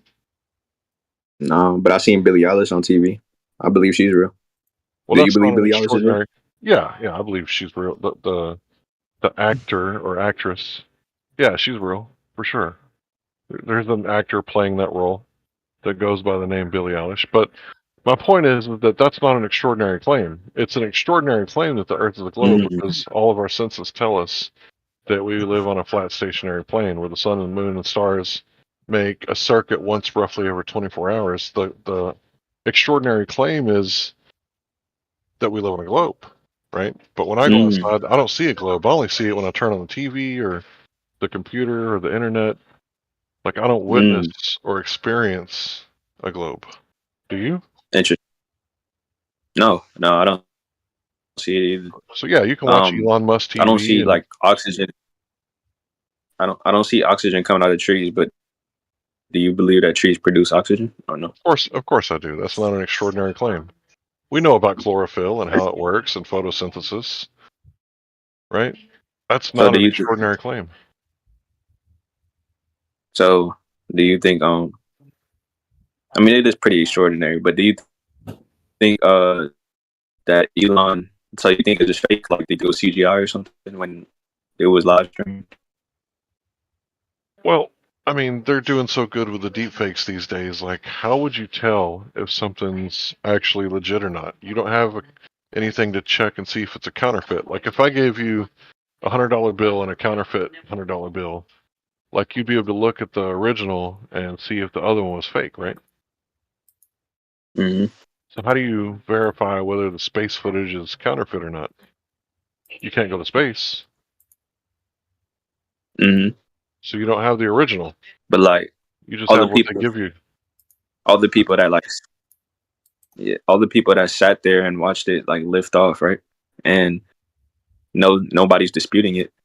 Like nobody says they it's do fake. send something into the sky, right? But do they send something into a place that's a vacuum? Right, that's the question. Because how can you have a vacuum without a container? Because they say the Earth's an open system, and they sent astronauts to the moon in 1969 through 72. Well, how could that be true if the Earth is a system with gas pressure? Like, if you have a flat tire because the container of your tire wall is broken open, how could you put pressure in it and it remain above 14.7 psi, which is the standard pressure at sea level? Like, how would that happen? Because it's going to reach equilibrium because the gas pressure presses out in all directions until it fills the available volume and reaches equilibrium, right? I mean, sure, I'm not an astrophysicist, I wouldn't know. This isn't astrophysics stuff. But I'm just an average citizen. Propane tank, right? You open it up and it spews out until it reaches equilibrium, meaning the same pressure is inside the tank as outside the tank. Right? Mm-hmm. You follow that concept? Sure. So if I put 250 psi in the tank and I close it, it's going to stay 250 psi. But if I expose it to a partial vacuum like the atmosphere, which is only 14 psi, that's pressure per square inch, it's going to spew out violently until it reaches equilibrium, right?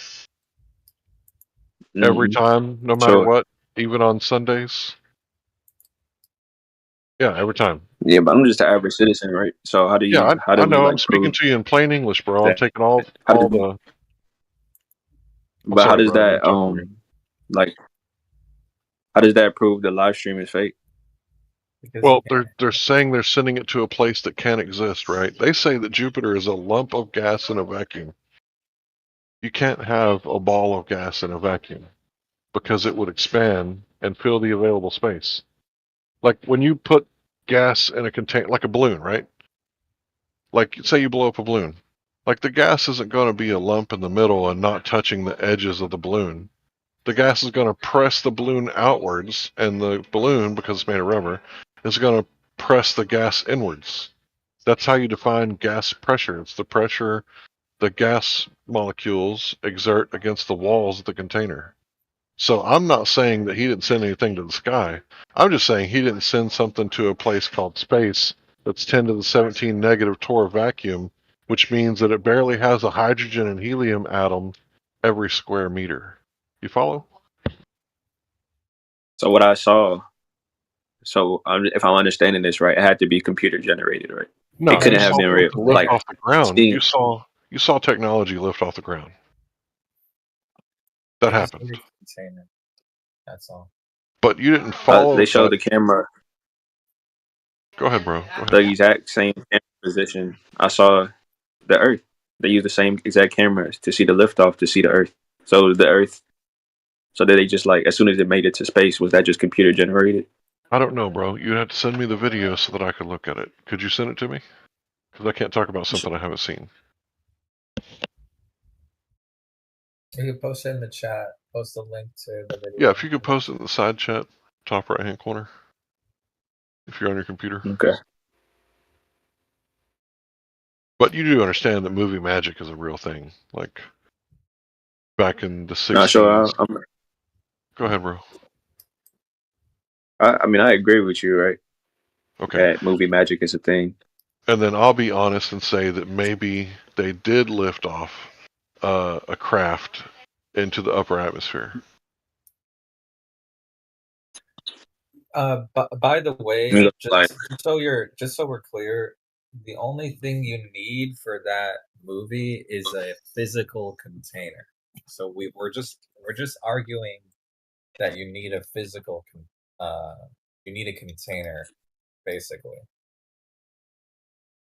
Does that make sense? Sure. Like, yeah, we're not. Sorry, bro. Go ahead. No, you got it.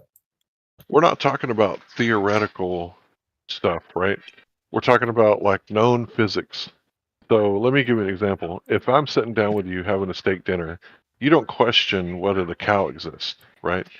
Because in order to have the steak, it had to come from a cow. So in order to have the gas pressure, it had to come from containment. So this isn't a scientific proof. This is a logical proof. Does that make sense? Yeah, sure. I mean, I posted the video. I mean, thank you. That's computer generated. Okay, one sec. I'll take a look.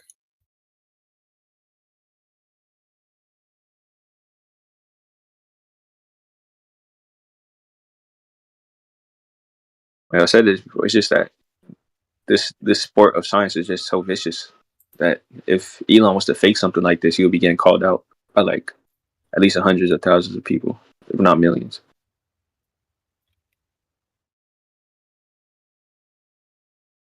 Honestly, if I was Elon Musk, I would have too much money.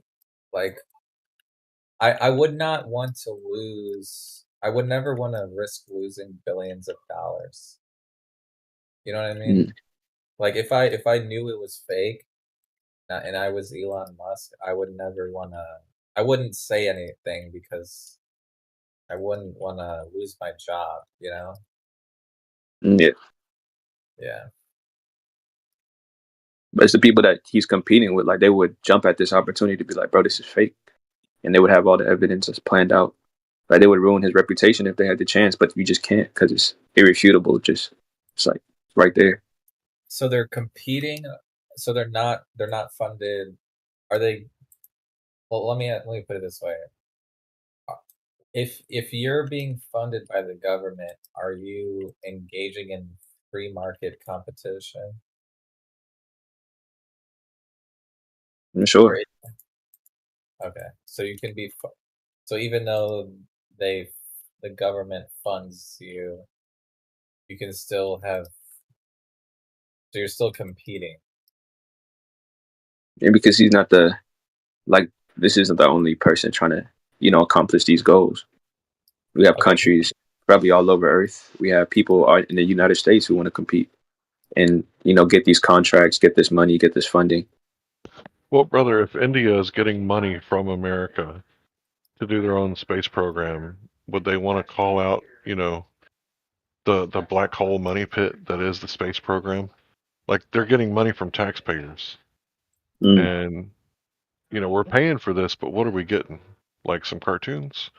Because I'm saying it's a cartoon. You could say this is actually legit, and that's fine. But what are you getting out of it?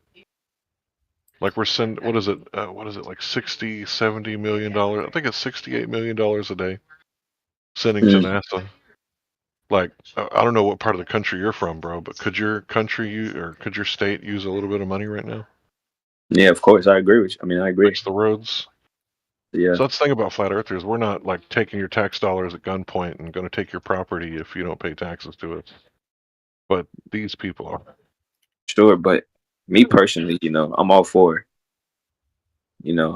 funding space programs. And I think what's important about taxes is if you wanted to go to something, there's no problem. Like with the military, I'm all for that. So they could take as much as my tax dollars as they want, Okay, just so I know you understand. So imagine you have a spaceship, right? And let's say you fill the spaceship with oxygen or air, right? And then let's say you go up into space. So now you're flying in space, right? And now let's say you open the door to the outside, okay? What happens to the oxygen inside? What happens to the air? But it's just like go away. Yeah, it goes away. Do you know why? It's okay if you don't. Nah, tell me, bro. Educate me. Okay. Well, let's just keep it simple. So we agree that the air is gonna go out, right? Okay. So the argument that we're making is that the Earth, the air on the is that we're breathing. You're breathing air right now. There's gas pressure, right? So we're breathing the atmosphere, right? And next to the air that we're breathing, which is the atmosphere on the Earth, is the outside, and there's no doors, there's no physical barrier between the atmosphere and the vacuum of outer space.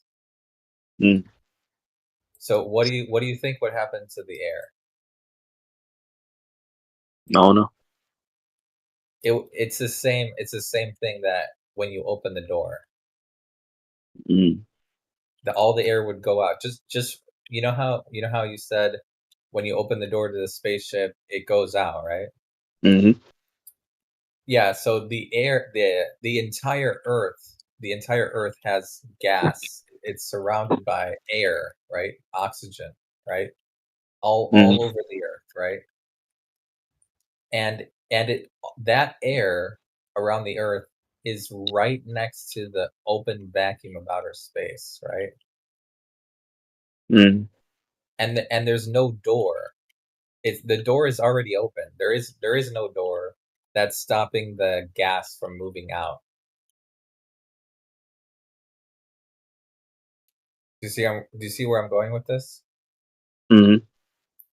Okay, so what would happen to the air? What would happen to the atmosphere? Can you tell me? I'm pretty slow. You answered it in the spaceship. Remember the spaceship? Oh, you said it just goes away. Yeah, it goes away. Exactly. Okay. Yeah. So Just want to interrupt for half a sec and say, you haven't heard of gravity and you haven't heard of the electromagnetic force before? Yes. Okay, yeah, we can. Yeah, I just want to make sure he understands the argument that we're making before we get into the counter argument. Do you understand the argument? Yeah, I understand the argument, right? It's just like when you have a lot of footage, it's like, what can you argue against that? The only argument could be that they faked the footage on a computer. No. They need a container. They need a container for the gas. That's in that whatever the footage. The only thing they need for that footage is a container. Does that make sense? I'm sure. I see what you're trying to say. Because okay, how about this? Just repeat the argument. Like what's the argument that we just went over? Like why the atmosphere can't be next to the vacuum of outer space? Like just repeat what I said, just so I know that you understand. No, I understand. I'm just too slow to repeat it. Like I'm kind of mentally. I have mental problems. Like I'm very low IQ. I cannot repeat that shit. But okay, how about the spaceship? Just tell me. Use the concept of that spaceship, of the air going away, and just apply it to the Earth, and then see. Can you articulate it? Can you connect the dots? Nah, bro, I can't. Okay. I'm just So you like can't- my neurons aren't firing as they're supposed to right now. I'm not gonna lie. But Okay, whatever. Never mind. Maybe we should just start going over the second law of thermodynamics. I'll tell you. I'll recite all three parts, but keep in mind we're just talking about the second part. So the first part is hot moves to cold. The second part is high pressure moves to low pressure. And the third part is high charge moves to low charge. We're talking about the second part, of course, high pressure moving to low pressure, and how this happens all the time, every day, always. So the thing is they describe in the heliocentric model the air pressure we're breathing on the surface of the Earth as high pressure, and the vacuum of space as being a low pressure system, trillions of miles across.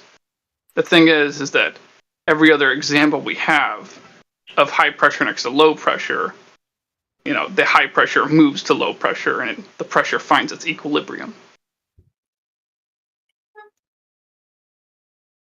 Also, every example we have of gas pressure existing in consistent X value form exists with a container and a fixed volume. Like a That car doesn't tire. mean anything. It means that every demonstration we No, have. it doesn't. Yeah, that's what it means. You're lying. Well, so then the question arises: if you're saying I'm wrong, do you have a demonstration of gas pressure in the consistent X value form without a container due to gravity? Yes, I have that. Thanks for asking. I'm glad you asked. Post it in the chat. Post it in the chat. Yeah. Can't Tell us post all a planet Earth in the chat. We have a globe Earth, and That's not what I asked you for, dude. That's not what I asked you for. It's an observable reality. Where? Where? Yeah, What? that's the claim. You're misunderstanding. You see, we're trying to get you to demonstrate the claim to be true. Like you want me to take So in pictures order to of it? demonstrate the claim to be true, you have to demonstrate gas pressure without a container. You can't just What say, would suffice? "Oh, What all would the gas suffice? pressure we're breathing." You tell me what would suffice for evidence. So take for instance, if we were at say sea level where we're 14.7 psi, and then you and I stand 10 feet apart from each other, and then between us you have within 1 cubic foot, say 20 psi. You want me And to we post this measure that. convoluted bullshit in the side chat? I'm just saying, dude. I'm not the one making Yeah, the what are claim you for just you. saying? Fuck off! You're You the don't one have space. Be enough evidence. Post your tire. Post your tire without the tire. Ride down the road with your car with air pressure around the rim without the tire. That's what you need to show us. Yeah, that works. Due to gravity. We will accept that. Yeah, we will accept. If you can put air around the rim of your where your tire should be on a car and just keep the air there, hold it down using gravity, and just, yeah. Why don't you guys just get on a rocket and go look for yourself or something? Place that doesn't exist. Or are Why don't you just go look? Sensors then. Let's get on a rocket. Place that doesn't exist. They don't go to Narnia. They just freaking Go work for NASA and get on a rocket and go to school, get a job at NASA, go figure it out. They've been going. And you go to a place that doesn't exist. They've been going back to the moon for 30 years. They didn't go to begin with, but Can you go to a place that doesn't exist? Because if you can't, then that's a nonsensical question.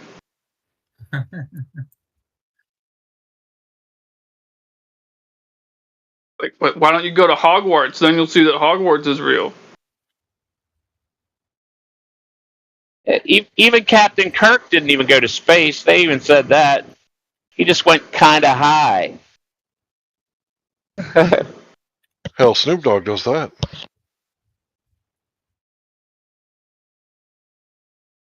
I know that's ambiguity fallacy. I'm just joking.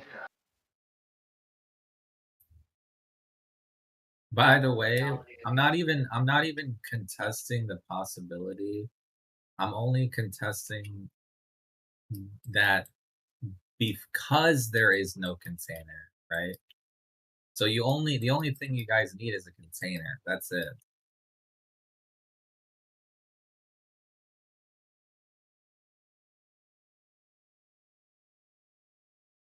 We're not even, well, I mean, it can't exist, but yeah. So you guys, to make it, you need a container. That's all you need.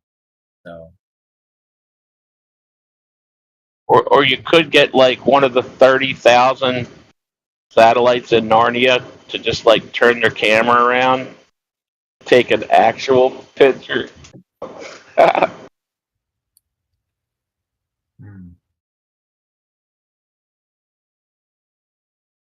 Yeah, I mean, how hard would it be for the ISS to show us footage on like the 4th of July when everybody's popping the fireworks? And then like in Dallas, they pop it in between Dallas and Fort Worth, right? So it's kind of like to the west of Dallas. So you'd be able to look down at that spot in particular, and you would be able to get the timing on the ground from the footage taken from the ground and compare it to the timing from the ISS. Like it would be so simple, but they don't do anything like that.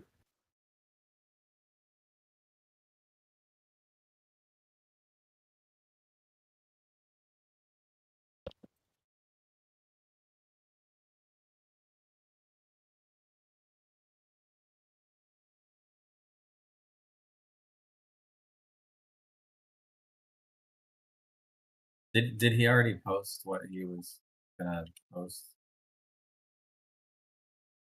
By the way.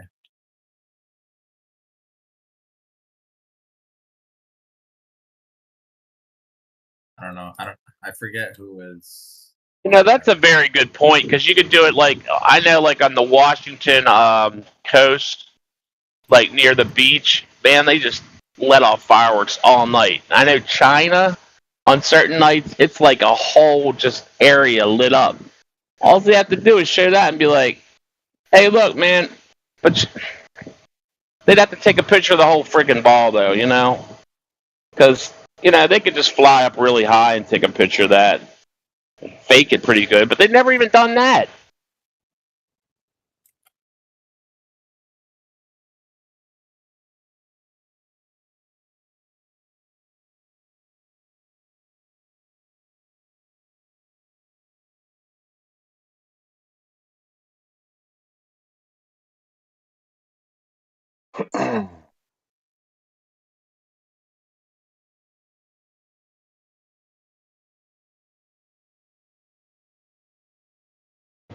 By the way, the reason why I put the video into the channel that you saw earlier, it actually demonstrates the thing of actually showing antimatter, granted, still gas, by the way, though, being affected by gravity. Did you say antimatter? Yes. I said antimatter. I know I'm taking somebody else's word for it, that they actually did this, but that's what the experiment claims, at least. Oh, you didn't see what I posted earlier then, because you're claiming at CERN they're proving gravity. Is that what you're claiming? Well, okay, they put together, through some experiment, enough hydrogen, anti-hydrogen atoms, and then they were testing to see if it would be affected by gravity the same, and it showed that it was being affected by gravity, similar to what a normal atom of hydrogen would be affected by gravity. That's what they were testing for. I'm just saying this is proof that gas would be affected by gravity just How as did they well. know that? How did they know that gravity was affecting it? Were they able to like manipulate their presumed cause, or did they just say, "Oh yeah, that's gravity"? I'll take that as a no. You there? Whoever the Glober was that was just talking, are you still there? Yeah, I'm still here. I'm just sighing because How'd they manipulate gravity? Just tell us how they they didn't manipulate gravity. What I was saying is that they showed that it was headed to the Earth just as in the way that they expected the gas would be, and it. You guys keep saying that gas can't be affected by gravity, but it's cold. And another thing we also have is like cold heads to the ground just as much. I mean, I We're can not show saying different densities in gas showing effects on gravity, but I don't think you guys are going to get the point. None of us made a claim like that. No one made the claim here that gas is not affected by gravity. What we're saying is we have no demonstration of it. So that's not a claim, it's an observation. The people saying that the gas pressure we're breathing exists due to gravity, those are the ones making the claim. They need to back up their claim with a demonstration. Otherwise, it's a baseless claim and should be dismissed.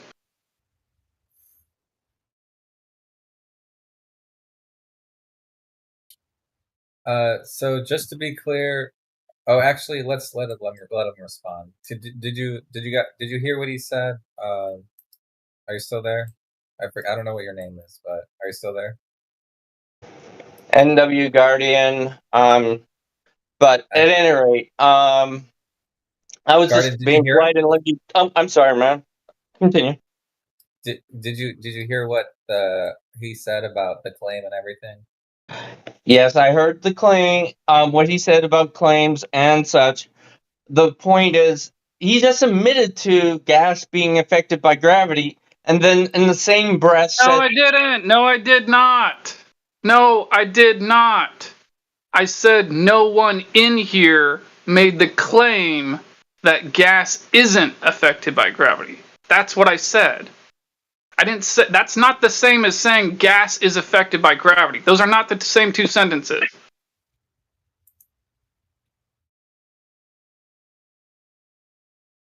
I think there's a delay. Are you there? NG Guardian, you there? Yeah, I'm on a tablet, so I'm just trying to keep my hand off of the push to talk button. Oh, okay. Sorry about that. Yeah, take your time. Take your time. Sorry. But at any rate, so maybe I'm misunderstanding you. You're just trying to say, can we show? And that's what I was trying to demonstrate to you by that video. They actually showed in their experiment that a gas would be affected by gravity. It was a side effect of it, but it was proof that it would be affected by gravity. I know you guys, if you're not claiming that gas isn't affected by gravity, then what are you claiming? Let's be a little more clear, though. Like, we're talking about specific PSIs and specific volumes. Are you talking about measuring a specific PSI in a specific volume in a specific place and time, and being on record and it involving gas pressure being contained without a container due to gravity. Is that what you're describing, or is that not what you're describing? Because if that's not what you're describing, that's not what we're asking for. Okay, that's the other thing about the experiment. It involved antimatter. What does antimatter do when it comes in contact with regular matter? Yeah, that's just way off in the weeds, buddy. Just focus on air pressure. The 8 different gases that make up air. Just focus on that. They were containing gas without a container, which is essentially they were using the electromagnetic force to contain the antihydrogen atoms. Because if it came in contact with regular matter, it would annihilate. Wait, Is there a PSI involved with this? Like, is there a PSI involved with what you're even talking about at all?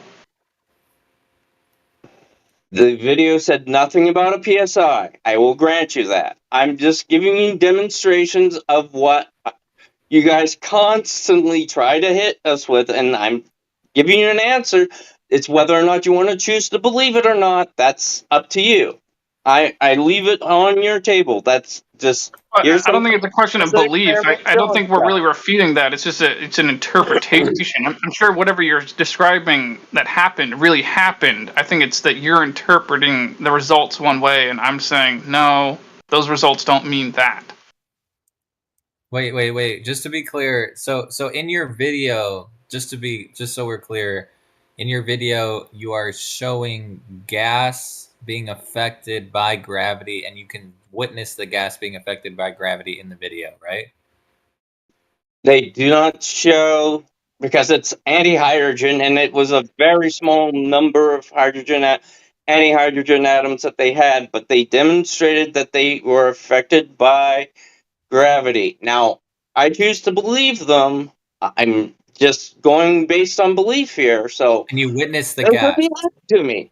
That is the Hold truth. on, wait. I didn't witness the gas falling to the ground in the video. No. Okay.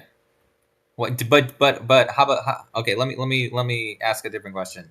In the video, did you see the gas at all? Or They do not. I'm sorry. No, they did not show them. Okay. How about? But you said You said there were atoms of the gas in the video. You said. They said they had. I can't remember how many antihydrogen atoms they had contained in an electromagnetic field, which they basically then let them go and let them go down or up, and they showed that more went down than up. You said anti-hydrogen. Okay, so anti-hydrogen atoms in the video you can see them or detect that they are moving downward in the video. Just to be clear, just so I understand what you're saying.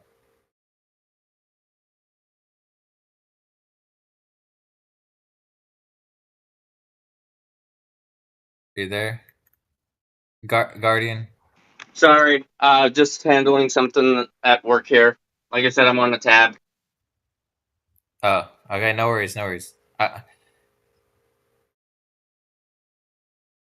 And actually, I missed that because I was talking to my boss at the same time, so I'm sorry, man.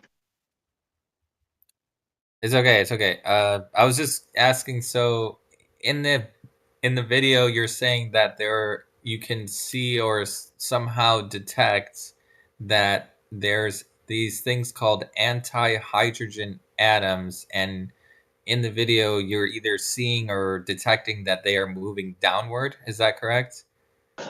No. Okay. They discuss an experiment. They discuss the results of the experiment. They do not show the actual experiment. Huh.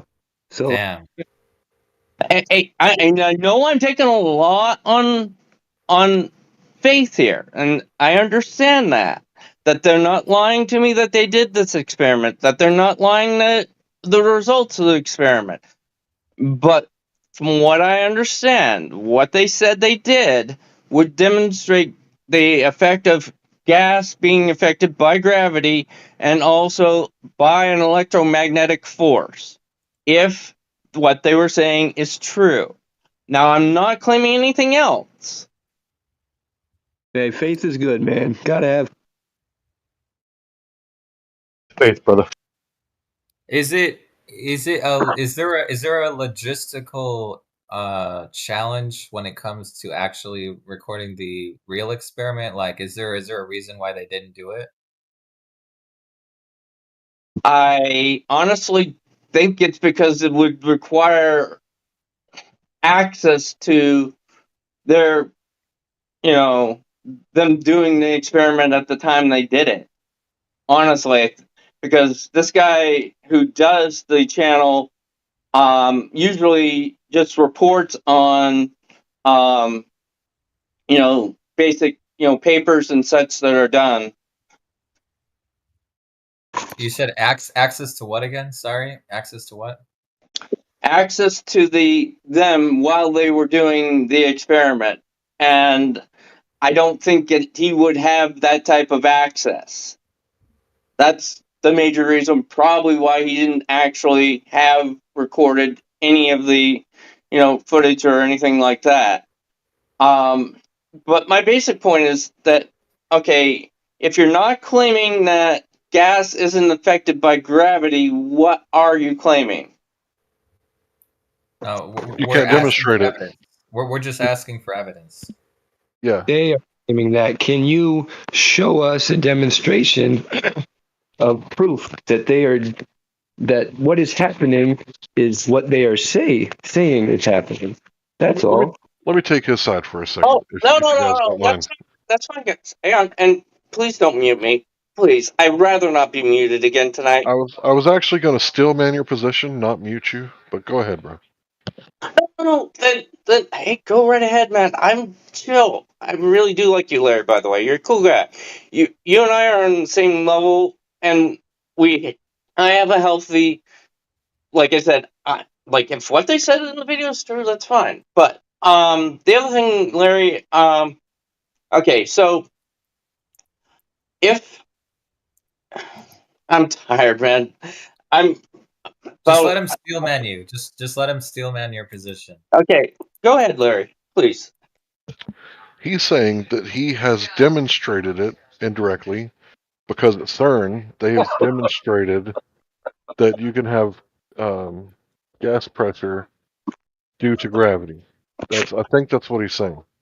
So that's the whole argument, right? Whether or not you can demonstrate gravity affecting gas and creating the pressure. So I guess we would all have to do our diligent research and check and see if what he's saying is true.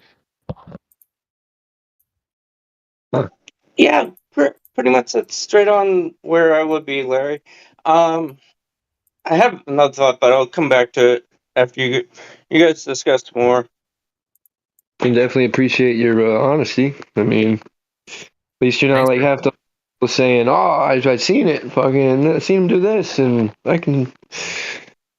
Well, you're going by believing, and it's not bad, man. It's not bad, but we're. Thank you for posting it too, by the way. That's what I was going to say. Have you guys ever? I haven't personally done it in a long time, but have you ever played with? I'm trying to think of the name of the gas. Nitrogen, like frozen nitrogen to basically what people use to make cloud machines, smoke machines. I have, yeah. And what does usually the smoke usually do? It falls to the ground. Is that correct? I believe so, because nitrogen's dense. Doesn't it like harden into like icy shit, kind of? No, don't do that. But he's talking about like a fog machine. So what it does is it like spreads out and kind of sticks to the ground, so it doesn't stick to the ceiling. Because one thing, it's cold, right? Isn't the hydrogen gas cold coming out of it? Okay, I have Yeah, one the question. nitrogen. Yeah. Okay. I got one question. If I put the frozen nitrogen, if I put frozen nitrogen next to 10 to the negative 17 torr open vacuum, What, do you believe that the nitrogen would stay where it is? It would be sucked out. And that's how they actually detect some of their, if they have a, a leak in, one of the capsules in the ISS. So what you just said, it would be sucked out, right? And that's a heavier gas than what? Oxygen, nitrogen. It's heavier, right? Yeah, nitrogen is heavier than no. Hang on, I have to look at a periodical table to figure out which one will be heavier. But I'm saying you said it would be sucked out, right? And that's obviously happened. So there you go. We need a container, man. All right, they do. Yeah, just put a container for the nitrogen. That's all you need. You don't even need the thing. You just need a container.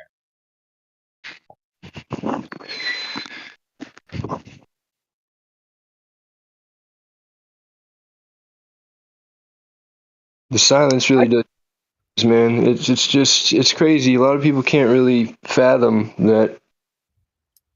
They just can't. Oh man, I don't blame them. Wait. Guardian, are you still there? Yeah, I'm still here. Dude. Were you saying something? Okay. Did you want to? No, I wasn't. Okay.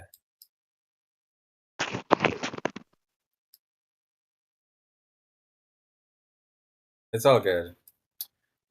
I'm chill tonight, man. I'm going to be headed home in about a half an hour or so from now. Just chilling here, doing my guard stuff. Okay, not to change the subject, but do you believe that the Earth is a spinning sphere? Yes, and okay, why? the Coriolis effect actually demonstrates that spinning. Okay, where do you witness the Coriolis effect? And weather. So in other words, if the Earth was not moving, there would be no weather.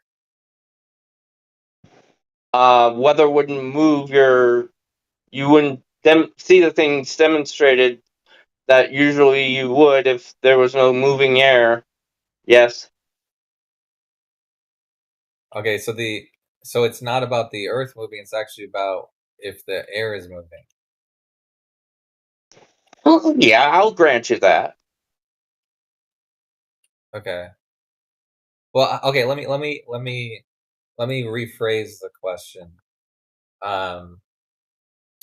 Is there an experiment that follows the scientific method that can validate the cause of weather?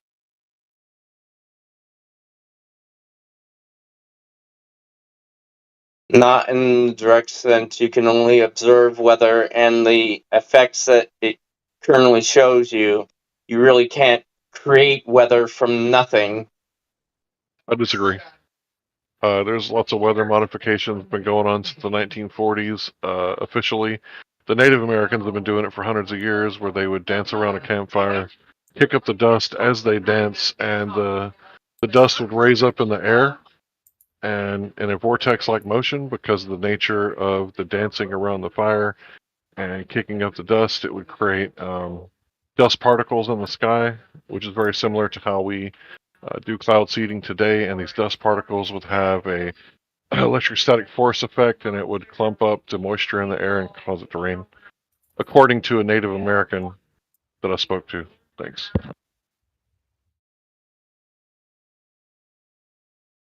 Larry, I really want some more of whatever you just had. That's good, man. I'm not making fun of you. I am, but I'm gently jabbing you, if you get my meaning, man. That's fine. You can think about it if you like. Took me a second too, but yeah, they've been cloud seeding, at least on paper, since Vietnam War. Operation Pi Pi, you can look that up. They extended the monsoon season by 6 weeks.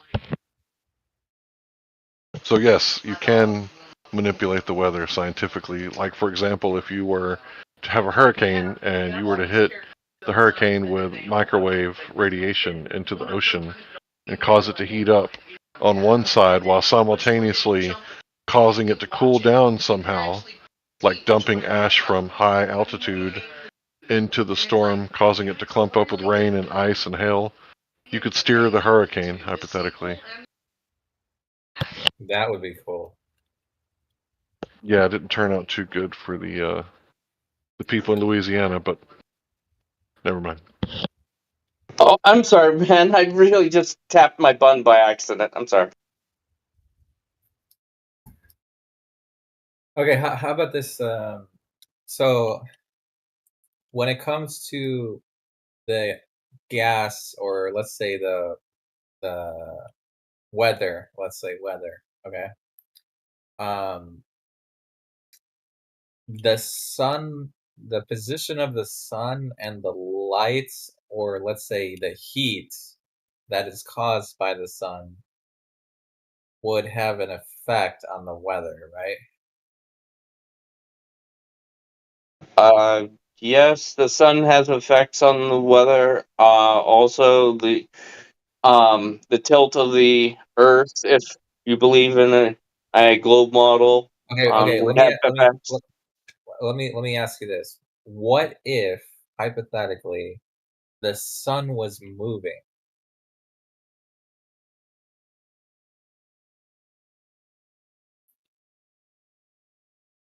Okay. Now here's the thing, right? Instead of the Earth spinning, you just have, like, you just reverse the what's moving and what's not moving. So in the globe model, they have, well, technically the sun is moving in the globe model, but anyway, just for the sake of simplicity, the Earth is going around the sun. The sun's not moving, but in ours, well, we don't have a model, but just for the sake of argument, if the Earth was not moving but the sun was moving, you could achieve the same weather effects, basically, is what I'm asking.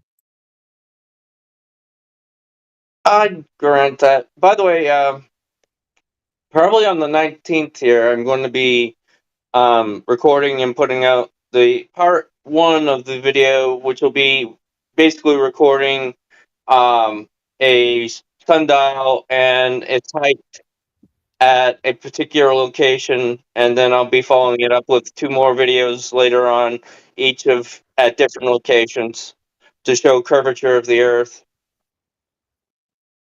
Do you have specific distances and like? Oh, wait. One more question. Are these measurements done over water? They'll be done over land. I live in the state of Florida, so it's going to be kind of. I've got to find an app or something that basically will give me as the crow flies distances, but working on that.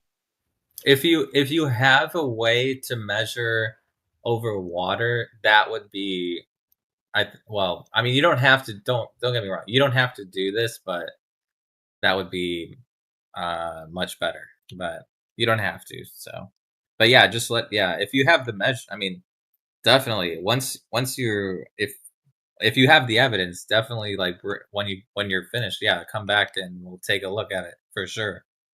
Like, we definitely, that's what we want. Definitely come back. Oh, no problem, man.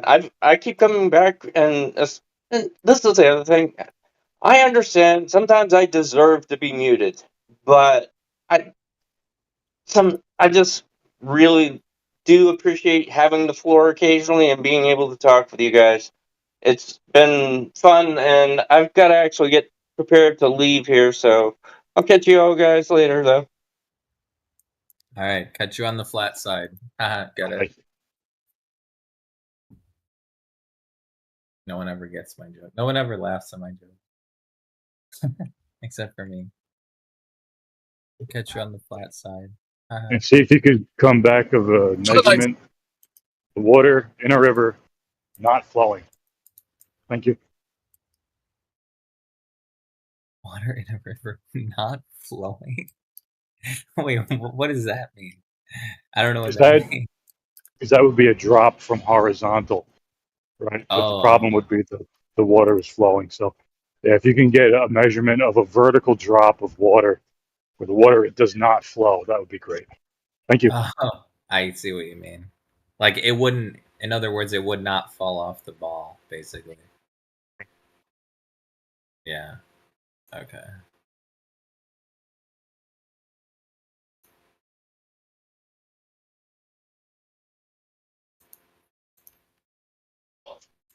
I think I heard crypto there.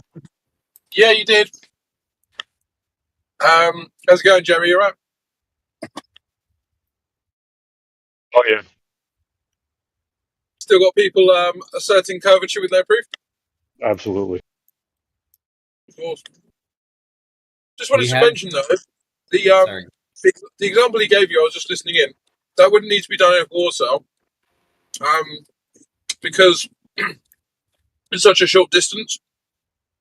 You're just talking about sticks and shadows at that point. But he would have all of the issues that Eratosthenes bumped into. So he'd have to address all those. Oh, is he using angles for his measurement? I mean, he's using angles.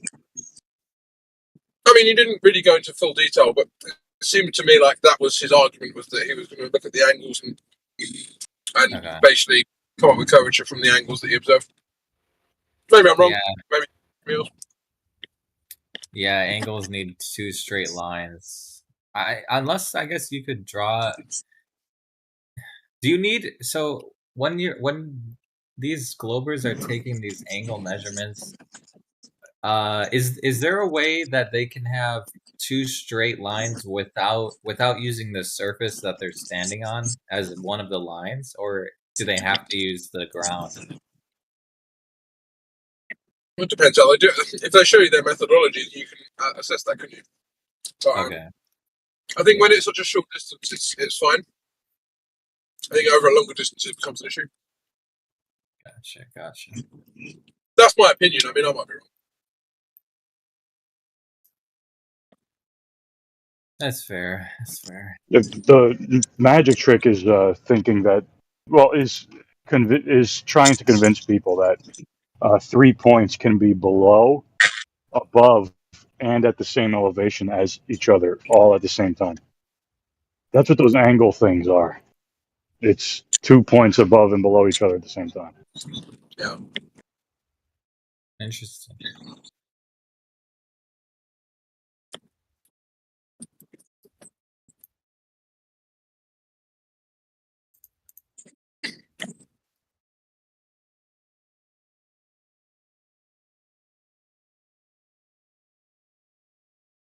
Essentially, they cannot have a horizontal line. That's what that's about. Yeah. That's. Isn't that why they say level is curved? Yeah. Yeah. That's what I was trying to point out, because whenever they use angles, they need two straight lines, and whenever they're talking about triangulation, they need three straight lines. So if there's a way to do it without using the surface of the ground, that would be a good start, you know. But if they use a straight line on a flat, you know, then it's just flat. Like, it's over. Like, there's, yeah.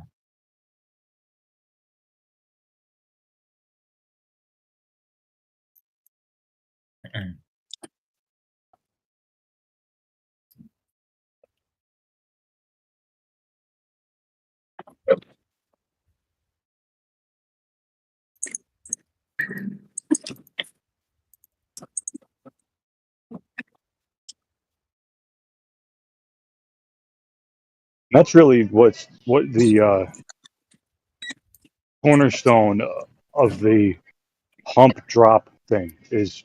Is it a hump from horizontal, or is it a drop? And then they'll tell you, well, it's perspective. Well, If it's perspective, then you can't measure anything because measurements aren't, they're not dependent on perspective. Yeah, they try and obfuscate this point because they'll say that a hump would be You're roboting. like, let's just say you had your face has curvature, and then you'd have a pimple on the filling.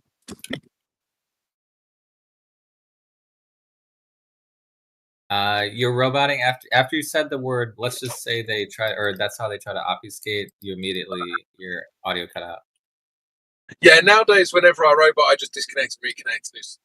If it doesn't allow me to reconnect, then obviously Okay, now you're good. Yeah, now just repeat what you said. Now you're good. I'm like robot again. Apologies, buddy.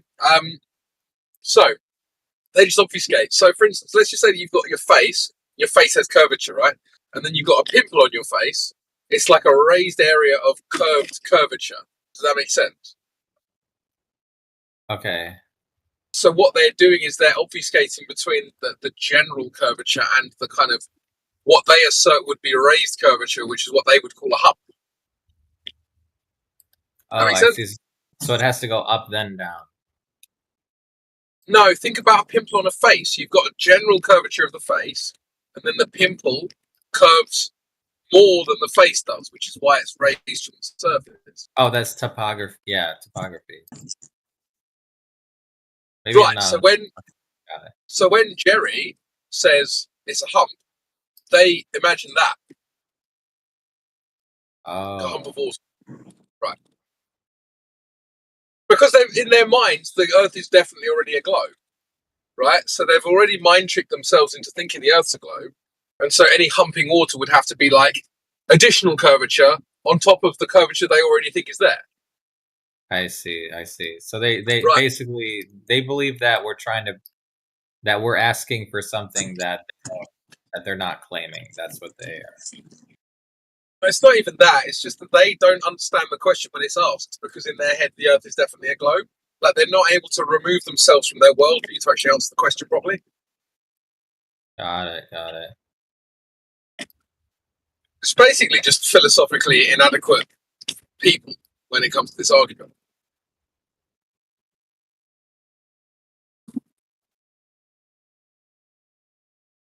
Well, the thing is challenged. Sorry, go on.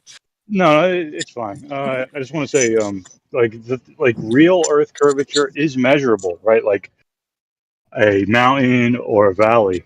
But there's other kind that they talk about. How do you measure that? You can't.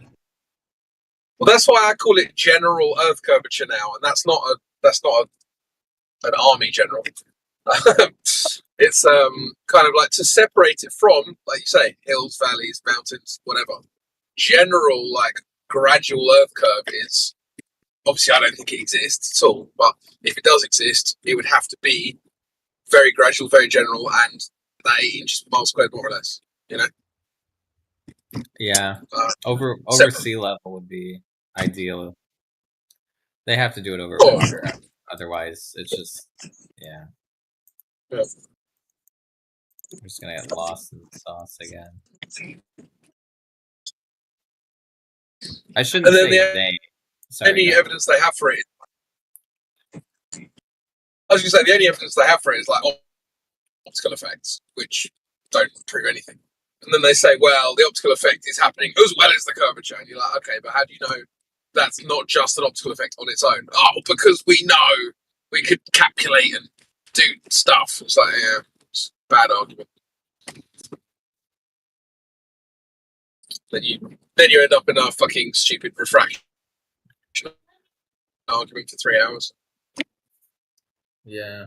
I mean, to be fair, the globers that come in here that show an object being hidden from the bottom, I think they, at the very least, I understand what they're trying to show us. Like, it makes, like, if just without trying to counter argue it, I get what they're saying. You know what I mean? Like, something's hidden. That's what they're, right? So it almost kind of.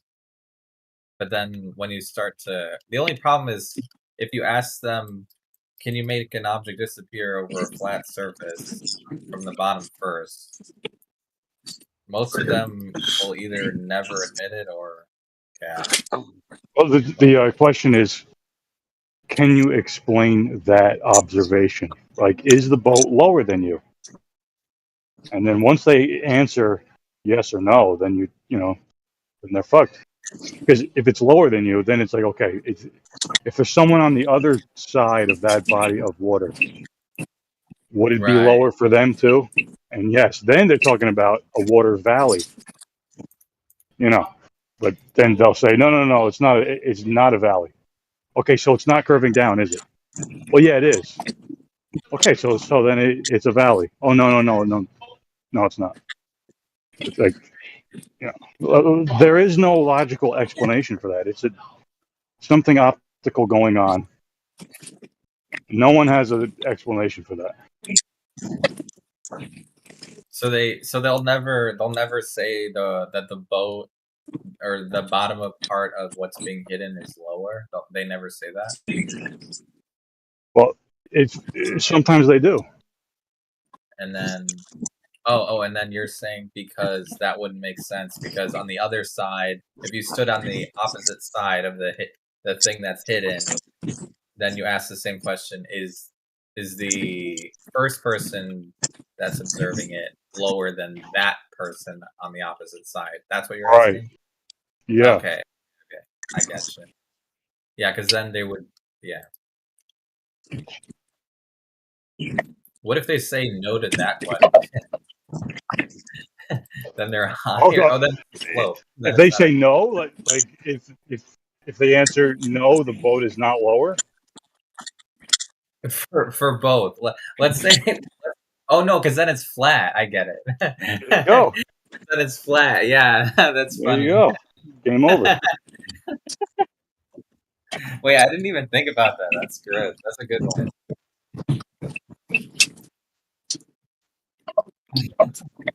That's a good one. I need to remember that one. It's so. How come it seems so simple when man? How come no one's ever? I've been missing out. On really good insights all the time. And the same logic applies to like airplanes. It's like, okay, how does an airplane account for Earth curvature? Or even like bridges that they say these towers are like, more apart at the bottom or at the top than they are at the bottom. It's like, okay, well, if you connected both sides with a horizontal line, which way would the bridge curve? And in the model, it always has to drop from horizontal. So the middle of the bridge would have to be lower than the ends. But it's not. It's higher. They have a hump. Right. So they would both be at the same elevation. So it would be almost identical to as if it was flat because the person at the beginning and the end would be at the same elevation. Yeah. Airplanes. Okay, so when an airplane flies, does it account for curvature by angling up or angling down? And they're going to say, no, the airplane stays level. Oh, great. Okay. Done. Then it's flat. Yeah, then welcome to Flat Earth right there. It goes flies straight. That's right. That's damn right. It flies straight. Full speed ahead. That's a good one. Yeah, it flies straight. Because there's no curve. It doesn't need to account. Because if you think about it practically, if it did account for it, like, right, and say that it had to curve downwards. Well, if you go below horizontal in an airplane, then you're going to crash. If you go above horizontal, then you're going to go up into space. But no, you stay horizontal, Oh, I think they try to. Okay, wait. So the question is, does the plane have to account for the curve? That's a good question. Yeah, I haven't really thought about it much, but yeah. Yeah, what does it mean to account for curvature? It's a very loaded question. Right. What does it mean? Does that mean you angle down from horizontal or up?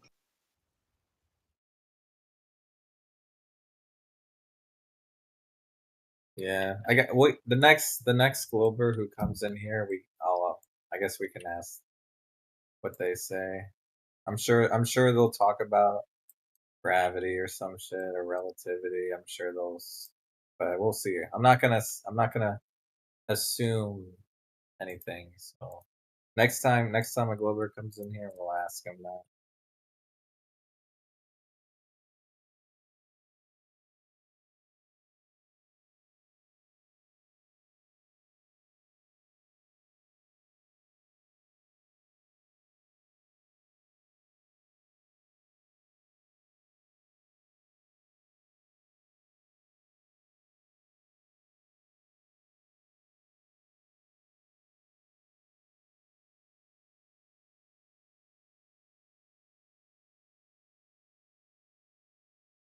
Actually, you know what?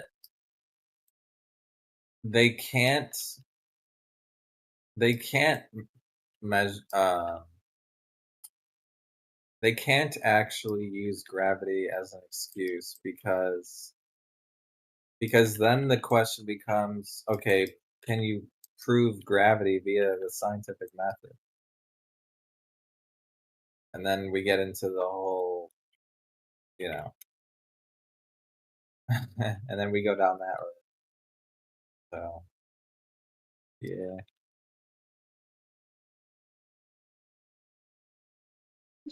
Gravity is largely just a red herring. Yeah. Because the plane still has to go over the Earth. So it would have to. Well, gravity would be vertical, so perpendicular to horizontal. You got two straight lines. Right. That's all you got as far as gravity. It's just, it's just down. It's just vertical, up and down. You don't go up. The vector is vertical, up and down. Right.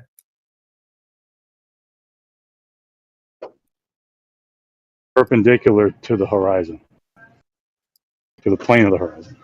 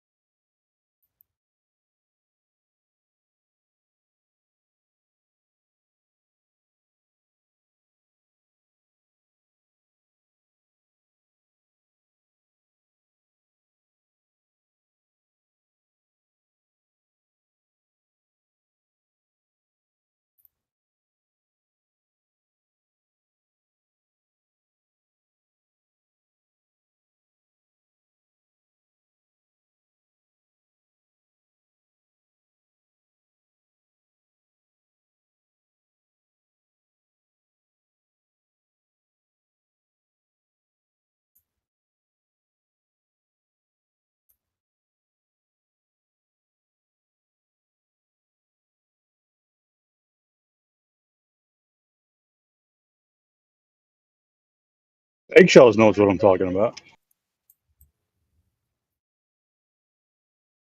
Is that a flat earther?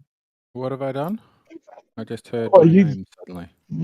yeah, you know what I'm talking about. Like when I ask, what does it mean when people say account for curvature? What is that? Is that like when you're going like?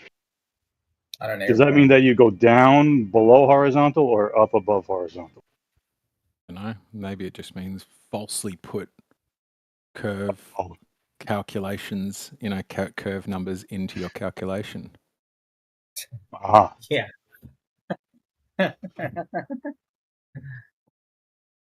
Just sneakily slide it in there. We could even go with 8 inches per mile squared, right? Okay, 8 inches per mile squared in which direction? Downwards? Well, I mean, there's that guy who did the rectilineator experiment and found it went upwards. Really? Up. Yeah, who did the rectilineator?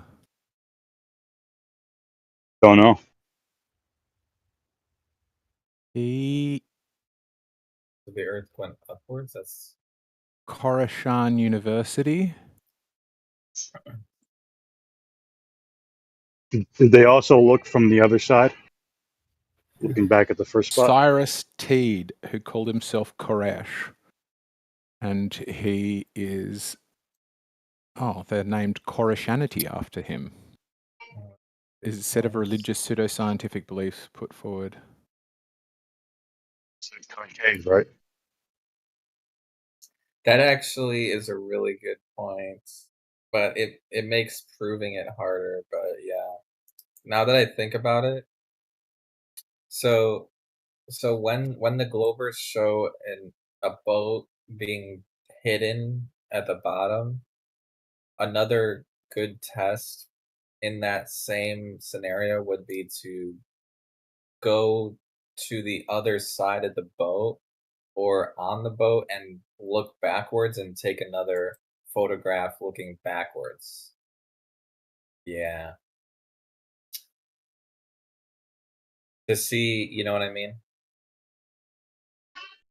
Oh, well, they might see a bunch of different things.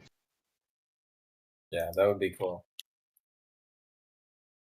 So have one photo showing the boat being hidden, and then the next photo is the perspective from the hidden boat, and just take a photograph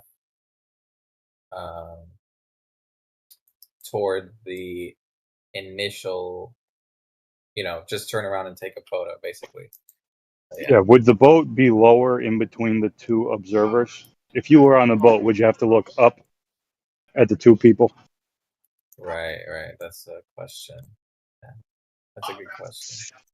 Now, that's not a flat Earth proof, right? It's just a question about, like, do you really think that 2 points can be below each other at the same time? And if they say yes, then it's like, isn't that interesting? So you can't connect those points with a straight line. Like Peter said that, no, Peter and Brenda said that you can, but that line wouldn't be horizontal. So they can't have horizontal lines. Wait, so they're saying if both points... So wait, Brenda said both of the points are lower? Well, yes. And Okay. I just don't understand. Yes, you're Lower right. than I what, don't understand. Lower than what? Lower than each other at the same time. Oh, lower than each other. So it'd be like a... Wait, what?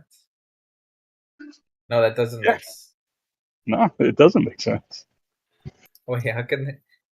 Okay, I would have to... Yeah. Next time they come in here, I'll ask them.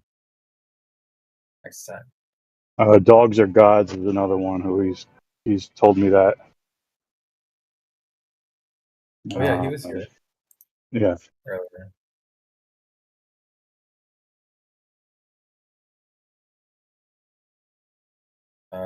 Is there any Glover? Is Boots DR? Are you a flat earther, Glover? Eggshells, are you still A flat I'm earther? confident the Earth is flat and the South is the center. Wait, wait. Now I can't tell. How could it not be? How could the South not be the center? What evidence do we have that the North is the center? It's just like these people just choosing it because literally, I asked one person here the other day, and I said, "Why couldn't it be the South?" And he said, "Because I live in the North." That was his answer. Honestly, that was his answer. Because I don't live there. That's fair. Yeah, they don't, because the thing is, it's the reason I think is the cause of all of the confusion is because the size of the Earth has never actually been proven. I think that's like the heart of it, you know. Nor is the center. Right, exactly. Therefore, they wouldn't know where the center was. Right, exactly. Even if the Earth did now we have to assume the Earth has a center, right? Because now that implies a finite size and yada yada yada. So it's just like, Well, yeah, but I mean, if we say infinite, then we're throwing out all of our gas pressure arguments, aren't we? Because the entire gas pressure argument relies upon a finite volume. So we're not going to throw away everything just to embrace the truth of the South Center. That's funny. That's funny. Yeah, because you can't have an infinite container, right? Right. Otherwise, it's not containing anything. Like if it's Right. an infinite distance to the wall, how is it applying pressure? How is It's it? not. Yeah. Exactly. Okay. I mean, what's Yeah, so- interesting is there are infinite plane people who also use that argument, and they just obviously haven't done any critical thinking. So gas pressure actually proves that the Earth has a finite size, actually. Yeah, definitely has a finite size. Whether we know it, that's a different question. That's fascinating. I didn't even. Okay, that's good to know. Well, there's a finite size to a container. You know, you could have like bubble wrap Earth. Lots of bubbles. Yeah. That's cool. That's good to know, though. That's good. So actually, now that I think about it, if it has a finite size, then actually when the Globers ask where is the edge, then we could say, well, there's no evidence, but it is finite, so we can actually engage with that. So we can be like, yeah, but we don't know, you know. Like it's almost like we don't want to engage too much, though, right? They'll ask us questions, and then we won't be able to answer them. So that seems like a trick. Yeah. Zodiac, you ever heard of concave Earth? Is that all glory to God? Is that you? Yeah, concave Earth. You've heard about it? You explained it to me, or I mean, I'm pretty sure you explained it to me before, right? Really? I don't know. I don't keep track. Okay. Just explain one more time. Yeah, no, I haven't. Go ahead. Just explain it. It's the one where so if you were to, it's the one where instead of being on the outside of a sphere, you're on the inside of a sphere. So the Globers, they're it's a full ball, and there's people sticking to the outside of it and all over, top, bottom. This one, it's a full ball, and there's people sticking on the inside of it, top, bottom, everywhere. Like Halo. Matching 1-to-1 with the globe. In terms of the land, not like the size of the sun and the stars and everything. Have you ever played Halo Combat Evolved? Yeah, like that ring. Yeah, it's basically like that. Instead of the ring, though, it's the full sphere. But you need gravity for this, right? Yeah, there's gravity. And is it spinning? No, it's stationary. It's basically the big brother of flat Earth. It's like, you know, like Pokemon. Evolving Pokemon. Base form, middle form, final form. This is like the final form of flat Earth.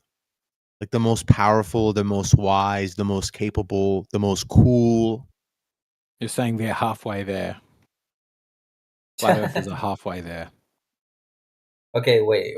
So the Earth is not moving in this concave. Yeah, I have some visuals. I have some gifs. Maybe I could post to help. Wait. Before we get to the whole curve, how do you know it's? I mean, what's the reason? How did you find out that it's not spinning or moving? Like, I'm assuming that's what you use. Like, it's just what we experience. But what is there anything specific? I don't know. What did you ask again? Because you said it was not spinning, right? So Yeah, how the did you model realize it's stationary. The model it's stationary, and everything's spinning on the inside. Okay, but was there a specific how did you Stumble realize upon this that it model. wasn't spinning? No. How'd you realize the Earth was not spinning? It's kind of like an assumption with the same understandings carried over from flat Earth. Like it's what you experience, right? We It's don't still experience. whole experience thing, and then some other arguments with it. But the Earth's stationary in this model. Okay, so it's the same. There's no evidence of you. the spin. Okay, I get it. Okay. All right, so we actually agree that the Earth is not spinning. So we're on the same team actually. There. I'm But not the only really. thing- I'm talking about teams. It's just the models. But you're right. Both flat and this concave one, they're both stationary. So there's no issue with that. Yeah. So But we're it actually fixes a bunch of latitude problems, as does mine. Like in the south, there is an issue. There is a latitude, longitude, distance issue. Mine fixes it by putting the south at the center, but All Glories fixes it by still having it the same, curve. So the distances work out, but at both ends, his has two centers essentially. okay. Oh, you were presenting him your model eggshells? Yeah, I was telling you about the Oh, south sorry. center. I just joined out of nowhere and just started talking. But yeah, No, no, you're I don't good, want to you're good. stop interfere with that. But you could keep going if you. I was just gonna ask. So for the concave one, is it measurable? Yeah, so the basic mainstream model is the Earth is everything's small, like the sun is small and like contained within the Earth. The stars are really small and they're contained within the celestial sphere, which is within the Earth. And the whole universe would measure literally the size of the Earth at minimum. Maybe there's additional layers further back beyond our Earth plane or whatever, but this observable universe would be one sphere basically, and everything's small and contained. The source point is at the center. The engine of the entire universe is like within the celestial sphere. The celestial sphere is rotating. If you look at the animated GIFs in the chat, I posted it. Celestial spheres rotating inside the Earth. So a lot of the flat Earth there's things called correspondences that like flat Earth has with things like the Bible and various things like that. This concave Earth also, a lot of those correspondences carry over. So like fixed and immovable, and this one also has the four corners of the Earth, and it's actually one of the cornerstones of the model is these four corners. It's based from what's happening in the center. Wait, But I anyway, got a question. So yeah. In let's say on average in 1 mile, let's say a person standing on the Earth, how much upwards curvature is there in 1 mile? Same amount. The same amount. The whatever the Glovers have going down, this one has going up. I know it sounds like a troll, but it is that way. It's the same curvature. So basically, if this model in theory is true, the globers are measuring the curvature correctly. It's just their the interpretation of the measurements and the final adjustments afterwards are would be done in not incorrectly but correctly for the heliocentric model. But in terms of Okay. go ahead. Does do when you're okay? I know you might not be able to. I don't know if you Well, let me just ask this question. So, let's say you're in an airplane. Do you know how does the airplane account for the upwards curvature? The airplane uses I think they use the horizon. Okay. They use the horizon. I mean, obviously, the airplanes nowadays they're very automated and all that stuff. But at a base level, it's whatever the globe's doing is what they're doing in this model, except some of the interpretations of key things are flipped. So the same thing, the globers are using the horizon to help maintain their lift of the plane, so they don't go too high or too low. This one's the same. You're using the horizon to help maintain your lift of your plane, so you don't go too high or too low. But on the Glober model, the plane flies with lift, but it's constantly keeping control of the drop, if you could imagine. In the concave Earth model, the plane is flying with lift, and it's constantly maintaining that lift relative to the Earth, which is curving up as well. So in the concave one, a plane that's flying and it's flying forward, as it's going forward, the land ahead of him is curving up. So the plane would have to tilt up to adjust for the ground that's also curving up, which means if a plane is going faster, they would have to tilt up more to account for their speed, or else they would just run to the ground eventually. So the nose of the plane is moving up. Yeah, it gets complex, and there's arguments about it of what angle of attack means, or if it's about the wings or the fuselage, or if it means anything or nothing. The general gist is, in the Glober model, planes when they're flying, ultimately they're falling down in one way or another to maintain with the curvature of the Earth. And the concave Earth one, when they're flying, they're constantly maintaining lift relevant to their speed and a whole bunch of other variables in order to not hit the Earth. So both are the same thing. It's just flip flopped. A lot of things in this model compared to the globe is like flip flopped. It's not that one's right or one's wrong. It's the interpretation of the data. All right, go ahead. That actually kind of reminds me of the differences between Islam and Christianity. I don't know why. I just thought. But what? Sorry, that was kind of off topic. No, That was really out of pocket. Well, I can kind of see that, where, like, Islam describes the crucifixion of Jesus, like it's got the same thing happens, just a different explanation for it. It's got like the same whole first book.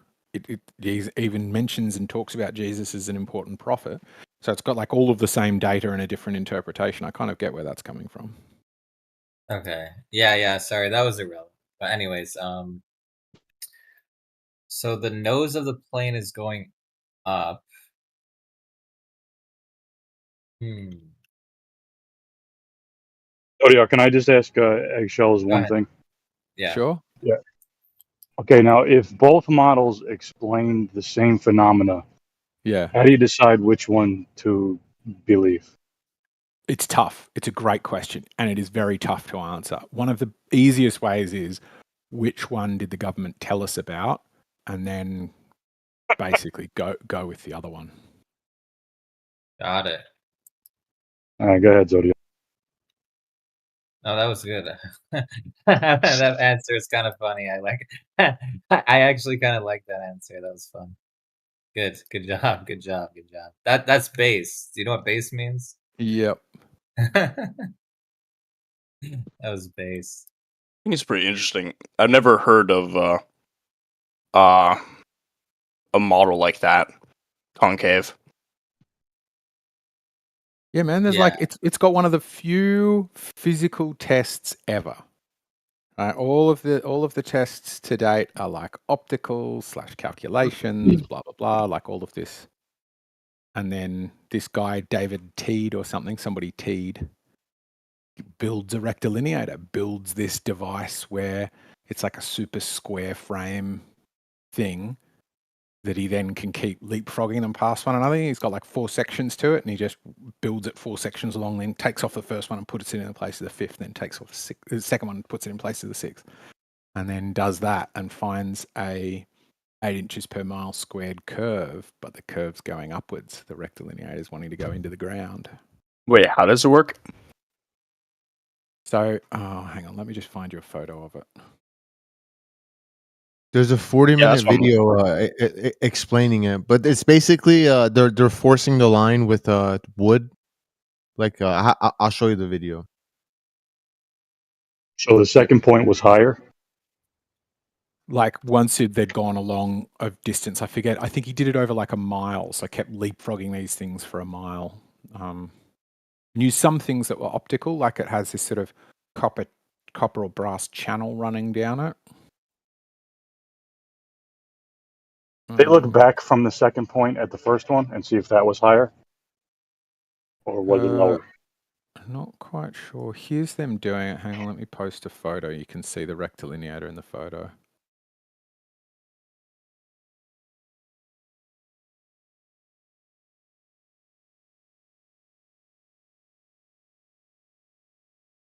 There it is. Somebody's put it. This, I think, is an original photo.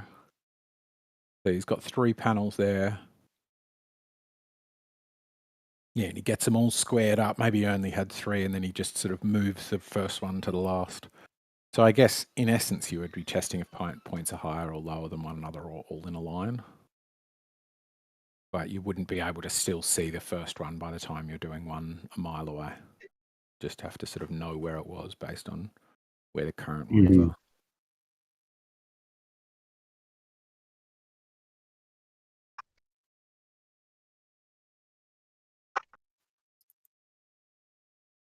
I just want to know, like, if the second, like, it's 2 points, right? So if the second point was higher, and you went to that second point, and the first one, would that have to be higher than the second point?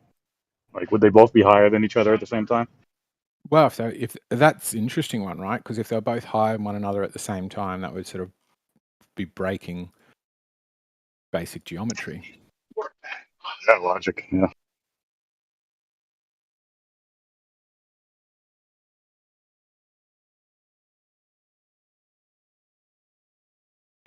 Ba-doom. I always feel like going back and finding that person that's like joined and heard nothing and then left again. Be like, we were talking. You just came during a pause. Yeah, I never understood that. People would just come in for a second and leave.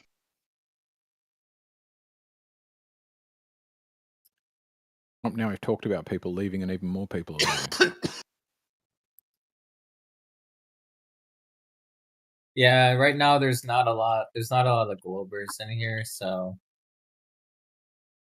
Well, they've struggled to meet the burden. there's not a lot of blood, not a lot of back arguments going around. That's why they leave.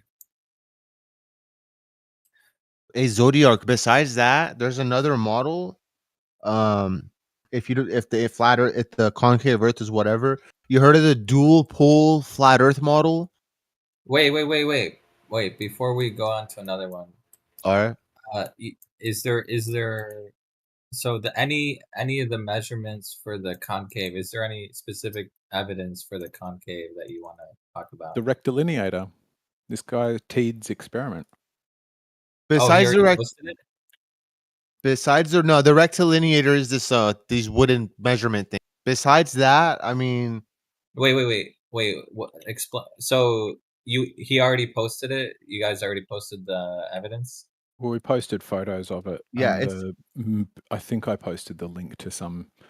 Okay, thing. okay. Just give There's me a. 1 sec. I'll take a look. Just give me one. I put a sec. video in there that might explain it. It's like 15 minutes long. I haven't watched it, so don't hold me. No need to get no needs to get too deep into it. It's just this theory. This is some measurements they apparently did, and they matched precisely to like 3 digits decimals Earth's curvature, except going upwards. That's basically the gist of it. So we don't need to Okay. waste too much time on that. Whether it's true or not is we find out later. I want to know. Just give me a. You Well, guys carry on. I'll watch the. Yeah, the conclusion of the experiment is that Earth is definitively curving upwards at the same rate of that they're saying is supposed to curve downwards. That's what the conclusion of this rectilineator experiment is. Okay, 1 sec. I'm gonna watch All the right, video. all Just right. give me a sec. Or I mean, you guys can keep talking. I'm just gonna watch. No, go ahead. That video's 40 minutes, so maybe save it for later too. Yeah, first Okay, one's okay. 15, the second one's 40. Okay, got it.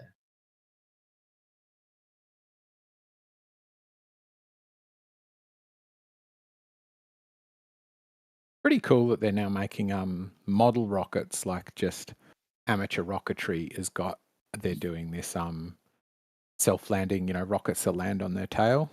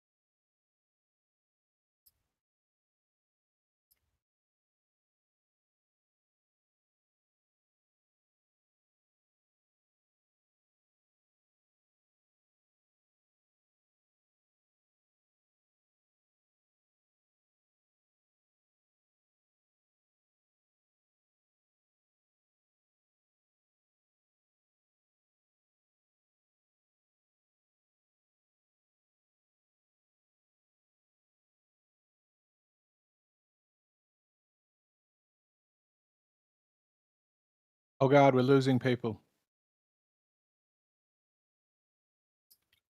They're going. They can't handle your truth, All Glory.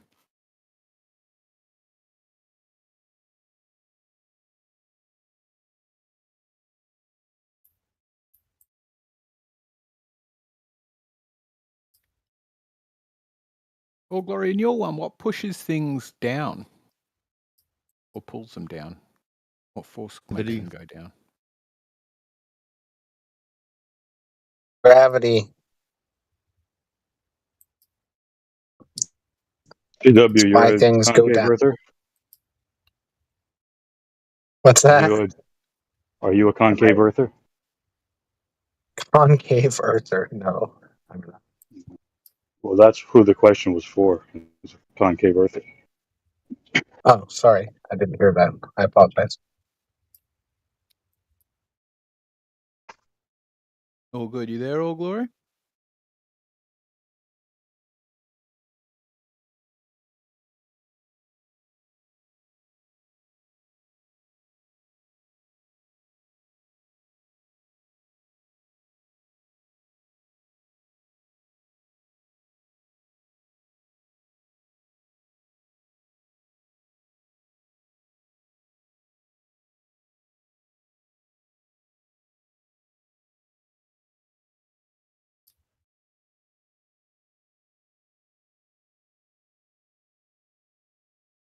CW, wouldn't gravity be the effect? Yeah, it's been called gravity since long before bendy space-time. Yeah. Yeah, I mean, it could be described as an effect, yeah. Could be. Okay. Yeah, I think people are. Oh, I don't know the language accurately as the words to describe it, but people have a misnomer when they call it a causal force. I don't think gravity is a force; it is an effect of space-time. Well, it causes masses to accelerate, right? So even if it isn't a force, it somehow applies one. Yeah, yep, that's exactly right. It is kind of strange in that way. I don't Did you know. figure this out? Oh, I'm sorry, Crid. Go ahead. I said, I don't know. Next question. Yeah, we don't know what it is. No, I mean, yeah, I mean, it's a description of measurements, right? We have measurements of its action on the physical Earth and What is mass. it? Gravity. Okay, how do you measure that? Which is what? What is that? Yeah, what is that? Where is it? Well, I mean, yeah, it depends on kind of how you're approaching that question, but you can most easily calculate it by mass with distance. But what do you see to say that's gravity? Well, you see mass being attracted to other mass. Okay, so And then you see a mass. you see that rate of acceleration increase based on the distance to the mass, based on how close it is to the other mass. Right, so you see a mass and you say that's gravity. We don't see mass, right? Mass is You don't see calculation. mass. No. Okay, so we don't have mass and we don't have gravity. What are you seeing? We see matter. We see so you see matter and you see other matter, and then matter, large amounts of matter, very massive matter, tend to accelerate towards other big clumps of matter, and then we calculate that, and then we find out that it goes faster as the distance gets less. So as things get closer together, that are very massive. These are the things we can calculate, right? Like you can't calculate an apple to another apple. I mean, you can with gravity, but it's a lot more complicated, and you don't see two apples colliding all the time. But you see a lot of matter. You see a lot of matter, like big planets, and then a lot of other matter, like other big planets. You see them kind of having this attraction towards one another, and then you calculate. Oh well, as they get closer to each other, the rate of acceleration increases. You can calculate that. It's a mathematical observation. It's not a. It's not. I don't know. It's not two apples on a counter colliding. So Attraction would be force, right? Yeah. Okay. So Like there's a magnetic force. attraction is a force. Nuclear attraction is a force. Well, earlier you said that it was not a force. It's not. It is really. It is or it isn't? No, it's not. I mean, I'm happy to Okay. stake my claim. No. Okay, so there's no attraction. There are things being attracted to one another. Okay, so forced. See that? They're being forced towards one another. Nope. Well, that's what the word attraction means. It means, Sure. force. So, like, okay. So here's an example. If you rolled a ball down a hill, would you say, like, once you turn the potential energy into kinetic energy, right? So you gave the ball of its first force, and you see it rolling down the hill. Are you saying that it rolling down the hill is a force?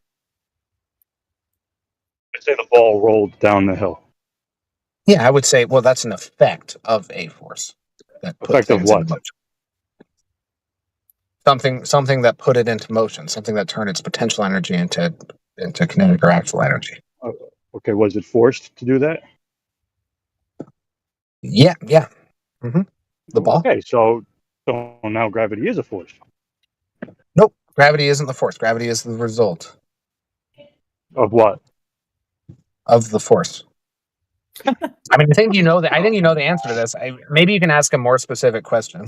No, I'm good, man. This is starting to get into the wrong. I think I got something. Okay. All right. So you've got. I mean, I think he knows.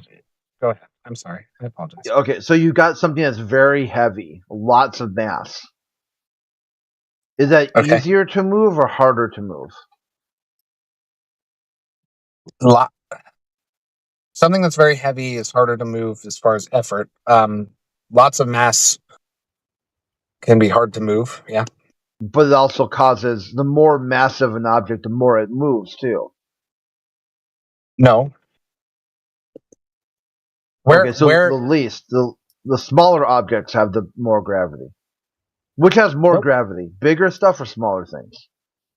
Bigger things have more of a gravitational pull. They don't have more gravity. It's not like an attribute you cause. It's not like, oh, Earth has a certain amount of gravity and something else has a certain amount of gravity. Gravity is just a description, a mathematical description of the effect of its mass in relation to the distance to other mass. Sorry. So spooky action at a distance. Yeah, no, kind of, sure. I mean, I'm okay with that description of it. As silly as that sounds, I can still believe that it exists while being okay with you saying, well, it's some spooky thing that happens. Yeah, no, we know what happens when you get two very massive objects next to each other. We know what happens as you put them closer. Yeah, well, they move towards each other. They're attracted but to each other. But they won't move too because they're really big. Well, sometimes they end up in orbit, right, around each other, which is why we have things like years, seasons. But did you say deer hunting season? Yeah, I did. That's one of the reasons, or the reason for that is one of the effects of gravity on the Earth. Did you say orbits and then deer hunting season? I missed. No, I said no. I said seasons. We have seasons and years. Years. Oh, okay.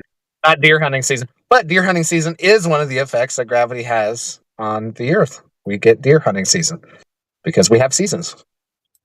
Because of gravity. What's we have seasons because of gravity. Go ahead. What's an orbit? What is an orbit? An orbit is an elliptical path that an object would travel when it's in sustainable free fall to another object when in motion. When you drop that ball that we were talking about earlier, does it fall in a straight line? No, it doesn't. Really? No, when you drop the ball that we were talking about earlier, I'm sorry, I misunderstood your question.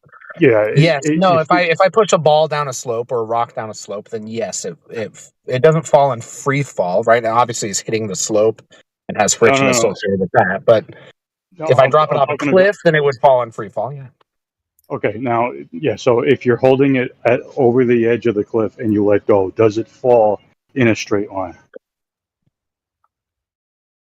Yeah, more or less. Yeah, I mean, More or in a less? vacuum, sure. Well, I mean, a vacuum, sure, but you can have wind, you can have air resistance, you can have different things. I mean, the question that you're asking, the answer is yes.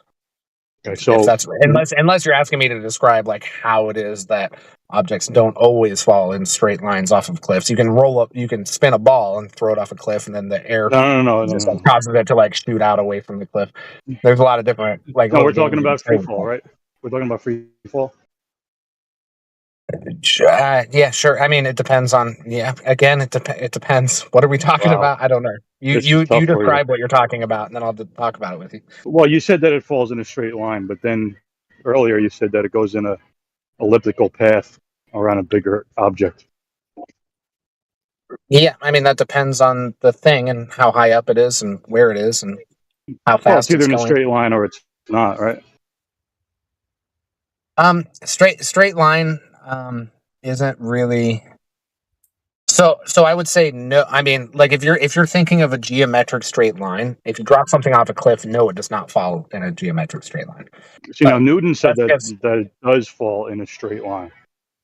yeah, it depends on perspective. This is why Einstein's kind of important in Oh, this conversation. perspective. Straight line to who? Straight line to what? The Well, straight universe? is No, straight. not really. Well, straight is straight, right? Well, you think that, and maybe Newton thought that, but Newton didn't really understand relativity all that well, seeing as he existed before it existed. Okay, so Newton was wrong. When he said straight line, yeah, I would say yes, Newton was wrong when he said that No. specific thing. I don't think like his laws of gravitation aren't wrong, but when he said things fall in straight lines, he's talking about from the perspective of the observer, which is true. I mean, it seems like it does. It falls straight down the cliff. Yeah. Perspective. That's kind of important, don't you think? So which perspective is right? Yours or mine? When I say it falls in a straight line. When you say falls in a straight line, I would say probably mine, but like overall, I'm sure there's some perspectives you have that are correct that I don't hold. Okay, so you would be right from your perspective, and I would be right from my perspective. Who's correct?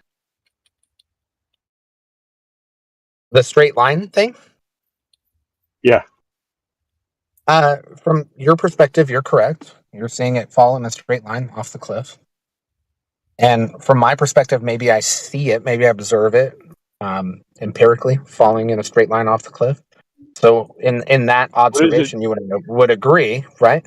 But because I understand other things about the universe, I would say that didn't fall in a straight line. It just looked like it did. Okay, so what is it? So I know actually I can doing? be fooled. What is it actually doing? It's falling in a very curved line. So that's not multiple dimensions, right? So it's What's that? so it's not dependent on perspective. What it's actually doing is not dependent on perspective. What we observe it doing is dependent on. Wow. Okay. Why does that not? Why is that? Why do you think that's wrong? What's wrong with that? Well, you're saying that it's subjective. It's based on perspective, right? So Well, I'm it's saying our subjective. observations are subjective, but the actuality, the objective truth, the thing outside of our observations, that would be an objective thing. What it's actually doing. Then you said that it's all perspective. What we see, yeah. I mean, can you name something you see without perspective? Yeah, like a horizontal line or like a vertical line. You see horizontal lines without perspective? Are you the only person on Earth that can do that? Well, I know that it is horizontal. How do you know? Because it's the shortest distance between 2 points of equal elevation. Okay. And you see those lines? Right. No. You see the shortest distance between 2 points of equal elevations. You see that? No, I just know that that is a straight line. Okay, well, I know mathematically how things act actually, but it's not what I see. It's not what I observe. Now, it sounds like you're saying the same thing as me. What we observe is a matter of perspective, and there are things that we can know outside of our perspective, outside of our mind's perspective, that would be objective truth. Sounds like you're agreeing with No, me. What is your disagreement with what I just said? is I can know whether or not a horizontal plane is established or not. Okay. Can How you? do you know whether or not a horizontal plane is established or not? With water. Well, how do you know it with water? Because the water flows if one end is higher than the other. It's somewhat self-leveling, yeah, but there are waves. There are different elevations of water as well. Yeah, we're talking about a body of water at rest. A body of water at rest. Which one have you observed that's at rest? Have you ever heard of a water level? I have heard of that. It sounds like a conceptual term that's not an observed phenomenon. Have you observed one? Water flow is an observed phenomenon. Water flow has multiple elevations because when we look at water, it has multiple elevations. Not a body of water at rest. Which body of water have you observed at rest? The water in a water level. Do you know what tides are? Have you ever seen a body of water at rest? Yeah, that's not at Answer rest, again. is it? It's That's not water at rest. Which one have you observed at rest that you were referring to? The water your inside of the water inside of a water level. The water inside of a water level is at rest. Yes. Okay. How do you know that? Because it's not flowing. The water in the lake isn't flowing anywhere. I didn't say lake. Necessarily. I didn't say lake. No, I know, but it being flowing or not isn't the description of whether it's at rest or not. There are pockets and ponds of water that don't flow anywhere that are not at rest. Would you say that a river is at rest? No. Would you say Why a not? pond is at rest? Because it's a pond. Do you see ripples in the pond? Do you see if there's things ripples in making the the pond, pond then it is change? not Is it at rest? Would you say it's at rest? Is that really what you would say? If there's ripples, hold up, dude. If there's ripples in the pond, then it's not at rest, right? Sure. Right. So You say the water in my glass when I set it on my table, that's at rest. You think I said a water in a water level. Do you know what a water level is? I do know what a water level is. Okay, tell me what it is. Say level using water to find level. Okay, what is it? What is it? Most levels are water levels, or they're at least liquid levels. They got a little bubble in them. No, that's not what I'm talking about. Okay. It's a Most tube. levels are water levels. It's a tube with water. Yeah, it's a long tube, a long, flexible tube, like a hose, right? And you fill it with water, right? Yeah. Yeah, I know what a water level is. I also know what regular levels are. They use water as well. Okay, use so liquid. so that's water at rest when the water is just sitting there. Right. I'm not asking flowing. you a very simple question. How do you know that it's at rest? Because it's not flowing. Well, it doesn't matter if it flows anywhere. If I threw the water level across the fucking planet, it wouldn't be at rest, would it? How do you know it's at rest when you hold it still? Because it's not flowing. It's not flowing when I throw it across the fucking warehouse. It's still not at rest. You got to chill. You got to think about these things for a second. Right, Come on, man. right. So it's not at rest when you throw it, right? It's still not flowing when I throw it, but it's also not at rest. So when you say I know it's at rest because it's not flowing, isn't an answer to that question. Do you imagine if you had a water level filled with water and you threw it, that the water wouldn't splash out of it and go all over the place? I mean, it depends on what kind of water level you're talking about, but in an enclosed tube, I could We're not throw talking it about and the water would splash all over the place. You We're not can talk talking about about an enclosed tube. tube. They make water levels that are enclosed tubes. Easy That's what does I'm it. We're not talking about a closed tube. Okay, so you're talking about your specific conception of a water level, and No, and my not my specific conception. It's an Yeah, actual your tool. specific. Yeah, I No, know. it's not a conception. It's an You actual can tool. you can enclose it, and then if I throw it, then the water doesn't splash everywhere. Right. So I'm talking about when it's open, the way that you're Okay, supposed to use I it. understand. That's what I'm saying. Your specific conception of it. I'm saying an enclosed water level, which we have and exist, and you know they exist. If I threw it across the room, is it at rest even though it's not flowing? It would be splashing all over the place inside the tube, man. Inside the Come on. tube, but it's not flowing. Yeah. It's not Yes, it is. flowing. Yes, it is. It's going back and forth inside the tube. Are we Okay, really so talking you about got to this? define the word flow. Then. What's the word flow? What do you think the word flow means? Wow. Have you ever heard of a river before? I have, yeah. No, and it's a not enclosed thing. Right. So would you say that the water is flowing in a river? Yes, I would. I absolutely Okay. would. Yes. Okay. How about in a canal? Yeah, in a canal, the water. Well, no. Inside the locks of a canal, the water is not flowing. But outside of Okay, it, yeah, good. there's water flowing. Okay, good. Okay. Okay. So that is a horizontal plane. In the canal. Yes. Okay. How do you know? The water isn't flowing. Okay. The water is definitely moving in a canal, right? Going back and forth. It's kind of sloshing around inside the canal. Okay. So it is flowing or not?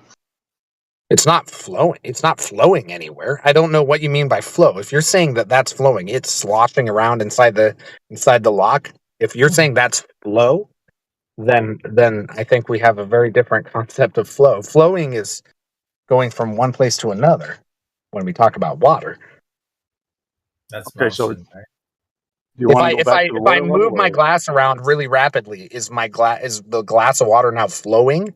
No, I wouldn't say so. Maybe you would, but that's why I'm saying, like, we're obviously coming at this from different perspectives, which is kind of important. Wouldn't you say? I don't know where to go. I mean, you just don't Well, know. what do you mean? Fine. Sloshing around inside a glass is flowing? Is that what you mean? I don't know, dude. I mean, I feel like whatever I say, you're gonna be like, yeah, but blah, blah, blah, blah, blah, blah, blah, blah. Right? Well, I mean, I have an answer to your here's what I think. Now, I'm trying to be as charitable as I can, but you're not making it easy. If I slosh my glass around, I would not call that flowing water, but I also wouldn't call that level, right? All right. Do you know what a water level is? I do know what a water level is. Yes. Okay. It's a tube that you fill with water. Yep. A And we long find it tube. level. We Hold find up, it level hold up. no matter Just- whether it's on a slope or not.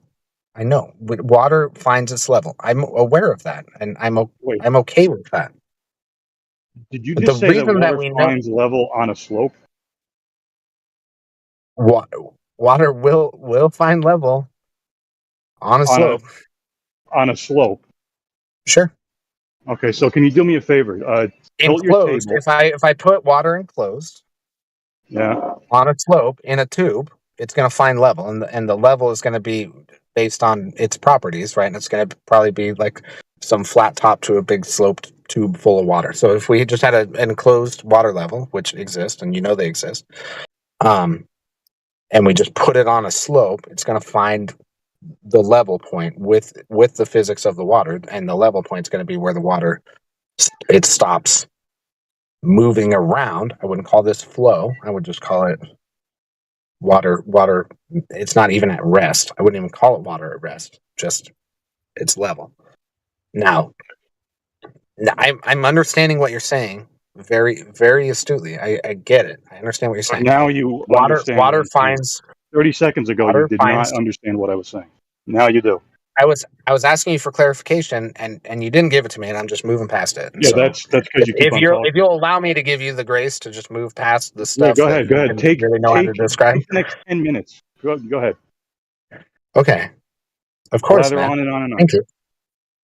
Well, you were asking me questions, so I was answering, and you Go didn't seem ahead. to understand what you were talking about. Yeah. Anyway, we Go can ahead. find the water. I'm sorry to say that. It's just Go the ahead. truth. Keep going. Well, you keep interrupting me. Okay, so how about I'm gonna read. I'm gonna Google the definition of flow. One sec. I'm gonna read it out loud. Please do. Yeah. I'm Really? gonna read it out loud. Okay. Yeah. Wow. Here we go. I think we can have a way better conversation than this one, by the way. Okay.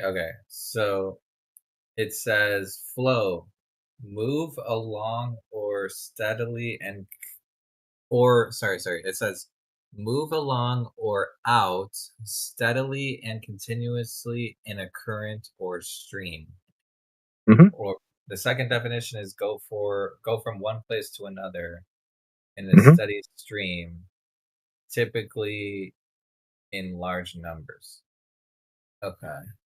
So yeah, what about like if we're trying to understand what flow of like water is, we should look up like what does flow mean in physics when it pertains to water. Like we should look that up because they're gonna be a different kind of definition there. Now, both of those definitions support my claim, and I'm okay with that. But I think there's a wait. a What little is bit your more specific. what is your claim? My claim is that if water is encapsulated, it could still be in motion, and that's not a good description of how you know that water is not in motion. Nor do I think you even know what in motion is. But You think I don't know what motion is?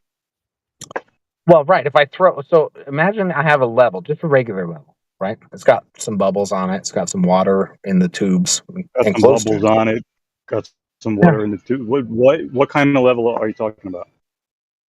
Like a level. Do you know what like a construction level is? Like a 4-foot level or a 6-foot level? Is this like a spirit level, a auto level, a water level? What? What is it? I mean, yeah, there's lots of different kinds of levels. But if I was saying Yeah, like, hey, be hey, can you go to specific. my truck and fetch me the level? What do you envision in the back of my truck? Is it a long, straight yellow thing with some bubbles in between lines that you The put thing on is, that's something to not figure out if it's level? that's not what When I I was say talking about before. no, I know. Yeah, I know that's not So what you're why don't you talking want to about. talk about what I was talking about? Well, because I was trying to give you an example, and you just interrupted me to tell me that I'm not talking about what you want to talk about. But Yeah, I was because talking that's about typically something, how and then you conversations interrupted go. me to tell me that I'm not talking about what you want to talk about. I'm talking about what I want to talk about, which is if I asked you to go get a level from my truck, you would go get a level, and I have a level, and it has liquid in tubes with some bubbles in it. Correct? Yep. Is that Okay. liquid water?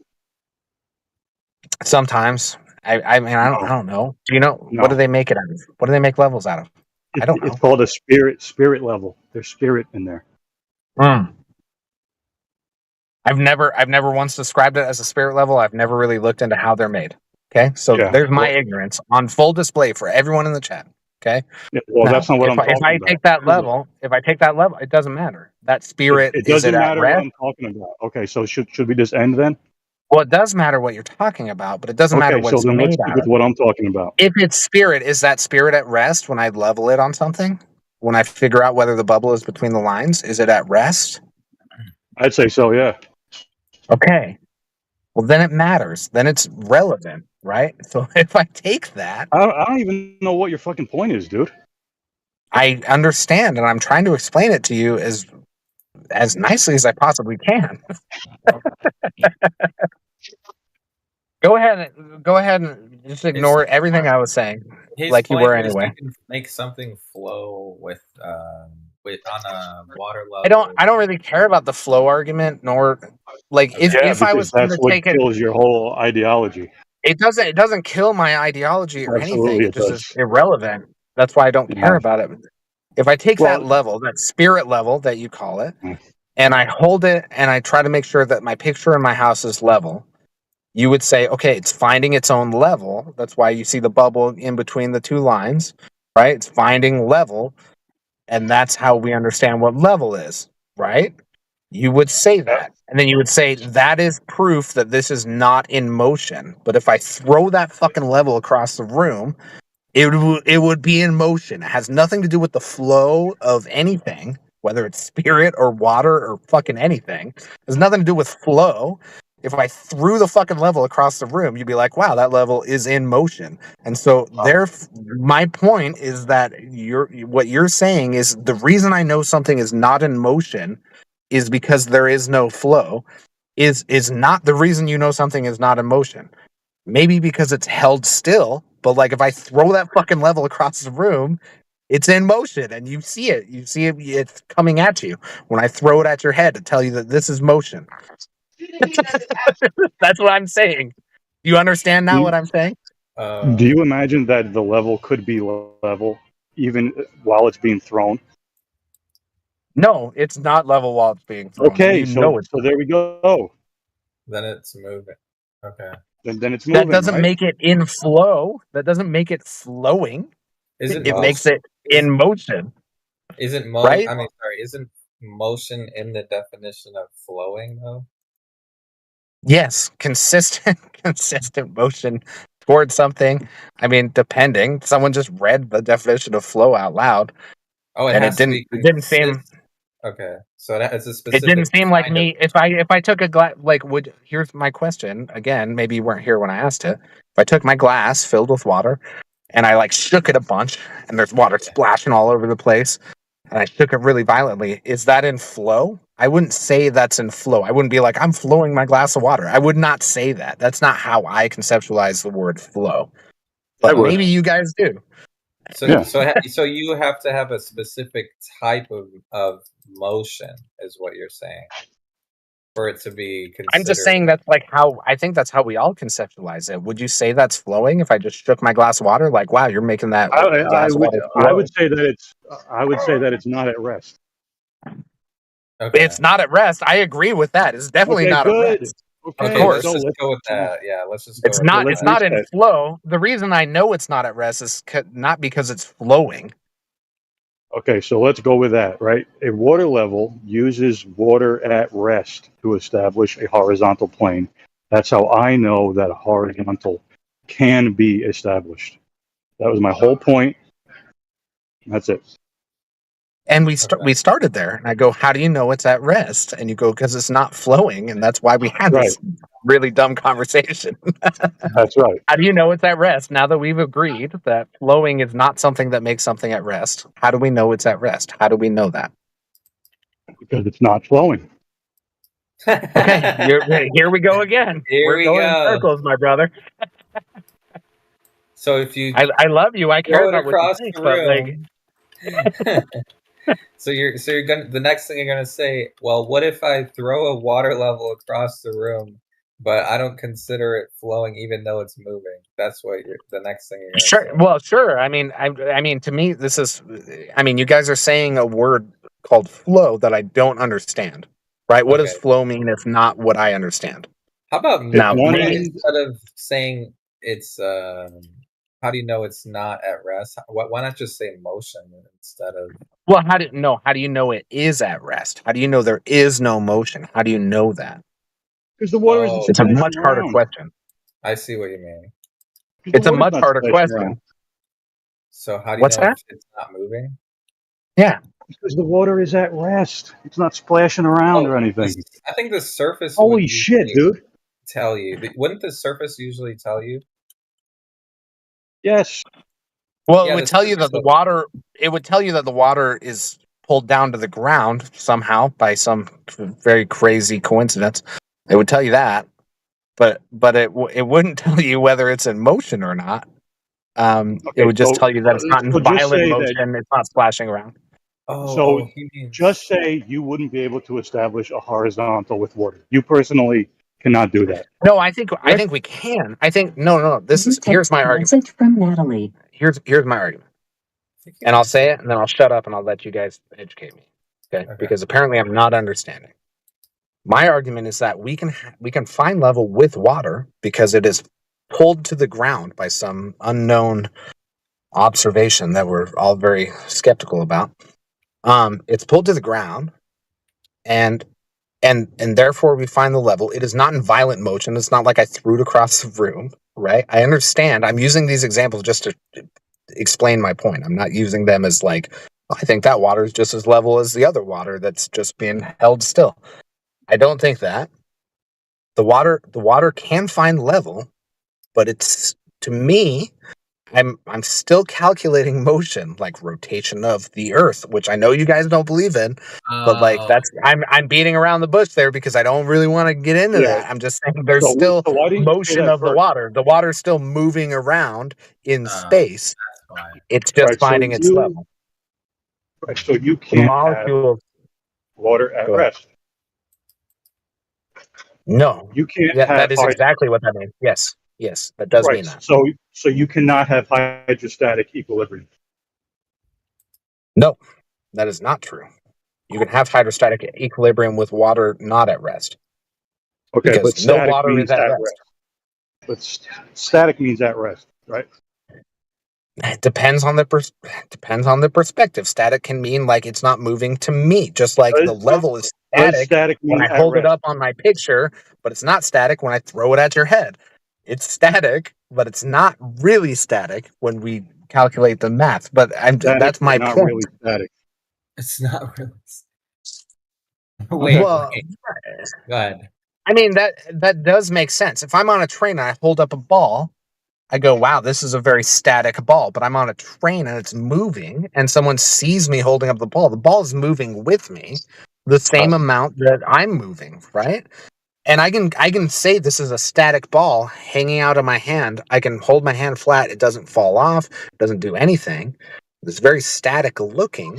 My observation is that have you ever tried to level something on a train? You can level something on a train, even. Okay, so it's at rest, but it's not at rest for you because you You can be imagine on a motion. train with a level, with a water level or a spirit Okay. level, Right. and Now, you can level something on the train while you are definitely moving, while you definitely know you are not at rest. You know you are not at rest because you're on a train moving 100 miles a fucking hour. You can still use a level. The level isn't right. like the bubble isn't always going to one side because of inertia. It levels Right. itself out. This is how level What if- works. You can have a glass Okay, of water on the train. What if is the train moving? Yes, you can have a glass of water on the train where Okay, the so the water train is is still definitely moving. at right? rest in the glass. Okay. So The train the is train moving. is moving. Is the Earth Yes, moving underneath the train, or is the train moving on top of I the Earth? think so. But even if I didn't think so, the train is moving. I can still have a glass of water that's not splashing all over the place, freaking the fuck out. It's a glass of water. So the Earth is still, and the train is moving over it. Correct? No. I mean, we can No. argue about the Earth. I'm just Wow. trying to explain to you the Would concepts of you what we're argue that the talking about. train stays still and the Earth is moving underneath it, and the train just appears to be moving? If the train was moving opposite to the Earth in the speed that the Earth was moving, I wouldn't agree with that. I wouldn't think that. But if that was the case, then maybe you would see some at rest water. But if you have water in a glass on a train, you're probably not going the speed that the Earth is rotating in the opposite direction. You could be going fucking north. You can go straight north on a train, and you can have a glass of water, and it'll be pretty much level. And you can look at it, and you can go, "Wow, that's like seems pretty If flat." you're outside the train, can you have hydrostatic equilibrium? If you're outside this, you hydrostatic equilibrium doesn't mean what I think you think it means, but yeah, you can have it inside the train, you can Okay, have it outside the train. so we can have water at rest. No, inside the Wow. train, can you have hydrostatic equilibrium? Why would you use a water level inside the train? Why wouldn't you try to do it? No, That's an easy why would experiment you? for a bunch of flat earthers to do. No, either water is at rest or it's not, and you seem to think it's never at rest and at I'm rest saying all at the same time. no. All I'm saying is that we can observe water level when it's not at rest or when it is at rest, maybe. But we can Maybe. definitely observe water finding level when it's not at rest. We can definitely observe that. You can get on a train, any train that you want to. You can pour a glass of water and you can find it level itself out while you're in motion. It's not at rest. It's moving across the planet. Okay, would that line be horizontal? I don't know. Is it? Yes. Okay. Well, then in motion has nothing to do with whether or not it finds its level. Right. Okay. Great. So Yeah, I think if water is it's always in motion, and it finds level anyway. okay, Good so job. would the water in the train be horizontal? Is it? I don't know. So you don't know. So you I cannot honestly, establish level honestly on don't a know the train. answer to that Hold up. question. The So water in you a 100 cannot mile an hour moving train, establish. is it horizontal? Horizontal compared to what? Okay, so you cannot establish a level on a train. Now you are changing your stance. No, sir, I am not. Okay, can you establish a horizontal on a train while it's moving? Yes or no? On a plane, from my perspective, yes, sir, I can. Can I Okay, establish so then a that would mean. horizontal? Okay, so Okay. then the train or the plane will be going horizontally, right? Neither up nor down. No, sir. No. So is horizontal a straight line? Yes or no? If a train was going on a slope, Then the would water you would see? flow out, right? Would you see the line? Yeah, no, yeah. At a certain slope, yeah. Would you see the line of the water Right. in the glass kind of change and find level? If it's on a slope, Level. then no, When the you water say would be level level. and you say horizontal, like you're mixing up like math terms with like observation terms. What is level to us is not horizontal. Horizontal is like a math term. It doesn't. I don't know what you Okay. mean by horizontal. Horizontal towards what? My perspective, towards you, towards the Parallel greater to the Earth. plane of the horizon. No. I mean, if I'm going up a mountain, No? if I'm going up a mountain, the horizon at the top of the mountain is really, really high up there, and the horizon at the Well, this bottom of guy the is mountain just is really, really holy shit, low. man. Well, what do you, I mean? What do you, I'm literally, I'm asking you. I don't know. If anyone else wants to talk to this guy, you can, because he's just out of his gourd. I'm sorry, man. I really am. Okay, really quick before we continue down this, does anyone have questions about globe or flat Earth before we keep talking about this? Any new people? I have one. Okay, go ahead. Whether I know No, I'm done. This guy is just whether all or over the not it road. was a globe or a flat Earth, would the level of water matter?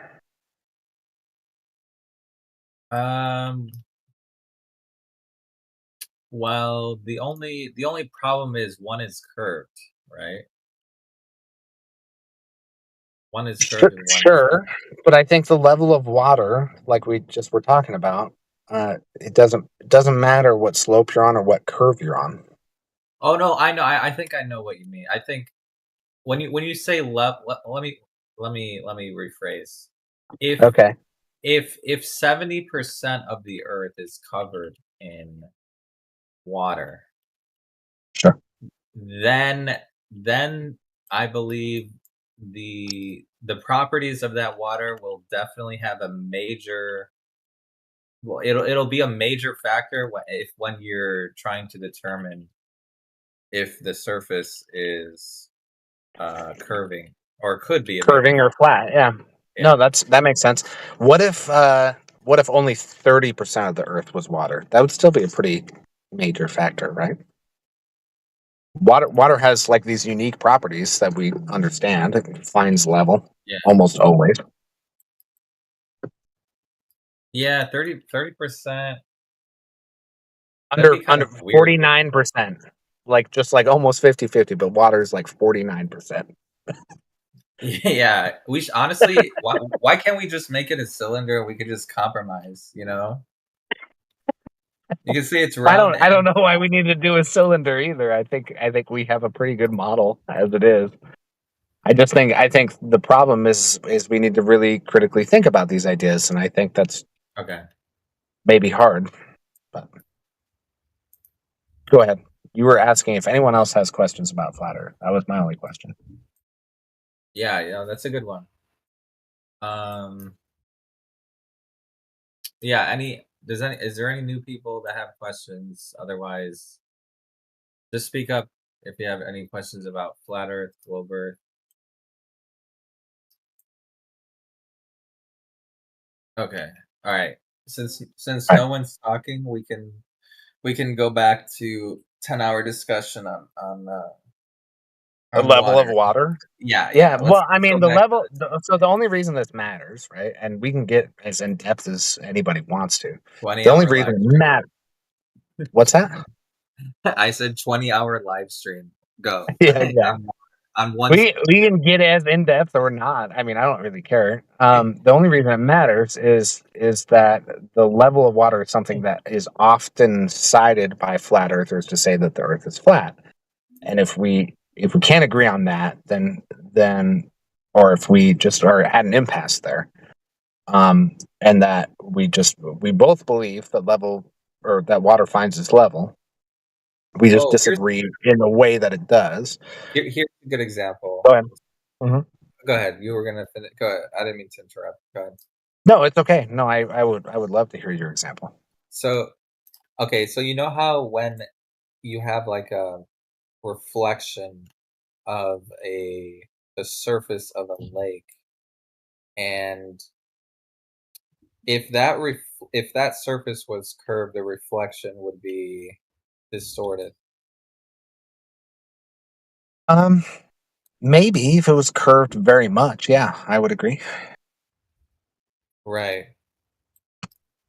So if it wasn't, so basically that would be a way to test, right? It could be, but the curve is so slight that we don't really notice distortions and things, right? Like I could take your face in a picture and distort it slightly with AI and send it back to you, and you'd be like, "Oh yeah, you just touched it up a little bit. It's still me."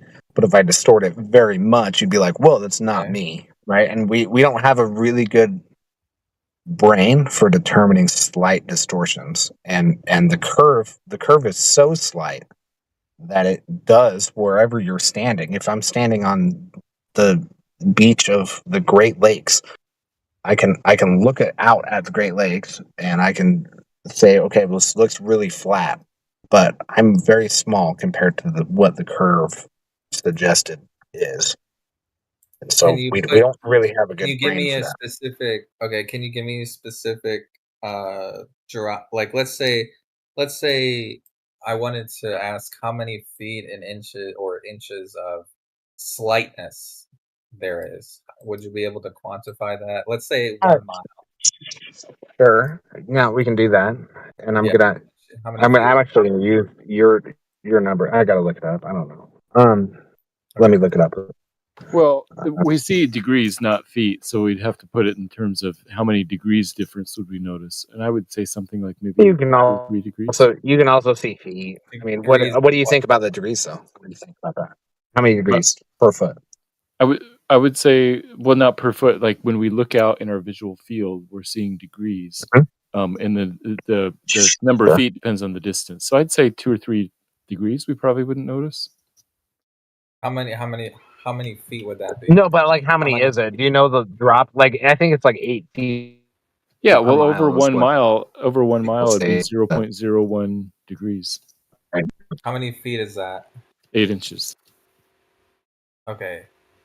Oh, 8 inches per mile. Yeah, it's 0.01 per mile. degrees. Okay. Okay, so do we understand 8 inches per mile? Do we understand that you don't start to see that drop until, so you're looking up, right? You're looking at a curve from level. So you're not looking up, but you're looking level at a, like say your eye distance. So you got to hit the horizon, and then you start getting that 8 inches per mile, right? Do we understand that? Once you hit the horizon, that's when you start getting the 8 inches per mile drop. Well, if I'm on a curved surface, if I drew a circle and I drew someone standing on the circle, and his eye level is level, it's going to go, whether he's 6 feet tall or whatever, however tall he is, right? It's going to go out, it's going to hit the horizon, and then he's going to start seeing the drop, right? I think that the drop would happen before that also, so therefore the horizon would be slightly below eye level. Okay, hold on. I don't know. Can I share a screen? Can I do like a paint? Can I do paint? You can upload an image. Yeah, upload an image. Sure. Okay. So let me see if I can find one. If you're on a circle and you're 6 feet tall and you're looking out, you're not going to hit the circumference of the circle for a certain amount of miles or feet or whatever it is. Okay, so 8 So, inches would like- only be measurable after the after the horizon, because you see the horizon. The horizon is as far as you can see. I don't know if I can find an Okay, let image me ask you this. It could be Let simple. me ask you this. What we're If looking I- at is a bunch of streetlight imagery, trigonometry. Go ahead. Okay, let me ask you this question. If I put a ruler at let's say on the beach, right, and I just put it on one side of a 1 mile body of water, and Sure. then let's say I put another ruler on the opposite side, and I put my Of the body camera- of water? yeah, on the opposite side of the lake, let's say, and let's say it's calm, Okay. right? Perfect. Yeah, Sure. Not perfectly calm, but yeah. Okay. not perfectly calm. Oh, because you believe the Earth is spinning. Yeah. No, Anyway. I also believe there's waves. It's just not perfectly calm. If you just look at a lake, it's just not calm. But yeah, go ahead. Oh, how about a 1 mile? How about a 1 mile swimming pool? Sure. A 1 mile swimming pool. Okay. Okay. Yeah, So but there's still if waves in that. But yeah. There would be waves in a. Okay. So how would you get? See, the thing is, I want to make sure that the water is calm. Well, have you ever before I looked at have you ever been to like a local swimming pool? Yeah. It's not a mile long. Okay. And obviously there's like people in it creating some waves. Have you ever been to one where there's like no people in it? Not a public one, but yes. Okay. Yeah. It still sloshes around. It's not perfectly still. Like finding of a the wind? perfectly still pond, I have no idea. It could be the HVAC. It could be, it could be indoor. It could be, I have no idea why it's not. But like, I'm just saying, if you look at a pool with no one in it, it's still sloshing around. It's not calm. Finding a perfectly calm pond is, I don't know if it's impossible, like crazy at least, where you're seeing the reflection just Let's like say perfectly a degree beyond you. colloquially. Let's use the word calm colloquially. Let's not say. We can do that. We can do that. Okay. Yeah. Okay. So let's say it's calm colloquially, and I have a 1 mile pond, right? Okay. And I put a ruler. I put a ruler and a camera in the On one side. on one side, and then I have Mhm.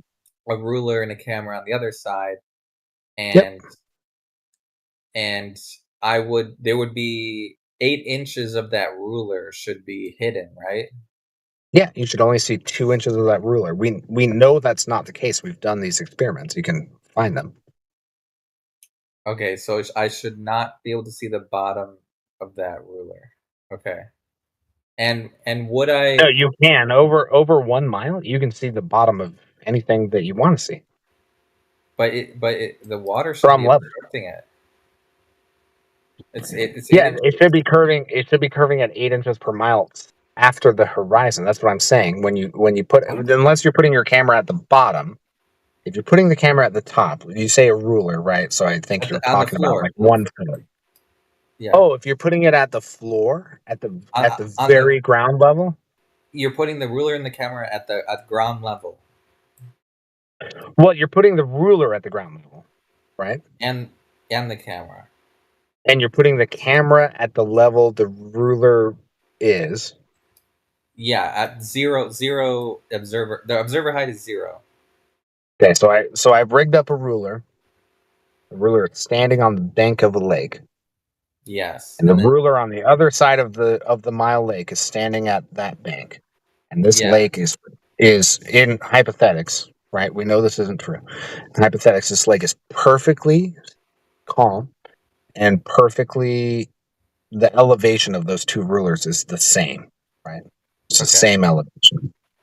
If I put a camera there and I looked a mile away. Yeah, 8 inches should be missing, right? Yes. Yep. Okay. But when we're standing 6 foot tall, we take our 6 foot. We use trigonometry. We take our 6 foot. We use the curvature of the Earth, which isn't that great. But why were and you we take our saying 6 foot horizon eye level. initially? Sorry, go ahead. I don't know why. Well, because I mean, there's something that's said very often where horizon meets your eye level, which isn't true. It doesn't. But the point is, if I'm 6 foot tall, I'm looking out. I'm going to start seeing the 8 inches per mile once I hit the horizon that I'm seeing. That's when you start hitting that 8 inches per mile. That is when you see the 8 inches per mile drop. But you're not going to How do you see? it. Hold on, wait. How do you see 8 inches behind a geometric position where it should have been dropped? Well, Like that makes zero you're sense not. because Other than technically, like, I mean, we no, can hold on. talk So about. what you're saying though? Okay. Wait, hold on. So what you're saying in your logic, you're saying the floor, the ground is straight until that mile away from you, but this is where Globers get it wrong because technically on a ball, it's constantly curving away from you, creating that 8 inches per mile square. Because if it's going downward, so like let's say in half a mile, it's down compared to where you stand. If you were talking about something completely level, right? Because obviously topography will throw that off. So I don't know why Globers they fuck this up because they're so lost in their own fucking paradigm. Well, no, they don't grasp. Draw it.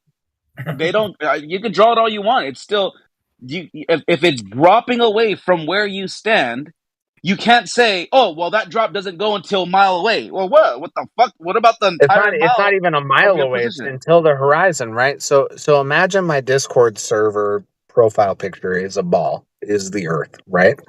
And we put a guy on the Earth, and he's looking out, right? He's not looking straight out. He's looking out at the horizon. He's not going to start to notice the curve until his eyesight meets the horizon. And then he's going to start to notice the drop. I don't know why this is so ridiculous to you. No, if we just hold put a on, little dude. stick Oh figure my on God. the top of my Okay, look. the top of my Okay, little but profile look picture, at, and we drew a little dotted line towards okay, but look. towards the Okay, but horizon. look, your bullshit. How Your far is the bullshit horizon? explanation was horrible, dude. Look, How far is the you're not horizon? you're not grasping. You're not grasping that if you're gonna say, Okay. well, up to the horizon is now gonna dip, then you're not, dude. You're not even understanding your own paradigm. From your position, from your feet, it's gonna drop the second you take a foot away. You're dropping downwards because if I don't think and you're it might be listening like, to me. oh my Because God, of bro. course it is. Of course it is. That's absolutely true. In So your paradigm, by take the my way, not in little reality, circle. not in reality, in Take your my little paradigm. circle. Draw a little stick figure on my circle, right? Have his dashed eyesight towards the horizon from where he is. Now, however high he's standing, you can say 6 feet, you can say 20 feet, you can say 30 feet. So just draw a little stick figure on top of my little ball, and then with your mind's eye, draw a dashed line to the horizon. Now, the Earth is curving the whole time. The circle is curving the whole time. I just don't notice it until I hit the horizon. Then I start to see the drop of 8 inches per mile. That's when I would see the drop. That is fucking retarded, bro. Are you fucking kidding me? So you're saying you have to go Wait, to the what? horizon to see the drop? Dude, that's fucking retarded, bro. I think Your he means you wouldn't position. notice it before that. It No, would be that's dropping, but retarded, it's and hidden that's before the stupid. horizon. That is retarded, bro. You You're not cannot say listening to what I'm he's not. saying. You're not. You can't say I'm not going to notice it until I get to that point. Because that's when you would start to notice ships disappearing behind the horizon at 8 inches per mile. But that's Dude, that's what nothing's going to this is disappear why behind the horizon before the paradigm is horizon. so fucked. This is why your paradigm's Until so it- fucked, and this is why your mind is so mushed in the nonsense. Logically, bro, think of it logically, okay? If you were on a ball, okay, and there's a position where you stand, the second you take one step, you're dropping. So you're actually going to, if you want to put you like, know that's I'm not true. You What do know you that's mean? not. What do you mean that's not true? It has to be true in your Have you ever been paradigm. on a dance floor? Have you ever climbed a mountain? You know that you're not dropping when you take a step on a ball. No, oh my God, bro. The point Okay, is look, trying to figure out you're the fucking overall dude. shape of the Earth, not like Okay, where you are okay. and So what's first of all, happening right now. Not everything is first of all, dropping away from you at 8 inches okay, per mile. okay. So yes, in your paradigm, everything will be There are hills, from your there are position. mountains, there are From different your geographic exactly. things. Yes. That's why let's use water. Okay? Let's use water because water's level. Water doesn't curve. Water doesn't curve. It's level. Have you ever swum a mile? So look. So Do you if feel like you're you're going 8 inches down? look at if you're gonna swim a mile, whatever fucking example you want to throw out there, water's Oh my level, God. bro. We could start there. Water's level. It's like Olympic pool. It's completely level, straight across. We know it's level because on one side of the pool it says like 25 feet deep, and then on the other side of the pool it says 25 deep. So we know that That's not how entire we. fucking That's not pool how we know is. things are level. No, You can build Olympic pools Are you on a curve fucking retarded, bro? Are you and make them stupid? just as deep on one You end as stupid, the bro. other. You don't think that we know that Okay. water's level in a pool? Are you Why, fucking retarded? Have you ever why are looked you at a saying set of water can construction curve? plans ever in your life? I make Okay, slabs so level all the let me time, but start the again. grade So let me isn't start again. level. So let me But start again. that doesn't mean anything. So let me start again. Okay, so water's level. I don't give a fuck what you say in your stupid nonsense world. I don't care, bro. Water is level, Dude, meaning okay, straight listen. horizontal. So with that Listen to being me said, real if quick. there's hold on, I'm still talking. Okay. So if we put a ship a mile away, okay, from a position, we just measure a mile away, okay? Fucking get a ruler that's a mile long. I don't give a fuck how you're gonna do it. Just fucking go a mile away. Now, you can't say that I'm only going to see the boat disappearing optically until it gets to a mile. Well, no, because that entire That's time not that what I it's going said. away from Nor is that what I meant. you said that we don't see the drop until we get a mile away from us. That's what you said. No, I said you don't see the drop That's the whole until reason why I it hits jumped the in. horizon. That's what I said. So you're saying the horizon's a mile away? sight. So you're saying the horizon's a mile away? No, How the far is the horizon's way horizon more in than your a mile away. demonstration? How far is The the horizon horizon is in your way more demonstration? than 1 mile away. Okay, I'm so saying you don't start to see the drop but until I it jumped in. hits that point. Okay, I jumped in because run Yeah, back you the did. fucking tape. Run back the fucking tape. You said we're not going to see the drop of horizon until we get a mile away, and then there's going to be 8 inches. That makes All right, zero run back. fucking sense. You said that, bro. You said that. I hope you run back the tape because I never Yeah. said that. I said you won't You see did the say drop 8 until inches per mile it square, hits the yeah. horizon. I never said 1 mile. No. You said you're not going to see an 8-inch drop Said 8 until you inches get a per mile mile. away. That's what you All said, right, bro. Okay. So that's why I jumped in and said that's fucking stupid. So hold on. Maybe it was a misunderstanding and you misspoke, and maybe I pounced on you hearing the dumbest shit I've ever heard. My apologies, but I'm just saying, bro. Like, you don't have to bring in your dumb paradigm and say, "Oh, we're not going to see a drop until a mile away, anyways, 8 inches." No, dude. Like, even in your paradigm, everything's going to be dropping away from you. The further away you get from your position. I never said that. I'm sorry that you believe I said that. I never said that. You did. If I You did did, though, bro. I was wrong. Okay, thank you. I'll take that. What I I'll said is accept you that. are not going to start seeing the drop until it reaches the horizon from wherever your perspective Well, point the is. horizon. Hold on. Now, look at the horizon is different than saying a mile away. And I'm just saying, for the record, I heard you say that a mile away you're going to see 8 inches drop, not till a mile away. Maybe you misspoke. Cool. That's fine. I'll accept your conceit. That's fine. I accept that. I concede that. Even with the horizon,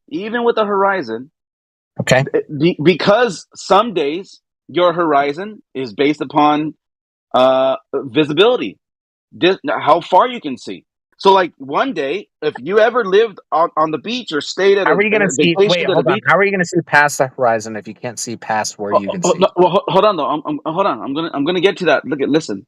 Some days, I don't know if you've ever taken like a vacation and like stayed on the beach or like ever like rented out a house and you're on the beach. Never. Chill You out. explain everything to me, please. Okay, so sometimes that visibility is way shorter than other days, depending on the temperature, depending on how much is just in the air in general, depending on a lot of different days things. we can't see the horizon. that we could see on a very clear day. Okay, so there's a horizon that Mhm. is apparent where the sky and ground meet, right? Can you No, agree to there's that? an At least actual horizon on a very clear no, day. no, no, There's no, a no, no, no. horizon where You our can't eye say stops seeing an stuff. actual. Okay, bro, you can't say an actual horizon because that is it's like a what's the word I'm looking for? It's a oxymoron. It's like a it makes Okay. zero sense saying that, bro, All right, because you it's just an apparent so I position. understand now. You think that the horizon is just what you can see. What I'm saying is until you see the horizon, you can't see the 8 inches per mile drop. You seem to think that this is the most retarded thing you've ever heard in your life. Okay, no, dude, no, bro, But you're not gonna you're see an not seeing 8 inches per mile drop right off the shore. You're not like kicking some boat off the shore and start seeing them drop 8 inches per mile. Why? Well, because we're seeing things on a curve, right? Like we're seeing No, things, you're and not. so No, you're not you seeing a thing start. on a curve. No, that's where I'm correcting you, bro. This is why I understand that I you know you don't believe. agree with I that. understand you falsely believe that the water's curving and it's stupid, but the reality is what you're seeing as something, and this is why the Hey, black man. swan is one of those photos that just destroys your argument. Because Yeah. technically, what you're saying and what you're bringing to the table right now is that we should have only because that guy his camera was only a foot off the water. Technically, you should have only seen up to a mile away, and everything should have been behind that like It's layer. not Like true with that's 8 it. inches per mile, first of all. And Hold on, second of bro. all, If you do the even math, being foot off the ground, you would see past the curve. And okay. second of all, you only start seeing the curve Wait. from the Hold on. horizon that you see, Hold on. whether you're a foot off the Okay, ground, you're or not an getting it. inch off the ground, or a millimeter off the You're not ground, getting or it. 6 feet off the You're not. ground. Okay, you're not getting it. And I'll tell you why you're not getting it. Okay, how far should you see to where the horizon your physical horizon, by the way, your geometric horizon, being that we have a formula of a ball here, or I guess it's parabola, but it's good up to 1,000 feet, right, or 1,000 whatever it is, Not a 1,000 parabola. miles. Okay, so look at. So if you believe that there's water curving away from you, and now there's a mountain, a hill of water, and the water's like on the other side of the hill, and now there's an oil platform on the other side of a hill, and what you believe, yeah, I can still see it, but it's going to be Okay. covered by the top. All Hold right. on, I'm not done. Hold on. You're I saying it's going to I be gotta covered. share a picture. Apparently, It's I going to have be to. Hold covered on. by Let the me. top of the Why? hill. Why? I'm still talking, bro. Can I just finish? Well, you're If it's just going to be not okay, engaging with what I'm saying, though. okay, but hold on. Well, but I'm not engaging. I'm talking to you. That's literally what engaging is. If I I was know. engaging, I'd be quiet. I'm not finished with what I'm saying, and you're jumping in trying to cut me off. Let me just finish, and then I'll let you talk as Go long ahead, as you man. need to. Go Thank ahead. you. He's muted. So if there's a wall, a mountain of water that you believe in, a hill of water, and there's a oil platform that has been built plumb level square according to the ball that you believe it's been built to, and now it's on the other side of this hill of earth or water in this case, because you believe water's curved. Now, if you're looking at it from the shore, the position from where you're at, if the camera is 1 foot off the ground, well, then if you have that formula, 1.22 times the height, observer's height squared, well, then what? What does that make it? The maximum, even with refraction, what, 3 to 4 miles? Maximum, by the way. Now, if you, because you're including some refraction, all of a sudden it just fucking looms it up somehow magically, ghostly, it just brings it up. Still looks flat, by the way, when you look at it, still fucking flat. Oddly enough, it just brings everything up flat with the horizon behind it, by the way. So now you have a second horizon, not the geometric one, but now you have an apparent position where the sky is meeting the ground or the ocean here. So then if you are now saying, well, it makes sense because water curves, but what I'm proposing or pointing out to you is that technically 1 foot off the water at the maximum should see 3 to 4 miles away, even with your bullshit refraction story. But the case here is that we're seeing 10 miles away, maybe even more. That's just a guesstimation of how far that horizon actually is behind the second oil platform. So I'll shut up now and let you talk Thank you for muting him so that way I can talk. And now I want to hear your you rebut this and tell me how it makes sense to you that we can see probably more than 10 miles away when we should only physically, technically in your world, be only seeing 3 miles away. And that's where that line is, the horizon, everything's behind it. Go ahead. I'll mute myself, by the way. All right. I'm going to respond to you just once. And if you jump in once, I'm just going to leave. So those are the parameters of me responding. What I said was that at any point that you are above ground level, you are going to have a different perspective of the horizon. The 8 inches per mile squared happen at the horizon. So again, if you in your mind's eye put a little stick figure on top of my little Discord ball, imagine that the ball is the globe earther's ball of the earth. Put a little stick figure. You start looking out at the horizon. That's at an angle, by the way. It's not straight out into space. It's at an angle. They will start to notice the 8 inches per mile squared after their eyesight meets the horizon. I did not say 1 mile. I did say 1 foot. If you take something that's 1 foot tall and you put it at 1 foot tall, it will start measuring the 8 inches per mile after 1 foot on a perfectly level sphere. Okay. I do think water curves because I think the earth curves, but I don't think that has anything to do with level. I think level has to do, and you weren't a part of this conversation, you jumped in. Level has to do with your perspective. It's not a horizontal plane. Horizontal plane doesn't mean anything except for in math. When you are on a train and you have a glass of water, it looks like it's at rest. However, if someone was outside of the train and saw you moving by, drinking that glass of water, they would be like, wow, that person's moving 100 miles an hour. But yet, in your hand, it looks like a static at-rest thing of water. So when we say water finds its level, we do not know whether or not it's in motion. All we know is whether our perspective is that it is in motion or not. That's all I have to say about that. Go ahead.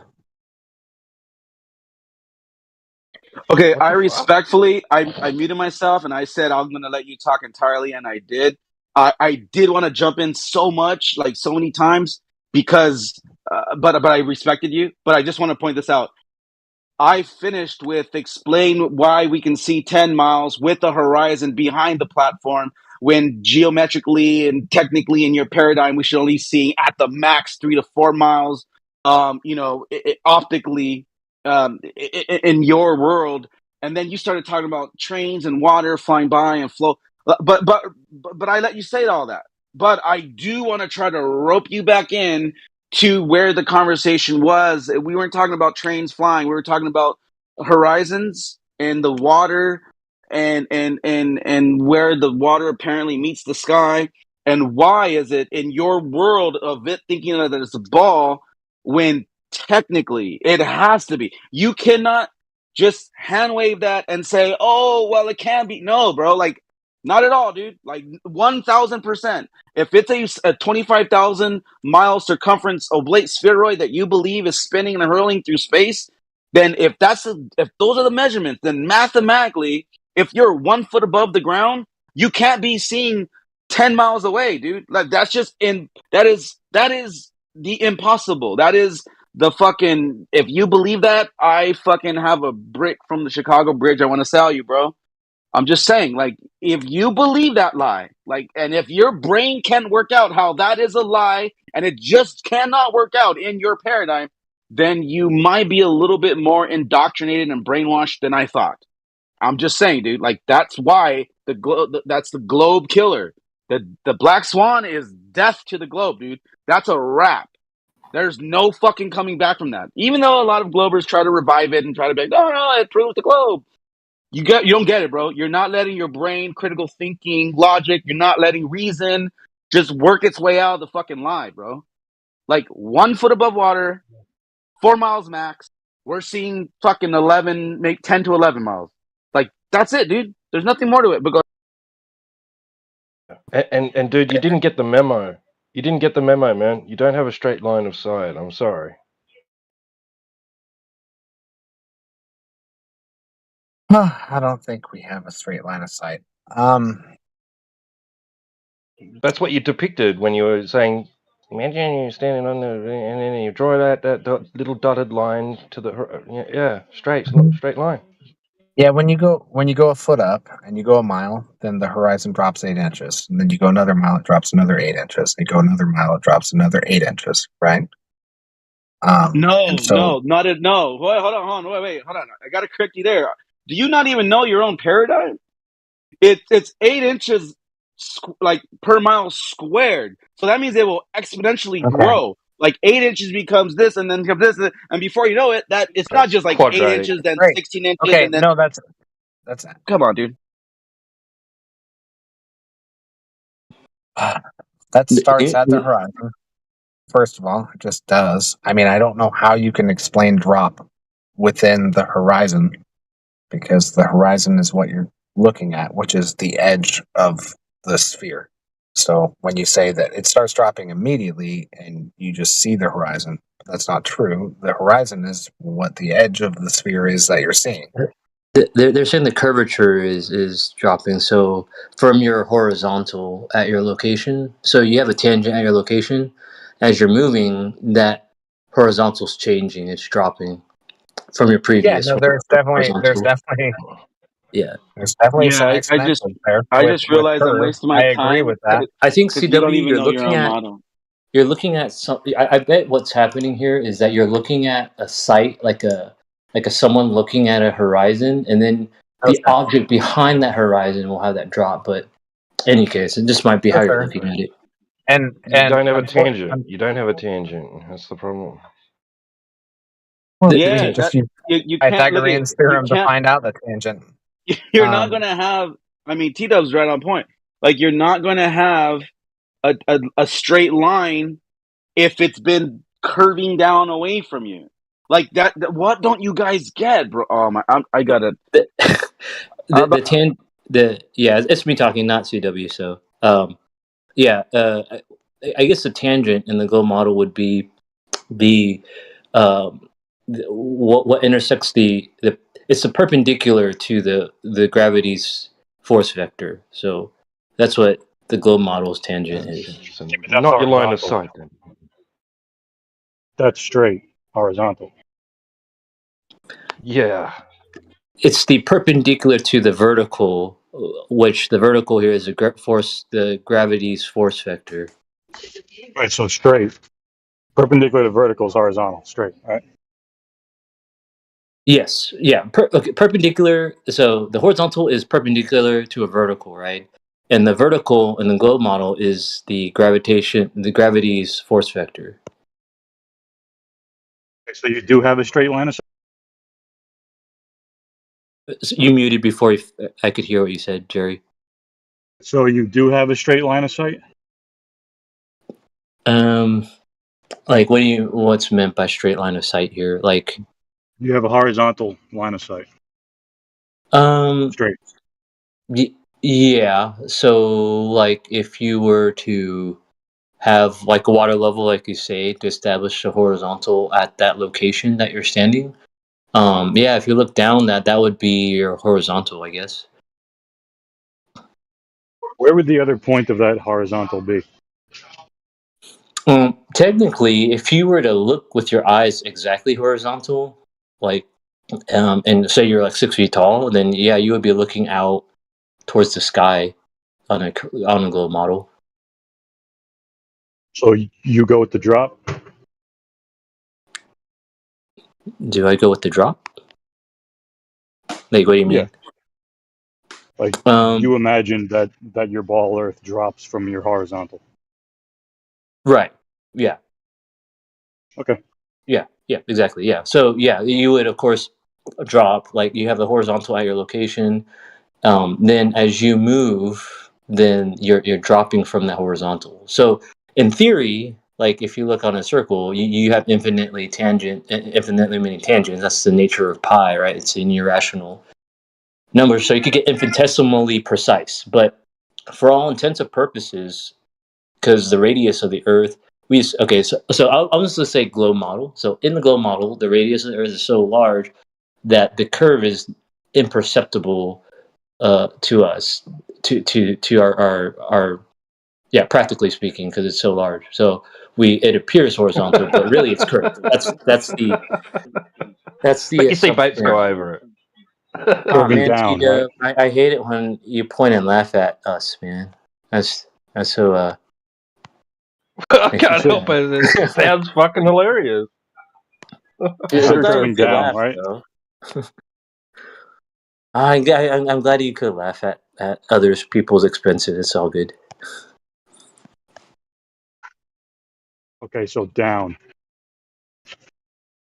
Yeah, technically, any point that you're standing on, the horizontal, any direction is going to be down. Like it's going to change. The horizontal will change Okay, now because what the if it's gravitational force vector changes. and that's how you explain the boats on the horizon. Boats, right? That would be the explanation for why the boats on the horizon, why it disappears from bottom up. Yeah. Is that Yeah. your explanation? The boat is going down? Yeah, like down from your line of sight. Yeah. Yeah. Yes. All right. Yeah, that would be the So if explanation there's of a the model.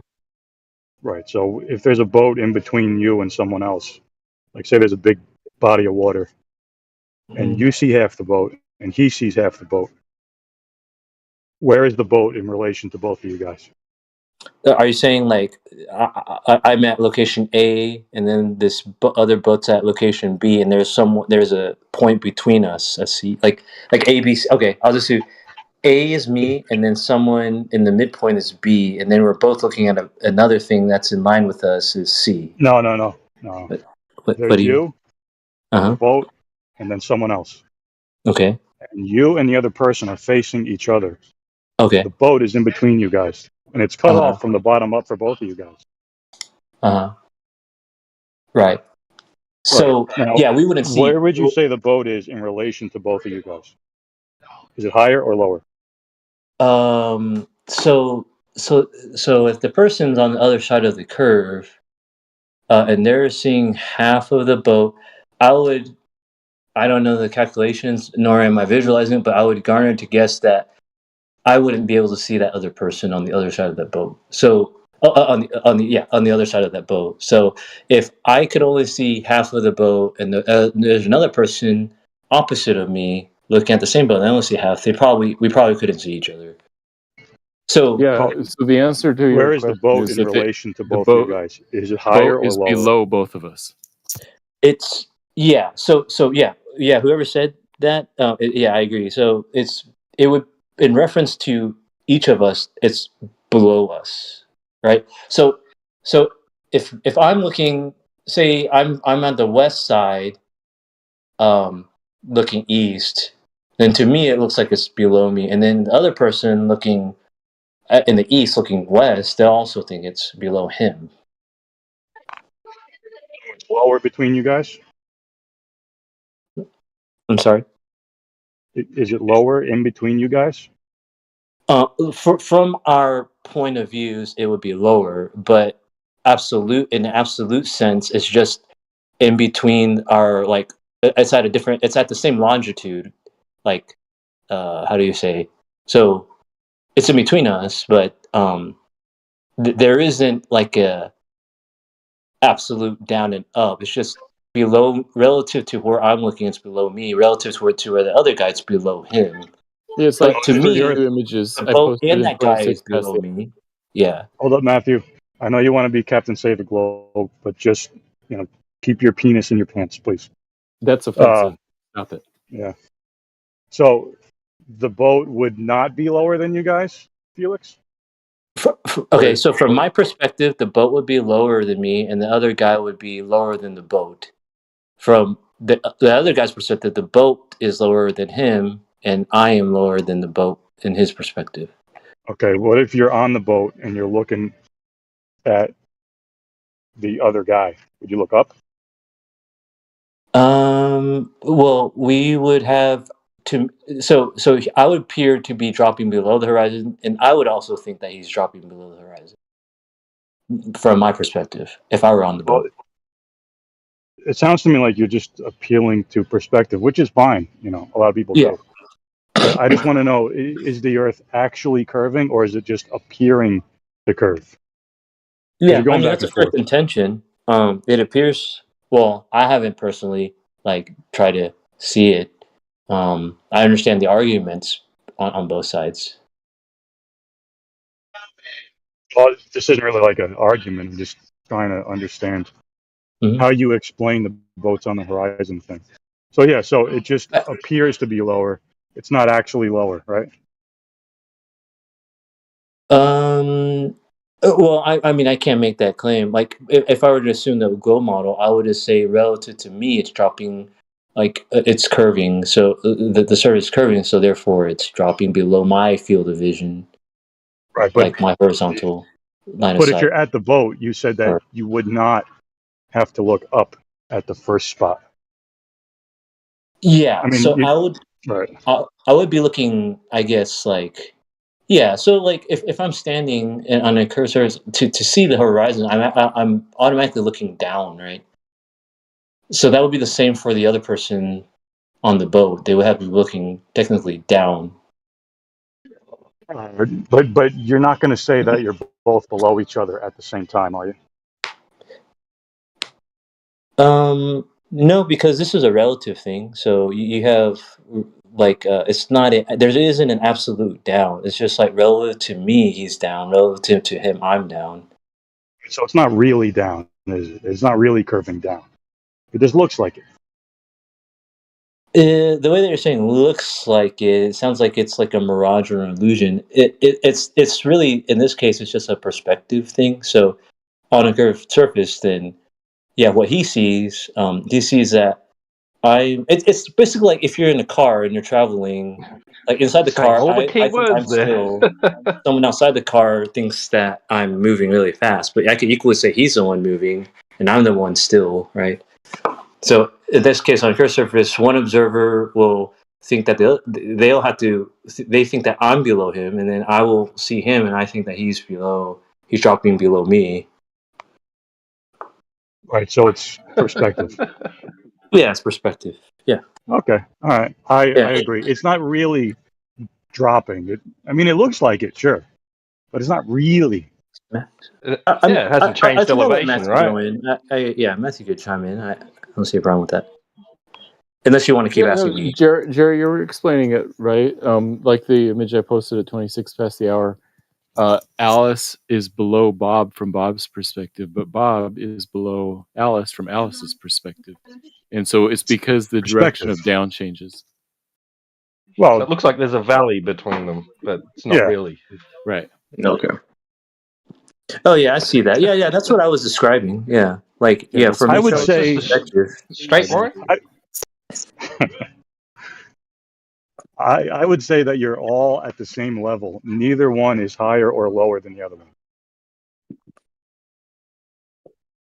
So we would agree, but we define level differently. So that's why there's this sense of confusion. Which way? So how do you imagine level works or I is? suspect you mean by level like a horizontal plane that is equal to everybody. We Globers mean level to mean something slightly different, which is about the same distance from the center of the Earth. So level is not a flat planar surface, but the surface of a sphere, a curved surface. That's one definition, right? That you're capable there's of. two different Yeah, definitions. right. Thank you. So is it no part higher than the other? Right. Alice and Bob in my diagram are at the same elevation, the same level. Okay, so there's no drop, right? Because you're all at the same No level. actual drop, but from each place, each person on a sphere would see everything else as below them from their perspective. Right. So there's no actual drop. No actual drop, but just an apparent drop. Right. It's just perspective. Okay, I agree.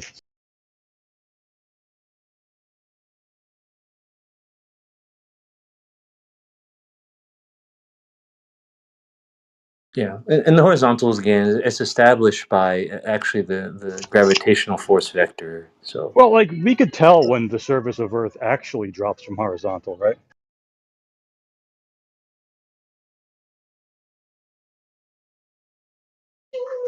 Right? what was the question? Sorry. You could tell when the surface of Earth actually drops from horizontal, correct? I don't know. I'm just assuming the whatever the Earth curvature calculator, but I haven't personally like verified it Actually, myself, as like opposed a telescope to or anything. perspective. Right, actually, as opposed to just prospectively. Do you know how?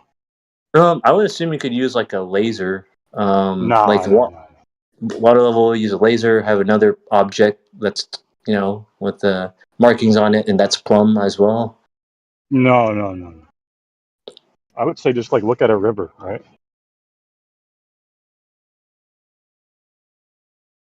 But the river could be like the terrain, like a height Yeah, difference in terrain. Yeah, exactly. but A drop. yeah. But that doesn't. Yeah, that's a drop, like in a terrain sense. But like as far as confirming, or you're asking for a curvature, right? How to do how to verify a No, drop that is due Earth to curvature. Earth's curvature. What? That is Earth curvature. When the Earth curves, water flows. Yeah. So again, that has to do with like this.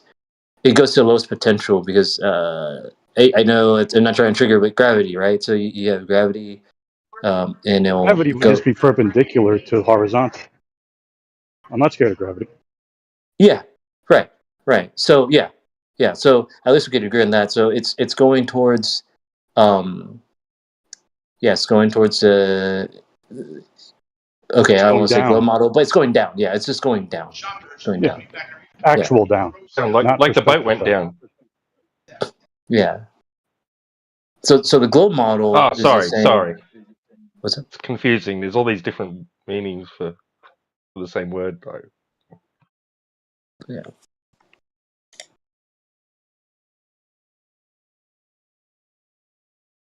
Yeah. So water will go to the lowest gravitational potential. You have like potential energy, kinetic energy, and then it finds its level, which is its lowest energy, and there it stops moving. Yeah, flow could be very convoluted because flow and like fluid dynamics, it could mean like the flow of every single molecule, liquid molecule. Hold on a sec. So the boat, right? The boat appears to go down in respect to your horizontal view, your horizontal, and then something going down, right? You drop, like as in you drop something. That's going down vertical, which is perpendicular to horizontal.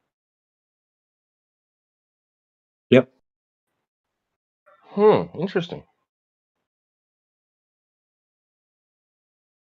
Yeah. Yeah. It's weird because like people always post this picture, like Into the Break posted of Jaren, and it seems like the Earth curves up in front of him. But you say it curves down, Felix. I don't. Oh, that's not a good picture because let me see that guy. Yeah, so that guy has to be perpendicular towards the. So this is a misleading thing because everyone's vertically up, but they're not perpendicular to the tangent on that curve. So like Jerry should not be straight up and down. He should be leaning to like the right, and the camera on the other side should be leaning to the left. Yeah. So again, the person Jerry should be like aligned with the gravitational force vector, and his horizontal would be the perpendicular to that, right? And then that camera on the left should be like aligned to like that center of that curve, right? That's aligned with the gravitational force vector. But So I mean, it looks like Jaren's aiming the flashlight down towards the ground. Yeah, right. Yeah, so he's either leaning forward or he has to tilt that flashlight down if he were actually aligned with the force vector. Okay. Yeah, so in this case, he's leaning forward. Like in the globe model, he's So actually leaning forward. So he would be falling he's not forward. Actually, he's not walking up a hill, right? no. He's actually like doing a Michael Jackson, where he like leans forward magically and doesn't fall. That's what Right, that's what yeah. He Jaren's should be on doing. top of the hill. He should be on top of the hill, right? Like not on the I mean, side of it. that's some sick dance moves.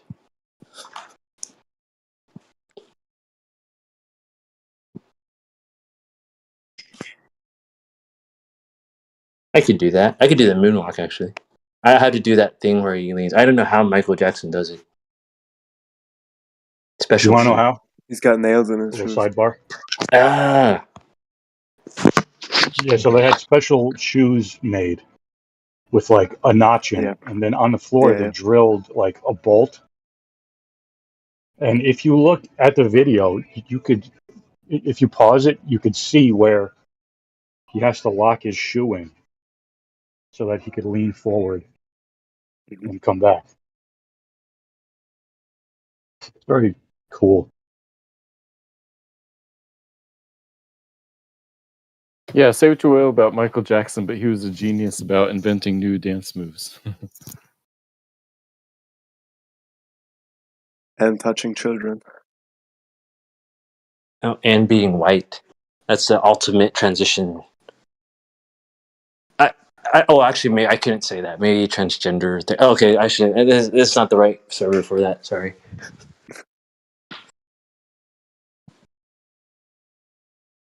All right, guys. I'm gonna go to sleep and do productive stuff.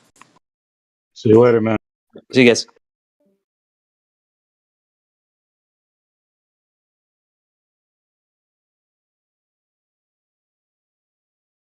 I'll be back, boys. I gotta check out some laundry.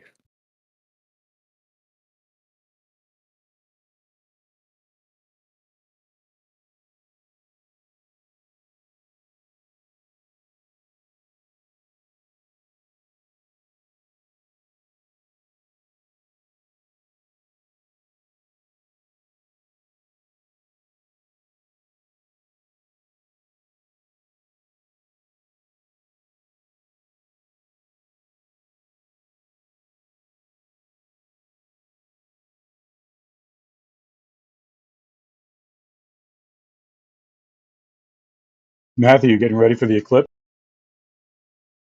Yeah, I'm excited. It's less than a month. 3 weeks, something like that. Yeah. Are you going to see it? I will. From Yeah. where? My hometown. But I mean, are you going to be That's quite in lucky. the path of totality? Yeah. Wow. Oh, nice. Matthew, it's going to be around your birthday, isn't it? Yeah. That great. That Wait, how'd you great. find out my birthday? I mean, I guess it's online, but all my Nope. info's online. Nope. See, this is how stupid Globers are. They don't forget that they tell me everything. Just has a good memory. Oh, good for you. Yeah, Matthew, you told me you're an Aries. You don't think I fucking remembered? I forgot. Now that you mention it, I remember saying that I'm an Aries. Here's the crazy part, Matthew. Globers are just stupid, and you just shown it. I don't think the fact that I forgot a conversation from a couple months ago or was evidence that I'm stupid. I mean, but that happens all the fucking time, apparently, with you fuckers. Hot damn! What, we forget individual lines from previous No, conversations? you forget fucking everything, man. That's the whole fucking point here, boy. Oh, well, I mean, forgetting one thing is different than forgetting everything. You probably forgot the conversation you had with Jerry. You probably forgot the fucking conversation you had with Larry. You know, that's the thing you guys do. You guys forget. You guys are goldfish. You're like Groundhog's Day. You guys wake up the next fucking day like nothing happened. And you keep repeating the same shit. Coming in here is fucking crazy. I love it. It's like the what do you call it? It's the definition of insanity when you keep doing the same thing over and over again without results. Oh Love fuck! circles, man. Earth is a big old circle, man. Hell yeah! That's Big what I'm old goddamn circle, goddamn. saying. Oh, word. Hey, this guy. Yo, you Why guys, someone look at this guy. Look at this guy. Look at this guy's profile picture and his name. This guy's out of his fucking mind, bro. Well, you Yo. don't like it? It's pretty No, fire. and listen, I can't stop laughing. That's what I'm saying. I find it extremely funny, but some people might find this kind of crazy. That's fucking nuts. Yeah, true. I got nothing better to do in my life. That's how I do this shit. That's fucking nuts, bro. You're crazy. Mm. But anyways, yeah, the Earth is flat, bro. Welcome to Flat Earth. Honestly, you think Earth is a circle, right? Nope, I never said anything about no goddamn circle. Yeah. It's crazy that they say that kind of stuff, right? Because every time they say Earth, they're thinking about a model, and every time we say Earth, we're thinking about the dirt outside. Like the dirt outside is a circle. Come on, bro. Yeah. Molecules are circles, aren't they? What? Can you show me this? Ain't it one big little circle? Little circles? What'd you say? Little circles make that shit up? Is he speaking English? I don't know. Is he breaking up or something? No, he's I don't just know what he's fucking saying. talking so fast that he's yeah. Yeah, I got He like, doesn't. He doesn't even know what the fuck he's talking about. This guy. yeah, that kind of sums it up. I got like autism, maybe. That's just a No, maybe. just try to slow down so I can 99% understand you. sure. Oh, where? My microphone stuck or something? Are you the My micro microphone back? machine? Micro machine? Yeah, my microphone. He's so fast. That microphone. Every word he says so fast. God damn. It's like Spock. Is it my You know what I microphone? mean? Bro, What do so you think look is at talking too this. fast? You slow down a little bit so everybody can understand what you're saying? Right. It sounds about right. I don't know. I might be running off like 2 cans of Pepsi right now, so I don't know. This kid's out of his fucking mind, yo, bro. Not only is your profile picture crazy, your Oh yeah, fucking name is crazier, and you tell me you're drinking Pepsi. You fucking crazy, man. Wait, you don't like Pepsi? I don't drink any soda, man. It's not good for you. Really? Just type in human It's pretty DNA healthy. and human DNA and food. I love food, bro. Oh yeah. Hell yeah. I love food too, but I don't love food like substances. Huh? Uh-huh. I mean, it's ironic that he has the God Kids fucking name too. Eh? Is that crazy? It's pretty crazy, man. And he doesn't know about the whole shit in food. Yeah, suck now. His I'd be name is eating Got Kids. Yeah, Oh man. with That's with Jeffrey Epstein's fucking profile picture. Yeah, man. So that's why I'm laughing here. I don't know. Nobody else is getting this joke. I couldn't stop laughing the whole goddamn time. Yeah, I didn't see it. It's pretty lit. That's bad, man. It's pretty terrible. Yeah. But this guy likes That's some living on the edge, I guess. dark You know. humor. Yeah, I'm edging right now.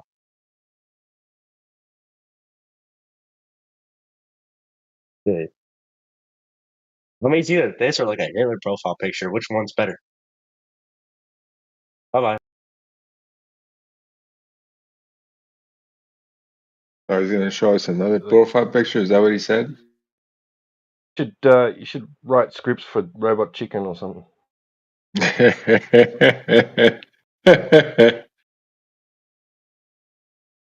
Family Guy. I just remember that one Robot Chicken episode. She was like, woohoo, woohoo, woohoo, woo, woo, woo.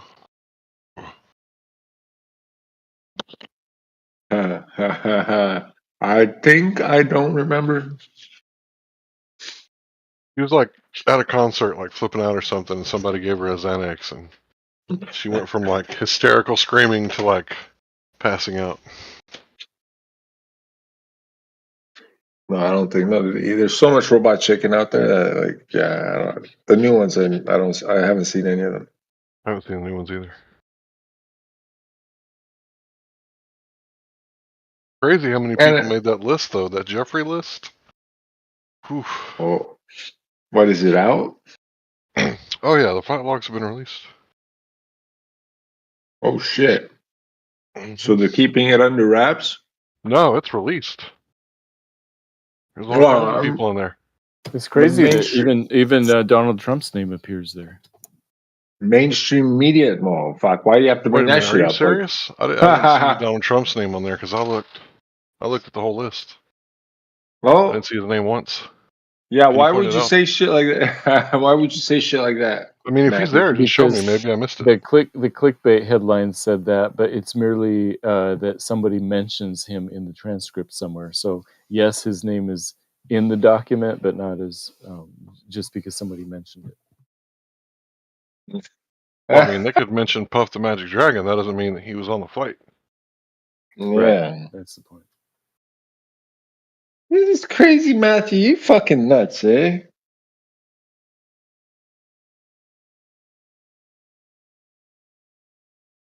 Hey, Matthew, are you a Donald Trump hater? No. So why'd you have to bring him up? The point is that the liberal media puts headlines like Donald Trump is on the list or in the Epstein documents, but when you read the document, you realize he's not on the list of flights. He's on the list of people. Somebody just mentioned his name, so technically he's in the document. It's an example of liberal bias. That's what I was bringing up. Are you a liberal? No.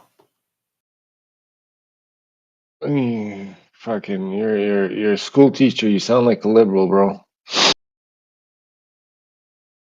I'm at a pretty conservative school.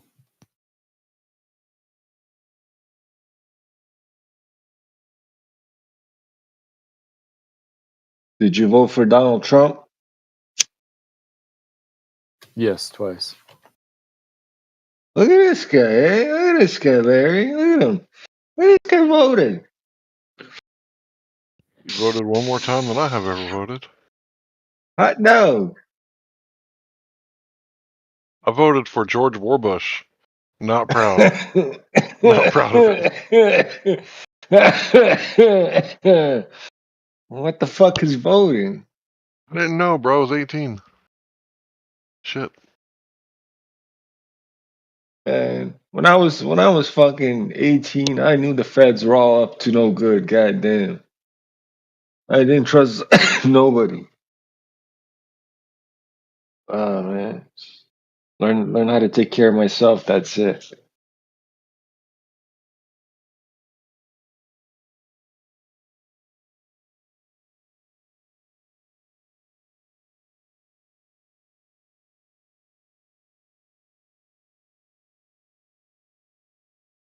All I know is if Donnie gets in, we're getting a lot of money, boys. How's that? Oh well, if you don't know, then you don't know. I'm not telling you. Where do you imagine this money's coming from? It's out of his magic ass, but the fact that it is there, it's great. The mint. No, man, I'm not talking about the fiat. I'm talking about like, see, like his whole let's move the economy shit. You know, let's move the economy. Yeah, keep it moving.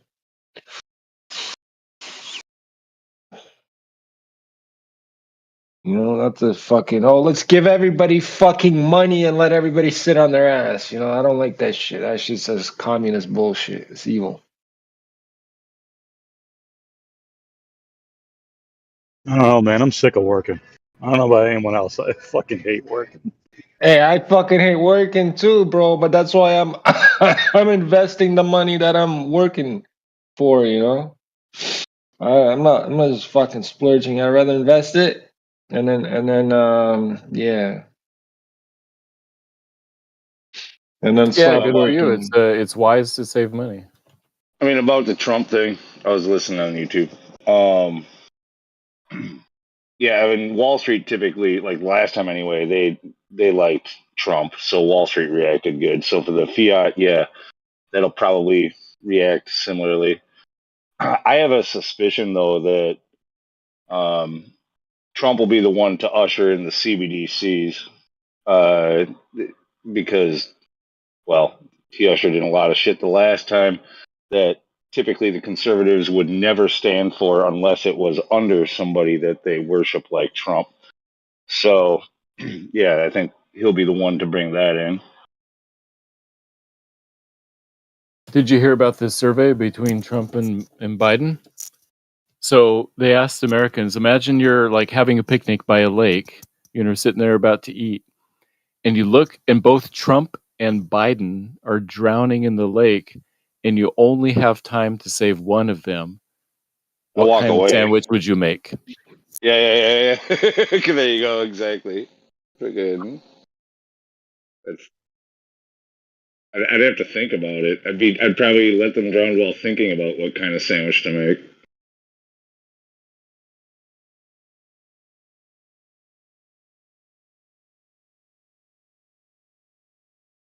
Hey, Larry, how's the game?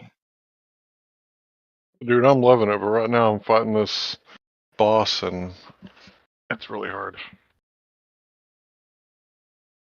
Yeah. You don't want to go play some Warzone, eh? What? You don't want to play some Warzone, eh? Not right now. Now's not a good time. Turn this game Yeah. No, it's all good, bro. No worries, man. Warzone's always there. Warzone ain't running away. Hey, look at that.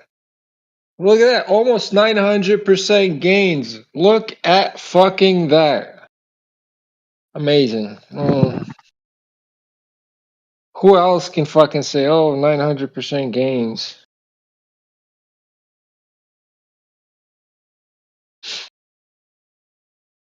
Actually, probably the resource sector. Well, yeah, probably those guys, right? It's like, Yeah, there's some penny talking- stocks. I'm talking about just In general, yeah, rarely. I'm watching a oil and natural gas. It's up from 20 cents to $2 in the last year. I didn't own any, but people I know did. Nice 1,000%. Right, from 20 cents to how much? $2? 20 cents to $2, yeah. Since April 2023. Yeah. Yeah, but that's only 1,000%. 10x. It's a 10x, yeah. Yeah. I think that's what we're probably going to see under Clinton administration. Watching what's going on out east and shit like that. When the resources get bid up. Yeah. Because it's all being shorted for Wall Street and all that bullshit there. Wait, hold on. So you're saying it's just good to invest into some mining companies? Not now. Gotta be Not now careful. that it's high. You would want to bet in it when it was at 20 cents. There's a Or lot of $1, them that are. maybe. There are a lot of them that are. Yeah. But you gotta be careful because mining is really tricky. Yeah. There was a big wave. Some miners went to like $5 or whatever. Now in 2021, 2022, they're back down to like 30 cents and shit like that. Yo, Mick. Do you know what Solana is? You know what Solana is, Mick? I know of it. Oh, yeah. Okay, go check out the chart for Solana right now.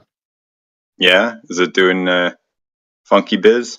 Well, well, I'm just saying, just go check out for the like, at least the last Let me see.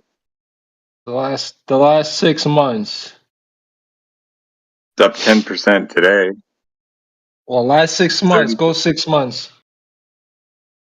Whoa. I can't say for sure because I haven't really been following it, but I was hearing Battlemon talk about it last week. Yeah. He was talking about how lead and brass are both like up, like lead is up double from what it was a year ago. Yeah, I see Solana here was at 1726 in June of 2023. That's at 203. That's very cool. That's the type of shit I'm expecting. That's the type of shit I'm expecting in some of the resources in the next few years. Yeah, But I so don't know. when I started buying? When? Well, I bought a whole bunch on the 10th of June. Enjoy, man. Enjoy. Well, that's what I'm telling you, bro. I am enjoying. Well, I mean, yeah. I mean, just enjoy. a thing like that. It like pays for everything, you know. You're just chilling. Yeah. I mean, you gotta be careful there because what goes up down, you know, as they say. Well, if But, you go do some research on Solana and who's buying it up right now, it's fucking BlackRock, my guy. Yeah, I believe it. I believe it. Yeah, good stuff, man. Good for you. What's BlackRock? You gotta be wise about this, right? You know, maybe take a piece off. You know. Listen, that's what I'm saying. Hey, listen, it's still gonna keep going. There's gonna be profit taking. I have no choice, but the way it's going, it's like, bro. I mean, one kind of interesting approach to this, and that you can't lose at. It's I don't know where I heard this term or whatever. It's basically like take the reciprocal, right? So let's say it goes up 10x, right? Take a tenth off, and then you keep whatever you put in, and then the rest is house money type thing, you know? So you can't lose in that regard. You could just basically have wasted your time if it goes to zero, but you didn't lose anything. You know what I mean? Like that type of. It's not going to zero. What I'm afraid of, if you sell too early, you're losing out on a fucking bigger boom. Because they're saying it's like this year, this bitch could hit 1,000. They're saying so. If it's gonna hit 1,000, I'm definitely not moving. Right. Now, if you took a tenth off, if it went up 10x and you took tenth off, then you're only missing out on maybe 10% of that type of move. But you hedge against losing anything at all. Well, I can take quarter, be happy, or that, yeah. That's a nice chunk there. And let the rest ride for free. That's like free, easy money. Exactly, yeah. So like a bare minimum would be, let's say a tenth if it went up 10x, and then you pocket everything that you put in, and you can't lose on that because you got exactly back what you put in. You know, that just like that would be a bare minimum. But you do you, Matt. That's nice. Enjoy it. Be safe. That's all. I was compounding it when it was going down. You know, when Bitcoin was like at 16. Like every fucking paycheck, I was compounding it. I didn't care. As it was going down, I was just buying more and more and more. I'm like, yeah, you guys don't know what's gonna happen with this motherfucker in like less than a year. So I just kept compounding it. I just DCA'd all the way down. I was riding that bitch. But I feel you. Oh, yeah. I feel you. But I was really disciplined, bro. I was very because my budget was literally fucking zero. You know what I mean? Very difficult to do that, but that's where you know that's kind of wise sometimes. Yeah, dollar cost averaging. I get you. I'm doing something. But hey, pay the fucking outs. Now, like I've said, like I don't have to work a lot. I just work to cover some bills and just fucking the rest is just investment and time. Time to sit down and really fucking work the money, bitches. Oh yeah. Enjoy. Just be wise. That's all. Well, I mean, what's in the end? It's all about dividend stocks in the end, right? Make sure that it's just percentages for the rest of your life. At some point, yeah. If you're not active, me, I'm still young, so I like to. I don't want to work. I got this one song.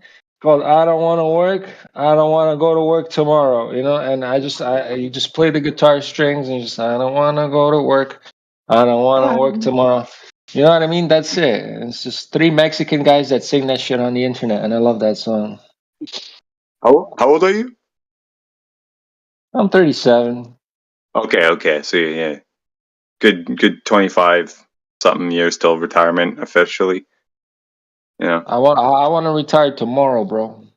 I'm sure we would all enjoy that, eh? Oh, hopefully soon.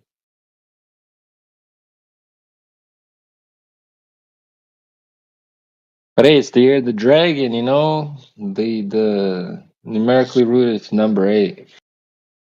It's a very important year, boys. Time to make the Yeah. money.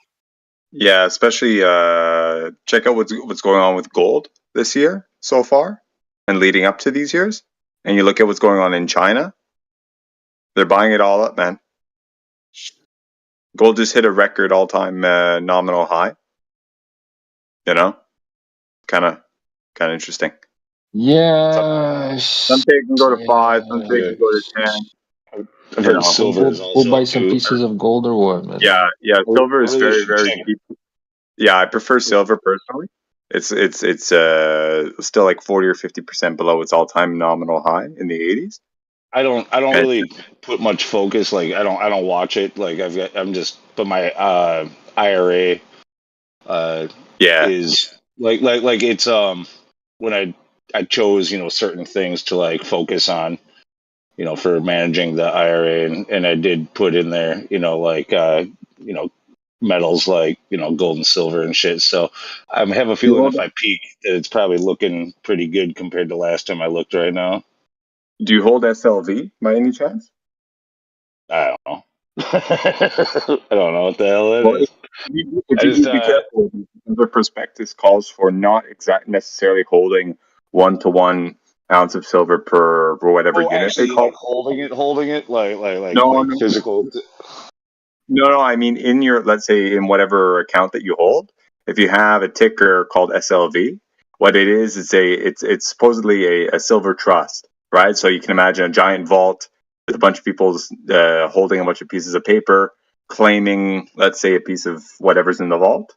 The problem with that is they in their prospectus they call for not necessarily holding silver itself, but they call for holding whatever that allows them to peg to the dollar price of silver. So what happens is in the event of any problems or whatever, they can call force majeure and all this bullshit where they can pay cash instead of actually liquidating the silver holdings and actually distribute it to their shareholders. So depending on what that calls for, some people may not enjoy if there's some not fun stuff that happens. Yeah, you got to be careful with this shit. There's always fine print and bullshit like that. So, yeah, I mean, I don't follow that stuff too much. I don't have a lot of understanding of the banking and all that crap. I'm a carpenter, and like I've been putting for years now, putting money in and contributing to it and trusting that it's my cousin. It's my cousin that actually runs. He works for a investment firm or whatever, and he actually runs my IRA and shit. So like I kind of feel like I can trust him, like to make the right decisions for me. Fair enough. If you're gonna hold silver, personally, in my opinion, you're best off holding it cold hard in a safe spot. You can't go wrong with that. You just have to pay a little bit of a premium when you buy it, and some places actually charge an extra discount when you sell it. So you do the math and be careful with that. But it's yours, and you can trade it. You can do whatever you want. So, yeah, that's just my opinion.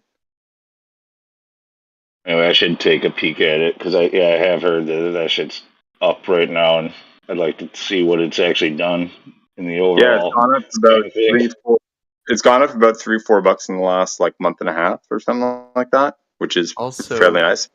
10%. Dogecoin is worth 4 cents now, so we should invest, right? No, I'm kidding. Dogecoin, jeez. Take it out of gold and silver, put it in Doge.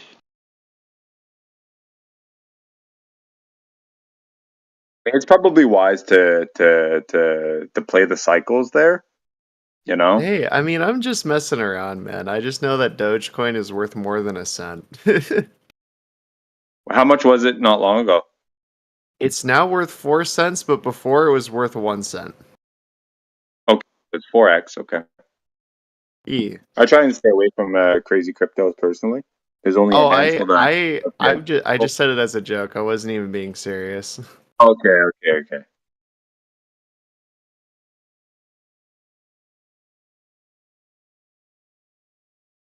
Anyway, we're losing people. It's usually a sign.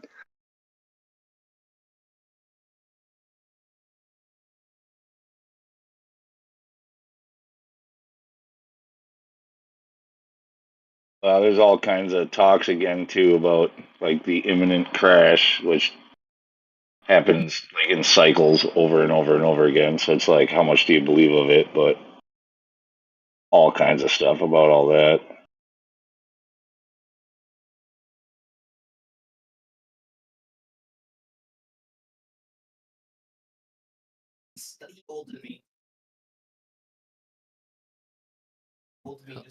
I mean, eventually, like, it's bound to happen. You know, when I popped in talking about the CBDC, and if they're gonna make